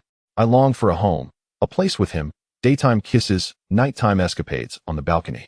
In the living room, in the restroom, in the bathtub, in the kitchen, in the car, on the mountain, by the fields, in the elevator, in the corridor." A resounding rhythm of love. Two lively little rabbits hopped about joyfully, performing such an endearing dance while singing this whimsical melody. The visual dissonance was indescribable. Zhu Pingyan, caught up in the moment, found himself unconsciously bouncing his legs, laughing at the delightful absurdity of the two little girls. When they grow older and comprehend the implications of their performance, it will surely be an amusing revelation. The mischievous little girl simply found it all very strange. What did clapping mean?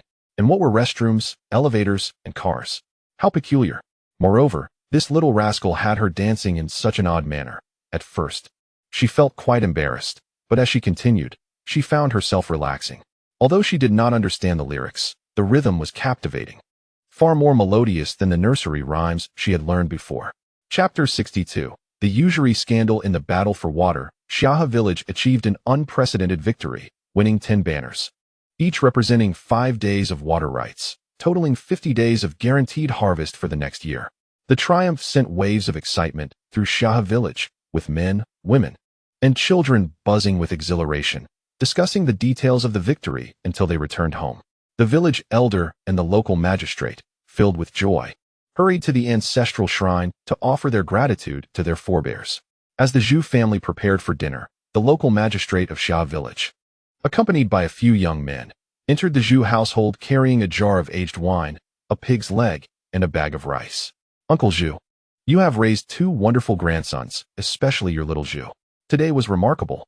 This is a gift I arranged with the village elder, so please do not refuse it," said the magistrate, a man in his 40s, who was known for his affable demeanor as he clasped his hands in conversation with the elder. In the midst of a victorious celebration over water disputes, the villagers of Pu village rejoiced together. Grandfather, after a moment's hesitation, accepted the gesture of goodwill, subsequently inviting the village head and several young men to join him for tea and wine. The village head politely declined, citing other engagements with the youth, and expressed his gratitude for grandfather's kindness before swiftly taking his leave. That evening, Father Zhu indulged in a few extra cups of wine, becoming slightly tipsy. Uncle Zhu returned home from the ancestral hall, his demeanor nonchalant, embodying the typical pride of a scholar. As time meandered on for more than a month, Zhu Ping'an rode his old yellow ox to school, during breaks regaling the little girls with tales from the legend of the Condor heroes and the smiling, proud wanderer. Apart from the increasing wealth of knowledge imparted by his teacher, little else had changed. However, there was a new addition to his storytelling ritual, watching the little girls perform the rabbit dance while singing the catchy pa-pa-pa song, inevitably accompanied by snacks. Concerning the rather trivial ability of fortune-telling, Zhu Ping'an conducted numerous experiments, gradually unraveling some of its secrets. The phrase glorifying ancestors proved pivotal, roughly every 10 days. He could glimpse his fortune for about 3 seconds, a rather underwhelming capability. Aside from these endeavors, Zhu Ping'an, under the auspices of the Chen family, visited neighboring households, offering the women free materials to craft pouches, which he would then purchase from them at the town's market rate of 10 coins each.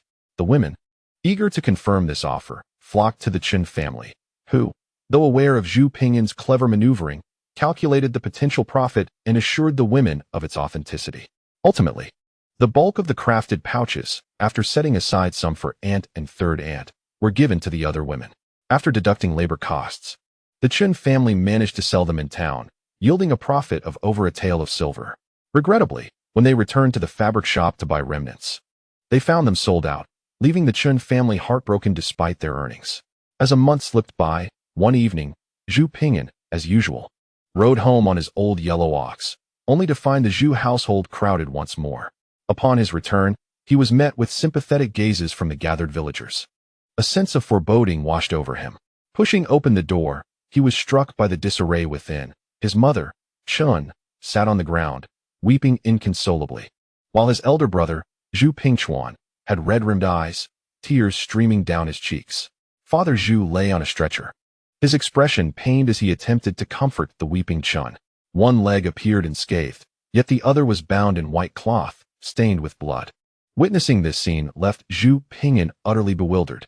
In his eyes, Father Zhu was a robust man, akin to an ox, though not one for words. The love he bestowed was no less than that of Chun, and he stood as the pillar of their small family, shielding them from life's storms with his very being. It was precisely because of such a stalwart figure that Zhu Ping'an could traverse this new world with the carefree innocence of a child. Just that morning, before selling rabbit skins in town, Father Zhu had cheerfully asked if Zhu Ping'an still wanted the Xian paper from their last encounter. However, this sturdy man, akin to iron, now lay on the stretcher with a painful expression. Zhu's father was remarkably honest and kind-hearted, never having made enemies throughout his life.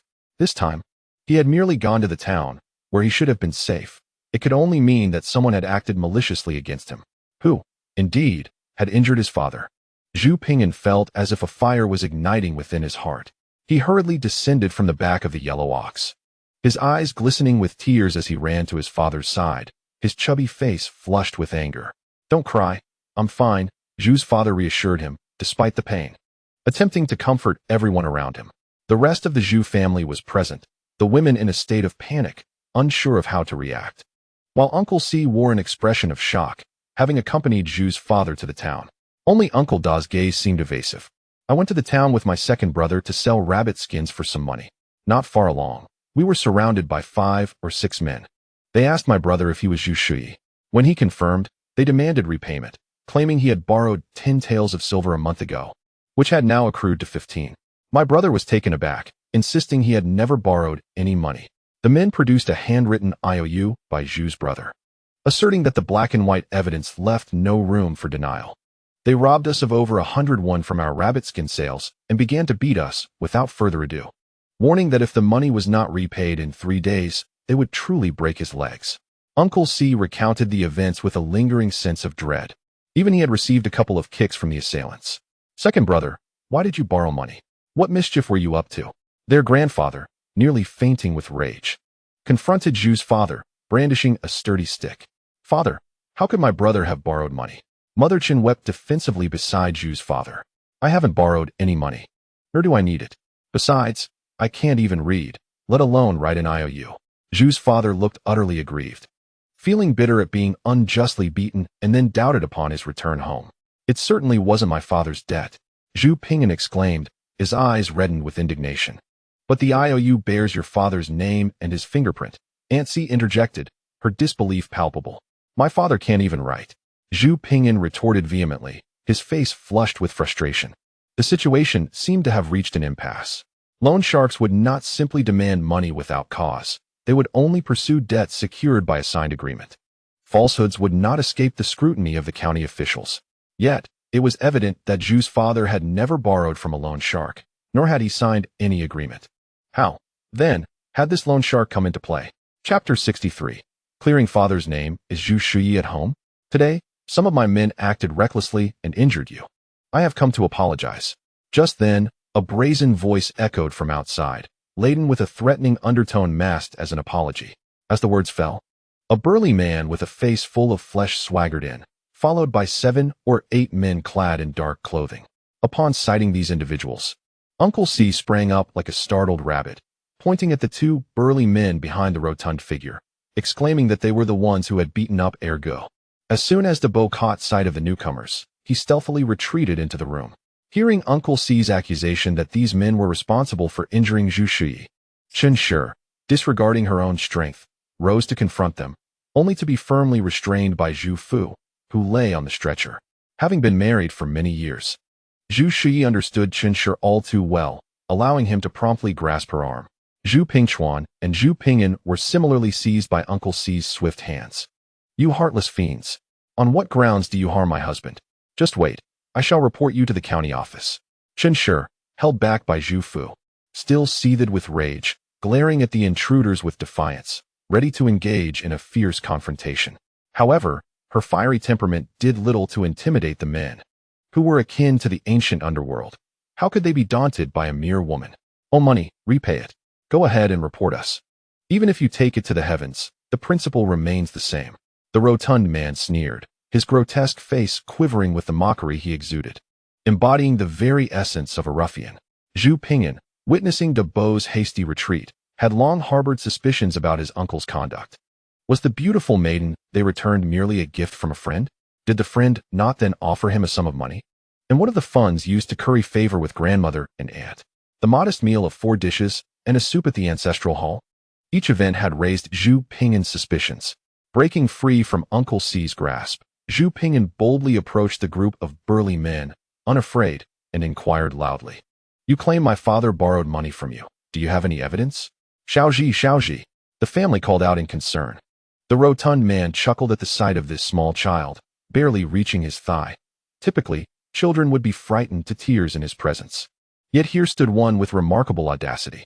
He found himself momentarily reconsidering the urge to resort to violence. What? Does this little child know how to read? The rotund man inquired, his jiggling flesh quivering with curiosity. I have been learning for nearly 100 days. Do not attempt to deceive me, Zhu Ping'an replied, standing confidently and extending a small hand. Do not think to tear it up, otherwise, Uncle will strike. Finding the boy's bravado amusing, the rotund man gestured for one of his lackeys to present the debt note to the child.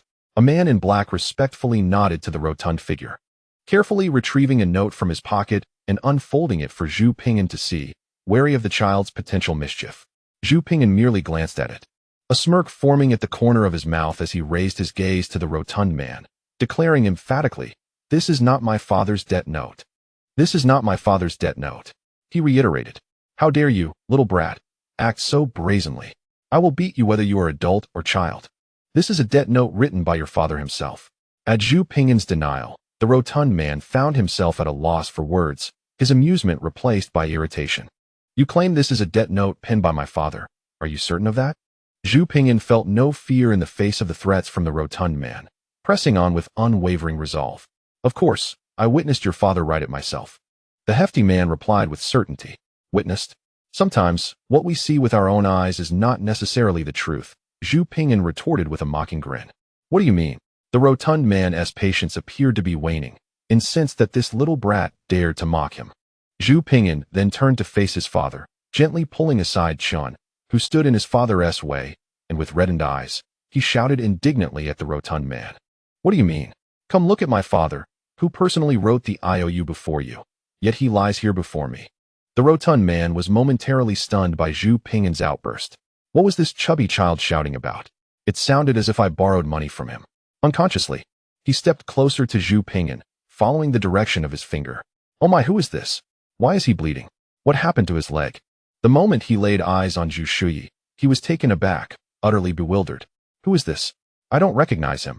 What is this little brat trying to imply? Is he attempting to frame me, suggesting that I caused this injury?" Then, noticing the fury in Zhu Ping'an's eyes, the rotund man suddenly became aware of his predicament. He swiftly turned and slapped one of his subordinates, cursing vehemently. "Damn it, is this the person you all injured? Where are your eyes?" The beaten man, covering his face, dared not retaliate and merely replied, "Brother, this is Zhu Shuyi. I placed my foot carefully. Am I blind? This is not Zhu Shuyi." The rotund man retaliated with another slap, this time with such force that it drew blood from the man's nose. "What is going on?" The Zhu family members looked on in confusion, casting uncertain glances at Zhu Ping'an. Upon seeing the IOU, Zhu Ping'an instantly recognized that it was not his father's handwriting. It must belong to another. It was evident. The IOU was handwritten, and there was no circle around his father's name, only a thumbprint. Generally, if someone cannot write, they would have someone else write it, and then make a circle around their name before pressing their thumbprint. A person who can write would not need to draw a circle, as they could simply sign their name and affix their thumbprint. However, on the rotund man's IOU, there was no circle around Zhu Shuyi's name, and since his father could not write, it was clear that it was not his father who borrowed the money. The rotund man had just claimed he witnessed Zhu Shuyi writing it, leading to a definitive conclusion. It must have been his uncle who misappropriated his father's name to borrow money. "Zhu Shuyi, come out." After chastising his subordinate, the rotund man suddenly noticed someone lurking in the main house, recognizing it as Zhu Shuyi, the one who had written the IOU. His shout jolted everyone, drawing their attention to Zhu Shoren, the uncle, who was trying to cower back into the house. "Ahem, you must be mistaken," the uncle stammered, clearly intimidated. It was evident he had been caught. "Bah, I would recognize anyone who borrowed money from me, even if they turned to ash." The rotund man spat a thick phlegm and, with a wave of his hand, several lackeys rushed into the room to drag the elder out. Before anyone could react, Chun lunged forward, scratching Zhu Shoren's face and shouting in anguish, "Is this how a brother behaves? My husband works tirelessly to provide for you all, and this is how you repay us? Do you have any conscience?" Had it not been for the intervention of their grandmother and aunt, Chun would have certainly reduced the elder to shreds. The situation was painfully clear. The grandfather gazed incredulously at Zhu Shoren, then at his second son, who lay bleeding on the ground, his hand trembling uncontrollably as he gripped the stick. Chapter 64, The Humble House. Let it rise. The doors of the Zhu family home were shut tight, isolating them from the prying eyes of curious neighbors, with only faint, indistinct murmurs filtering through. Inside the courtyard, the tension escalated. Under relentless questioning, the elder finally divulged the entire truth. "Father, I am helpless, with so little money in my hands. How could I possibly afford to treat friends and mentors? I had no choice but to borrow money. As for why I put my younger brother's name down, it was out of desperation. I still have the imperial examination to contend with. If my name appears on that promissory note, it would tarnish my prospects. And who would vouch for me then? Even if I were to succeed in the examination, this stain would hinder my chances of holding an official position. This is all beyond my control." As Zhu Shoren spoke, he knelt on the ground, crawling a few steps to grasp his father's leg, weeping heart-wrenchingly. His words seemed to portray him as a self-sacrificing hero, bearing humiliation for the sake of the family's resurgence. "How dare you speak so?" The grandfather's face darkened with fury, his whole body trembling as he struck Zhu Shoren across the face with a resounding slap. "The entire family has tightened their belts to support your education, and this is the calamity you bring upon us." Zhu Shoren did not flinch, absorbing the blow that left his face askew. "Father, I do this for the family." His cries grew more sincere. "I strive for the family's glory. I cannot afford any blemish, Father." The grandfather, looking down at his eldest son, then at his second son bleeding on the stretcher, and the two furious grandsons, along with the second daughter-in-law who seemed ready to tear the eldest son apart, felt an overwhelming sense of helplessness wash over him. Oh, this is supposed to be a future scholar, a prospective gentleman of the future. How fortunate the Zhu family is to have a son like him. Surely their revival is near. The rotund man, with an insincere smile plastered on his face, reveled in the farcical scene unfolding before him. However, he added with a sinister gleam in his eye, "Regardless of how your family spins this tale, debts must be repaid, and not a single coin less. At present, the debt amounts to 15 taels of silver. Should I return in 3 days, that sum will escalate to 16 taels. By then, the individuals accompanying me will no longer be the same, and should they act recklessly, it would not be wise to blame my subordinates for their ruthlessness." Having uttered this, the corpulent man wore a grim expression, awaiting a response from the Zhu family. 15 taels of silver. Where could we possibly find such an amount at home? With his grandfather's eyes closed, he felt utterly drained, contemplating for a while before approaching the rotund man, clasping his hands in a gesture of respect.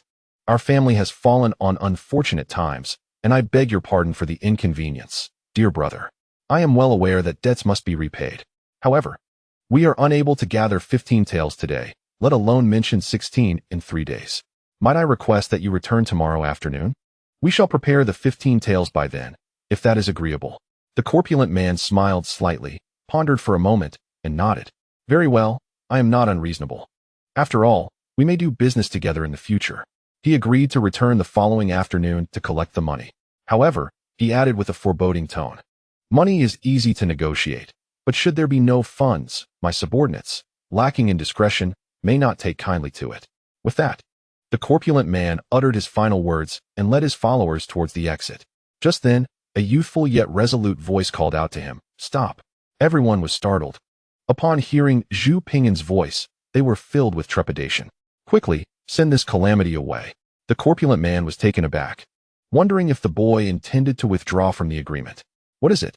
he asked, turning with a darkened expression. Zhu Pingin raised his head, undeterred, and met the corpulent man's gaze for a moment before exclaiming with teary eyes, "You harmed my father and wished to depart without a word. You are now aware that my uncle is the true borrower, yet you have injured my father. It is a matter of principle that debts must be repaid. And though I may be young, I have heard that blood debts must be avenged. It was your error to misidentify the borrower, and it is also your fault for injuring my father. Do you think you can leave like this after hurting him?" The corpulent man felt his composure slip away at the boy's fervent inquiries. With a scowl, he retorted, "What? Do you seek revenge for your father's injury? Little Zhu, family members are deeply worried," lamented Zhu Pingin. "I may be young and unable to confront you, but I implore you for an explanation. Would you simply let it go if you were unjustly harmed?" He held his ground, locking eyes with the corpulent man. Zhu Pingchuan stepped forward, standing resolutely beside Zhu Pingin, mirroring his unwavering gaze. The corpulent man hesitated, recalling the proverb often imparted by storytellers, "Do not take advantage of the young and impoverished." He glanced at the determined eyes of Zhu Pingin and the boy beside him, muttering a curse under his breath before pulling out a handful of coins and tossing them to the ground. "Let them fall where they may," he declared dismissively. Zhu Pingin did not compel the corpulent man to pick up the money and hand it to him, as some protagonists in novels might do. What a farcical scene that would be. What was he to demand? Simply receiving a modest compensation was already a stroke of fortune. To insist that the rotund man retrieve the money would be akin to searching for dung.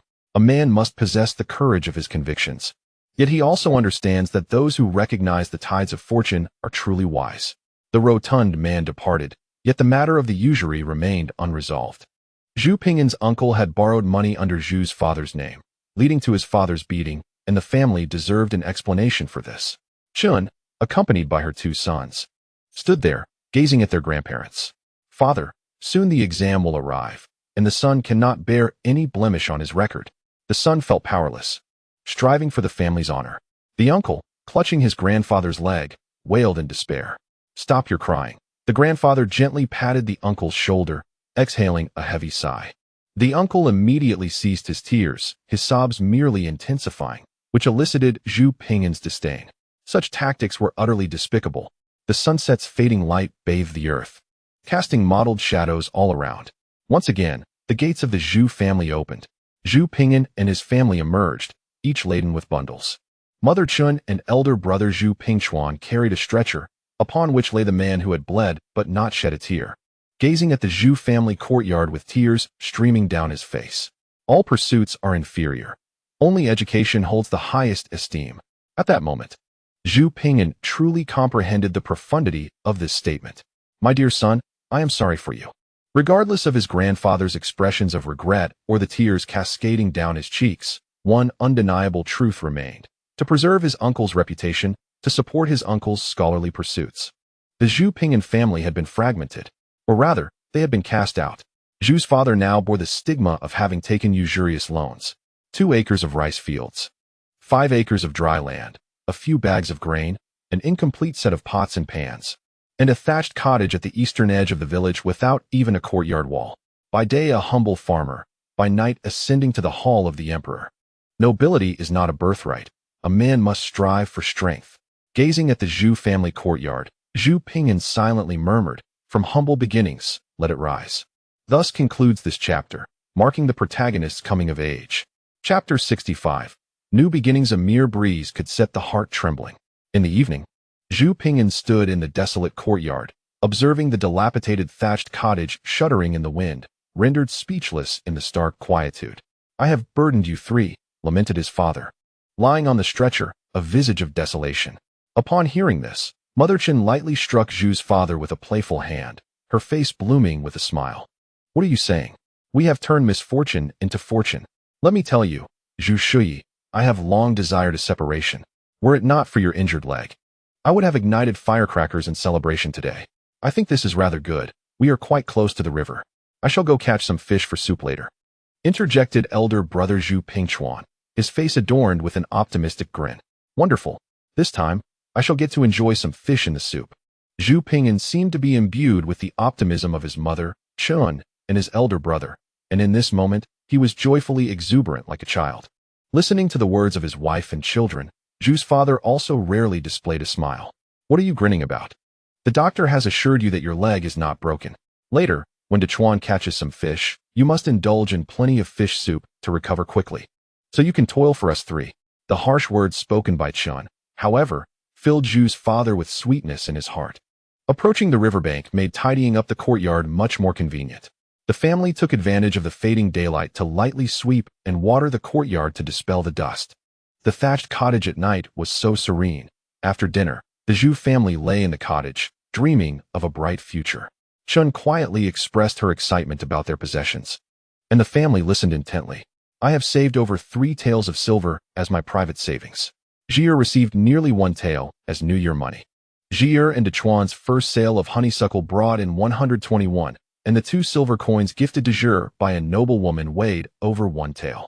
Last time, Dechuan harvested honeysuckle and earned over 271, while my pouch sold for 131.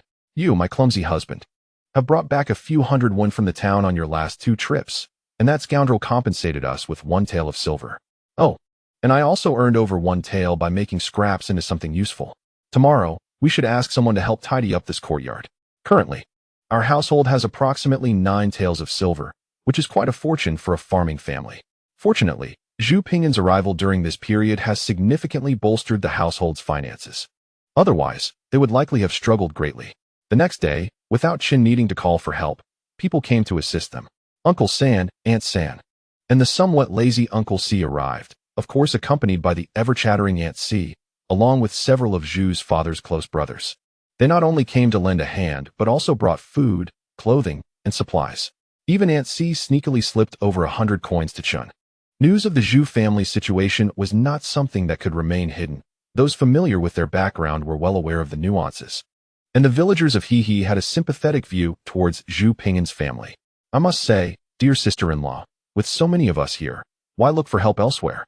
Spending that unnecessary money would be better used to buy some food to nourish my brother. Aunt C was as talkative as ever, incessantly chattering while adding straw to the mixing mud.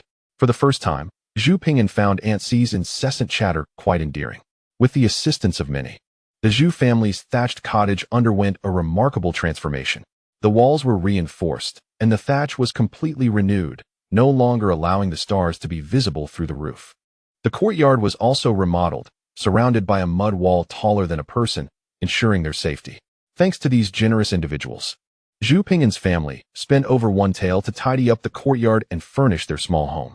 By noon, the village head also arrived, announcing that the villagers had collectively decided to allocate an additional 5 acres of wasteland surrounding Zhu Ping'an's 5 acres of dry land to his family. As long as they cultivated it promptly, they would be able to obtain land certificates according to the existing policies. 2 acres of rice paddies, 5 acres of dry fields, and an additional 5 acres of wasteland may seem substantial, yet, in accordance with the agricultural productivity of the Ming dynasty, the yield is modest. The output from 5 acres of dry land cannot even compare to that of 2 acres of rice paddies, let alone the 5 acres of uncultivated land. Nevertheless, with these fields at their disposal, the Zhu family need not worry about hunger. Zhu's father, robust and sturdy, sustained injuries that appeared gruesome, yet were merely superficial. After lying in bed for a mere 7 or 8 days, he was soon able to walk about again. Within 10 days, he had fully regained his strength, resembling a mighty bull, which brought even more joy and laughter to the Zhu household. With such farmland available, it was imperative to cultivate the 5 acres of wasteland promptly. Otherwise, they would miss the opportunity to secure the land deed. With Zhu's father restored to health, Zhu Pingchuan was still just a lad, and their mother, Chun, though spirited, lacked considerable strength. As for Zhu Ping'an, he was still quite small. After some deliberation, the family decided it would be prudent to purchase a plow ox. Since the establishment of the Ming dynasty by Zhu Yuanzhang, a decree had been issued prohibiting the slaughter of draft animals for meat, and even the death of a plow ox due to neglect was punishable. Thus, the price of an ox was quite reasonable. The Zhu family spent less than 3 strings of cash to acquire a robust black ox. With the assistance of this large black ox, the 5 acres of wasteland were cultivated in a timely manner, and the village head helped facilitate the land deed. Zhu's father and elder brother would frequently venture into the mountains to catch rabbits and wild chickens to supplement the family's income, while their mother, Chun, tirelessly sewed and repaired pouches for money. Zhu Ping'an, amidst his studies, felt compelled to contribute to the family's well-being. Once the fields had been tilled, the black ox found itself idle. In an effort to maximize the ox's utility and to provide additional income for his family, Zhu Ping'an pondered for several days before conceiving a brilliant idea. Will it work? Chen expressed her skepticism. What is the worst that could happen? I'll give it a try, replied Zhu Ping'an, gaining his father's approval for the endeavor. Thus, a few days later, a novel attraction began to circulate among the surrounding villages. The rapid spread of this news was largely due to Zhu Ping'an's decision to pay 20 coins to 20 children to promote it across the villages. In due course, Zhu's father set out in a peculiar ox cart that was significantly longer and wider than the typical model, featuring 2 rows of bench seating. This was a newly crafted wooden cart, fashioned from timber he had felled in the mountains at no cost.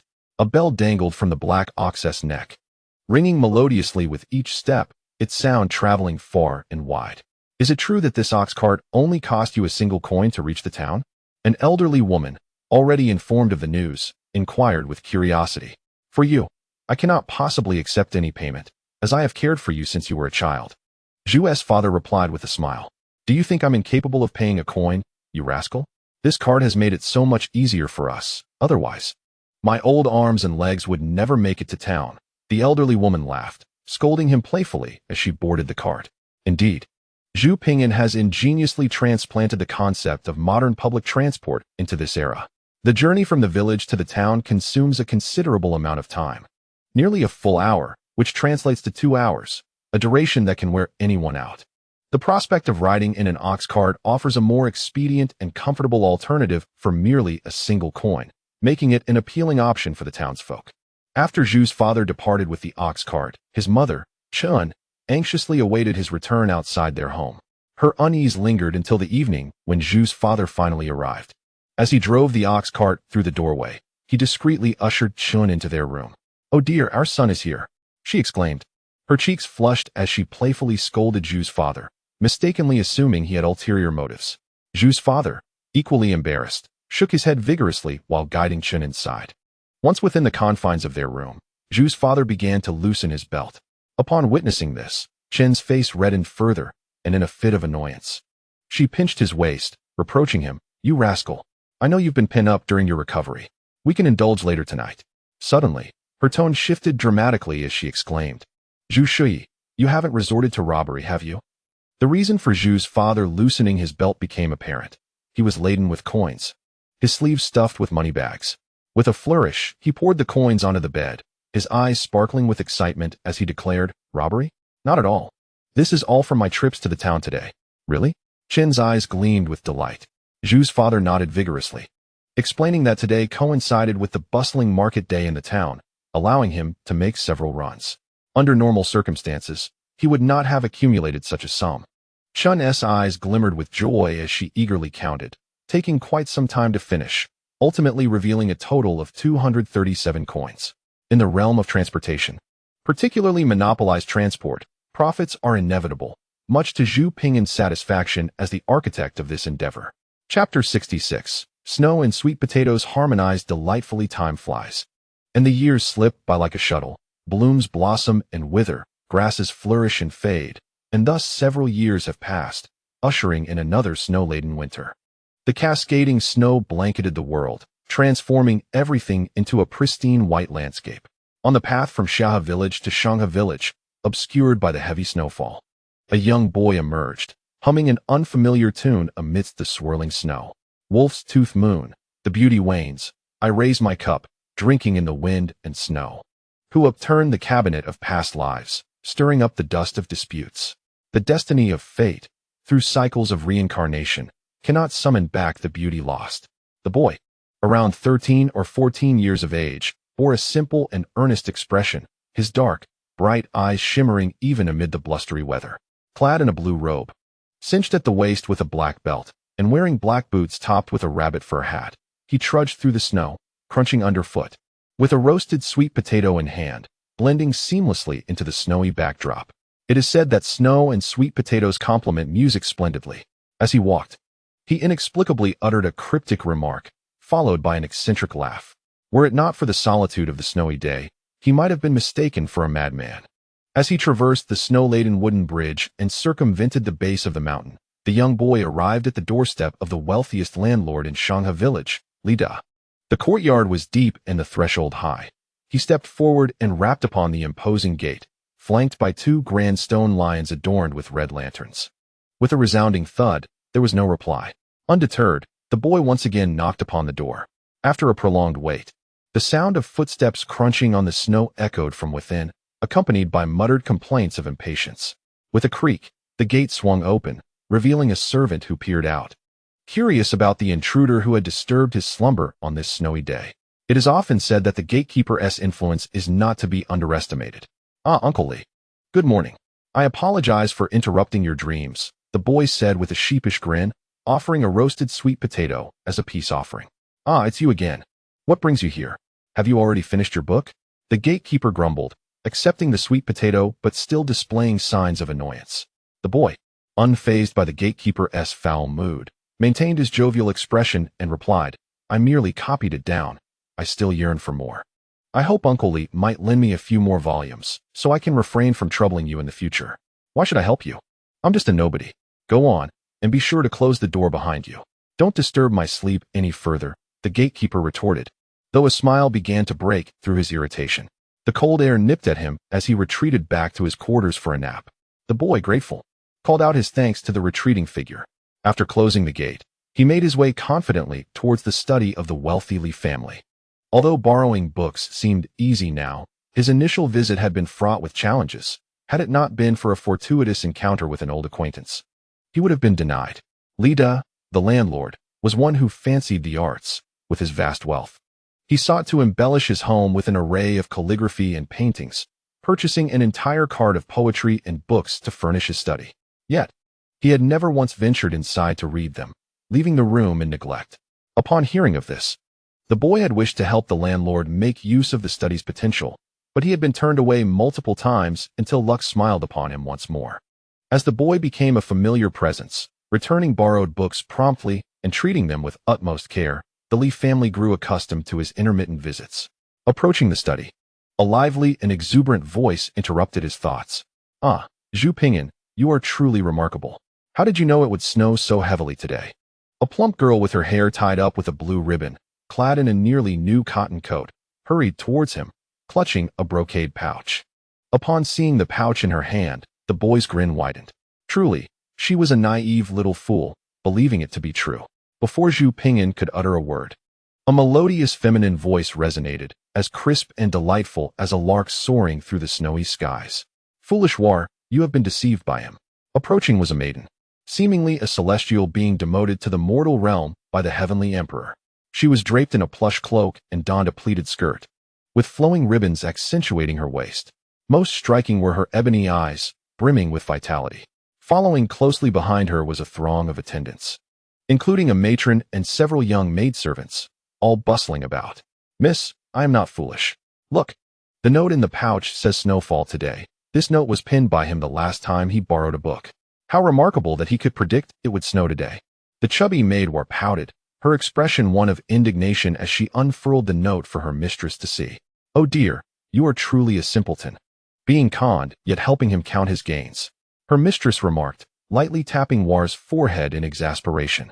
Zhu Pingyan observed the disgruntled visage of the chubby maid and felt a twinge of guilt. Perhaps it was best not to deceive this endearing girl again. The truth of the matter was this. During his previous visit to borrow books, Zhu Pingyan had noticed War's fervent wish for snowfall, her excitement bordering on obsession. In jest, he had told her that after studying the I Ching and the art of Qi Min Dun Jia, while he could not summon the winds or rain, he could indeed predict the timing of snow and rain. Subsequently, he had lit a stick of incense, pretended to calculate, and inscribed a phrase on a note, sealing it within War's pouch. He instructed her that the pouch could only be opened once it snowed, lest its magic be lost. Thus, on this very morning, upon awakening to the sight of snowflakes cascading from the heavens, War could hardly contain her excitement as she eagerly opened the pouch to reveal snowfall today. Her mouth agape in awe, she exclaimed, "Oh, Zhu Pingyan is truly extraordinary." And so, the current scene unfolded. Zhu Pingyan chuckled at the maid's innocent plight, glancing between her and the haughty young lady reprimanding her, amused by the stark contrast between the girl's endearing foolishness and her mistress's almost diabolical cleverness. Suddenly, the proud lady, realizing she was under Zhu Pingyan's gaze, furrowed her brow and scornfully retorted, "What are you staring at, you toad, Zhu Pingyan? Keep looking, and I shall have someone gouge your eyes out." Indeed, even as she transitioned from a little girl to a young woman, her pride remained unabated, her nature as avaricious and heartless as ever.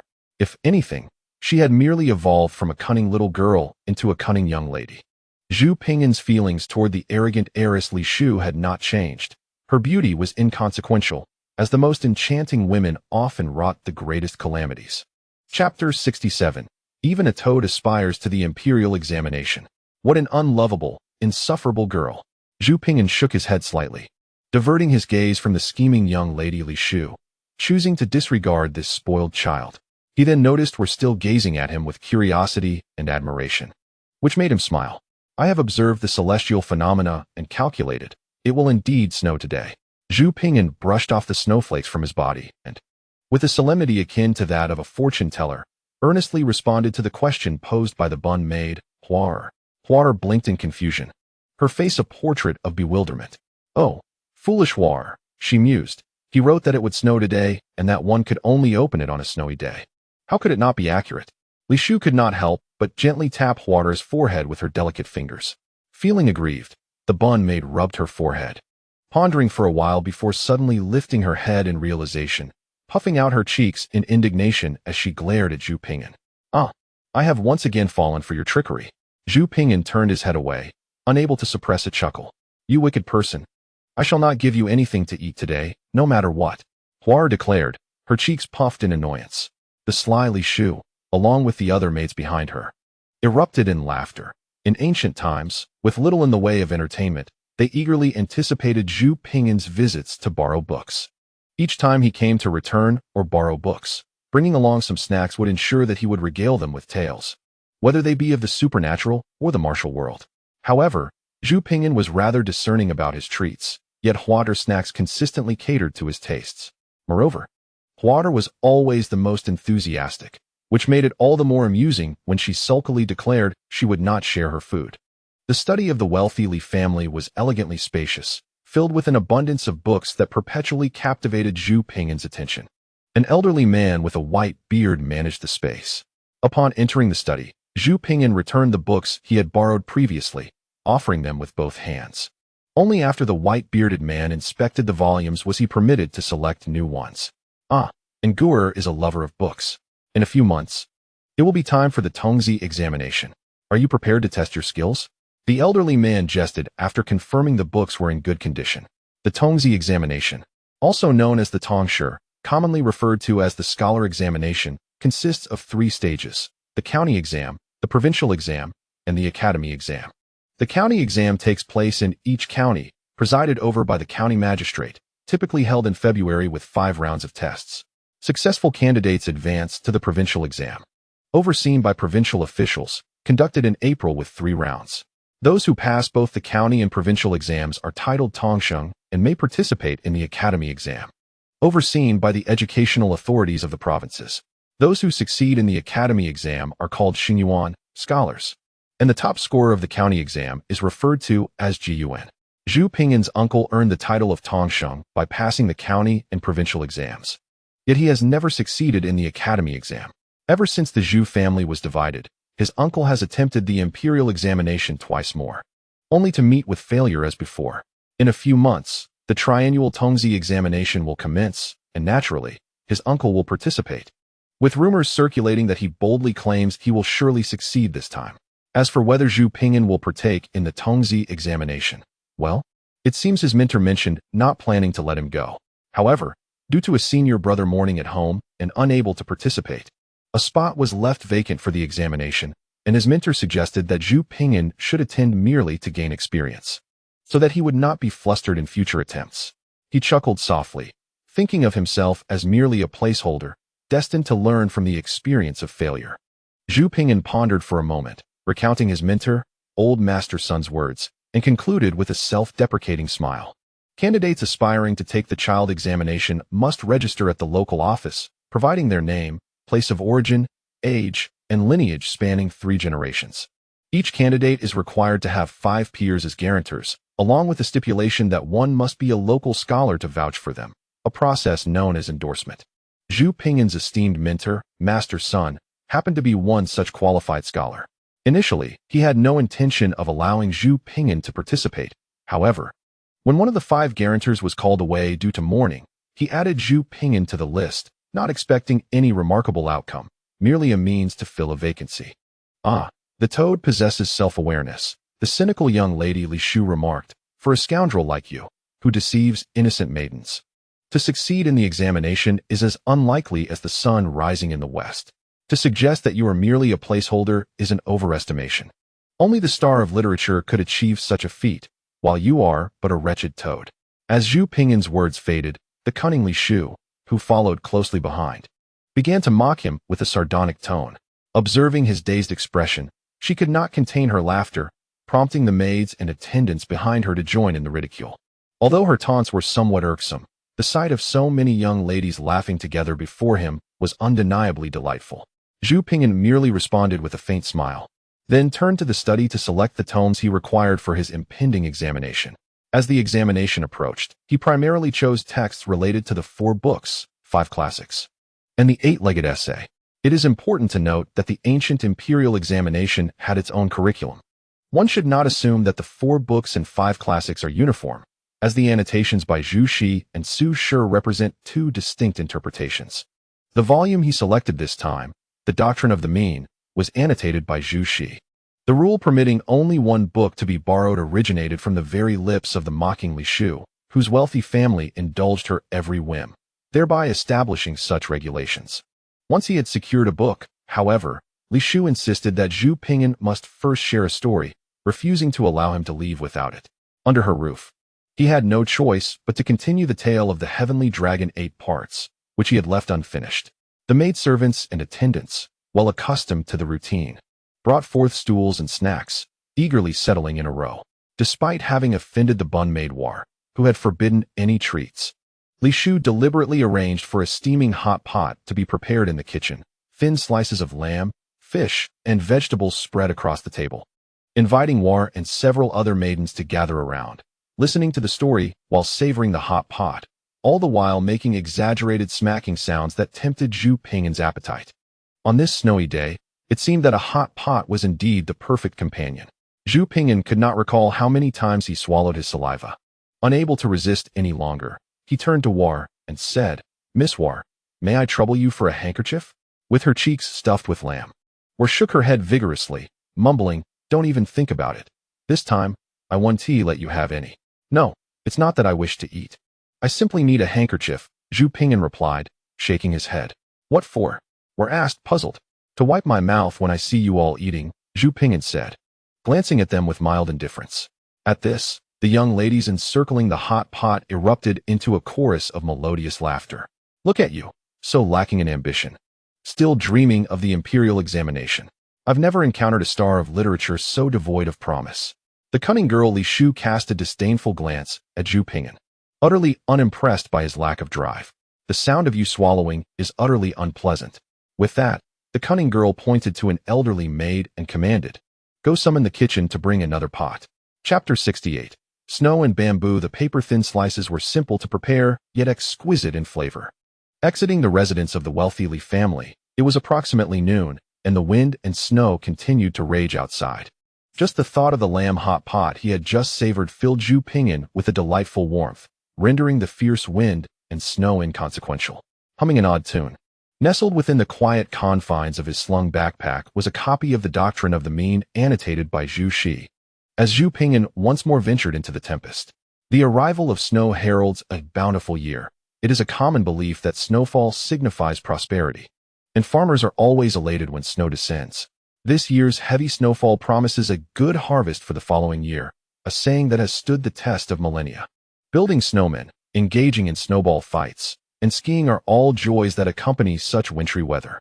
However, once the snow falls, one must confront the rather awkward dilemma of blocked roads and inconvenient travel. At this juncture, the snow had accumulated to a depth of a palm's breadth, making traversing the path particularly arduous. Zhu Ping'an trudged through the snow, each step a laborious endeavor. Suddenly, he recalled that old Master Sun was now alone, with his children far away and age weighing upon him, making snow removal a challenging task. Thus, Zhu Ping'an altered his course, deciding to head towards old Master Sun's home. He was well acquainted with the route to old Master Sun's residence, having frequently visited over the years to seek knowledge. The distance from the Li family to old Master Sun's was not far. Within 10 minutes, he arrived. Old Master Sun was also of comfortable means, living in a sturdy earthen house, considered among the more affluent in the village. Having read numerous novels, you might entertain the notion that old Master Sun, moved by Zhu Ping'an's diligence and thirst for knowledge, would deem him worthy of entrusting his daughter to him. However, you would be mistaken. Old Master Sun was nearing 60. His daughter in her 40s, and even his granddaughter was already married, with all his children settled in town. Old Master Sun and his wife shared a harmonious life together.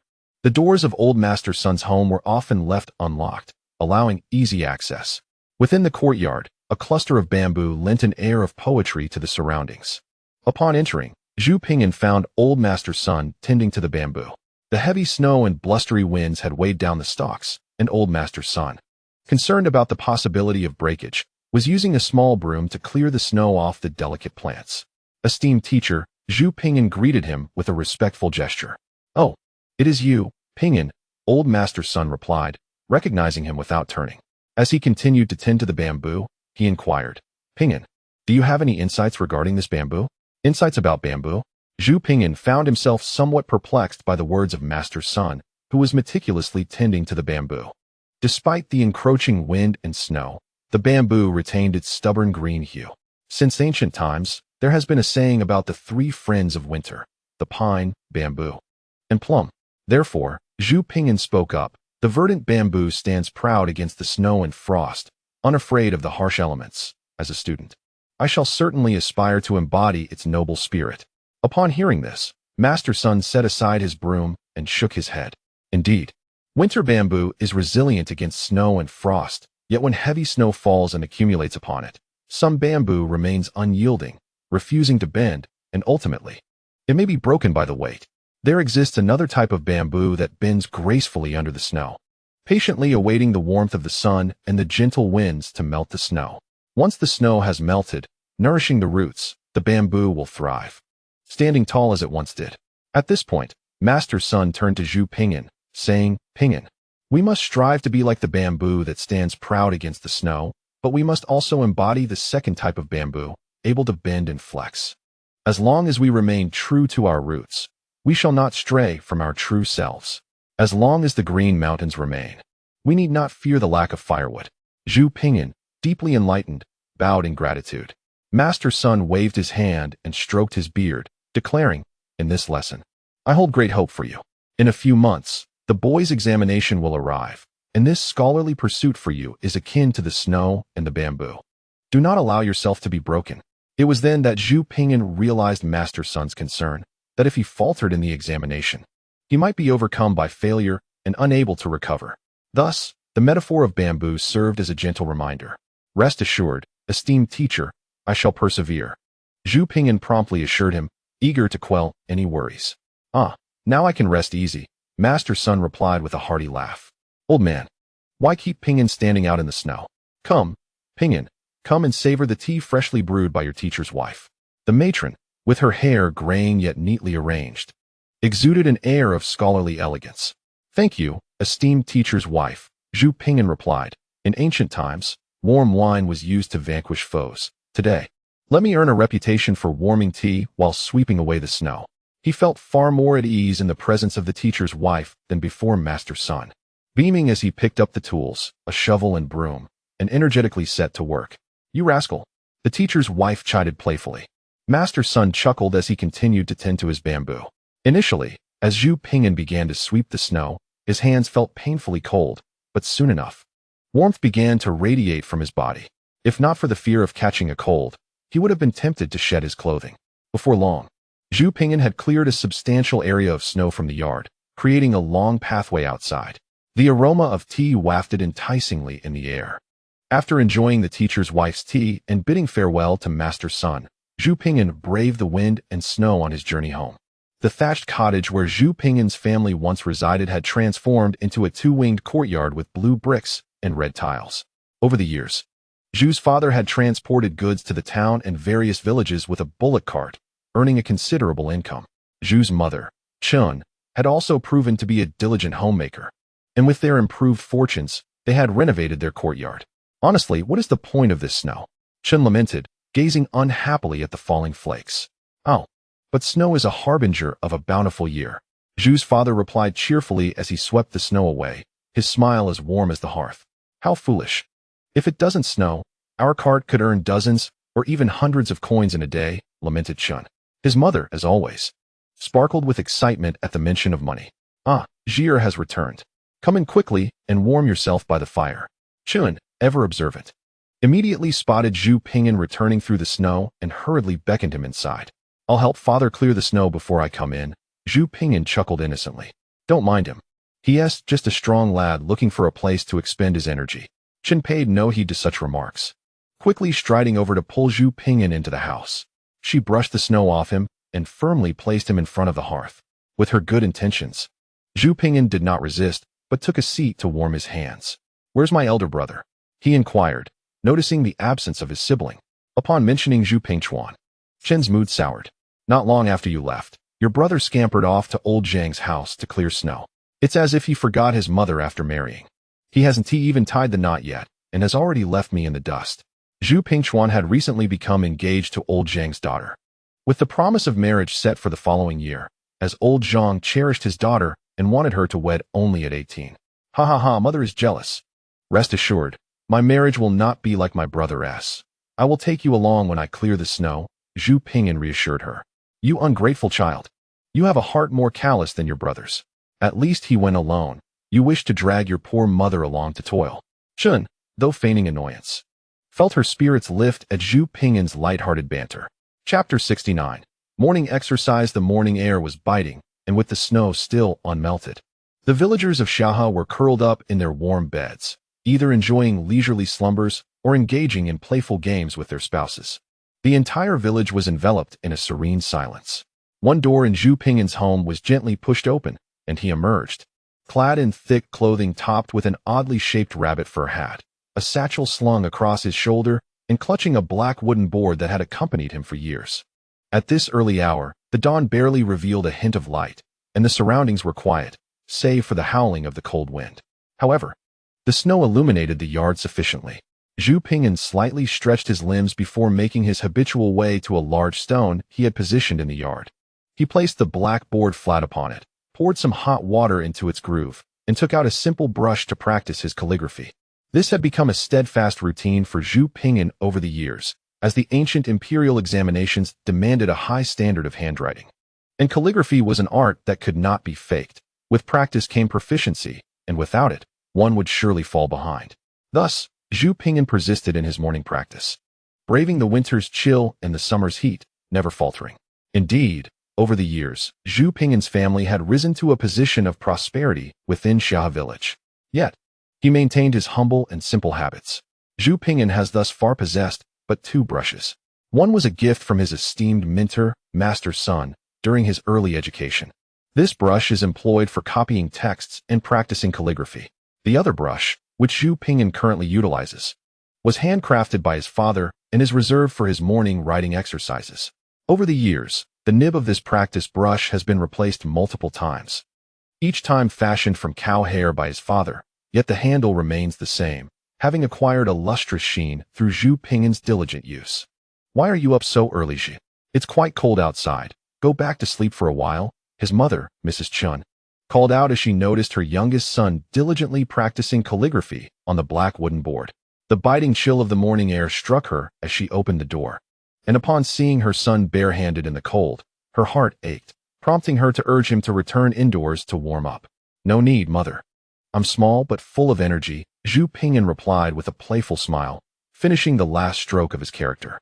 Oh, if you're so full of energy, why are you wearing a fur hat? Mrs. Chun retorted with a roll of her eyes, half amused, half scolding. Zhu Ping'an chuckled, choosing not to respond further. Mrs. Chun, resigned, pondered on preparing a nourishing meal of stewed hen for her son, reminiscing about how plump and adorable he once was as a child, now grown tall yet slim. I must cook something delicious to help him regain some weight.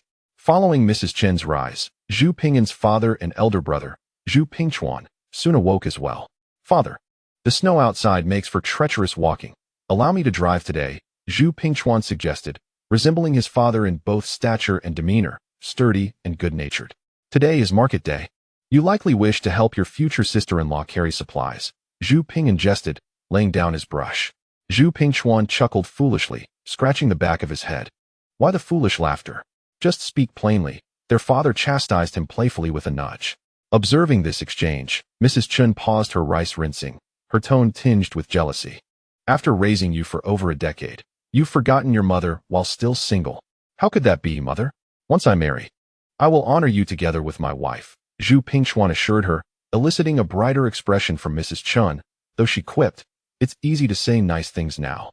Who knows what will happen after marriage? Zhu Pingchuan swore repeatedly to her. Amid this light-hearted banter, Zhu Ping'an, with a mischievous glint in his eye, halted his brushwork and asked his brother, if both mother and your future wife fell into the water simultaneously, who would you save first? The dilemma of choosing between a wife and a mother is a question often posed in modern times, eliciting clever responses. Yet, in this era, it was a novel inquiry. Mrs. Chen's eyes sparkled with interest, abandoning her rice to witness Zhu Pingchuan's response, while their father watched with amusement. Cough, cough, cough.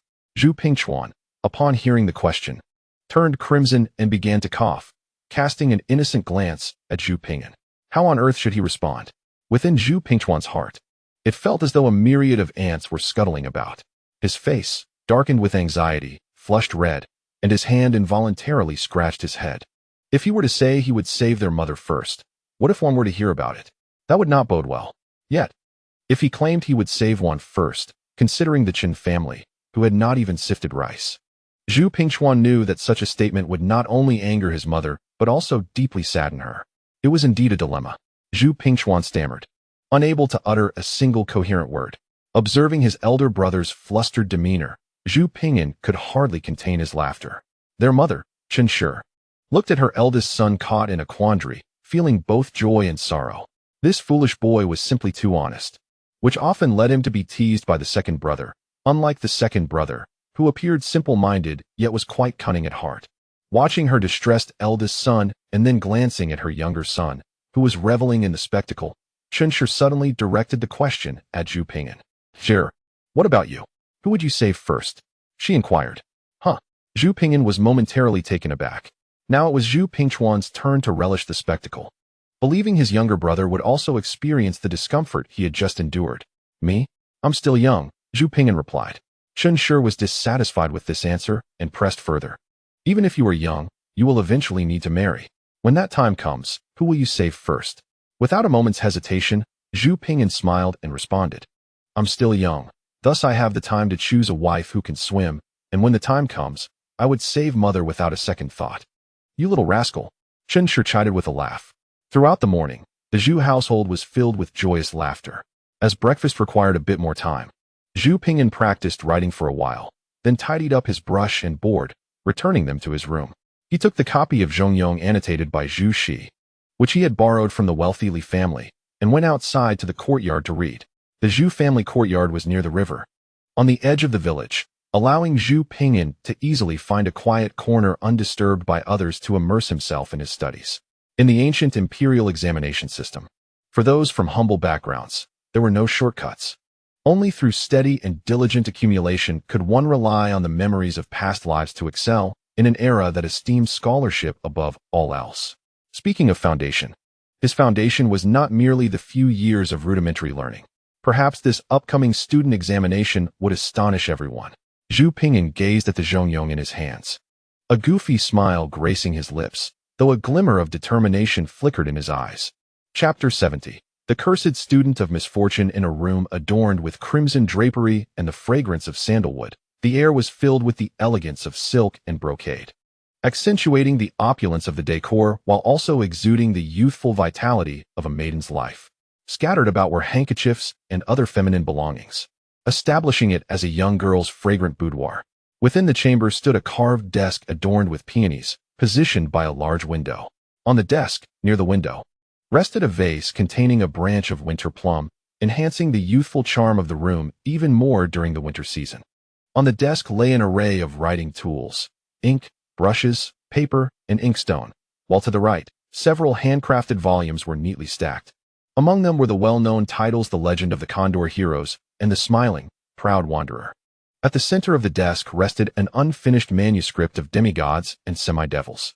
A young maiden, adorned in a plush cloak over a simple white cotton garment adorned with intricately embroidered plum blossoms, sat before the desk, poised with a brush in hand.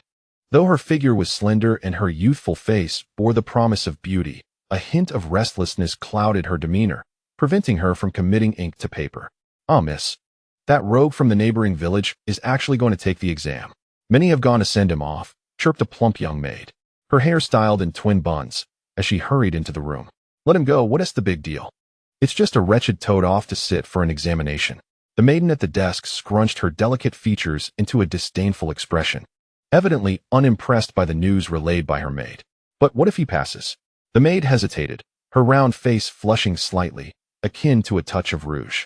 "What if he passes? There's no what if about it. A glutton, a scoundrel, a spineless toad hiding behind others. How could he possibly succeed?"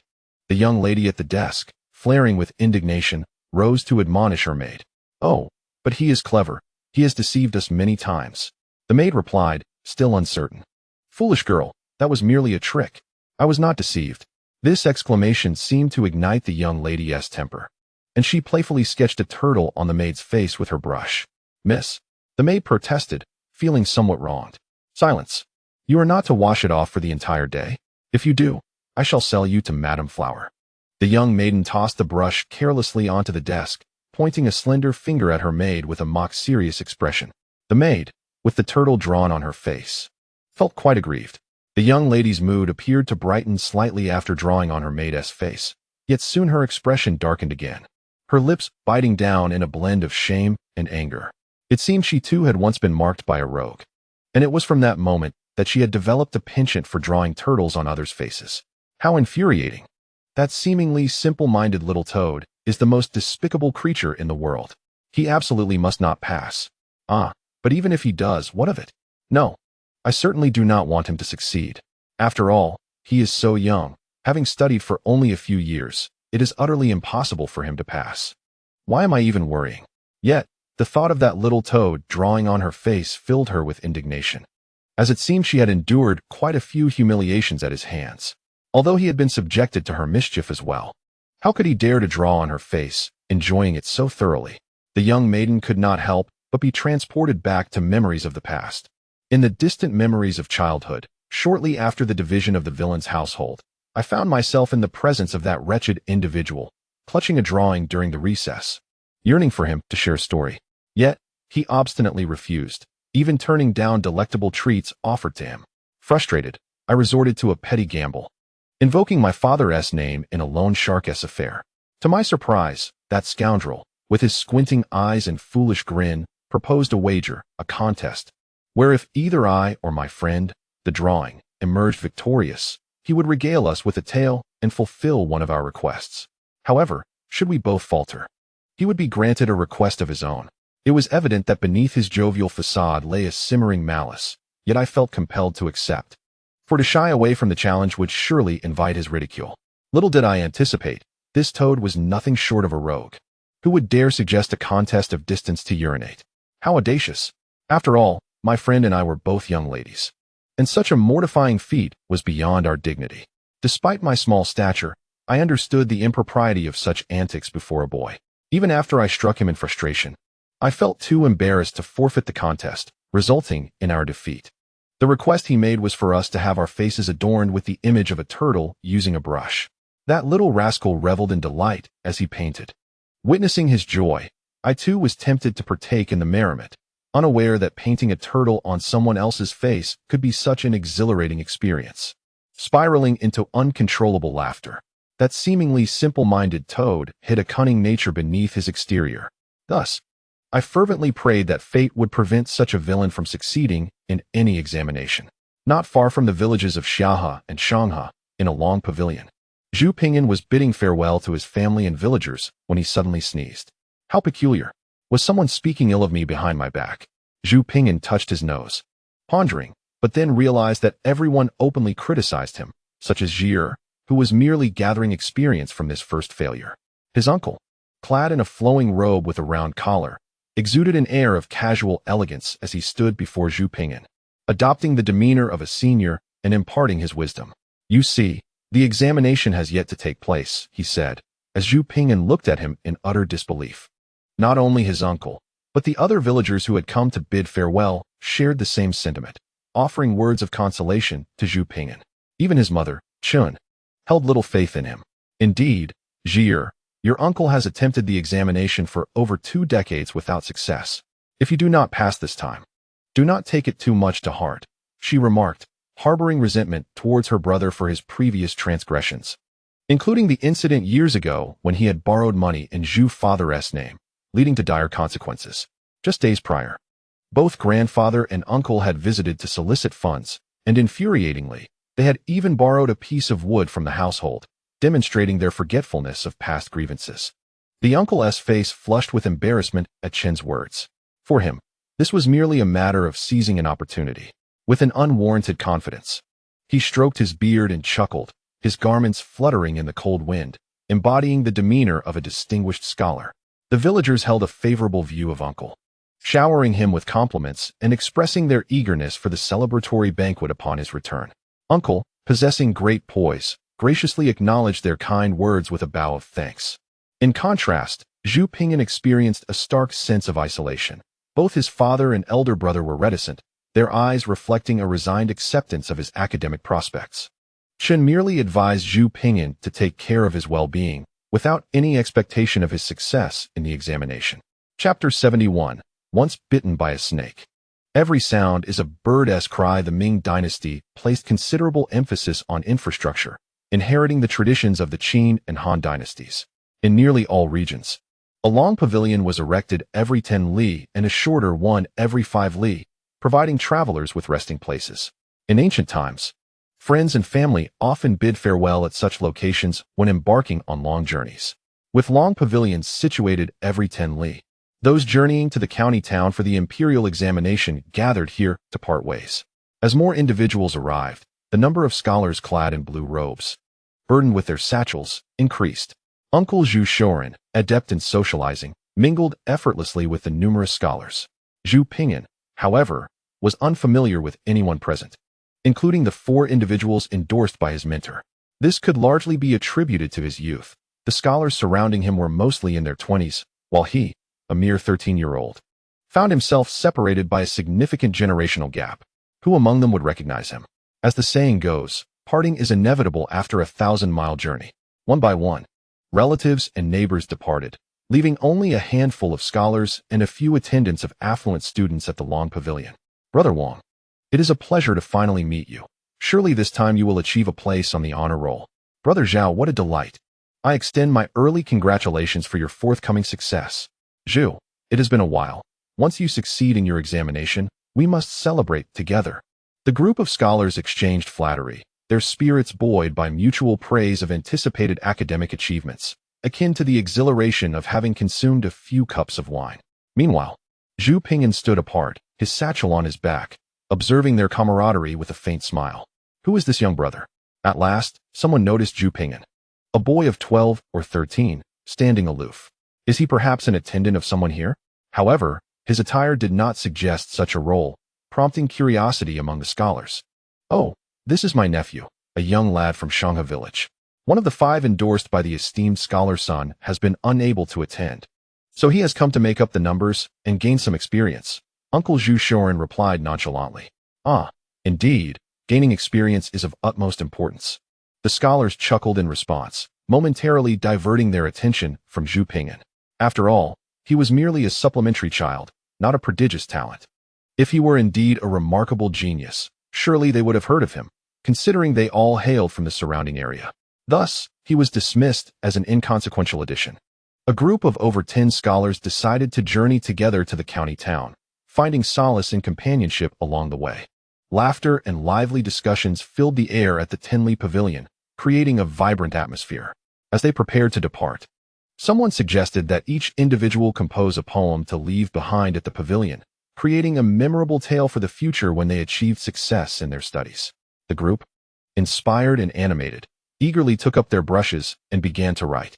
The poetry penned here is rather commonplace, nonetheless. Zhu Pingyan fails to discern any exceptional talent among the crowd. Yet, each time someone completes a piece, there are always those who feign insight, prompting a chorus of applause. It is indeed tedious, and Zhu Pingyan stands aside, observing with a detached gaze. His uncle, Zhu Shoren, also wields his brush to create a verse. His skill no superior to those around him, yet he carries himself with great pomp. Upon completing his work, he too receives accolades, and the air is filled with enthusiastic commendations. Perhaps it is a case of kindred spirits. All share a similar level of ability, which is why such praise resonates. As the crowd continues to inscribe their creations, buoyed by the flattery surrounding them, a sense of triumph emerges, as if they are certain of success in an examination yet to come. After a considerable time, someone finally notices Zhu Pingyan and, in a jesting tone, teases, "Ah, but we have a prodigy among us. Do not hide away, show us your talent." Only then does the assembly notice Zhu Pingyan standing in a distant corner. His remoteness leads them to assume he is too uninspired to compose poetry, retreating out of embarrassment, and they cheerfully urge him to recite a piece. People possess an odd delight in others' discomfort. You are unhappy? Then share your woes, and let us find amusement. They have concluded that Zhu Pingyan lacks substance, merely a pretender among them. Yet, the more they believe this, the more they yearn to witness his potential embarrassment. Consequently, their enthusiasm swells, and some, emboldened by their stature, seize Zhu Pingyan and bring him to the table laden with ink and paper. A circle of eager onlookers forms around him, buzzing with excitement. I cannot compose poetry, he stammers. As their spirits are high, Zhu Ping'an resolves to indulge them, his face a mask of bashful smiles. Upon hearing his claim of inability, the crowd erupts with glee. You cannot write poetry? How splendid! Quickly, entertain us with a verse. Dear friend, do not be modest. Write for us. Their fervor is palpable. And unable to resist their enthusiasm, Zhu Ping'an reluctantly takes up the brush, though his grip resembles that of someone wielding chopsticks, held far too high. The spectators whisper amongst themselves, chuckling softly. Amidst their quiet laughter, Zhu Ping'an awkwardly adjusts his grip on the brush. As the laughter subsides, he pens his first line, once bitten by a snake. The crowd pauses, taken aback. What is this? Is he not invoking the well-known adage once bitten, twice shy, and presenting it as poetry? They await his next line with curiosity. Not long after, he writes, Everywhere I hear the cries of birds. Upon hearing this, many can no longer contain their laughter. What a nonsensical jumble. Has this child even been educated? Is he merely stringing together all he knows? Amidst their mirth, Zhu Ping'an presses on. Beyond the long pavilion, beside the ancient path, a flock of egrets soars into the azure sky. Upon completion, he gazes at his creation, feigning an air of anticipation for the crowd's critique and praise, seemingly quite satisfied with his haphazard assembly of lines. Once bitten by a snake. Everywhere I hear the cries of birds. Outside the long pavilion, beside the ancient path, a solitary white egret soars into the azure sky. The gathered crowd, observing Zhu Ping'an's haphazardly assembled poem, could no longer contain their amusement as they beheld his foolishly eager expression, anticipating their praise. Surely, you must be jesting. The poem, though it possesses rhyme, falters in its structure. The first line adheres to the 5-character classical form, while the subsequent line veers into a lyrical meter. Moreover, aside from the commonplace phrases outside the long pavilion, beside the ancient path, the remainder is a mere patchwork of borrowed lines from other poets. The adage once bitten by a snake, one is fearful of ropes is a cliché, while everywhere I hear the call of birds is derived from Meng Haoran's spring dawn of the Tang dynasty. And a solitary white egret ascends to the azure sky originates from Du Fu's Juju. Such a disgrace to literature. While the text itself is not entirely objectionable, the poetry is a complete travesty, a reflection of ignorance and lack of skill. The crowd was on the verge of laughter, questioning who this foolish child was, daring to participate in the examination with such poor abilities, which diminished our standards. Even the esteemed scholar's son seemed to have lost his discernment in sending this lad to make up the numbers. Uncle Zhu Shorin kept his distance from Zhu Ping'an, fearing that others might recall their connection. What made the scene even more amusing was that the naive youth was grinning and laughing along with the crowd, blissfully unaware of his folly. At this moment, the thoughts of the onlookers unexpectedly aligned with those of Zhu Ping'an. In the 72nd chapter, beware, benefactor, for I fear. A decayed wood cannot be carved, and a summer insect cannot discuss ice. In the vicinity of several miles, scholars of considerable talent found their superiority in Zhu Ping'an, their confidence soaring, feeling assured that this year they would surely achieve top honors, chuckling in self-assured delight as they set forth on their journey to the county town. They leisurely traversed mountains and rivers, composing poetry and verses, as if hastening would yield them rewards, yet they progressed at a snail's pace. No wonder it is said that a scholar's rebellion takes 10 years to bear fruit. Zhu Ping'an trailed behind these individuals, experiencing a pang of frustration, and thus silently recited the 4 books, attempting to understand their content so as not to squander time like these scholars. The 8-legged essay is no easy feat. After several years of study in the Ming dynasty, Zhu Ping'an found its difficulty far surpassing that of modern college entrance examination essays or civil service assessments. Although the topics for the 8-legged essay are restricted to the great learning, doctrine of the mean, analects, and Mencius, these 4 texts encompass hundreds of thousands of characters, allowing examiners to select sentences at will as examination topics, broadening the scope and increasing the challenge. The prompt could be a single word, a phrase, or even a combination of excerpts from various chapters, making the task immensely challenging. Not only is it difficult to formulate a thesis, but the writing itself poses greater challenges, as it demands strict adherence to format, prohibiting any deviation, akin to the line from the Analects. The wise are not perplexed, the benevolent are not troubled, and the courageous are not fearful. If the topic of the essay were the benevolent are untroubled, One must not think of the wise or unconfused when attempting to dissect the subject, for that would be tantamount to transgressing. Similarly, one should not contemplate the brave or undaunted, lest one be guilty of a similar offense. As Zhu Pingyan ambled along, pondering the intricacies of the topic, his inherently simple appearance became even more pronounced. Occasionally, fellow scholars, enjoying the scenic beauty, turned to glance at Zhu Pingyan, leading to bursts of laughter among them. Sure, the journey ahead is long, and you are young and frail. Entrust your valuables to your uncle, who will accompany you to the county town and return them to you, allowing you to travel with greater ease.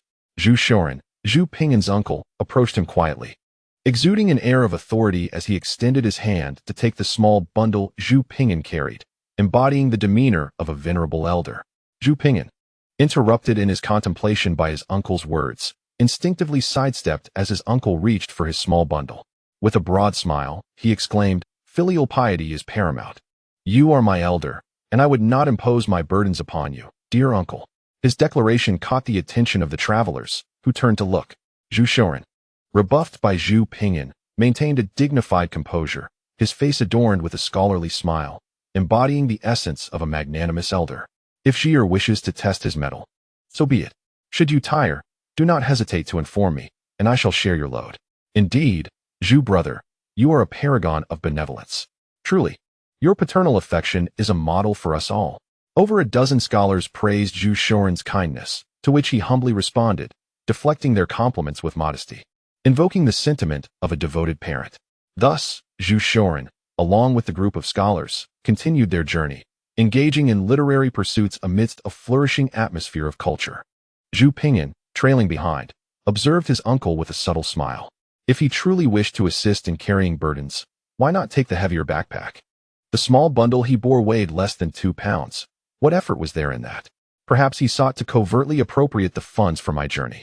Prior to departure, my father, under pressure from my grandfather and risking the ire of the Chen family, had already given my uncle 5 taels of silver, without mention of repayment. Yet, my uncle remained unsatisfied. After traveling for 2 to 3 hours and covering merely 7 or 8 miles, someone proposed finding a sheltered spot to rest and partake in a meal. The group soon located an abandoned mountain temple, where they entered and laid down straw or blankets. Wealthier scholars summoned their attendants to lay out provisions of meat and wine, inviting everyone to partake in merriment and poetry. Naturally, Zhu Pingyan, merely a token participant among them, was overlooked. Even his uncle, who typically displayed deep paternal affection, showed no inclination to include him at that moment. The group, huddled together, failed to acknowledge Zhu Pingyan, leaving him marginalized to a corner, treated no differently than the attendants. Zhu Pingyan, unfazed, made his way to a corner of the temple, spread out some hay, and seated himself. He retrieved from his travel bundle a pancake made from flour and eggs that his mother, Chun, had specially prepared before her departure. Taking a piece of tender cucumber, pickled by his grandmother, he savored it with a sip from the bamboo flask at his waist, relishing the delicious combination of the crisp cucumber and fragrant pancake. Just then, a weak and pitiful cry for help echoed from outside the mountain deity's temple. "Help! Help!" The girl's voice, frail yet tinged with despair, carried a tremor of fear and an undertone of helplessness, evoking a deep sense of sympathy in anyone who heard it.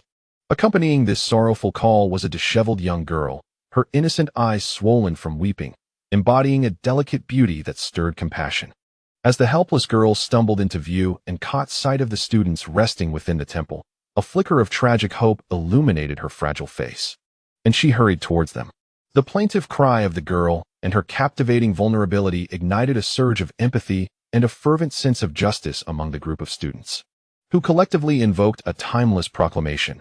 In broad daylight, under the vast heavens, which scoundrel dares to abduct a maiden?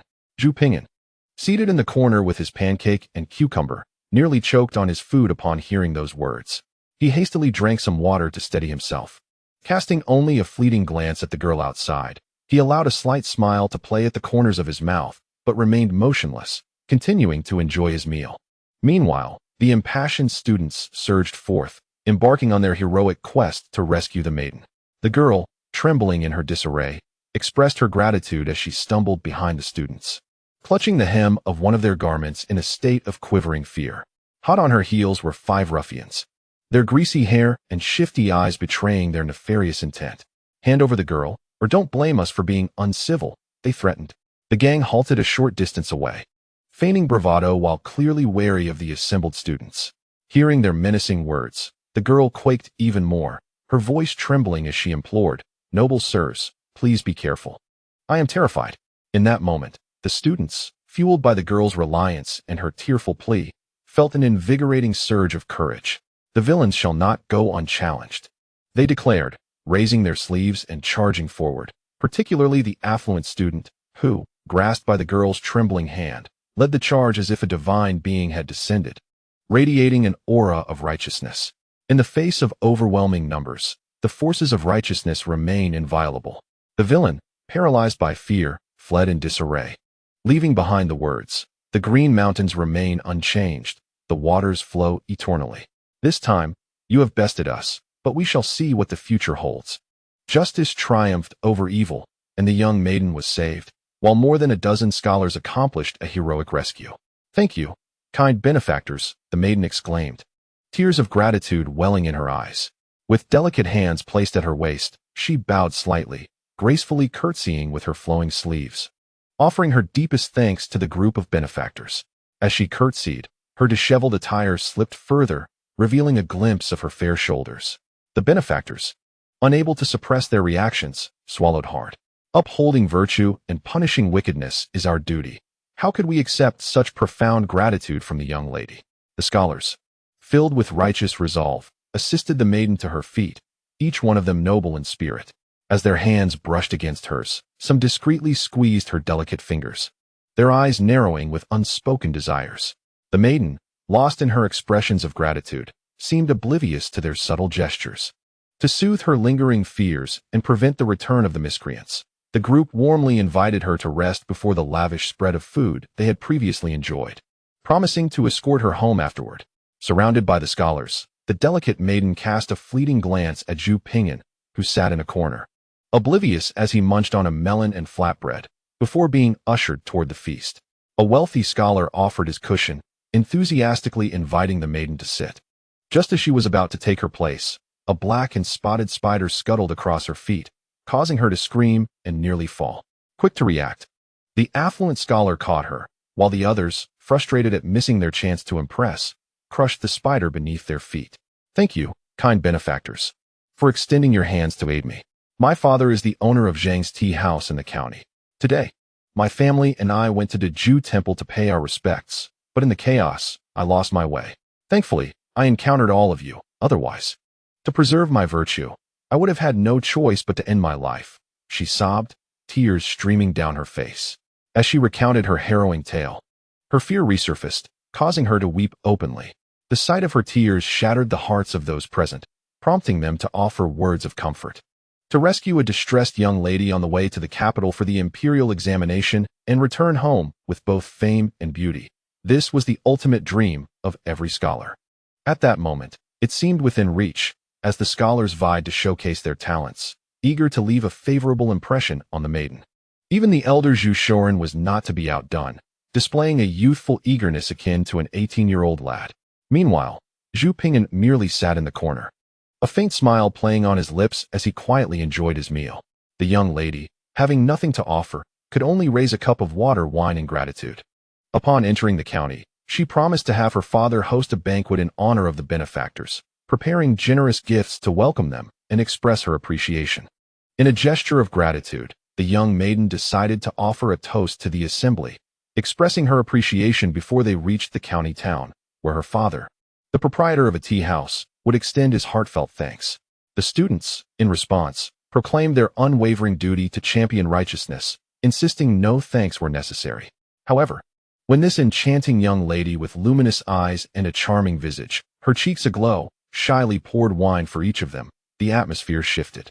The crowd, captivated by her allure, accepted their cups, drinking deeply while gazing intently at the bashful maiden. Having honored each scholar with a toast, she lifted the wine jug and gracefully approached a secluded corner of the mountain god's temple. "Who are these?" she inquired, gesturing toward a group of young scribes seated together in the shadows. Their masters quickly identified them as their attendants. "Ah, so they are the benefactors' young scribes. Today, I am indebted to your benefactor for my rescue, and I shall pour you a cup of wine as well, hoping you will serve him well. When he triumphs in the examination, you shall surely share in the rewards, she declared, serving each scribe a cup, unlike the distinguished treatment afforded to the scholars. Her pouring for the scribes lacked the ceremonial reverence, which elicited a sense of pride among the students, particularly as their attendants were encouraged to serve them diligently. Once all the scribes had drunk, the maiden approached the last individual in the temple, Zhu Ping'an. "And who might this young lord be?" she asked, her sparkling gaze fixed on him. Upon her inquiry, the scholars exchanged disdainful glances and began to disparage Zhu Ping'an, deriding him for merely being present to fill the ranks for the examination. One even recited his poetry composed at the long pavilion, mocking its quality. Once bitten by a snake, one is wary of every rustle in the grass. Beyond the long pavilion, beside the ancient path, a flock of egrets soars into the azure sky.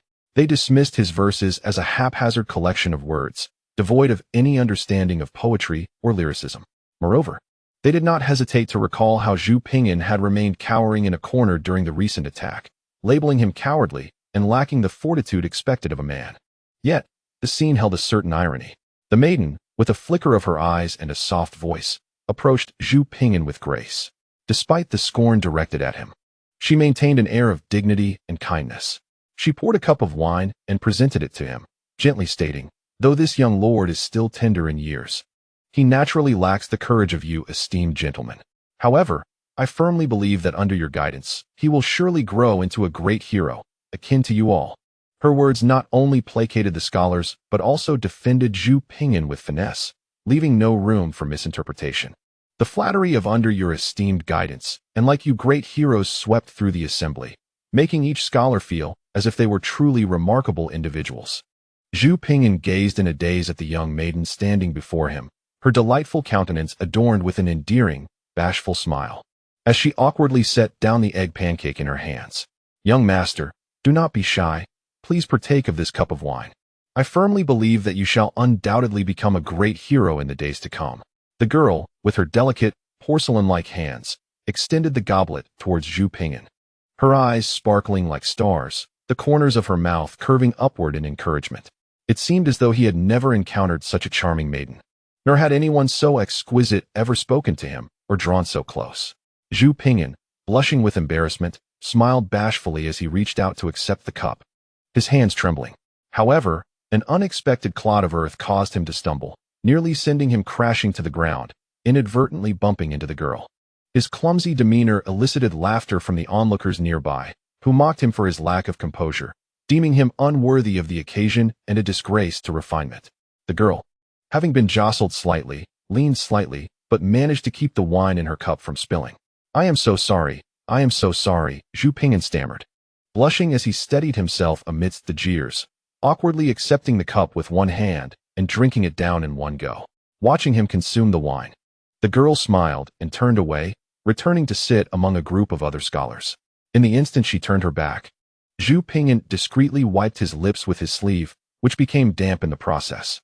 The humble shrine of the mountain god, though simple in its offerings of food and drink, appeared transformed in the presence of the maiden, as the gathered scholars raised their cups in jovial merriment, reveling in the camaraderie, a toast to the grand occasion. One would exclaim, while another would respond with a toast of respect, creating a splendid atmosphere. Zhu Ping'an remained seated in the corner, one hand holding an egg pancake while the other toyed with a small triangular white paper packet in his palm, his gaze subtly observing the revelry in the center of the shrine.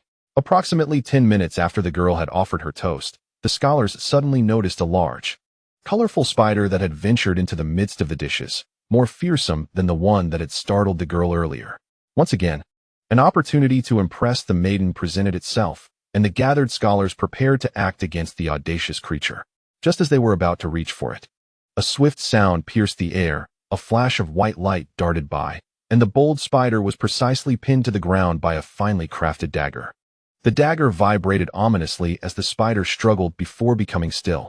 The crowd gulped in astonishment, eyes wide as they traced the trajectory of the white flash, only to find that the once gentle maiden, now beaming with delight, was looking at them, her delicate hand still poised in the position of having thrown the dagger. What on earth is happening? The scholars murmured in disbelief, rubbing their eyes, wondering if they had indulged too much in drink. For it seemed impossible that such a transformation could occur. The delicate maiden's demeanor at this moment was as contrasting as day and night compared to her earlier appearance outside the mountain god temple. Outside, she resembled a fragile little white rabbit, delicately picked by a ruler, yet now she embodied the essence of a cobra, hissing with a forked tongue. What's wrong? Benefactor? Oh dear, please don't gaze at me with such eyes, she chuckled. Oh look, it seems the time has come. The girl tore away her facade of fragility, deftly dispatching a fallen spider, and gazed at the crowd with a smile, her eyes brimming with disdain and contempt. One scholar, his visage pale, stuttered as he pointed at her. There's a drug in the wine, he exclaimed. There's an anesthetic in the wine, Zhu Pingyan silently supplemented in his mind. And just as the scholar finished speaking, he conveniently collapsed against the wall, producing a slight sound. The maiden cast a brief glance at Zhu Pingyan, then turned her attention away, her expression a mingling of disdain and disgust as she addressed the assembled scholars. Indeed, I have infused the wine with a bone-softening powder. You must feel utterly powerless now. How absurd it is.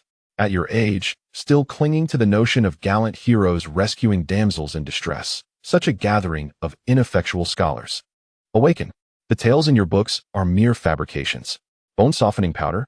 Zhu Pingyan, feigning slumber in the corner, could only muster an internal lament. He opened his eyes, leaning against the wall, mirroring the powerless demeanor of the scholars. Alas, it was a result of his own naivete. Had not novels always depicted the use of anesthetics in such scenarios?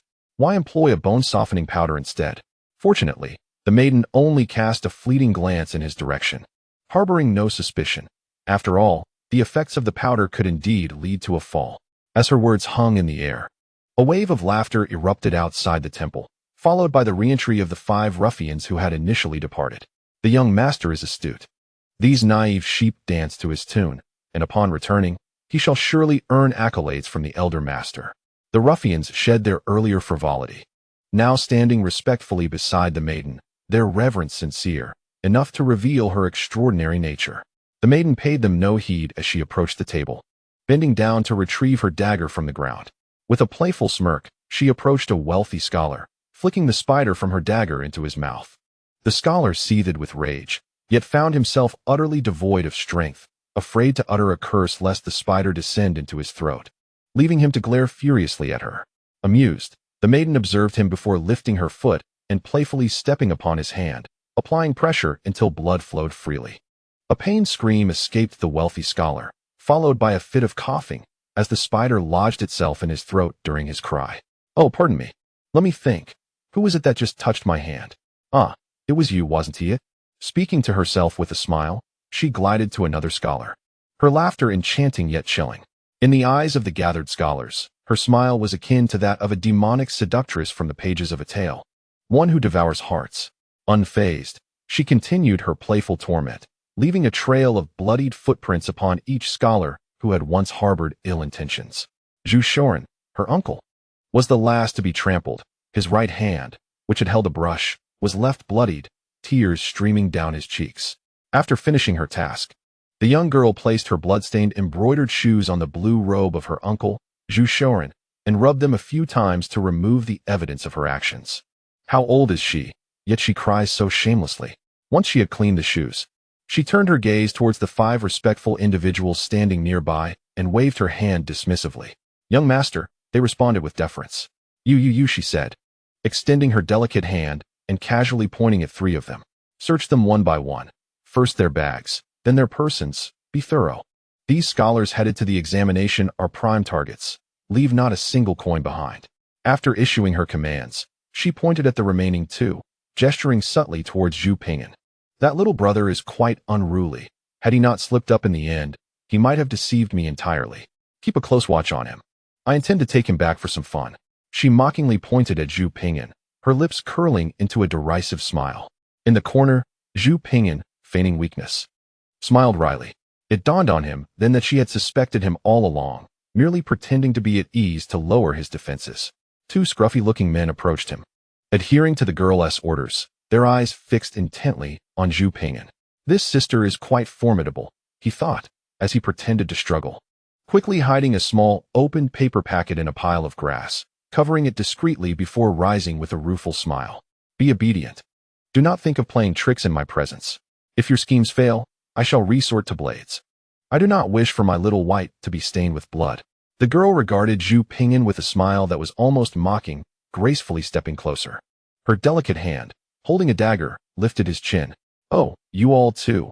Cooperate, and the effects of the softening powder will wear off in 2 hours. If not, do not blame me for the warning. With a cheerful demeanor, she pointed the dagger at the group, satisfied as they nodded in fear. A total of 230 taels of silver and 657 were seized from the students, including Zhu Pingyan, who had all their possessions thoroughly stripped away. These professionals left not a single coin behind. Even a 10-tael banknote that one student had hidden in his trousers was discovered. Not only was Zhu Pingyan stripped of 10 taels of silver, but he was also to be taken by the girl. Ahem, dear sister, may I have a drink? The jar of wine that you haven tea poisoned. I've been longing for it. If possible, allow me a piece of meat as well. Even those facing execution deserve a last meal, right? Zhu Pingyan, with a semblance of courage from the thought of alcohol, licked his parched lips and looked at the girl. Stop with the nonsense. A man assigned to guard Zhu Pingyan struck him sharply on the head. Damn it, that hurt. I won't forget this, Zhu Pingyan silently cursed, gazing innocently at the man. The girl turned her attention back to Zhu Pingyan for a moment. He was merely a boy of 13 or 14, seemingly terrified. What does it matter if he is clever? His courage remains lacking. Had it been her in that situation, she would have immediately pointed out her own ruse, alerting those scholars, and perhaps it would not have come to this. Upon this reflection, the young maiden spoke, You too. Please bring forth that untouched jar of wine as well. It is likely worth a considerable sum. Indeed, let him have a taste. The man, commanded by the maiden, hurriedly ran to retrieve the untouched jar of wine, having long coveted its exquisite contents. He clumsily opened the jar and presented it to Zhu Pingyan. Upon receiving the jar with both hands, Zhu Pingyan took a sip, only to be choked, his face flushed with embarrassment, and he repeatedly coughed, his grip on the jar trembling. After a brief moment, he bashfully returned the jar to the man. The 5 men erupted in laughter, mockingly pushing Zhu Pingyan out of the temple, their raucous laughter echoing as they departed. Chapter 75. The Elegant Butterfly in the Mountain God Temple, the Students. After witnessing the maiden and her companions escort Zhu Pingyan away, transformed into figures of unwavering resolve, their hearts ablaze with unyielding spirit. Although they lacked the strength to move, they could not refrain from voicing their indignation. That scoundrel! If he dares, let him not flee. Wicked woman, do not escape. Let us engage in 300 rounds of combat. This woman is utterly shameless, a disgrace to scholarly decorum. She ought to be punished. The mindset of the students within the temple varied. Though each had been stripped of their possessions, among the 10 or so students, only about half bore the marks of the maiden's vengeful trampling, their hands bloodied. Those who had escaped the trampling felt a surge of quiet satisfaction. As for those bloodied students, one, leaning against a pillar, despite his tear-streaked face, spoke with unwavering confidence. Though I am not particularly talented, I possess some knowledge of the healing arts. Observing the pain in my hand, I dare to speculate that this injury has yet to reach the bone. With a little ointment, I shall surely recover within 10 days. Hearing this, the others, including Zhu Shoren and several other injured students, felt a wave of relief wash over them. 10 days to recovery? We still have over a month until the youth examination, they exclaimed, turning to the speaker with admiration. Brother Wang, you are truly gifted. Ahem, there is a sequence to knowledge and a specialization in skills. The man named Wang intended to stroke his beard in a moment of reflection, but awkwardly realized his limbs were powerless, rendering him unable to move.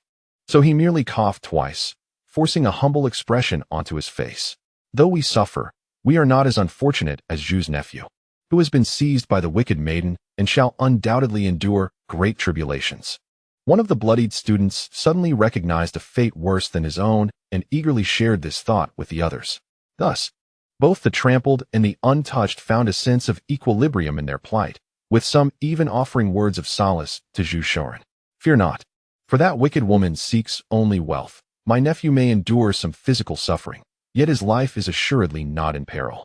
As Mengzi said, when heaven is about to confer a great responsibility upon a person, it must first make their hearts suffer, their muscles toil, their body hungry, and their spirit impoverished. It must disrupt their actions. This trial, though arduous, may indeed be a blessing in disguise for my nephew. Though Zhu Shoren's tears had yet to dry and his nose remained unwiped, he now bore an expression of profound foresight and wisdom as he reflected on the situation. Uncle Zhu Shoren's words, delivered with an air of nonchalance and magnanimity, garnered immense admiration from the students present. After a brief pause, one student suddenly sighed, exclaiming, "This matter shall not be divulged to outsiders." Immediately, he received a chorus of agreement, which, in more colloquial terms, conveyed the sentiment, "Let us keep this affair between us. We have been toyed with by a cunning woman, and it is a source of embarrassment. No one is to speak of it. Come, let us all swear an oath that whoever reveals this will face the wrath of us all." Even the foolish Zhu Ping'an was to be dismissed as a liar if he dared to speak of it. Having endured trials, the bond among the students seemed to deepen. Despite losing the funds they had set aside for their journey to the county town for the examination. Nevertheless, those more affluent students offered to send their servants home to retrieve some money for immediate needs, promising to repay them later. Thus, the atmosphere within the mountain deity's temple transformed into one of joviality. As they awaited the effects of the softening medicine to wear off before embarking together on their journey to the county town. Amidst the laughter and lightheartedness, Zhu Ping'an felt an acute disconnection from their mirth. With his hands bound and burdened by his pack, he was pushed roughly whenever he lagged behind. "What are you carrying that worthless thing for, you fool? We have taken all that is valuable from you," sneered the man assigned to guard him, shoving Zhu Ping'an once more for his sluggishness. Stumbling slightly, Zhu Ping'an turned to him with an innocent expression and replied, "The valuable items have been taken by you gentlemen. Hence, I must take care of this. My family is poor, and this pack and bedding were painstakingly crafted by my mother. Disobedient. We've already found over a dozen taels of silver on you, and you dare claim poverty," retorted the guard, delivering a sharp slap to Zhu Ping'an's head, all the while cursing under his breath. The girl, however, remained indifferent. Her curiosity was piqued only by how Zhu Ping'an discerned her disguise. Everything else was of little concern to her. Upon reaching their destination, if his answers pleased her, he would be released. If not, he would receive a beating before being set free, for she held no fondness for these scholars. "By heaven, I shall remember you well," Zhu Ping'an thought as he cast another innocent glance at the guard. After what felt like half an hour, Zhu Ping'an was led by the girl to a dilapidated hut, seemingly a temporary shelter for hunters at the foot of the mountain. The interior was surprisingly well furnished, equipped with makeshift furniture and essential supplies, though the hunters had long since vacated it as winter waned. Upon entry, the guard thrust Zhu Ping'an forcefully, as if to establish dominance, sending him sprawling to the ground. Fortunately, his pack cushioned his fall, preventing any serious harm, yet it was sufficient for Zhu Ping'an to cast another innocent glance at the guard. "Well done, young master. We have amassed quite a sum this time. When the elder master arrives, he will surely commend us," one of the men remarked, as he reverently placed the plundered wealth into a bag and presented it to the girl. The young girl took the item and casually tossed it onto the table, resting her chin on her hand as she contemplated. "You three should go hunt a few rabbits or mountain chickens to roast. Our father doesn't know when he'll arrive. Those people at the temple earlier were insufferably pretentious, making my stomach churn. I didn't eat anything." "All right, young mistress, just wait and see," replied the three men, their faces lighting up at the thought of roasted meat, recalling the recent acquisition of a fine jar of wine. They promptly set off to fulfill her command. In the room remained two men to guard Zhu Ping'an, showcasing the girl's cautious nature. "Little brother, tell me, how did you figure it out?" The girl pulled a chair closer and sat down in front of Zhu Ping'an, smiling sweetly as she brandished a delicate dagger in her porcelain-like hand. Deftly maneuvering it up and down, Zhu Ping'an lifted his head, revealing a guileless expression, seemingly wary of the dagger in her grasp. After swallowing hard, he finally spoke. "I think it would be better to shout Yamiadi than to call for help. Yamiadi is much more effective." "What is Yamiadi?" The girl furrowed her brow in confusion, her starry eyes flashing with a cold glimmer. "Oh, Yamiadi refers to a type of butterfly in the mountains. When it flies, it makes a sound that can be described as unwanted. Long ago, our village caught one, and over time, the villagers began using Yamiadi to signify unwanted." Zhu Ping'an intently regarded the girl, his tone earnest. Chapter 76. Departing after the matter is resolved. Zhu Ping'an's explanation of Yamiadi did not satisfy the girl. Although she was not particularly familiar with the surrounding mountain villages and found it difficult to discern the truth in Zhu Ping'an's words, she was nonetheless displeased with his response. Even if what he said was true, substituting help with unwanted did not present a significant difference. Who would suspect someone based on their linguistic habits? Little brother, you seem to be a bit disobedient. The dagger flew through the air with a sharp shimmer, pinning Zhu Ping'an's clothing to the floor between his legs. Wait. I haven't finished. Zhu Ping'an stammered, feeling an icy chill creeping in. Cold sweat beaded on his forehead. He was nearly caught in a perilous situation. This girl was indeed formidable, and he hurriedly sought mercy to evade her blade. Then tell me, I shall grant you another chance. I previously mentioned that if you cannot outsmart me, I will resort to using my dagger, she said. Others may be deceived by your naive appearance, but I am not. So if you wish to keep everything intact, you had better behave yourself. The girl leaned forward, pinching the dagger between her delicate fingers, no longer twirling it, and gazed at Zhu Ping'an with keen interest, awaiting his next words. Zhu Ping'an, having been exposed by the girl, simply chuckled foolishly and sat on the ground, speaking calmly. When you were calling for help, your voice was quite convincing, yet there was not a trace of fear in your eyes. Rather, they resembled a wolf spotting its prey, glinting red, as if you had applied something to provoke them. The girl, seated in her chair, held the dagger still in her elegant hand. Her curiosity piqued as she awaited Zhu Ping'an's continued revelation. Moreover, the sight of you, a delicate maiden, stumbling in embroidered shoes, while being pursued by those 5 burly men, is rather fortuitous as you happen to arrive at the mountain deity's temple. The young lady's eyes sparkled with increased intrigue, silently urging Zhu Ping'an to continue. Furthermore, your disheveled attire suggests a narrative of having been robbed and nearly assaulted. However, do you not find it peculiar that despite your disarray, nothing is revealed? It is not my lasciviousness speaking, but rather the reality of such encounters. One would inevitably expose something. How can it be that those 5 ruffians, driven by lust, are not mere monks?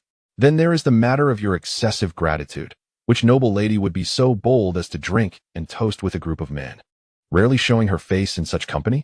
Indeed, the most undeniable aspect is that when you offered me a drink, I feigned a lack of balance and bumped into you unexpectedly. Yet, your performance was impeccable. Not a drop of wine was spilled. How remarkable, indeed, for a fragile maiden to possess such agility. Zhu Ping'an chuckled as he regarded the young lady. His analysis was incisive and astute, penetrating to the heart of the matter. Typically, such insights would elicit applause. However, reality diverged from expectation. You are astute enough to discern my aversion to scholars. Do you know what I despise most? Upon hearing Zhu Ping'an's words, the young lady nodded, resting her elegant hand against her cheek, and smiled sweetly as she inquired further. Zhu Ping'an was momentarily taken aback by her question, surprised by her rapid change in tone.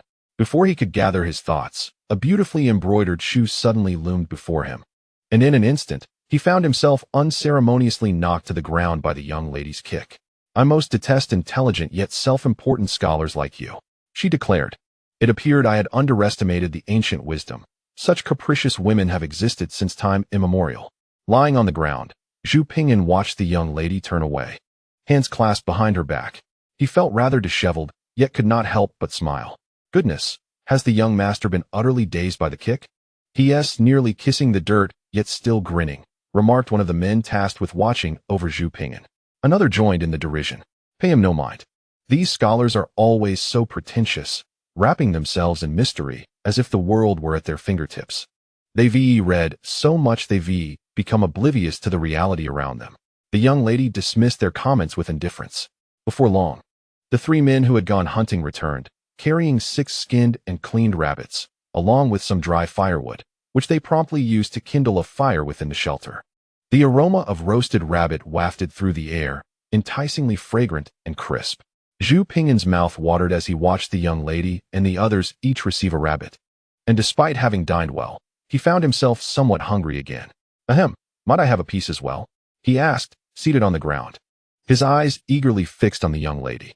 Are you not aware that the books proclaim beauty and riches abound within their pages? Perhaps you should return to your studies. The young girl appeared to harbor a disdain for scholars. Though she spoke with a smile, her words dripped with sarcasm. She sat alone on a mud bed in a makeshift dwelling, while 4 men occupied a slightly more distant spot on the ground, indicating a disparity in status. May I have another drink? Zhu Ping'an, disheveled yet undeterred, turned his attention to the wine at their feet. The burly men laughed derisively. declaring it a waste to offer him any drink, as he had already indulged outside the mountain god's temple. This fine wine is for us to enjoy. True to their reputation as children of the rivers and lakes, the girl partook in the drinking, bearing her own cup, while the others used bowls found within the shack. Savoring the exquisite liquor, the girl was not greedy. She sipped modestly, consuming only a small cup, while the men filled their bowls to the brim, leaving not a drop for Zhu Ping'an. Seated on the ground, he watched them feast on meat and drink, his foolish grin deepening. Behind his bound hands, a broken shard of tile gradually rubbed against the ropes, which had already worn through by about 4/5. With a little more effort, they would surely snap. It must be time, shouldn't it? The group, reveling in their food and drink, suddenly heard a bewildering remark from behind, turning to see the source of the voice. Oh, perhaps we must wait another couple of breaths. Seeing them still able to turn around, Zhu Ping'an casually reiterated. What do you mean? The girl looked at him with suspicion, sensing something was amiss. Then, to her astonishment, Zhu Ping'an rose from the ground and stretched, loosening his limbs. How is this possible? Aren't your hands bound? Soon after, the girl and the 5 men turned pale, their bodies inexplicably losing strength, unable to even move a finger. How strange, isn't it? Zhu Ping'an placed his satchel aside and slowly approached the girl. I am not one to randomly collide with you without reason. From the moment I heard your voice and saw your face, I perceived everything. There was no need to take the risk of bumping into you for confirmation. Surely, you have not noticed that the paper pouch you tucked at your waist has vanished? It was the same pouch you opened to take a small pinch while crouching. I saw you sprinkle something into your wine when you raised the jug in salute. When I bumped into you, I seized the opportunity to take it. After finishing a sip of wine outside the mountain god's temple, I discreetly added a pinch as well. As Zhu Ping'an approached the girl, he took the elegant dagger she had set beside her into his hand. Little brother, what do you intend to do? At this moment, the girl maintained her smiling demeanor, seemingly unafraid. Holding the dagger, Zhu Ping'an stood before her with a foolish grin, speaking politely. Dear sister, might you be so kind as to spare some wealth for me? Pity this penniless scholar who must travel to the county town for the examination.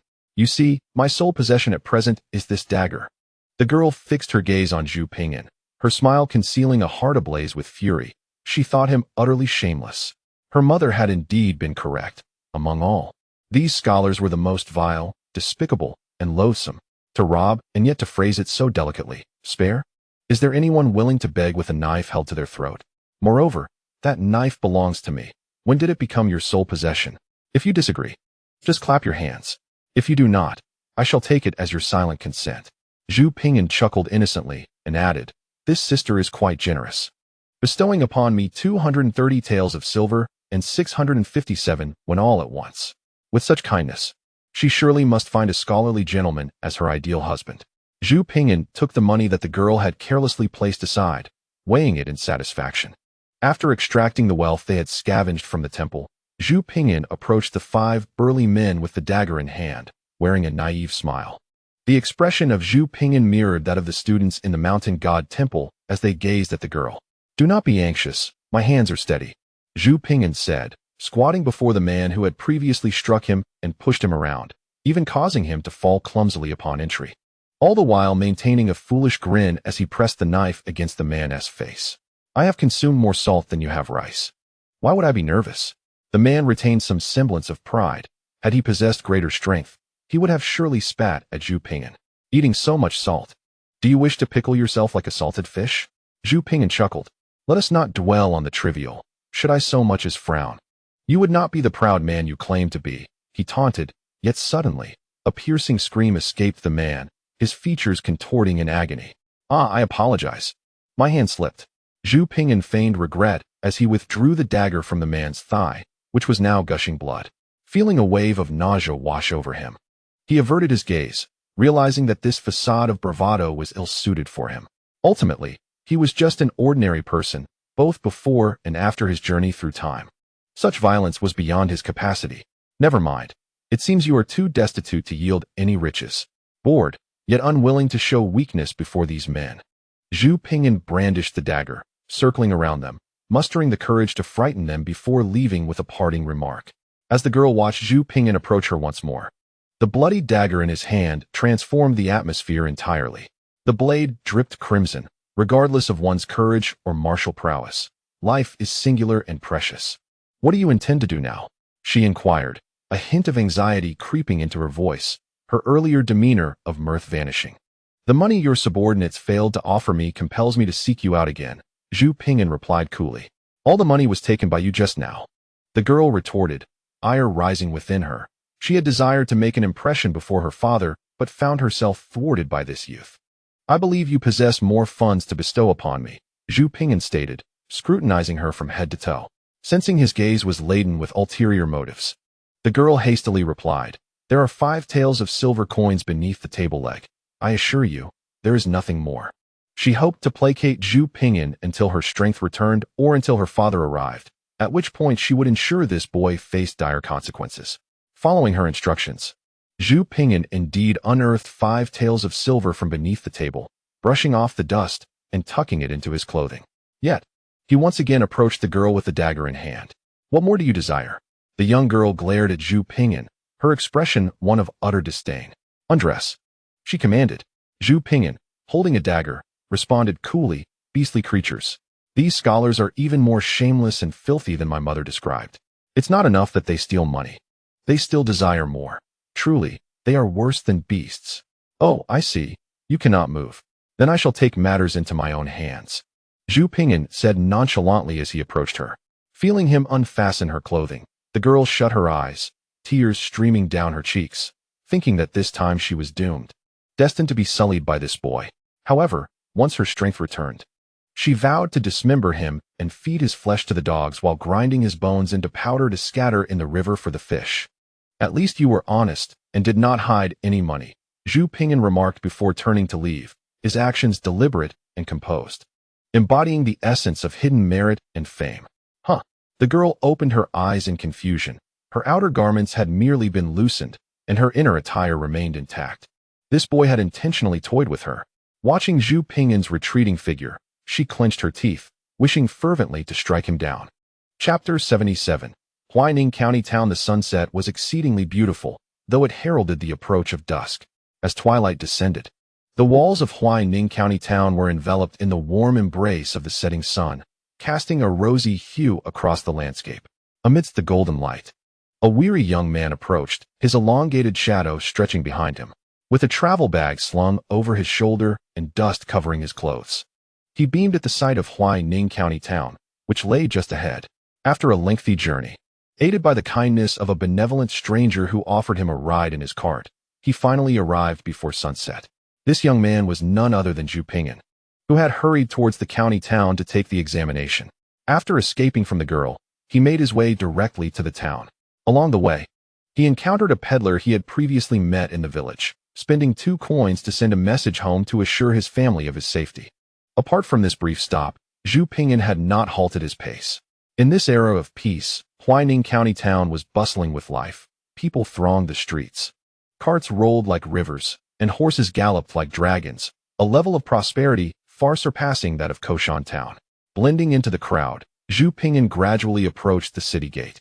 Upon entering, a toll of 1 coin was required, but as Zhu Ping'an approached, the guard, noticing his scholarly robes, inquired about his purpose. When Zhu Ping'an replied that he was there to participate in the youth examination, the guard's demeanor shifted dramatically. He treated Zhu Ping'an with respect, waiving the entrance fee altogether. All things are beneath the scholar. Only learning holds the highest regard. Entering the county town with his bag, Zhu Ping'an truly felt the weight of this adage in the context of his time.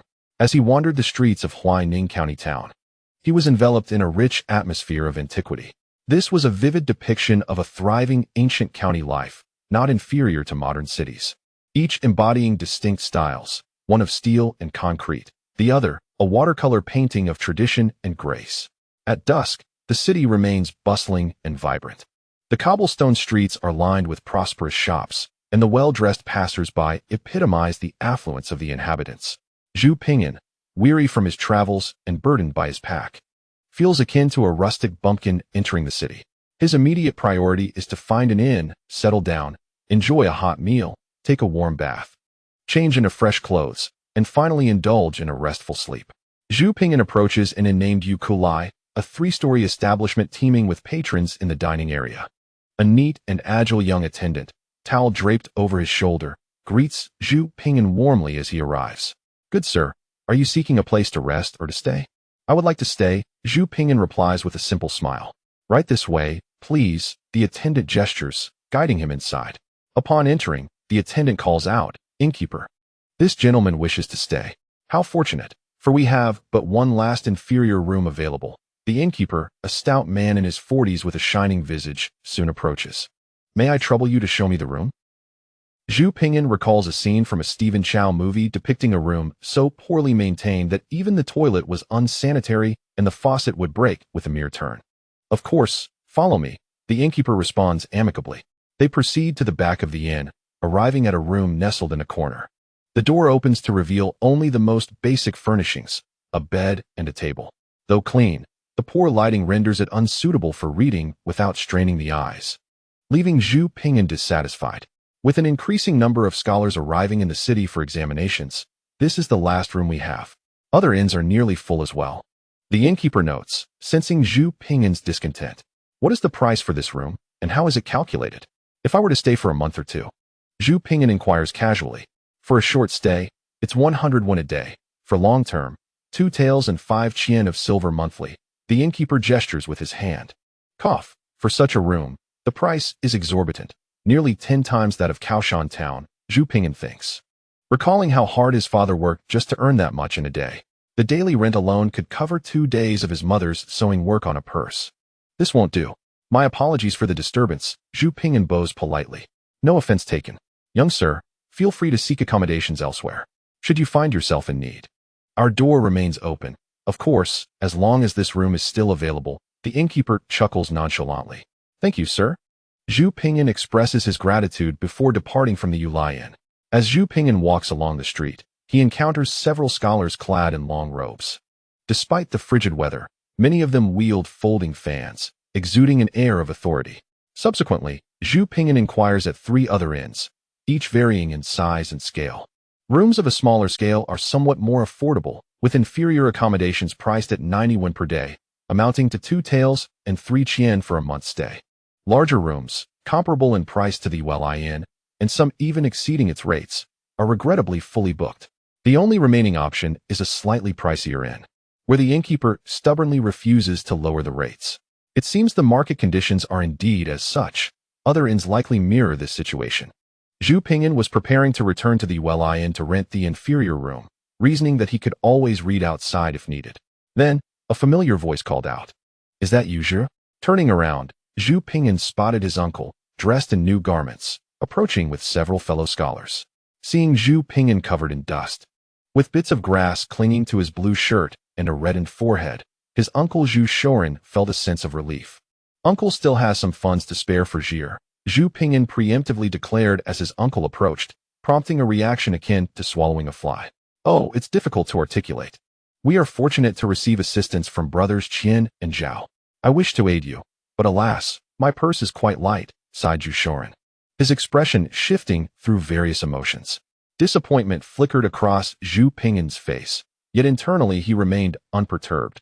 He had anticipated his uncle's refusal, which was hardly surprising considering that all their funds were in his possession. Observing his uncle's new attire indicated that he indeed had friends to assist him. Zhu Ping'an's inquiry was merely to elicit the expected refusal, thus rendering his uncle hesitant to ask him for money. It was prudent to conserve his funds for future use, as the expenses for the imperial examination were substantial. "Does uncle have a place to stay?" Zhu Ping'an inquired again. "There is indeed a place, but it is shared with brothers Qian and Zhao, who graciously do not mind my company in their quarters," his uncle replied, maintaining an air of helplessness. "However, the accommodations are quite crowded." After expressing this, Zhu Shoren glanced at Zhu Ping'an, burdened with his travel pack, and continued with a tone of concern, "How about this? You could rest at my place for a day, and I will send a letter home requesting an additional 20 taels of silver. I can ask a friend's servant to deliver your letter and bring back the funds. What do you think?" Zhu Ping'an couldn't help but find his uncle's calculations amusing. The examination typically requires just 10 taels per person. Asking for 20 is essentially compelling my parents to cover your share as well. Moreover, entrusting a servant with the money posed risks. Who could guarantee that the funds would reach him? If the servant were to abscond or lose the money, what then? Such scenarios were all too plausible with his uncle. He was not in dire need of funds. "I appreciate your kind offer, uncle. But my mother discreetly stitched 5 taels of small denomination notes into my clothing before I left home. If I exercise a bit of frugality, I should manage just fine." Zhu Ping'an replied, deliberately emphasizing his self-sufficiency to dissuade his uncle from any further notions. Uncle's plans were thwarted, leaving him quite disheartened. He no longer mentioned the idea of having Zhu Ping'an spend a day with him, instead waving his hand and saying, "If that is the case, you should quickly find a place to stay. It will be inconvenient if night falls." At this moment, among the other students accompanying uncle, one spoke in a teasing tone.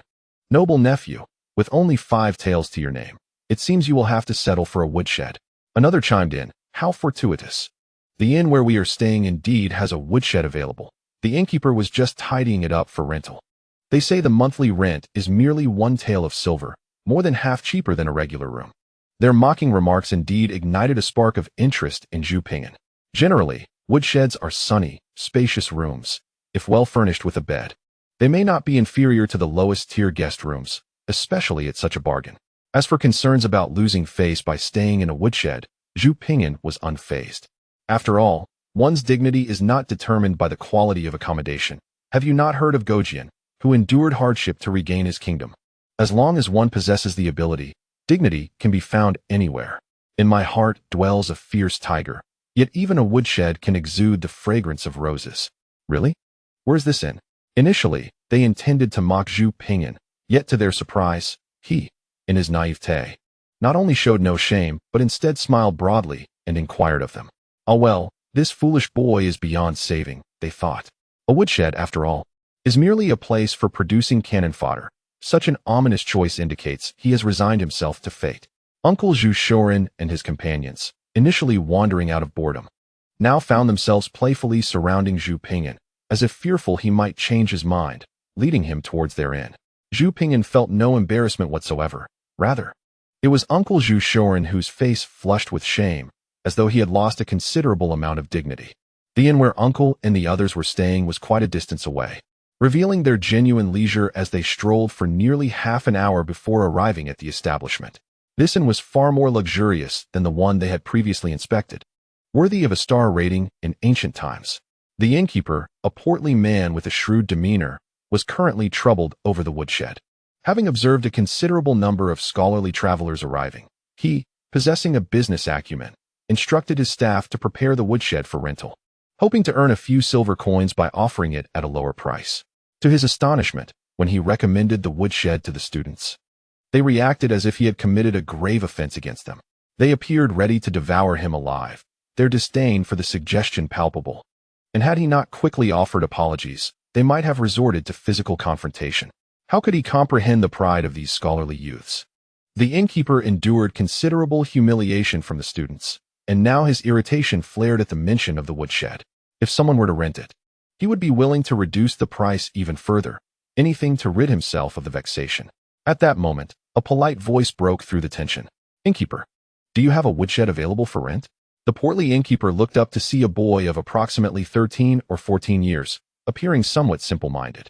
Behind the youth stood several scholarly students who had recently rented rooms from him. These students regarded the naive boy with expressions akin to amusement, their looks and smiles reminiscent of those from the innkeepers next door. "Indeed, if you so wish, I can offer you a room for merely half a tael of silver for a month." The simple-minded innkeeper suddenly recalled this phrase. Although the onlookers were astonished by the innkeeper's sudden generosity, they did not envy Zhu Ping'an's fortune. Rather, their mockery intensified. The firewood room was already deemed lowly, and now, with its reduced price, it seemed even more inauspicious to reside in. The young man seeking accommodation was Zhu Ping'an, who, upon hearing the innkeeper's offer of half a tael, beamed with a broader smile and cheerfully replied, "Excellent. I would appreciate it if you could show me the firewood room." The portly innkeeper led Zhu Ping'an to the firewood room, while Uncle Zhu Shoren and the others followed at a distance, wary of any ill fortune affecting their academic prospects. The exterior of the firewood room appeared modest, but the interior was surprisingly tidy, with a spotless brick floor, a table and chair by the window, and a bed that had just been moved in. It faced the sun, allowing the evening glow to filter through the window, promising brightness during the day. Overall, it was far superior to the shabby accommodations of the first inn. "How do you find it?" The innkeeper inquired nervously. I think it's quite satisfactory, a real bargain. Zhu Ping'an replied with a grin, surveying the surroundings and nodding in approval. Ah, a kindred spirit indeed, the innkeeper thought, finding Zhu Ping'an more and more agreeable. Without hesitation, he further reduced the price by a single coin.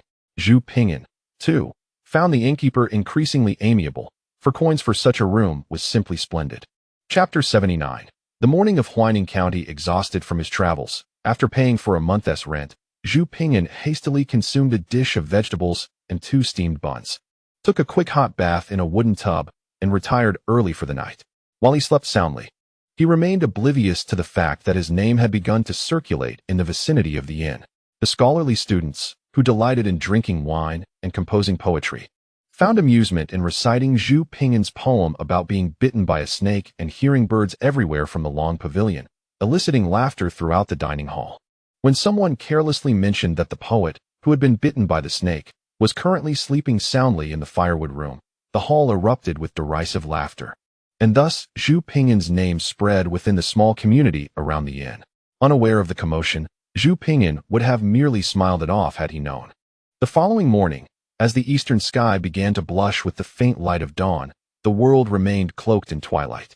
The students, having indulged in wine and poetry the previous night, were still lost in slumber.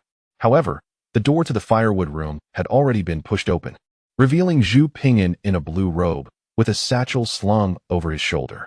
He emerged, looking refreshed and spirited, carrying a piece of black wood, and closed the door behind him as he strolled outside. Upon leaving the inn, he found the streets sparsely populated, and the frost-laden fog imbued Huaining County with a unique charm. In ancient times, the concept of fate was of paramount importance. Towns were often situated near mountains and rivers, and Huaining County was no exception, nestled alongside the Pan River, which meandered through the protective moat before making its way into the city. Zhu Ping'an made his way to the riverbank, stepping onto the cobblestones. He sought out 2 adjacent slabs of bluestone, placing a black wooden board atop the higher stone, lifting his long robe to sit upon the lower one. From his slung cloth bag, he methodically extracted a brush and a bamboo tube, commencing his daily morning ritual. With resolute diligence, Zhu Ping'an practiced through the biting cold of winter and the sweltering heat of summer. Amidst the swirling frost and fog by the riverside, he dipped his brush in the clear water, letting the ink flow. As the mist dissipated and the sun ascended in the east, he gathered his brush and wooden board. Retrieving a copy of Zhu Xi's annotated spring and autumn annals from his bag, engrossed in its pages. Zhu Xi was a fascinating character, a man whose outward persona starkly contrasted with his inner complexities. Not delving into his interactions with Su Shi, one could note his fervent advocacy for upholding moral principles while paradoxically seeking solace with courtesans. Indeed, he had many wives and concubines, far too numerous for a single table.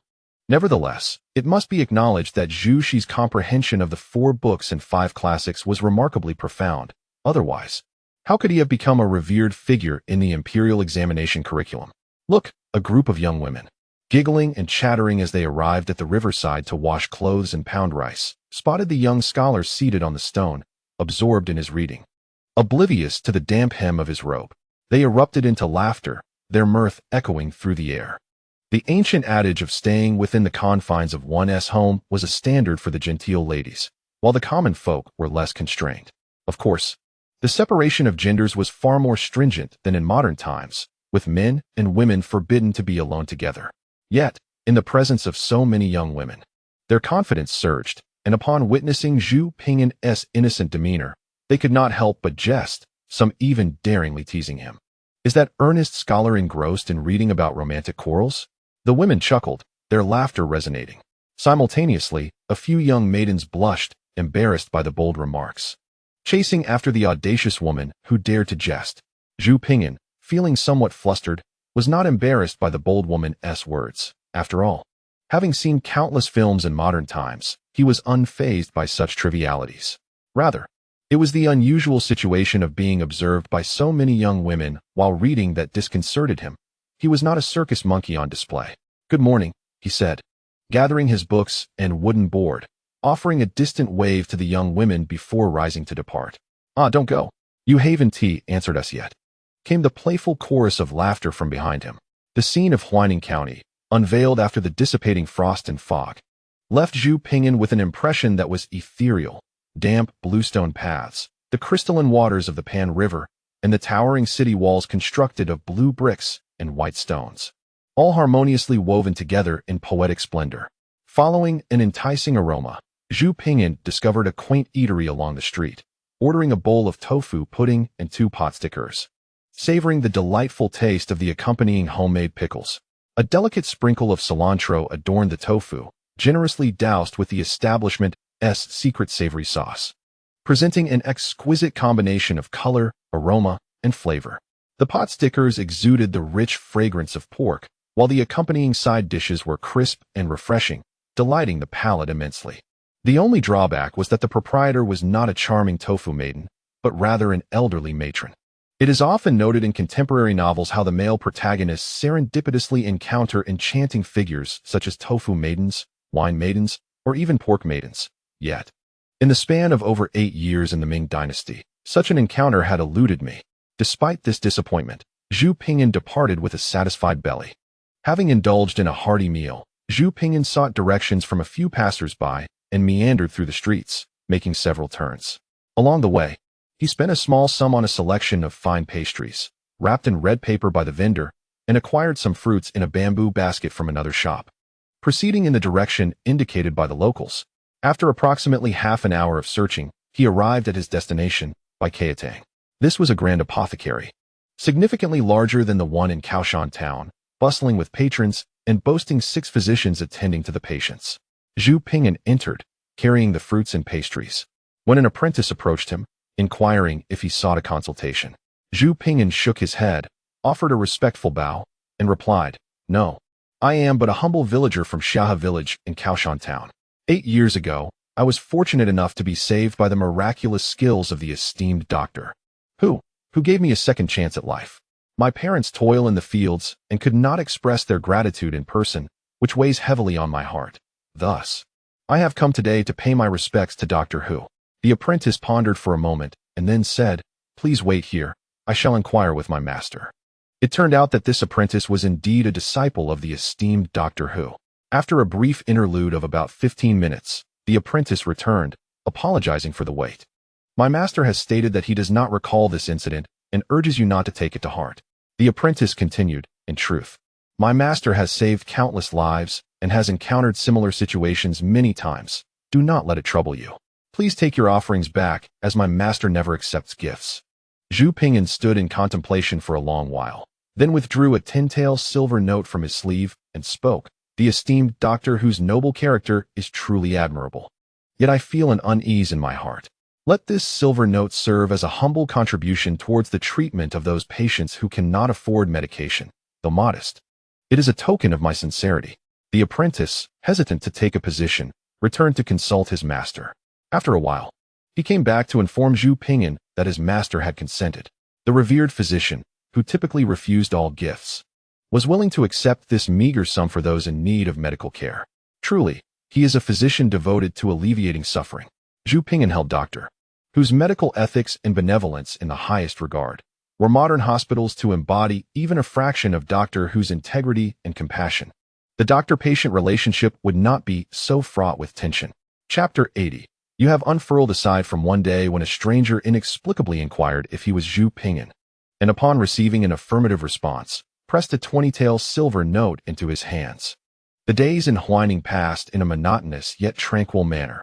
Each morning commenced with practicing calligraphy and reading, followed by a search for a modest delicacy upon returning from the streets. Every morning, I endeavored to compose an essay based on the 4 books and 5 classics, while the afternoons were spent revisiting the Qing dynasty's essays I had memorized in a previous life. Thus, time slipped away quietly, with less than 5 days remaining until the examination. On one such morning, Zhu Ping'an, as was his custom, prepared to venture to the riverbank for his calligraphy practice. Just as he was about to leave the inn, he was called out from behind. The familiar voice left no room for doubt. It was his uncle, Zhu Shoren. "Good morning, uncle," Zhu Ping'an greeted him as he turned around. "Why do you rise so early today, my boy?" Zhu Shoren inquired, somewhat surprised to see Zhu Ping'an at the entrance among a group of students. "Why am I up early today?" Zhu Ping'an found himself at a loss for words. I rise early every day. It is just that you happen to notice me today while usually you are still lost in slumber. With the examination looming, unease filled his heart, prompting him to seek a quiet place for study. He patted his satchel and replied. The other students accompanying his uncle burst into laughter at Zhu Ping'an's response, mocking the foolishness of this naive boy who only began to study with mere days left until the exam. Come along and go. Today is February 3rd, the birth of the star of literature. Scholars across the land must pay homage at the Confucian temple. One of the students expressed sympathy for Zhu Ping'an, the unfortunate lad residing in humble quarters, who, on such an auspicious day, chose not to pay respects but instead sought to cram at the last moment. Unable to bear it, they urged Zhu Ping'an to join them in visiting the Wenchang temple for offerings.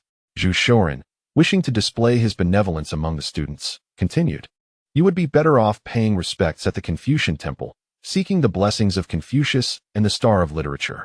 Do not fret over the cost. I shall cover it. Zhu Ping'an then witnessed his uncle, with an expression akin to that of sacrificing flesh, place 5 copper coins into his hand. Is this charity? Zhu Ping'an thought, bemused, as he stared at the 5 coins, a multitude of exasperated thoughts swirling in his mind. Since when did studying become synonymous with seeking divine favor? Visiting the temple to pay respects is the true act of seeking assistance. Before long, Zhu Ping'an found himself swept along with a group of students toward the Confucian temple, reluctantly pondering his studies as they walked.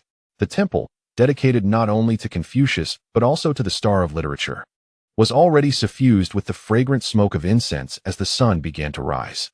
The atmosphere was vibrant and bustling, with 90% of the attendees being scholarly youths, akin to the fervor that surrounds the annual college entrance examination. These scholars regarded the worship of Confucius and the star of literature as a vital pre-exam ritual, praying for success in the upcoming examination to bring honor to their families. With incense offerings came the temple's stewards, who facilitated the drawing and interpretation of fortunes. After the worship and the high school incense offerings, the students gathered around several stewards, inquiring about their futures.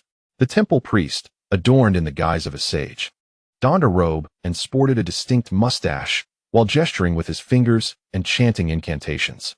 Uncle Zhu Shoren drew a fortune stick and spent a full 100 coins to have the priest interpret it. The priest accepted the payment, contemplated briefly, and proclaimed it to be an auspicious sign, promising the fulfillment of wishes and guaranteed success in examinations. This elicited a flush of excitement on Uncle Zhu Shoren's face, prompting him to part with an additional 50 coins for the priest. The thought crossed his mind that this mere fortune teller received tenfold the generosity he bestowed upon his own nephew, and yet, when it came to his own kin, he acted as though it were akin to severing his flesh. Ah, uncle, truly deserving of his title. The surrounding crowd congratulated Uncle Zhu Shoren, as if he had already achieved the rank of a scholar.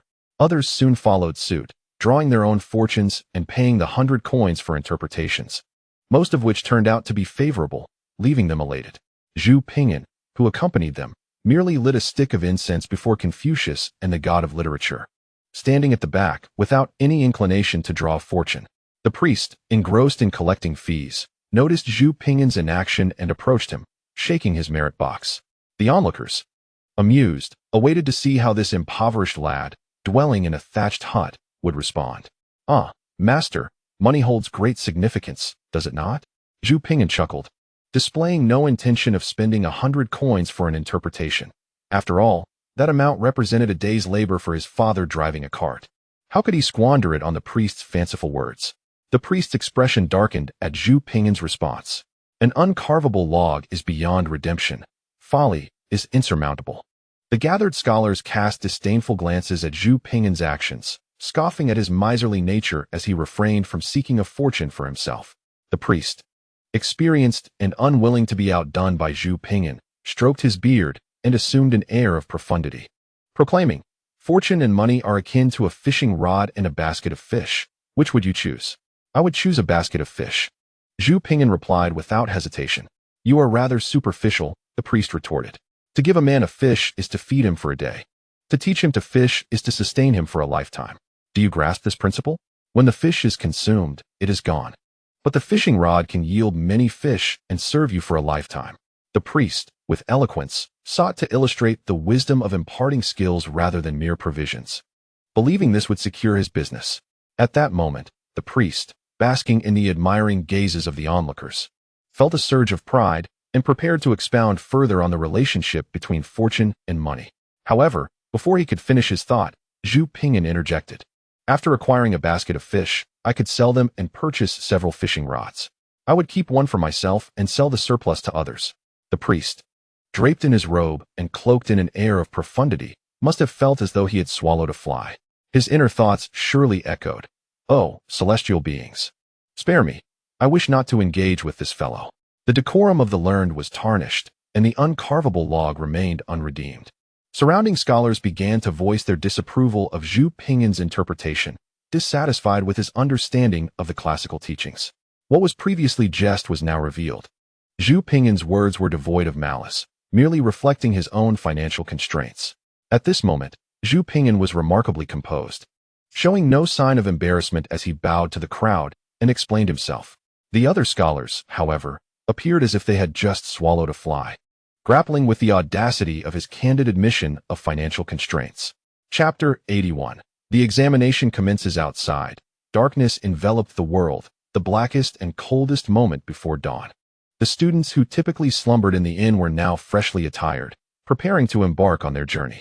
It was a day that would determine their fates, a day when the county examination of the second month of the Ming dynasty would begin. The scholars emerging from the inn exhibited a spectrum of emotions. Some were anxious, others brimming with ambition, while a few maintained an expressionless demeanor, seemingly unfazed. Zhu Pingyan also stepped outside, burdened with an array of belongings that made him resemble a turtle struggling under its shell. His pack contained a rabbit fur blanket, a thin mattress. He carried a large bamboo basket brimming with provisions, dried fruits, pastries, cooked meats, and a water cup, among other delights. Of course, writing materials were indispensable.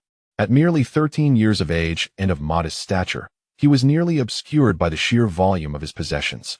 The other scholars, witnessing Zhu Pingyan's extensive load, could not help but mock him for his overpacking. Most carried lighter loads, and although some had brought considerable supplies, none matched the sheer quantity Zhu Pingyan bore. Ignoring their jeers, he continued on his path. As he passed through the main hall, he was taken aback to see his uncle, Zhu Shoren, leisurely enjoying a lavish spread of food and drink with several other scholars, showing no intention of departing. The other students looked on with envy, while Zhu Shoren reveled in the attention, basking in their admiration. Do not feel anxious, dear nephew. Should you fail this time, consider it a lesson for the future. There will be ample opportunities ahead. In the midst of savoring the envy of others, Zhu Shoren's pride swelled upon seeing his nephew, burdened with an excessive load. He adopted the tone of a seasoned elder, offering unsolicited advice. How can you speak of failure before the examination has even begun? You should focus on gaining experience. Zhu Pingyan, observing his uncle's well-meaning yet patronizing demeanor, felt a surge of frustration. Why has my uncle not yet departed? He inquired softly. Upon hearing Zhu Pingyan's question, Zhu Shoren, as if intoxicated by 3 bowls of strong liquor, appeared slightly flushed yet feigned indifference. I have already passed the county and provincial examinations. I need only attend the final academy examination now, he declared, stroking his beard with pride, eager for Zhu Pingyan's envy and admiration. Oh, then I shall head off first. Zhu Pingyan replied coolly, unfazed by his uncle's boastfulness, and he proceeded to follow the crowd out of the inn. Zhu Shoren, left bewildered by his nephew's indifference, watched him depart with a look of confusion. Zhu Pingyan joined the others on their way to the examination site, which was established at a marketplace not far from the county office. During the examination period, the marketplace was closed and meticulously cleaned, giving rise to a vast examination tent facing south. The southern side of the tent featured 2 entrance gates, surrounded by wooden railings. The examination hall has been transformed into a spacious courtyard, complete with a grand entrance, commonly referred to as the Dragon Gate. This expansive area serves as the examination venue for candidates, which is divided into 2 sections, the front area for waiting and the rear section furnished with several rows of desks and chairs for the candidates to complete their papers. The examiners are seated to the west, while the candidates line up to await the roll call. Only after their names are called may they proceed to submit their answers. In front of the hall, 5 groups of officials stand at the main entrance, meticulously checking the candidates' credentials and their personal belongings. The scrutiny is thorough. Bedding must be devoid of any linings. Socks must be single-layered. Garments must feature seams. Inkstones cannot be excessively thick, and pastries must be cut open. Such rigorous inspections are conducted to prevent any attempts at cheating, thereby safeguarding against future accountability. Many candidates possess items that fail to meet the standards, yet fortunately, none were caught with illicit contraband.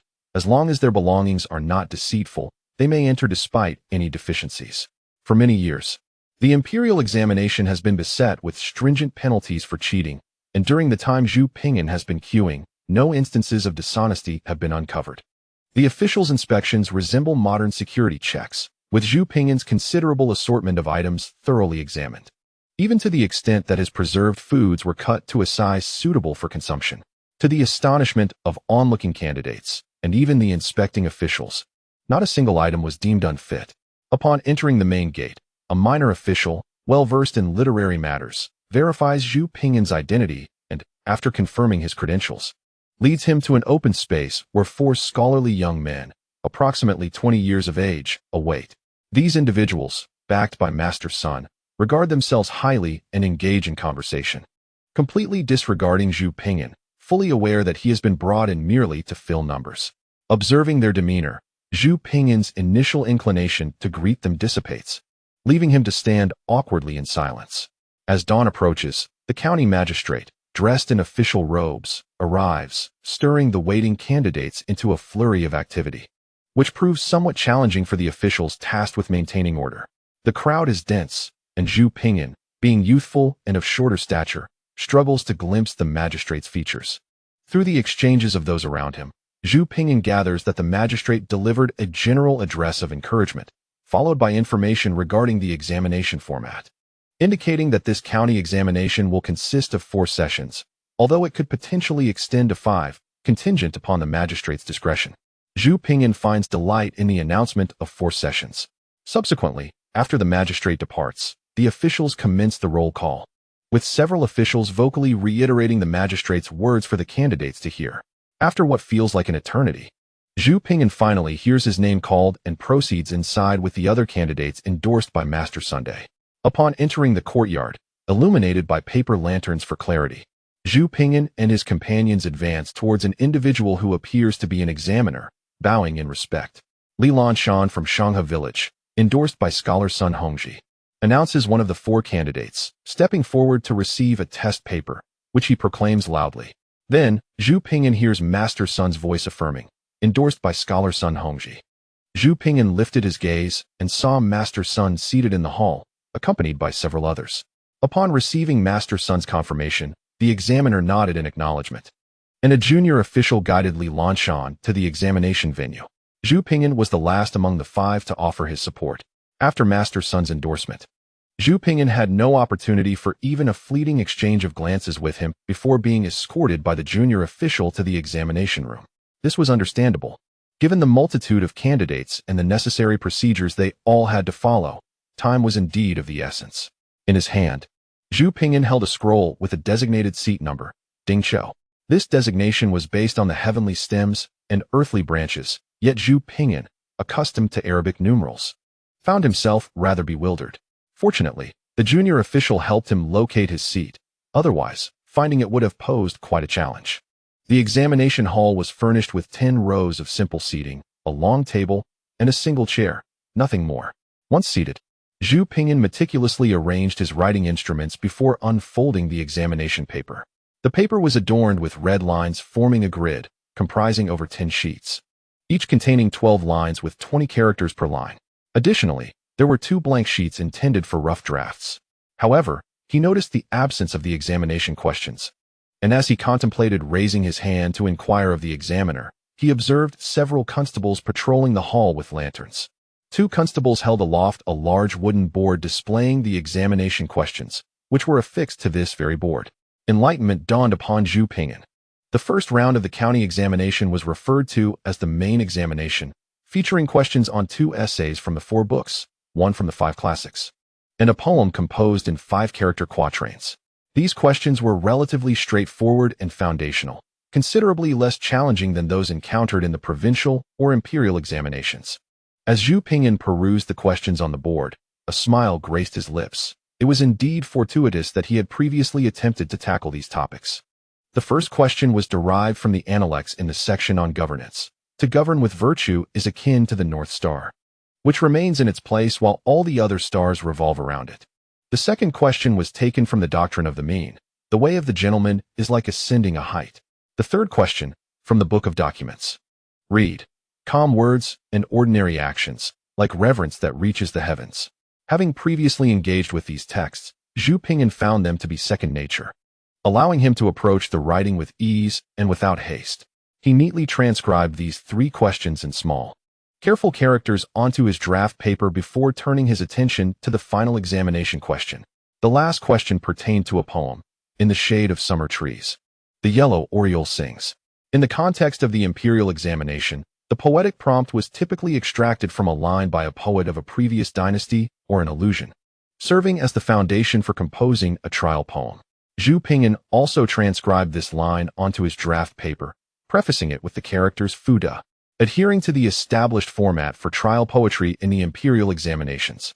This question was likewise simple. The line originated from Wang Wei's poem written at Jiu, Wangchuan, which reads in full, After the accumulated rain, the empty forest lingers in the haze, steam rising from millet cooking in the eastern fields. Misty water fields see the white egrets fly. In the shade of summer trees, the yellow oriole sings. In the mountains, one cultivates tranquility, observing the morning hibiscus. Under the pines, a clean abode gathers dew on the sunflower. The old man in the wild contends for a seat, while the seagulls question what further doubts remain. The trial examination poetry demands not your profound thoughts. Adherence to format suffices, with one word being paramount, praise.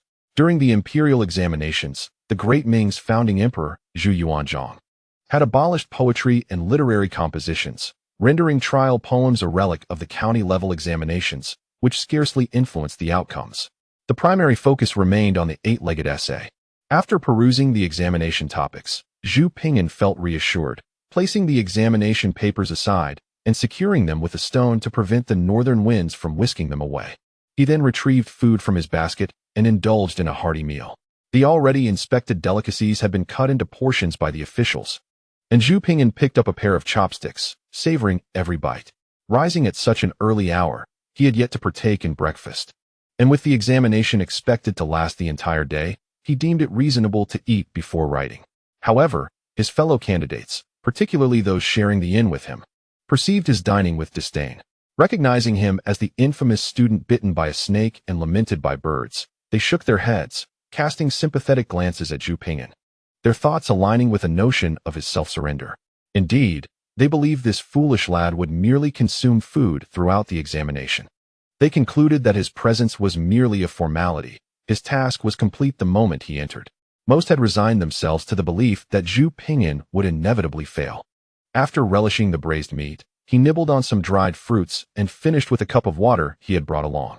With a contented burp, he drew countless scornful looks from those around him, mentally labeling him as a glutton and a simpleton.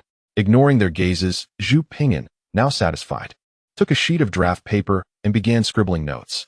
This glutton had a knack for theatrics. Upon finishing his meal, he wiped his mouth and commenced writing with exaggerated seriousness, likely penning nonsense. Alas, how unfortunate it was that after a decade of diligent study, he found himself sharing the examination hall with such a foolish glutton. Even if he were to succeed with flying colors, it would still evoke a sense of regret to be associated with him. As time elapsed and the sun reached its zenith, the onlookers observed the glutton, now indulging in food once more. This time, instead of aimlessly scribbling, he draped a rabbit fur blanket over himself and succumbed to slumber at the table. The phrase "a rotten wood cannot be carved" echoed in the minds of the crowd, as they silently attributed Confucius' words regarding his disciple Ziyu's daytime slumber to Zhu Ping'an. At this juncture, the candidates speculated that this fellow must be a divine jester sent to amuse them, as he engaged in eating, drinking, and sleeping, a comfort he could have enjoyed at home without enduring the trials of the examination hall. Yet, a few kind-hearted scholars who had completed a couple of questions felt a deep sympathy for Zhu Ping'an's self-destructive behavior. Despite his evident foolishness, he bravely faced the examination, a commendable courage, albeit regrettable. After Zhu Ping'an had slept for a considerable portion of the examination period, he sat upright, diligently transcribing his thoughts from the draft paper onto the test sheet. This behavior was perceived by the other candidates as mere posturing, oblivious to the scorn, mockery, and pity that surrounded him. Zhu Pingyan continued to focus on his answers. As dusk approached, candidates gradually completed their papers and, under the guidance of the proctor, exited the examination hall. Moments later, Zhu Pingyan too submitted his paper and left, drawing disdainful glances from those who had yet to finish. They surely believed he had submitted prematurely, unable to complete the test. The county examination consisted of 4 sessions, with a 2-day interval between the first and second. For instance, if the first session occurred on the 9th, the subsequent one would begin on the 12th. These 2 days were allocated for the examiners to grade the papers, with results typically announced by midday on the 11th. Those who passed the first session would be listed, granting them the opportunity to participate in the second. Those who did not pass would simply return whence they came. Upon returning to the inn, Zhu Pingyan set his belongings down, refreshed himself, and donned a clean outfit before heading to the dining hall for dinner. Once there, he ordered 2 dishes, 1 meat and 1 vegetable, along with a bowl of beef soup, and a pair of steamed buns. Just as he was about to eat, he noticed several patrons in the hall pointing at him, shaking their heads and whispering, occasionally erupting in laughter. What could be the matter? As Zhu Pingyan pondered this, his uncle approached to clarify. "Ah, my dear nephew, how could I not speak to you about this? You appeared to be sleeping soundly during the examination, and your actions have become a source of ridicule. Everyone is saying you are the modern-day Xiahe." His uncle, Zhu Shoren, wore an expression of heartfelt dismay. The mention of Xiahe caught Zhu Pingyan's attention, momentarily distracting him from his meal. "Modern-day Xiahe?" he echoed, setting down his chopsticks, his eyes gleaming with intrigue. His uncle nodded vigorously in affirmation. "Too kind," Zhu Pingyan replied, a bashful smile spreading across his simple face as he received his uncle's validation. Nearby diners, having overheard his response, erupted in laughter, incredulous that he might only know Xiahe as a disciple of Confucius and mistakenly presumed they were praising him. Alas, his uncle sighed, shaking his head in sorrow before departing. Observing the expressions of his uncle and the other diners, Zhu Pingyan simply smiled faintly and returned to his meal. It was no wonder his uncle had not succeeded in the examination for over 20 years, nor that so many others in the hall had also failed. Their approach to study was too narrow-minded, lacking depth. They only saw Xiahe's napping but failed to recognize him as one of Confucius' 10 philosophers, a skilled orator whom Confucius deemed a linguistic prodigy, ranking him even above Zigong. These individuals had evidently not delved deeply into Xiahe's character. He was 19 years younger than Confucius, possessed exceptional eloquence, and was among those who traveled with Confucius across various states, serving as an envoy to Qi and Chu, achieving remarkable accomplishments. In the Tang dynasty, Xiahe was posthumously honored as the Duke of Qi, and during the Northern Song, he was further elevated to the title of Duke of Linzi, with additional accolades during the Southern Song. Even in this present era, under the reign of the Jiajing Emperor, the title of Xianxian Ziyu has already been conferred upon Xiahe as early as the 9th year of Jiajing. Yet, my uncle and his peers remain fixated on the image of Xiahe as a slumbering scholar. In Chapter 83, titled The Announcement, a plea for collection during the Dragon Boat Festival, Zhu Pingyan, amidst the mocking gazes of those around him, calmly consumed his 2 chosen dishes along with a bowl of beef soup and steamed buns, leaving not a morsel behind. Patting his slightly distended belly, he retired to his room for a rest. Observing Zhu Pingyan's departing figure, laughter erupted in the hall. A cacophony of derision followed his retreat. This simpleton possesses a commendable appetite. He has already dined twice during the examination and has now devoured 2 whole buns and a generous bowl of beef soup along with 2 dishes. Is he a pig? A glutton? How embarrassing it is to associate with such a person.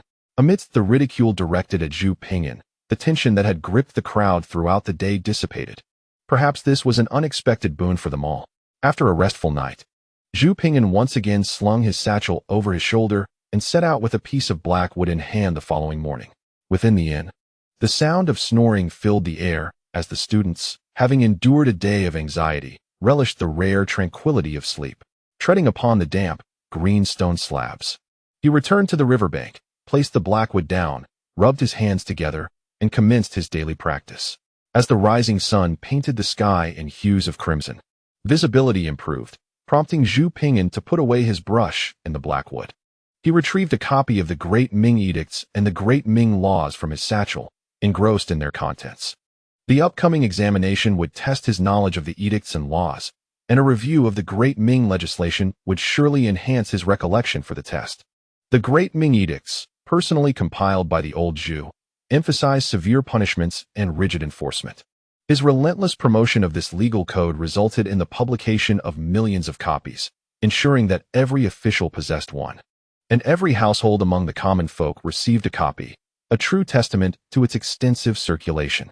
Yet, the harsh legal principles espoused by the old Zhu do not align with the realities of the Ming dynasty, prompting his successors to introduce new laws. Presently, the old Zhu's legal framework serves primarily as a subject of examination. As he absorbed the material with keen interest, the young maidens and wives engaged in laundry and rice pounding appeared once again. They had grown accustomed to the sight of this youth seated by the river each morning, serving as a diversion from their long-suppressed adherence to feudal etiquette, teasing him with playful banter. With so many young women gathered, they were unperturbed by the gossip that might ensue. "Scholar, why did we not see you yesterday?" A daring young wife chimed with a light-hearted tone, prompting a chorus of giggles and the bashful reprimands of unmarried maidens.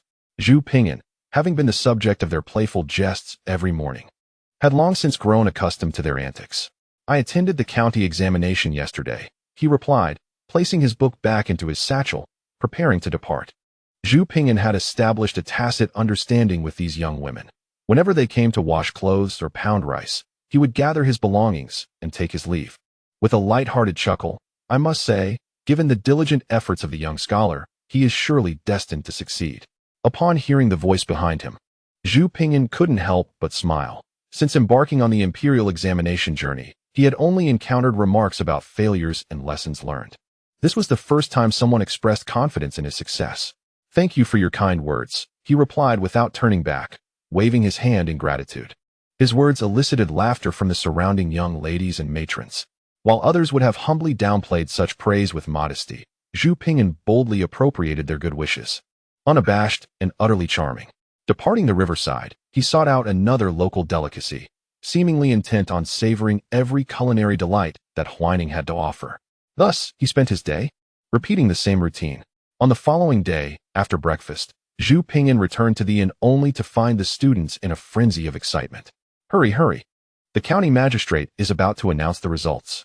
The moment the words were uttered, the crowd erupted in fervor, faces flushed with anticipation and anxiety. As a throng of students rushed out, even Zhu Pingyan, just back, was pulled along by his uncle Zhu Shorin and others. In an instant, the street resembled hot oil meeting cold water, bubbling with commotion. Zhu Pingyan was nearly jolted into spilling the crab roast soup and lotus seed porridge he had enjoyed that morning. The announcement venue was an open space outside the county office, where the results of the county examination were to be posted. Although the time had yet to arrive, the wall bearing the results was already crowded with students eager to secure a prime position. Arriving late, Zhu Pingyan and his companions could only stand at the periphery. Fortunately, as the announcement had not yet commenced, the scholarly crowd remained composed, though a few individuals could be seen kneeling and murmuring prayers, beseeching the deities for a place on the list. "One must estimate the stakes. A sure bet yields 50 coins, proclaimed the gambling enthusiast nearby. Amidst the din, it was revealed that someone had set up a betting pool in the vicinity of the announcement, predicting the outcomes of the examination. Surprisingly, few scholars criticized this venture. Most willingly participated, considering it an elegant pastime to wager on a favorable outcome. "Zhier, what is your seat number?" Uncle Zhu Shorin inquired, his face alight with enthusiasm. Given that the first three announcements were based on seat numbers, only the final one would reveal names, hence his inquiry into Zhu Pingyan's seat number. "Oh, judging by Uncle's demeanor, he is surely betting against my success," Zhu Pingyan mused, disclosing his seat number. Immediately, his uncle brandished a handful of coins and plunged into the throng. After a considerable wait, Uncle emerged, head hung low with disappointment. When Zhu Pingyan inquired, he learned that his name was conspicuously absent from the betting pool. Neither the predicted top 10 nor even the bottom tier acknowledged his candidacy, underscoring just how little faith others had in his prospects. Time passed, and soon a gong resonated through the air. A group of officials clad in vibrant red attire, accompanied by a small clerk holding a notice, approached amidst a throng of excited onlookers who parted to allow them passage for the announcement. The notice, grand in size, was affixed to a tall wall with the assistance of the officials, as the clerk stood upon a high stool. This substantial piece of crimson paper bore the seating numbers, totaling over 700, arranged in a circular formation, the characters bold enough to be discerned even from the periphery of the crowd. As the crowd erupted into a cacophony of emotions, shouts of joy and despair filled the air. Some jubilantly proclaimed their success, shaking those nearby in wild enthusiasm, while others wept bitterly, denouncing the exam's fairness and lamenting their misfortune. Zhu Pingyan, on tiptoe, scrutinized the notice for his seat number. Before he could fully absorb the list, he heard an excited voice from beside him. Indeed, his name was absent from the list, yet it mattered not. This experience of failure would serve as a lesson, granting him greater chances in the coming year. His elder, Zhu Shoren, stroked his beard in a manner befitting an elder, offering words of comfort to Zhu Pingyan, his eyes betraying a glimmer of joy. "Ah, my boy, you did not succeed, did you? The county examination is not as simple as you imagined. My title of Tongxing was hard-earned. Drawing envy from you, I presume." Among the dozen or so scholars who had come to take the examination, excluding Zhu Shoren and 2 others who were exempt, 6 out of 11 had succeeded in making the list, creating a sense of superiority among the successful candidates. Undoubtedly, Zhu Pingyan became the focal point of consolation, though it would be more accurate to describe these efforts as mockery. Some jested, "You merely came to take the exam, fulfilling your quota. What a noble deed." Even the supposed comfort was laced with sarcasm. "Though you did not pass, you dined splendidly during the examination." Others were unabashedly scornful, referring to him as a good-for-nothing, suggesting that one who had been bitten by a snake should not aspire to greatness. Just as the laughter reached its peak, the gong sounded once more, heralding the arrival of another group of officials, this time accompanied by a clerk bearing the list of the top 50 candidates. "Make way. Allow me to post this list." The clerk, unable to penetrate the throng gathered around the previous announcement, called out to the crowd to part, leading the officials in to affix the new notice. Zhu Shoren and the other scholars paid little heed to this new announcement, for the top 50 candidates, and the first among them, had no bearing on Zhu Pingyan's fate. Those at the pinnacle of the list were true talents, and Zhu Pingyan, having entered the examination hall, would find himself vastly outmatched. Thus, the crowd continued their attempts at consolation, oblivious to the reality of the situation. "Thou art a glutton. Henceforth, channel thy vigor for dining into the pursuit of literature.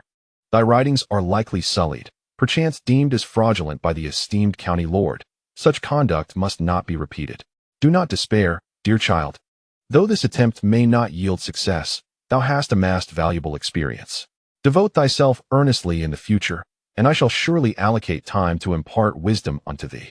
Amidst the animated discourse of the crowd, a tremulous voice suddenly emerged, declaring that a certain number on the esteemed list seemed to belong to Wang.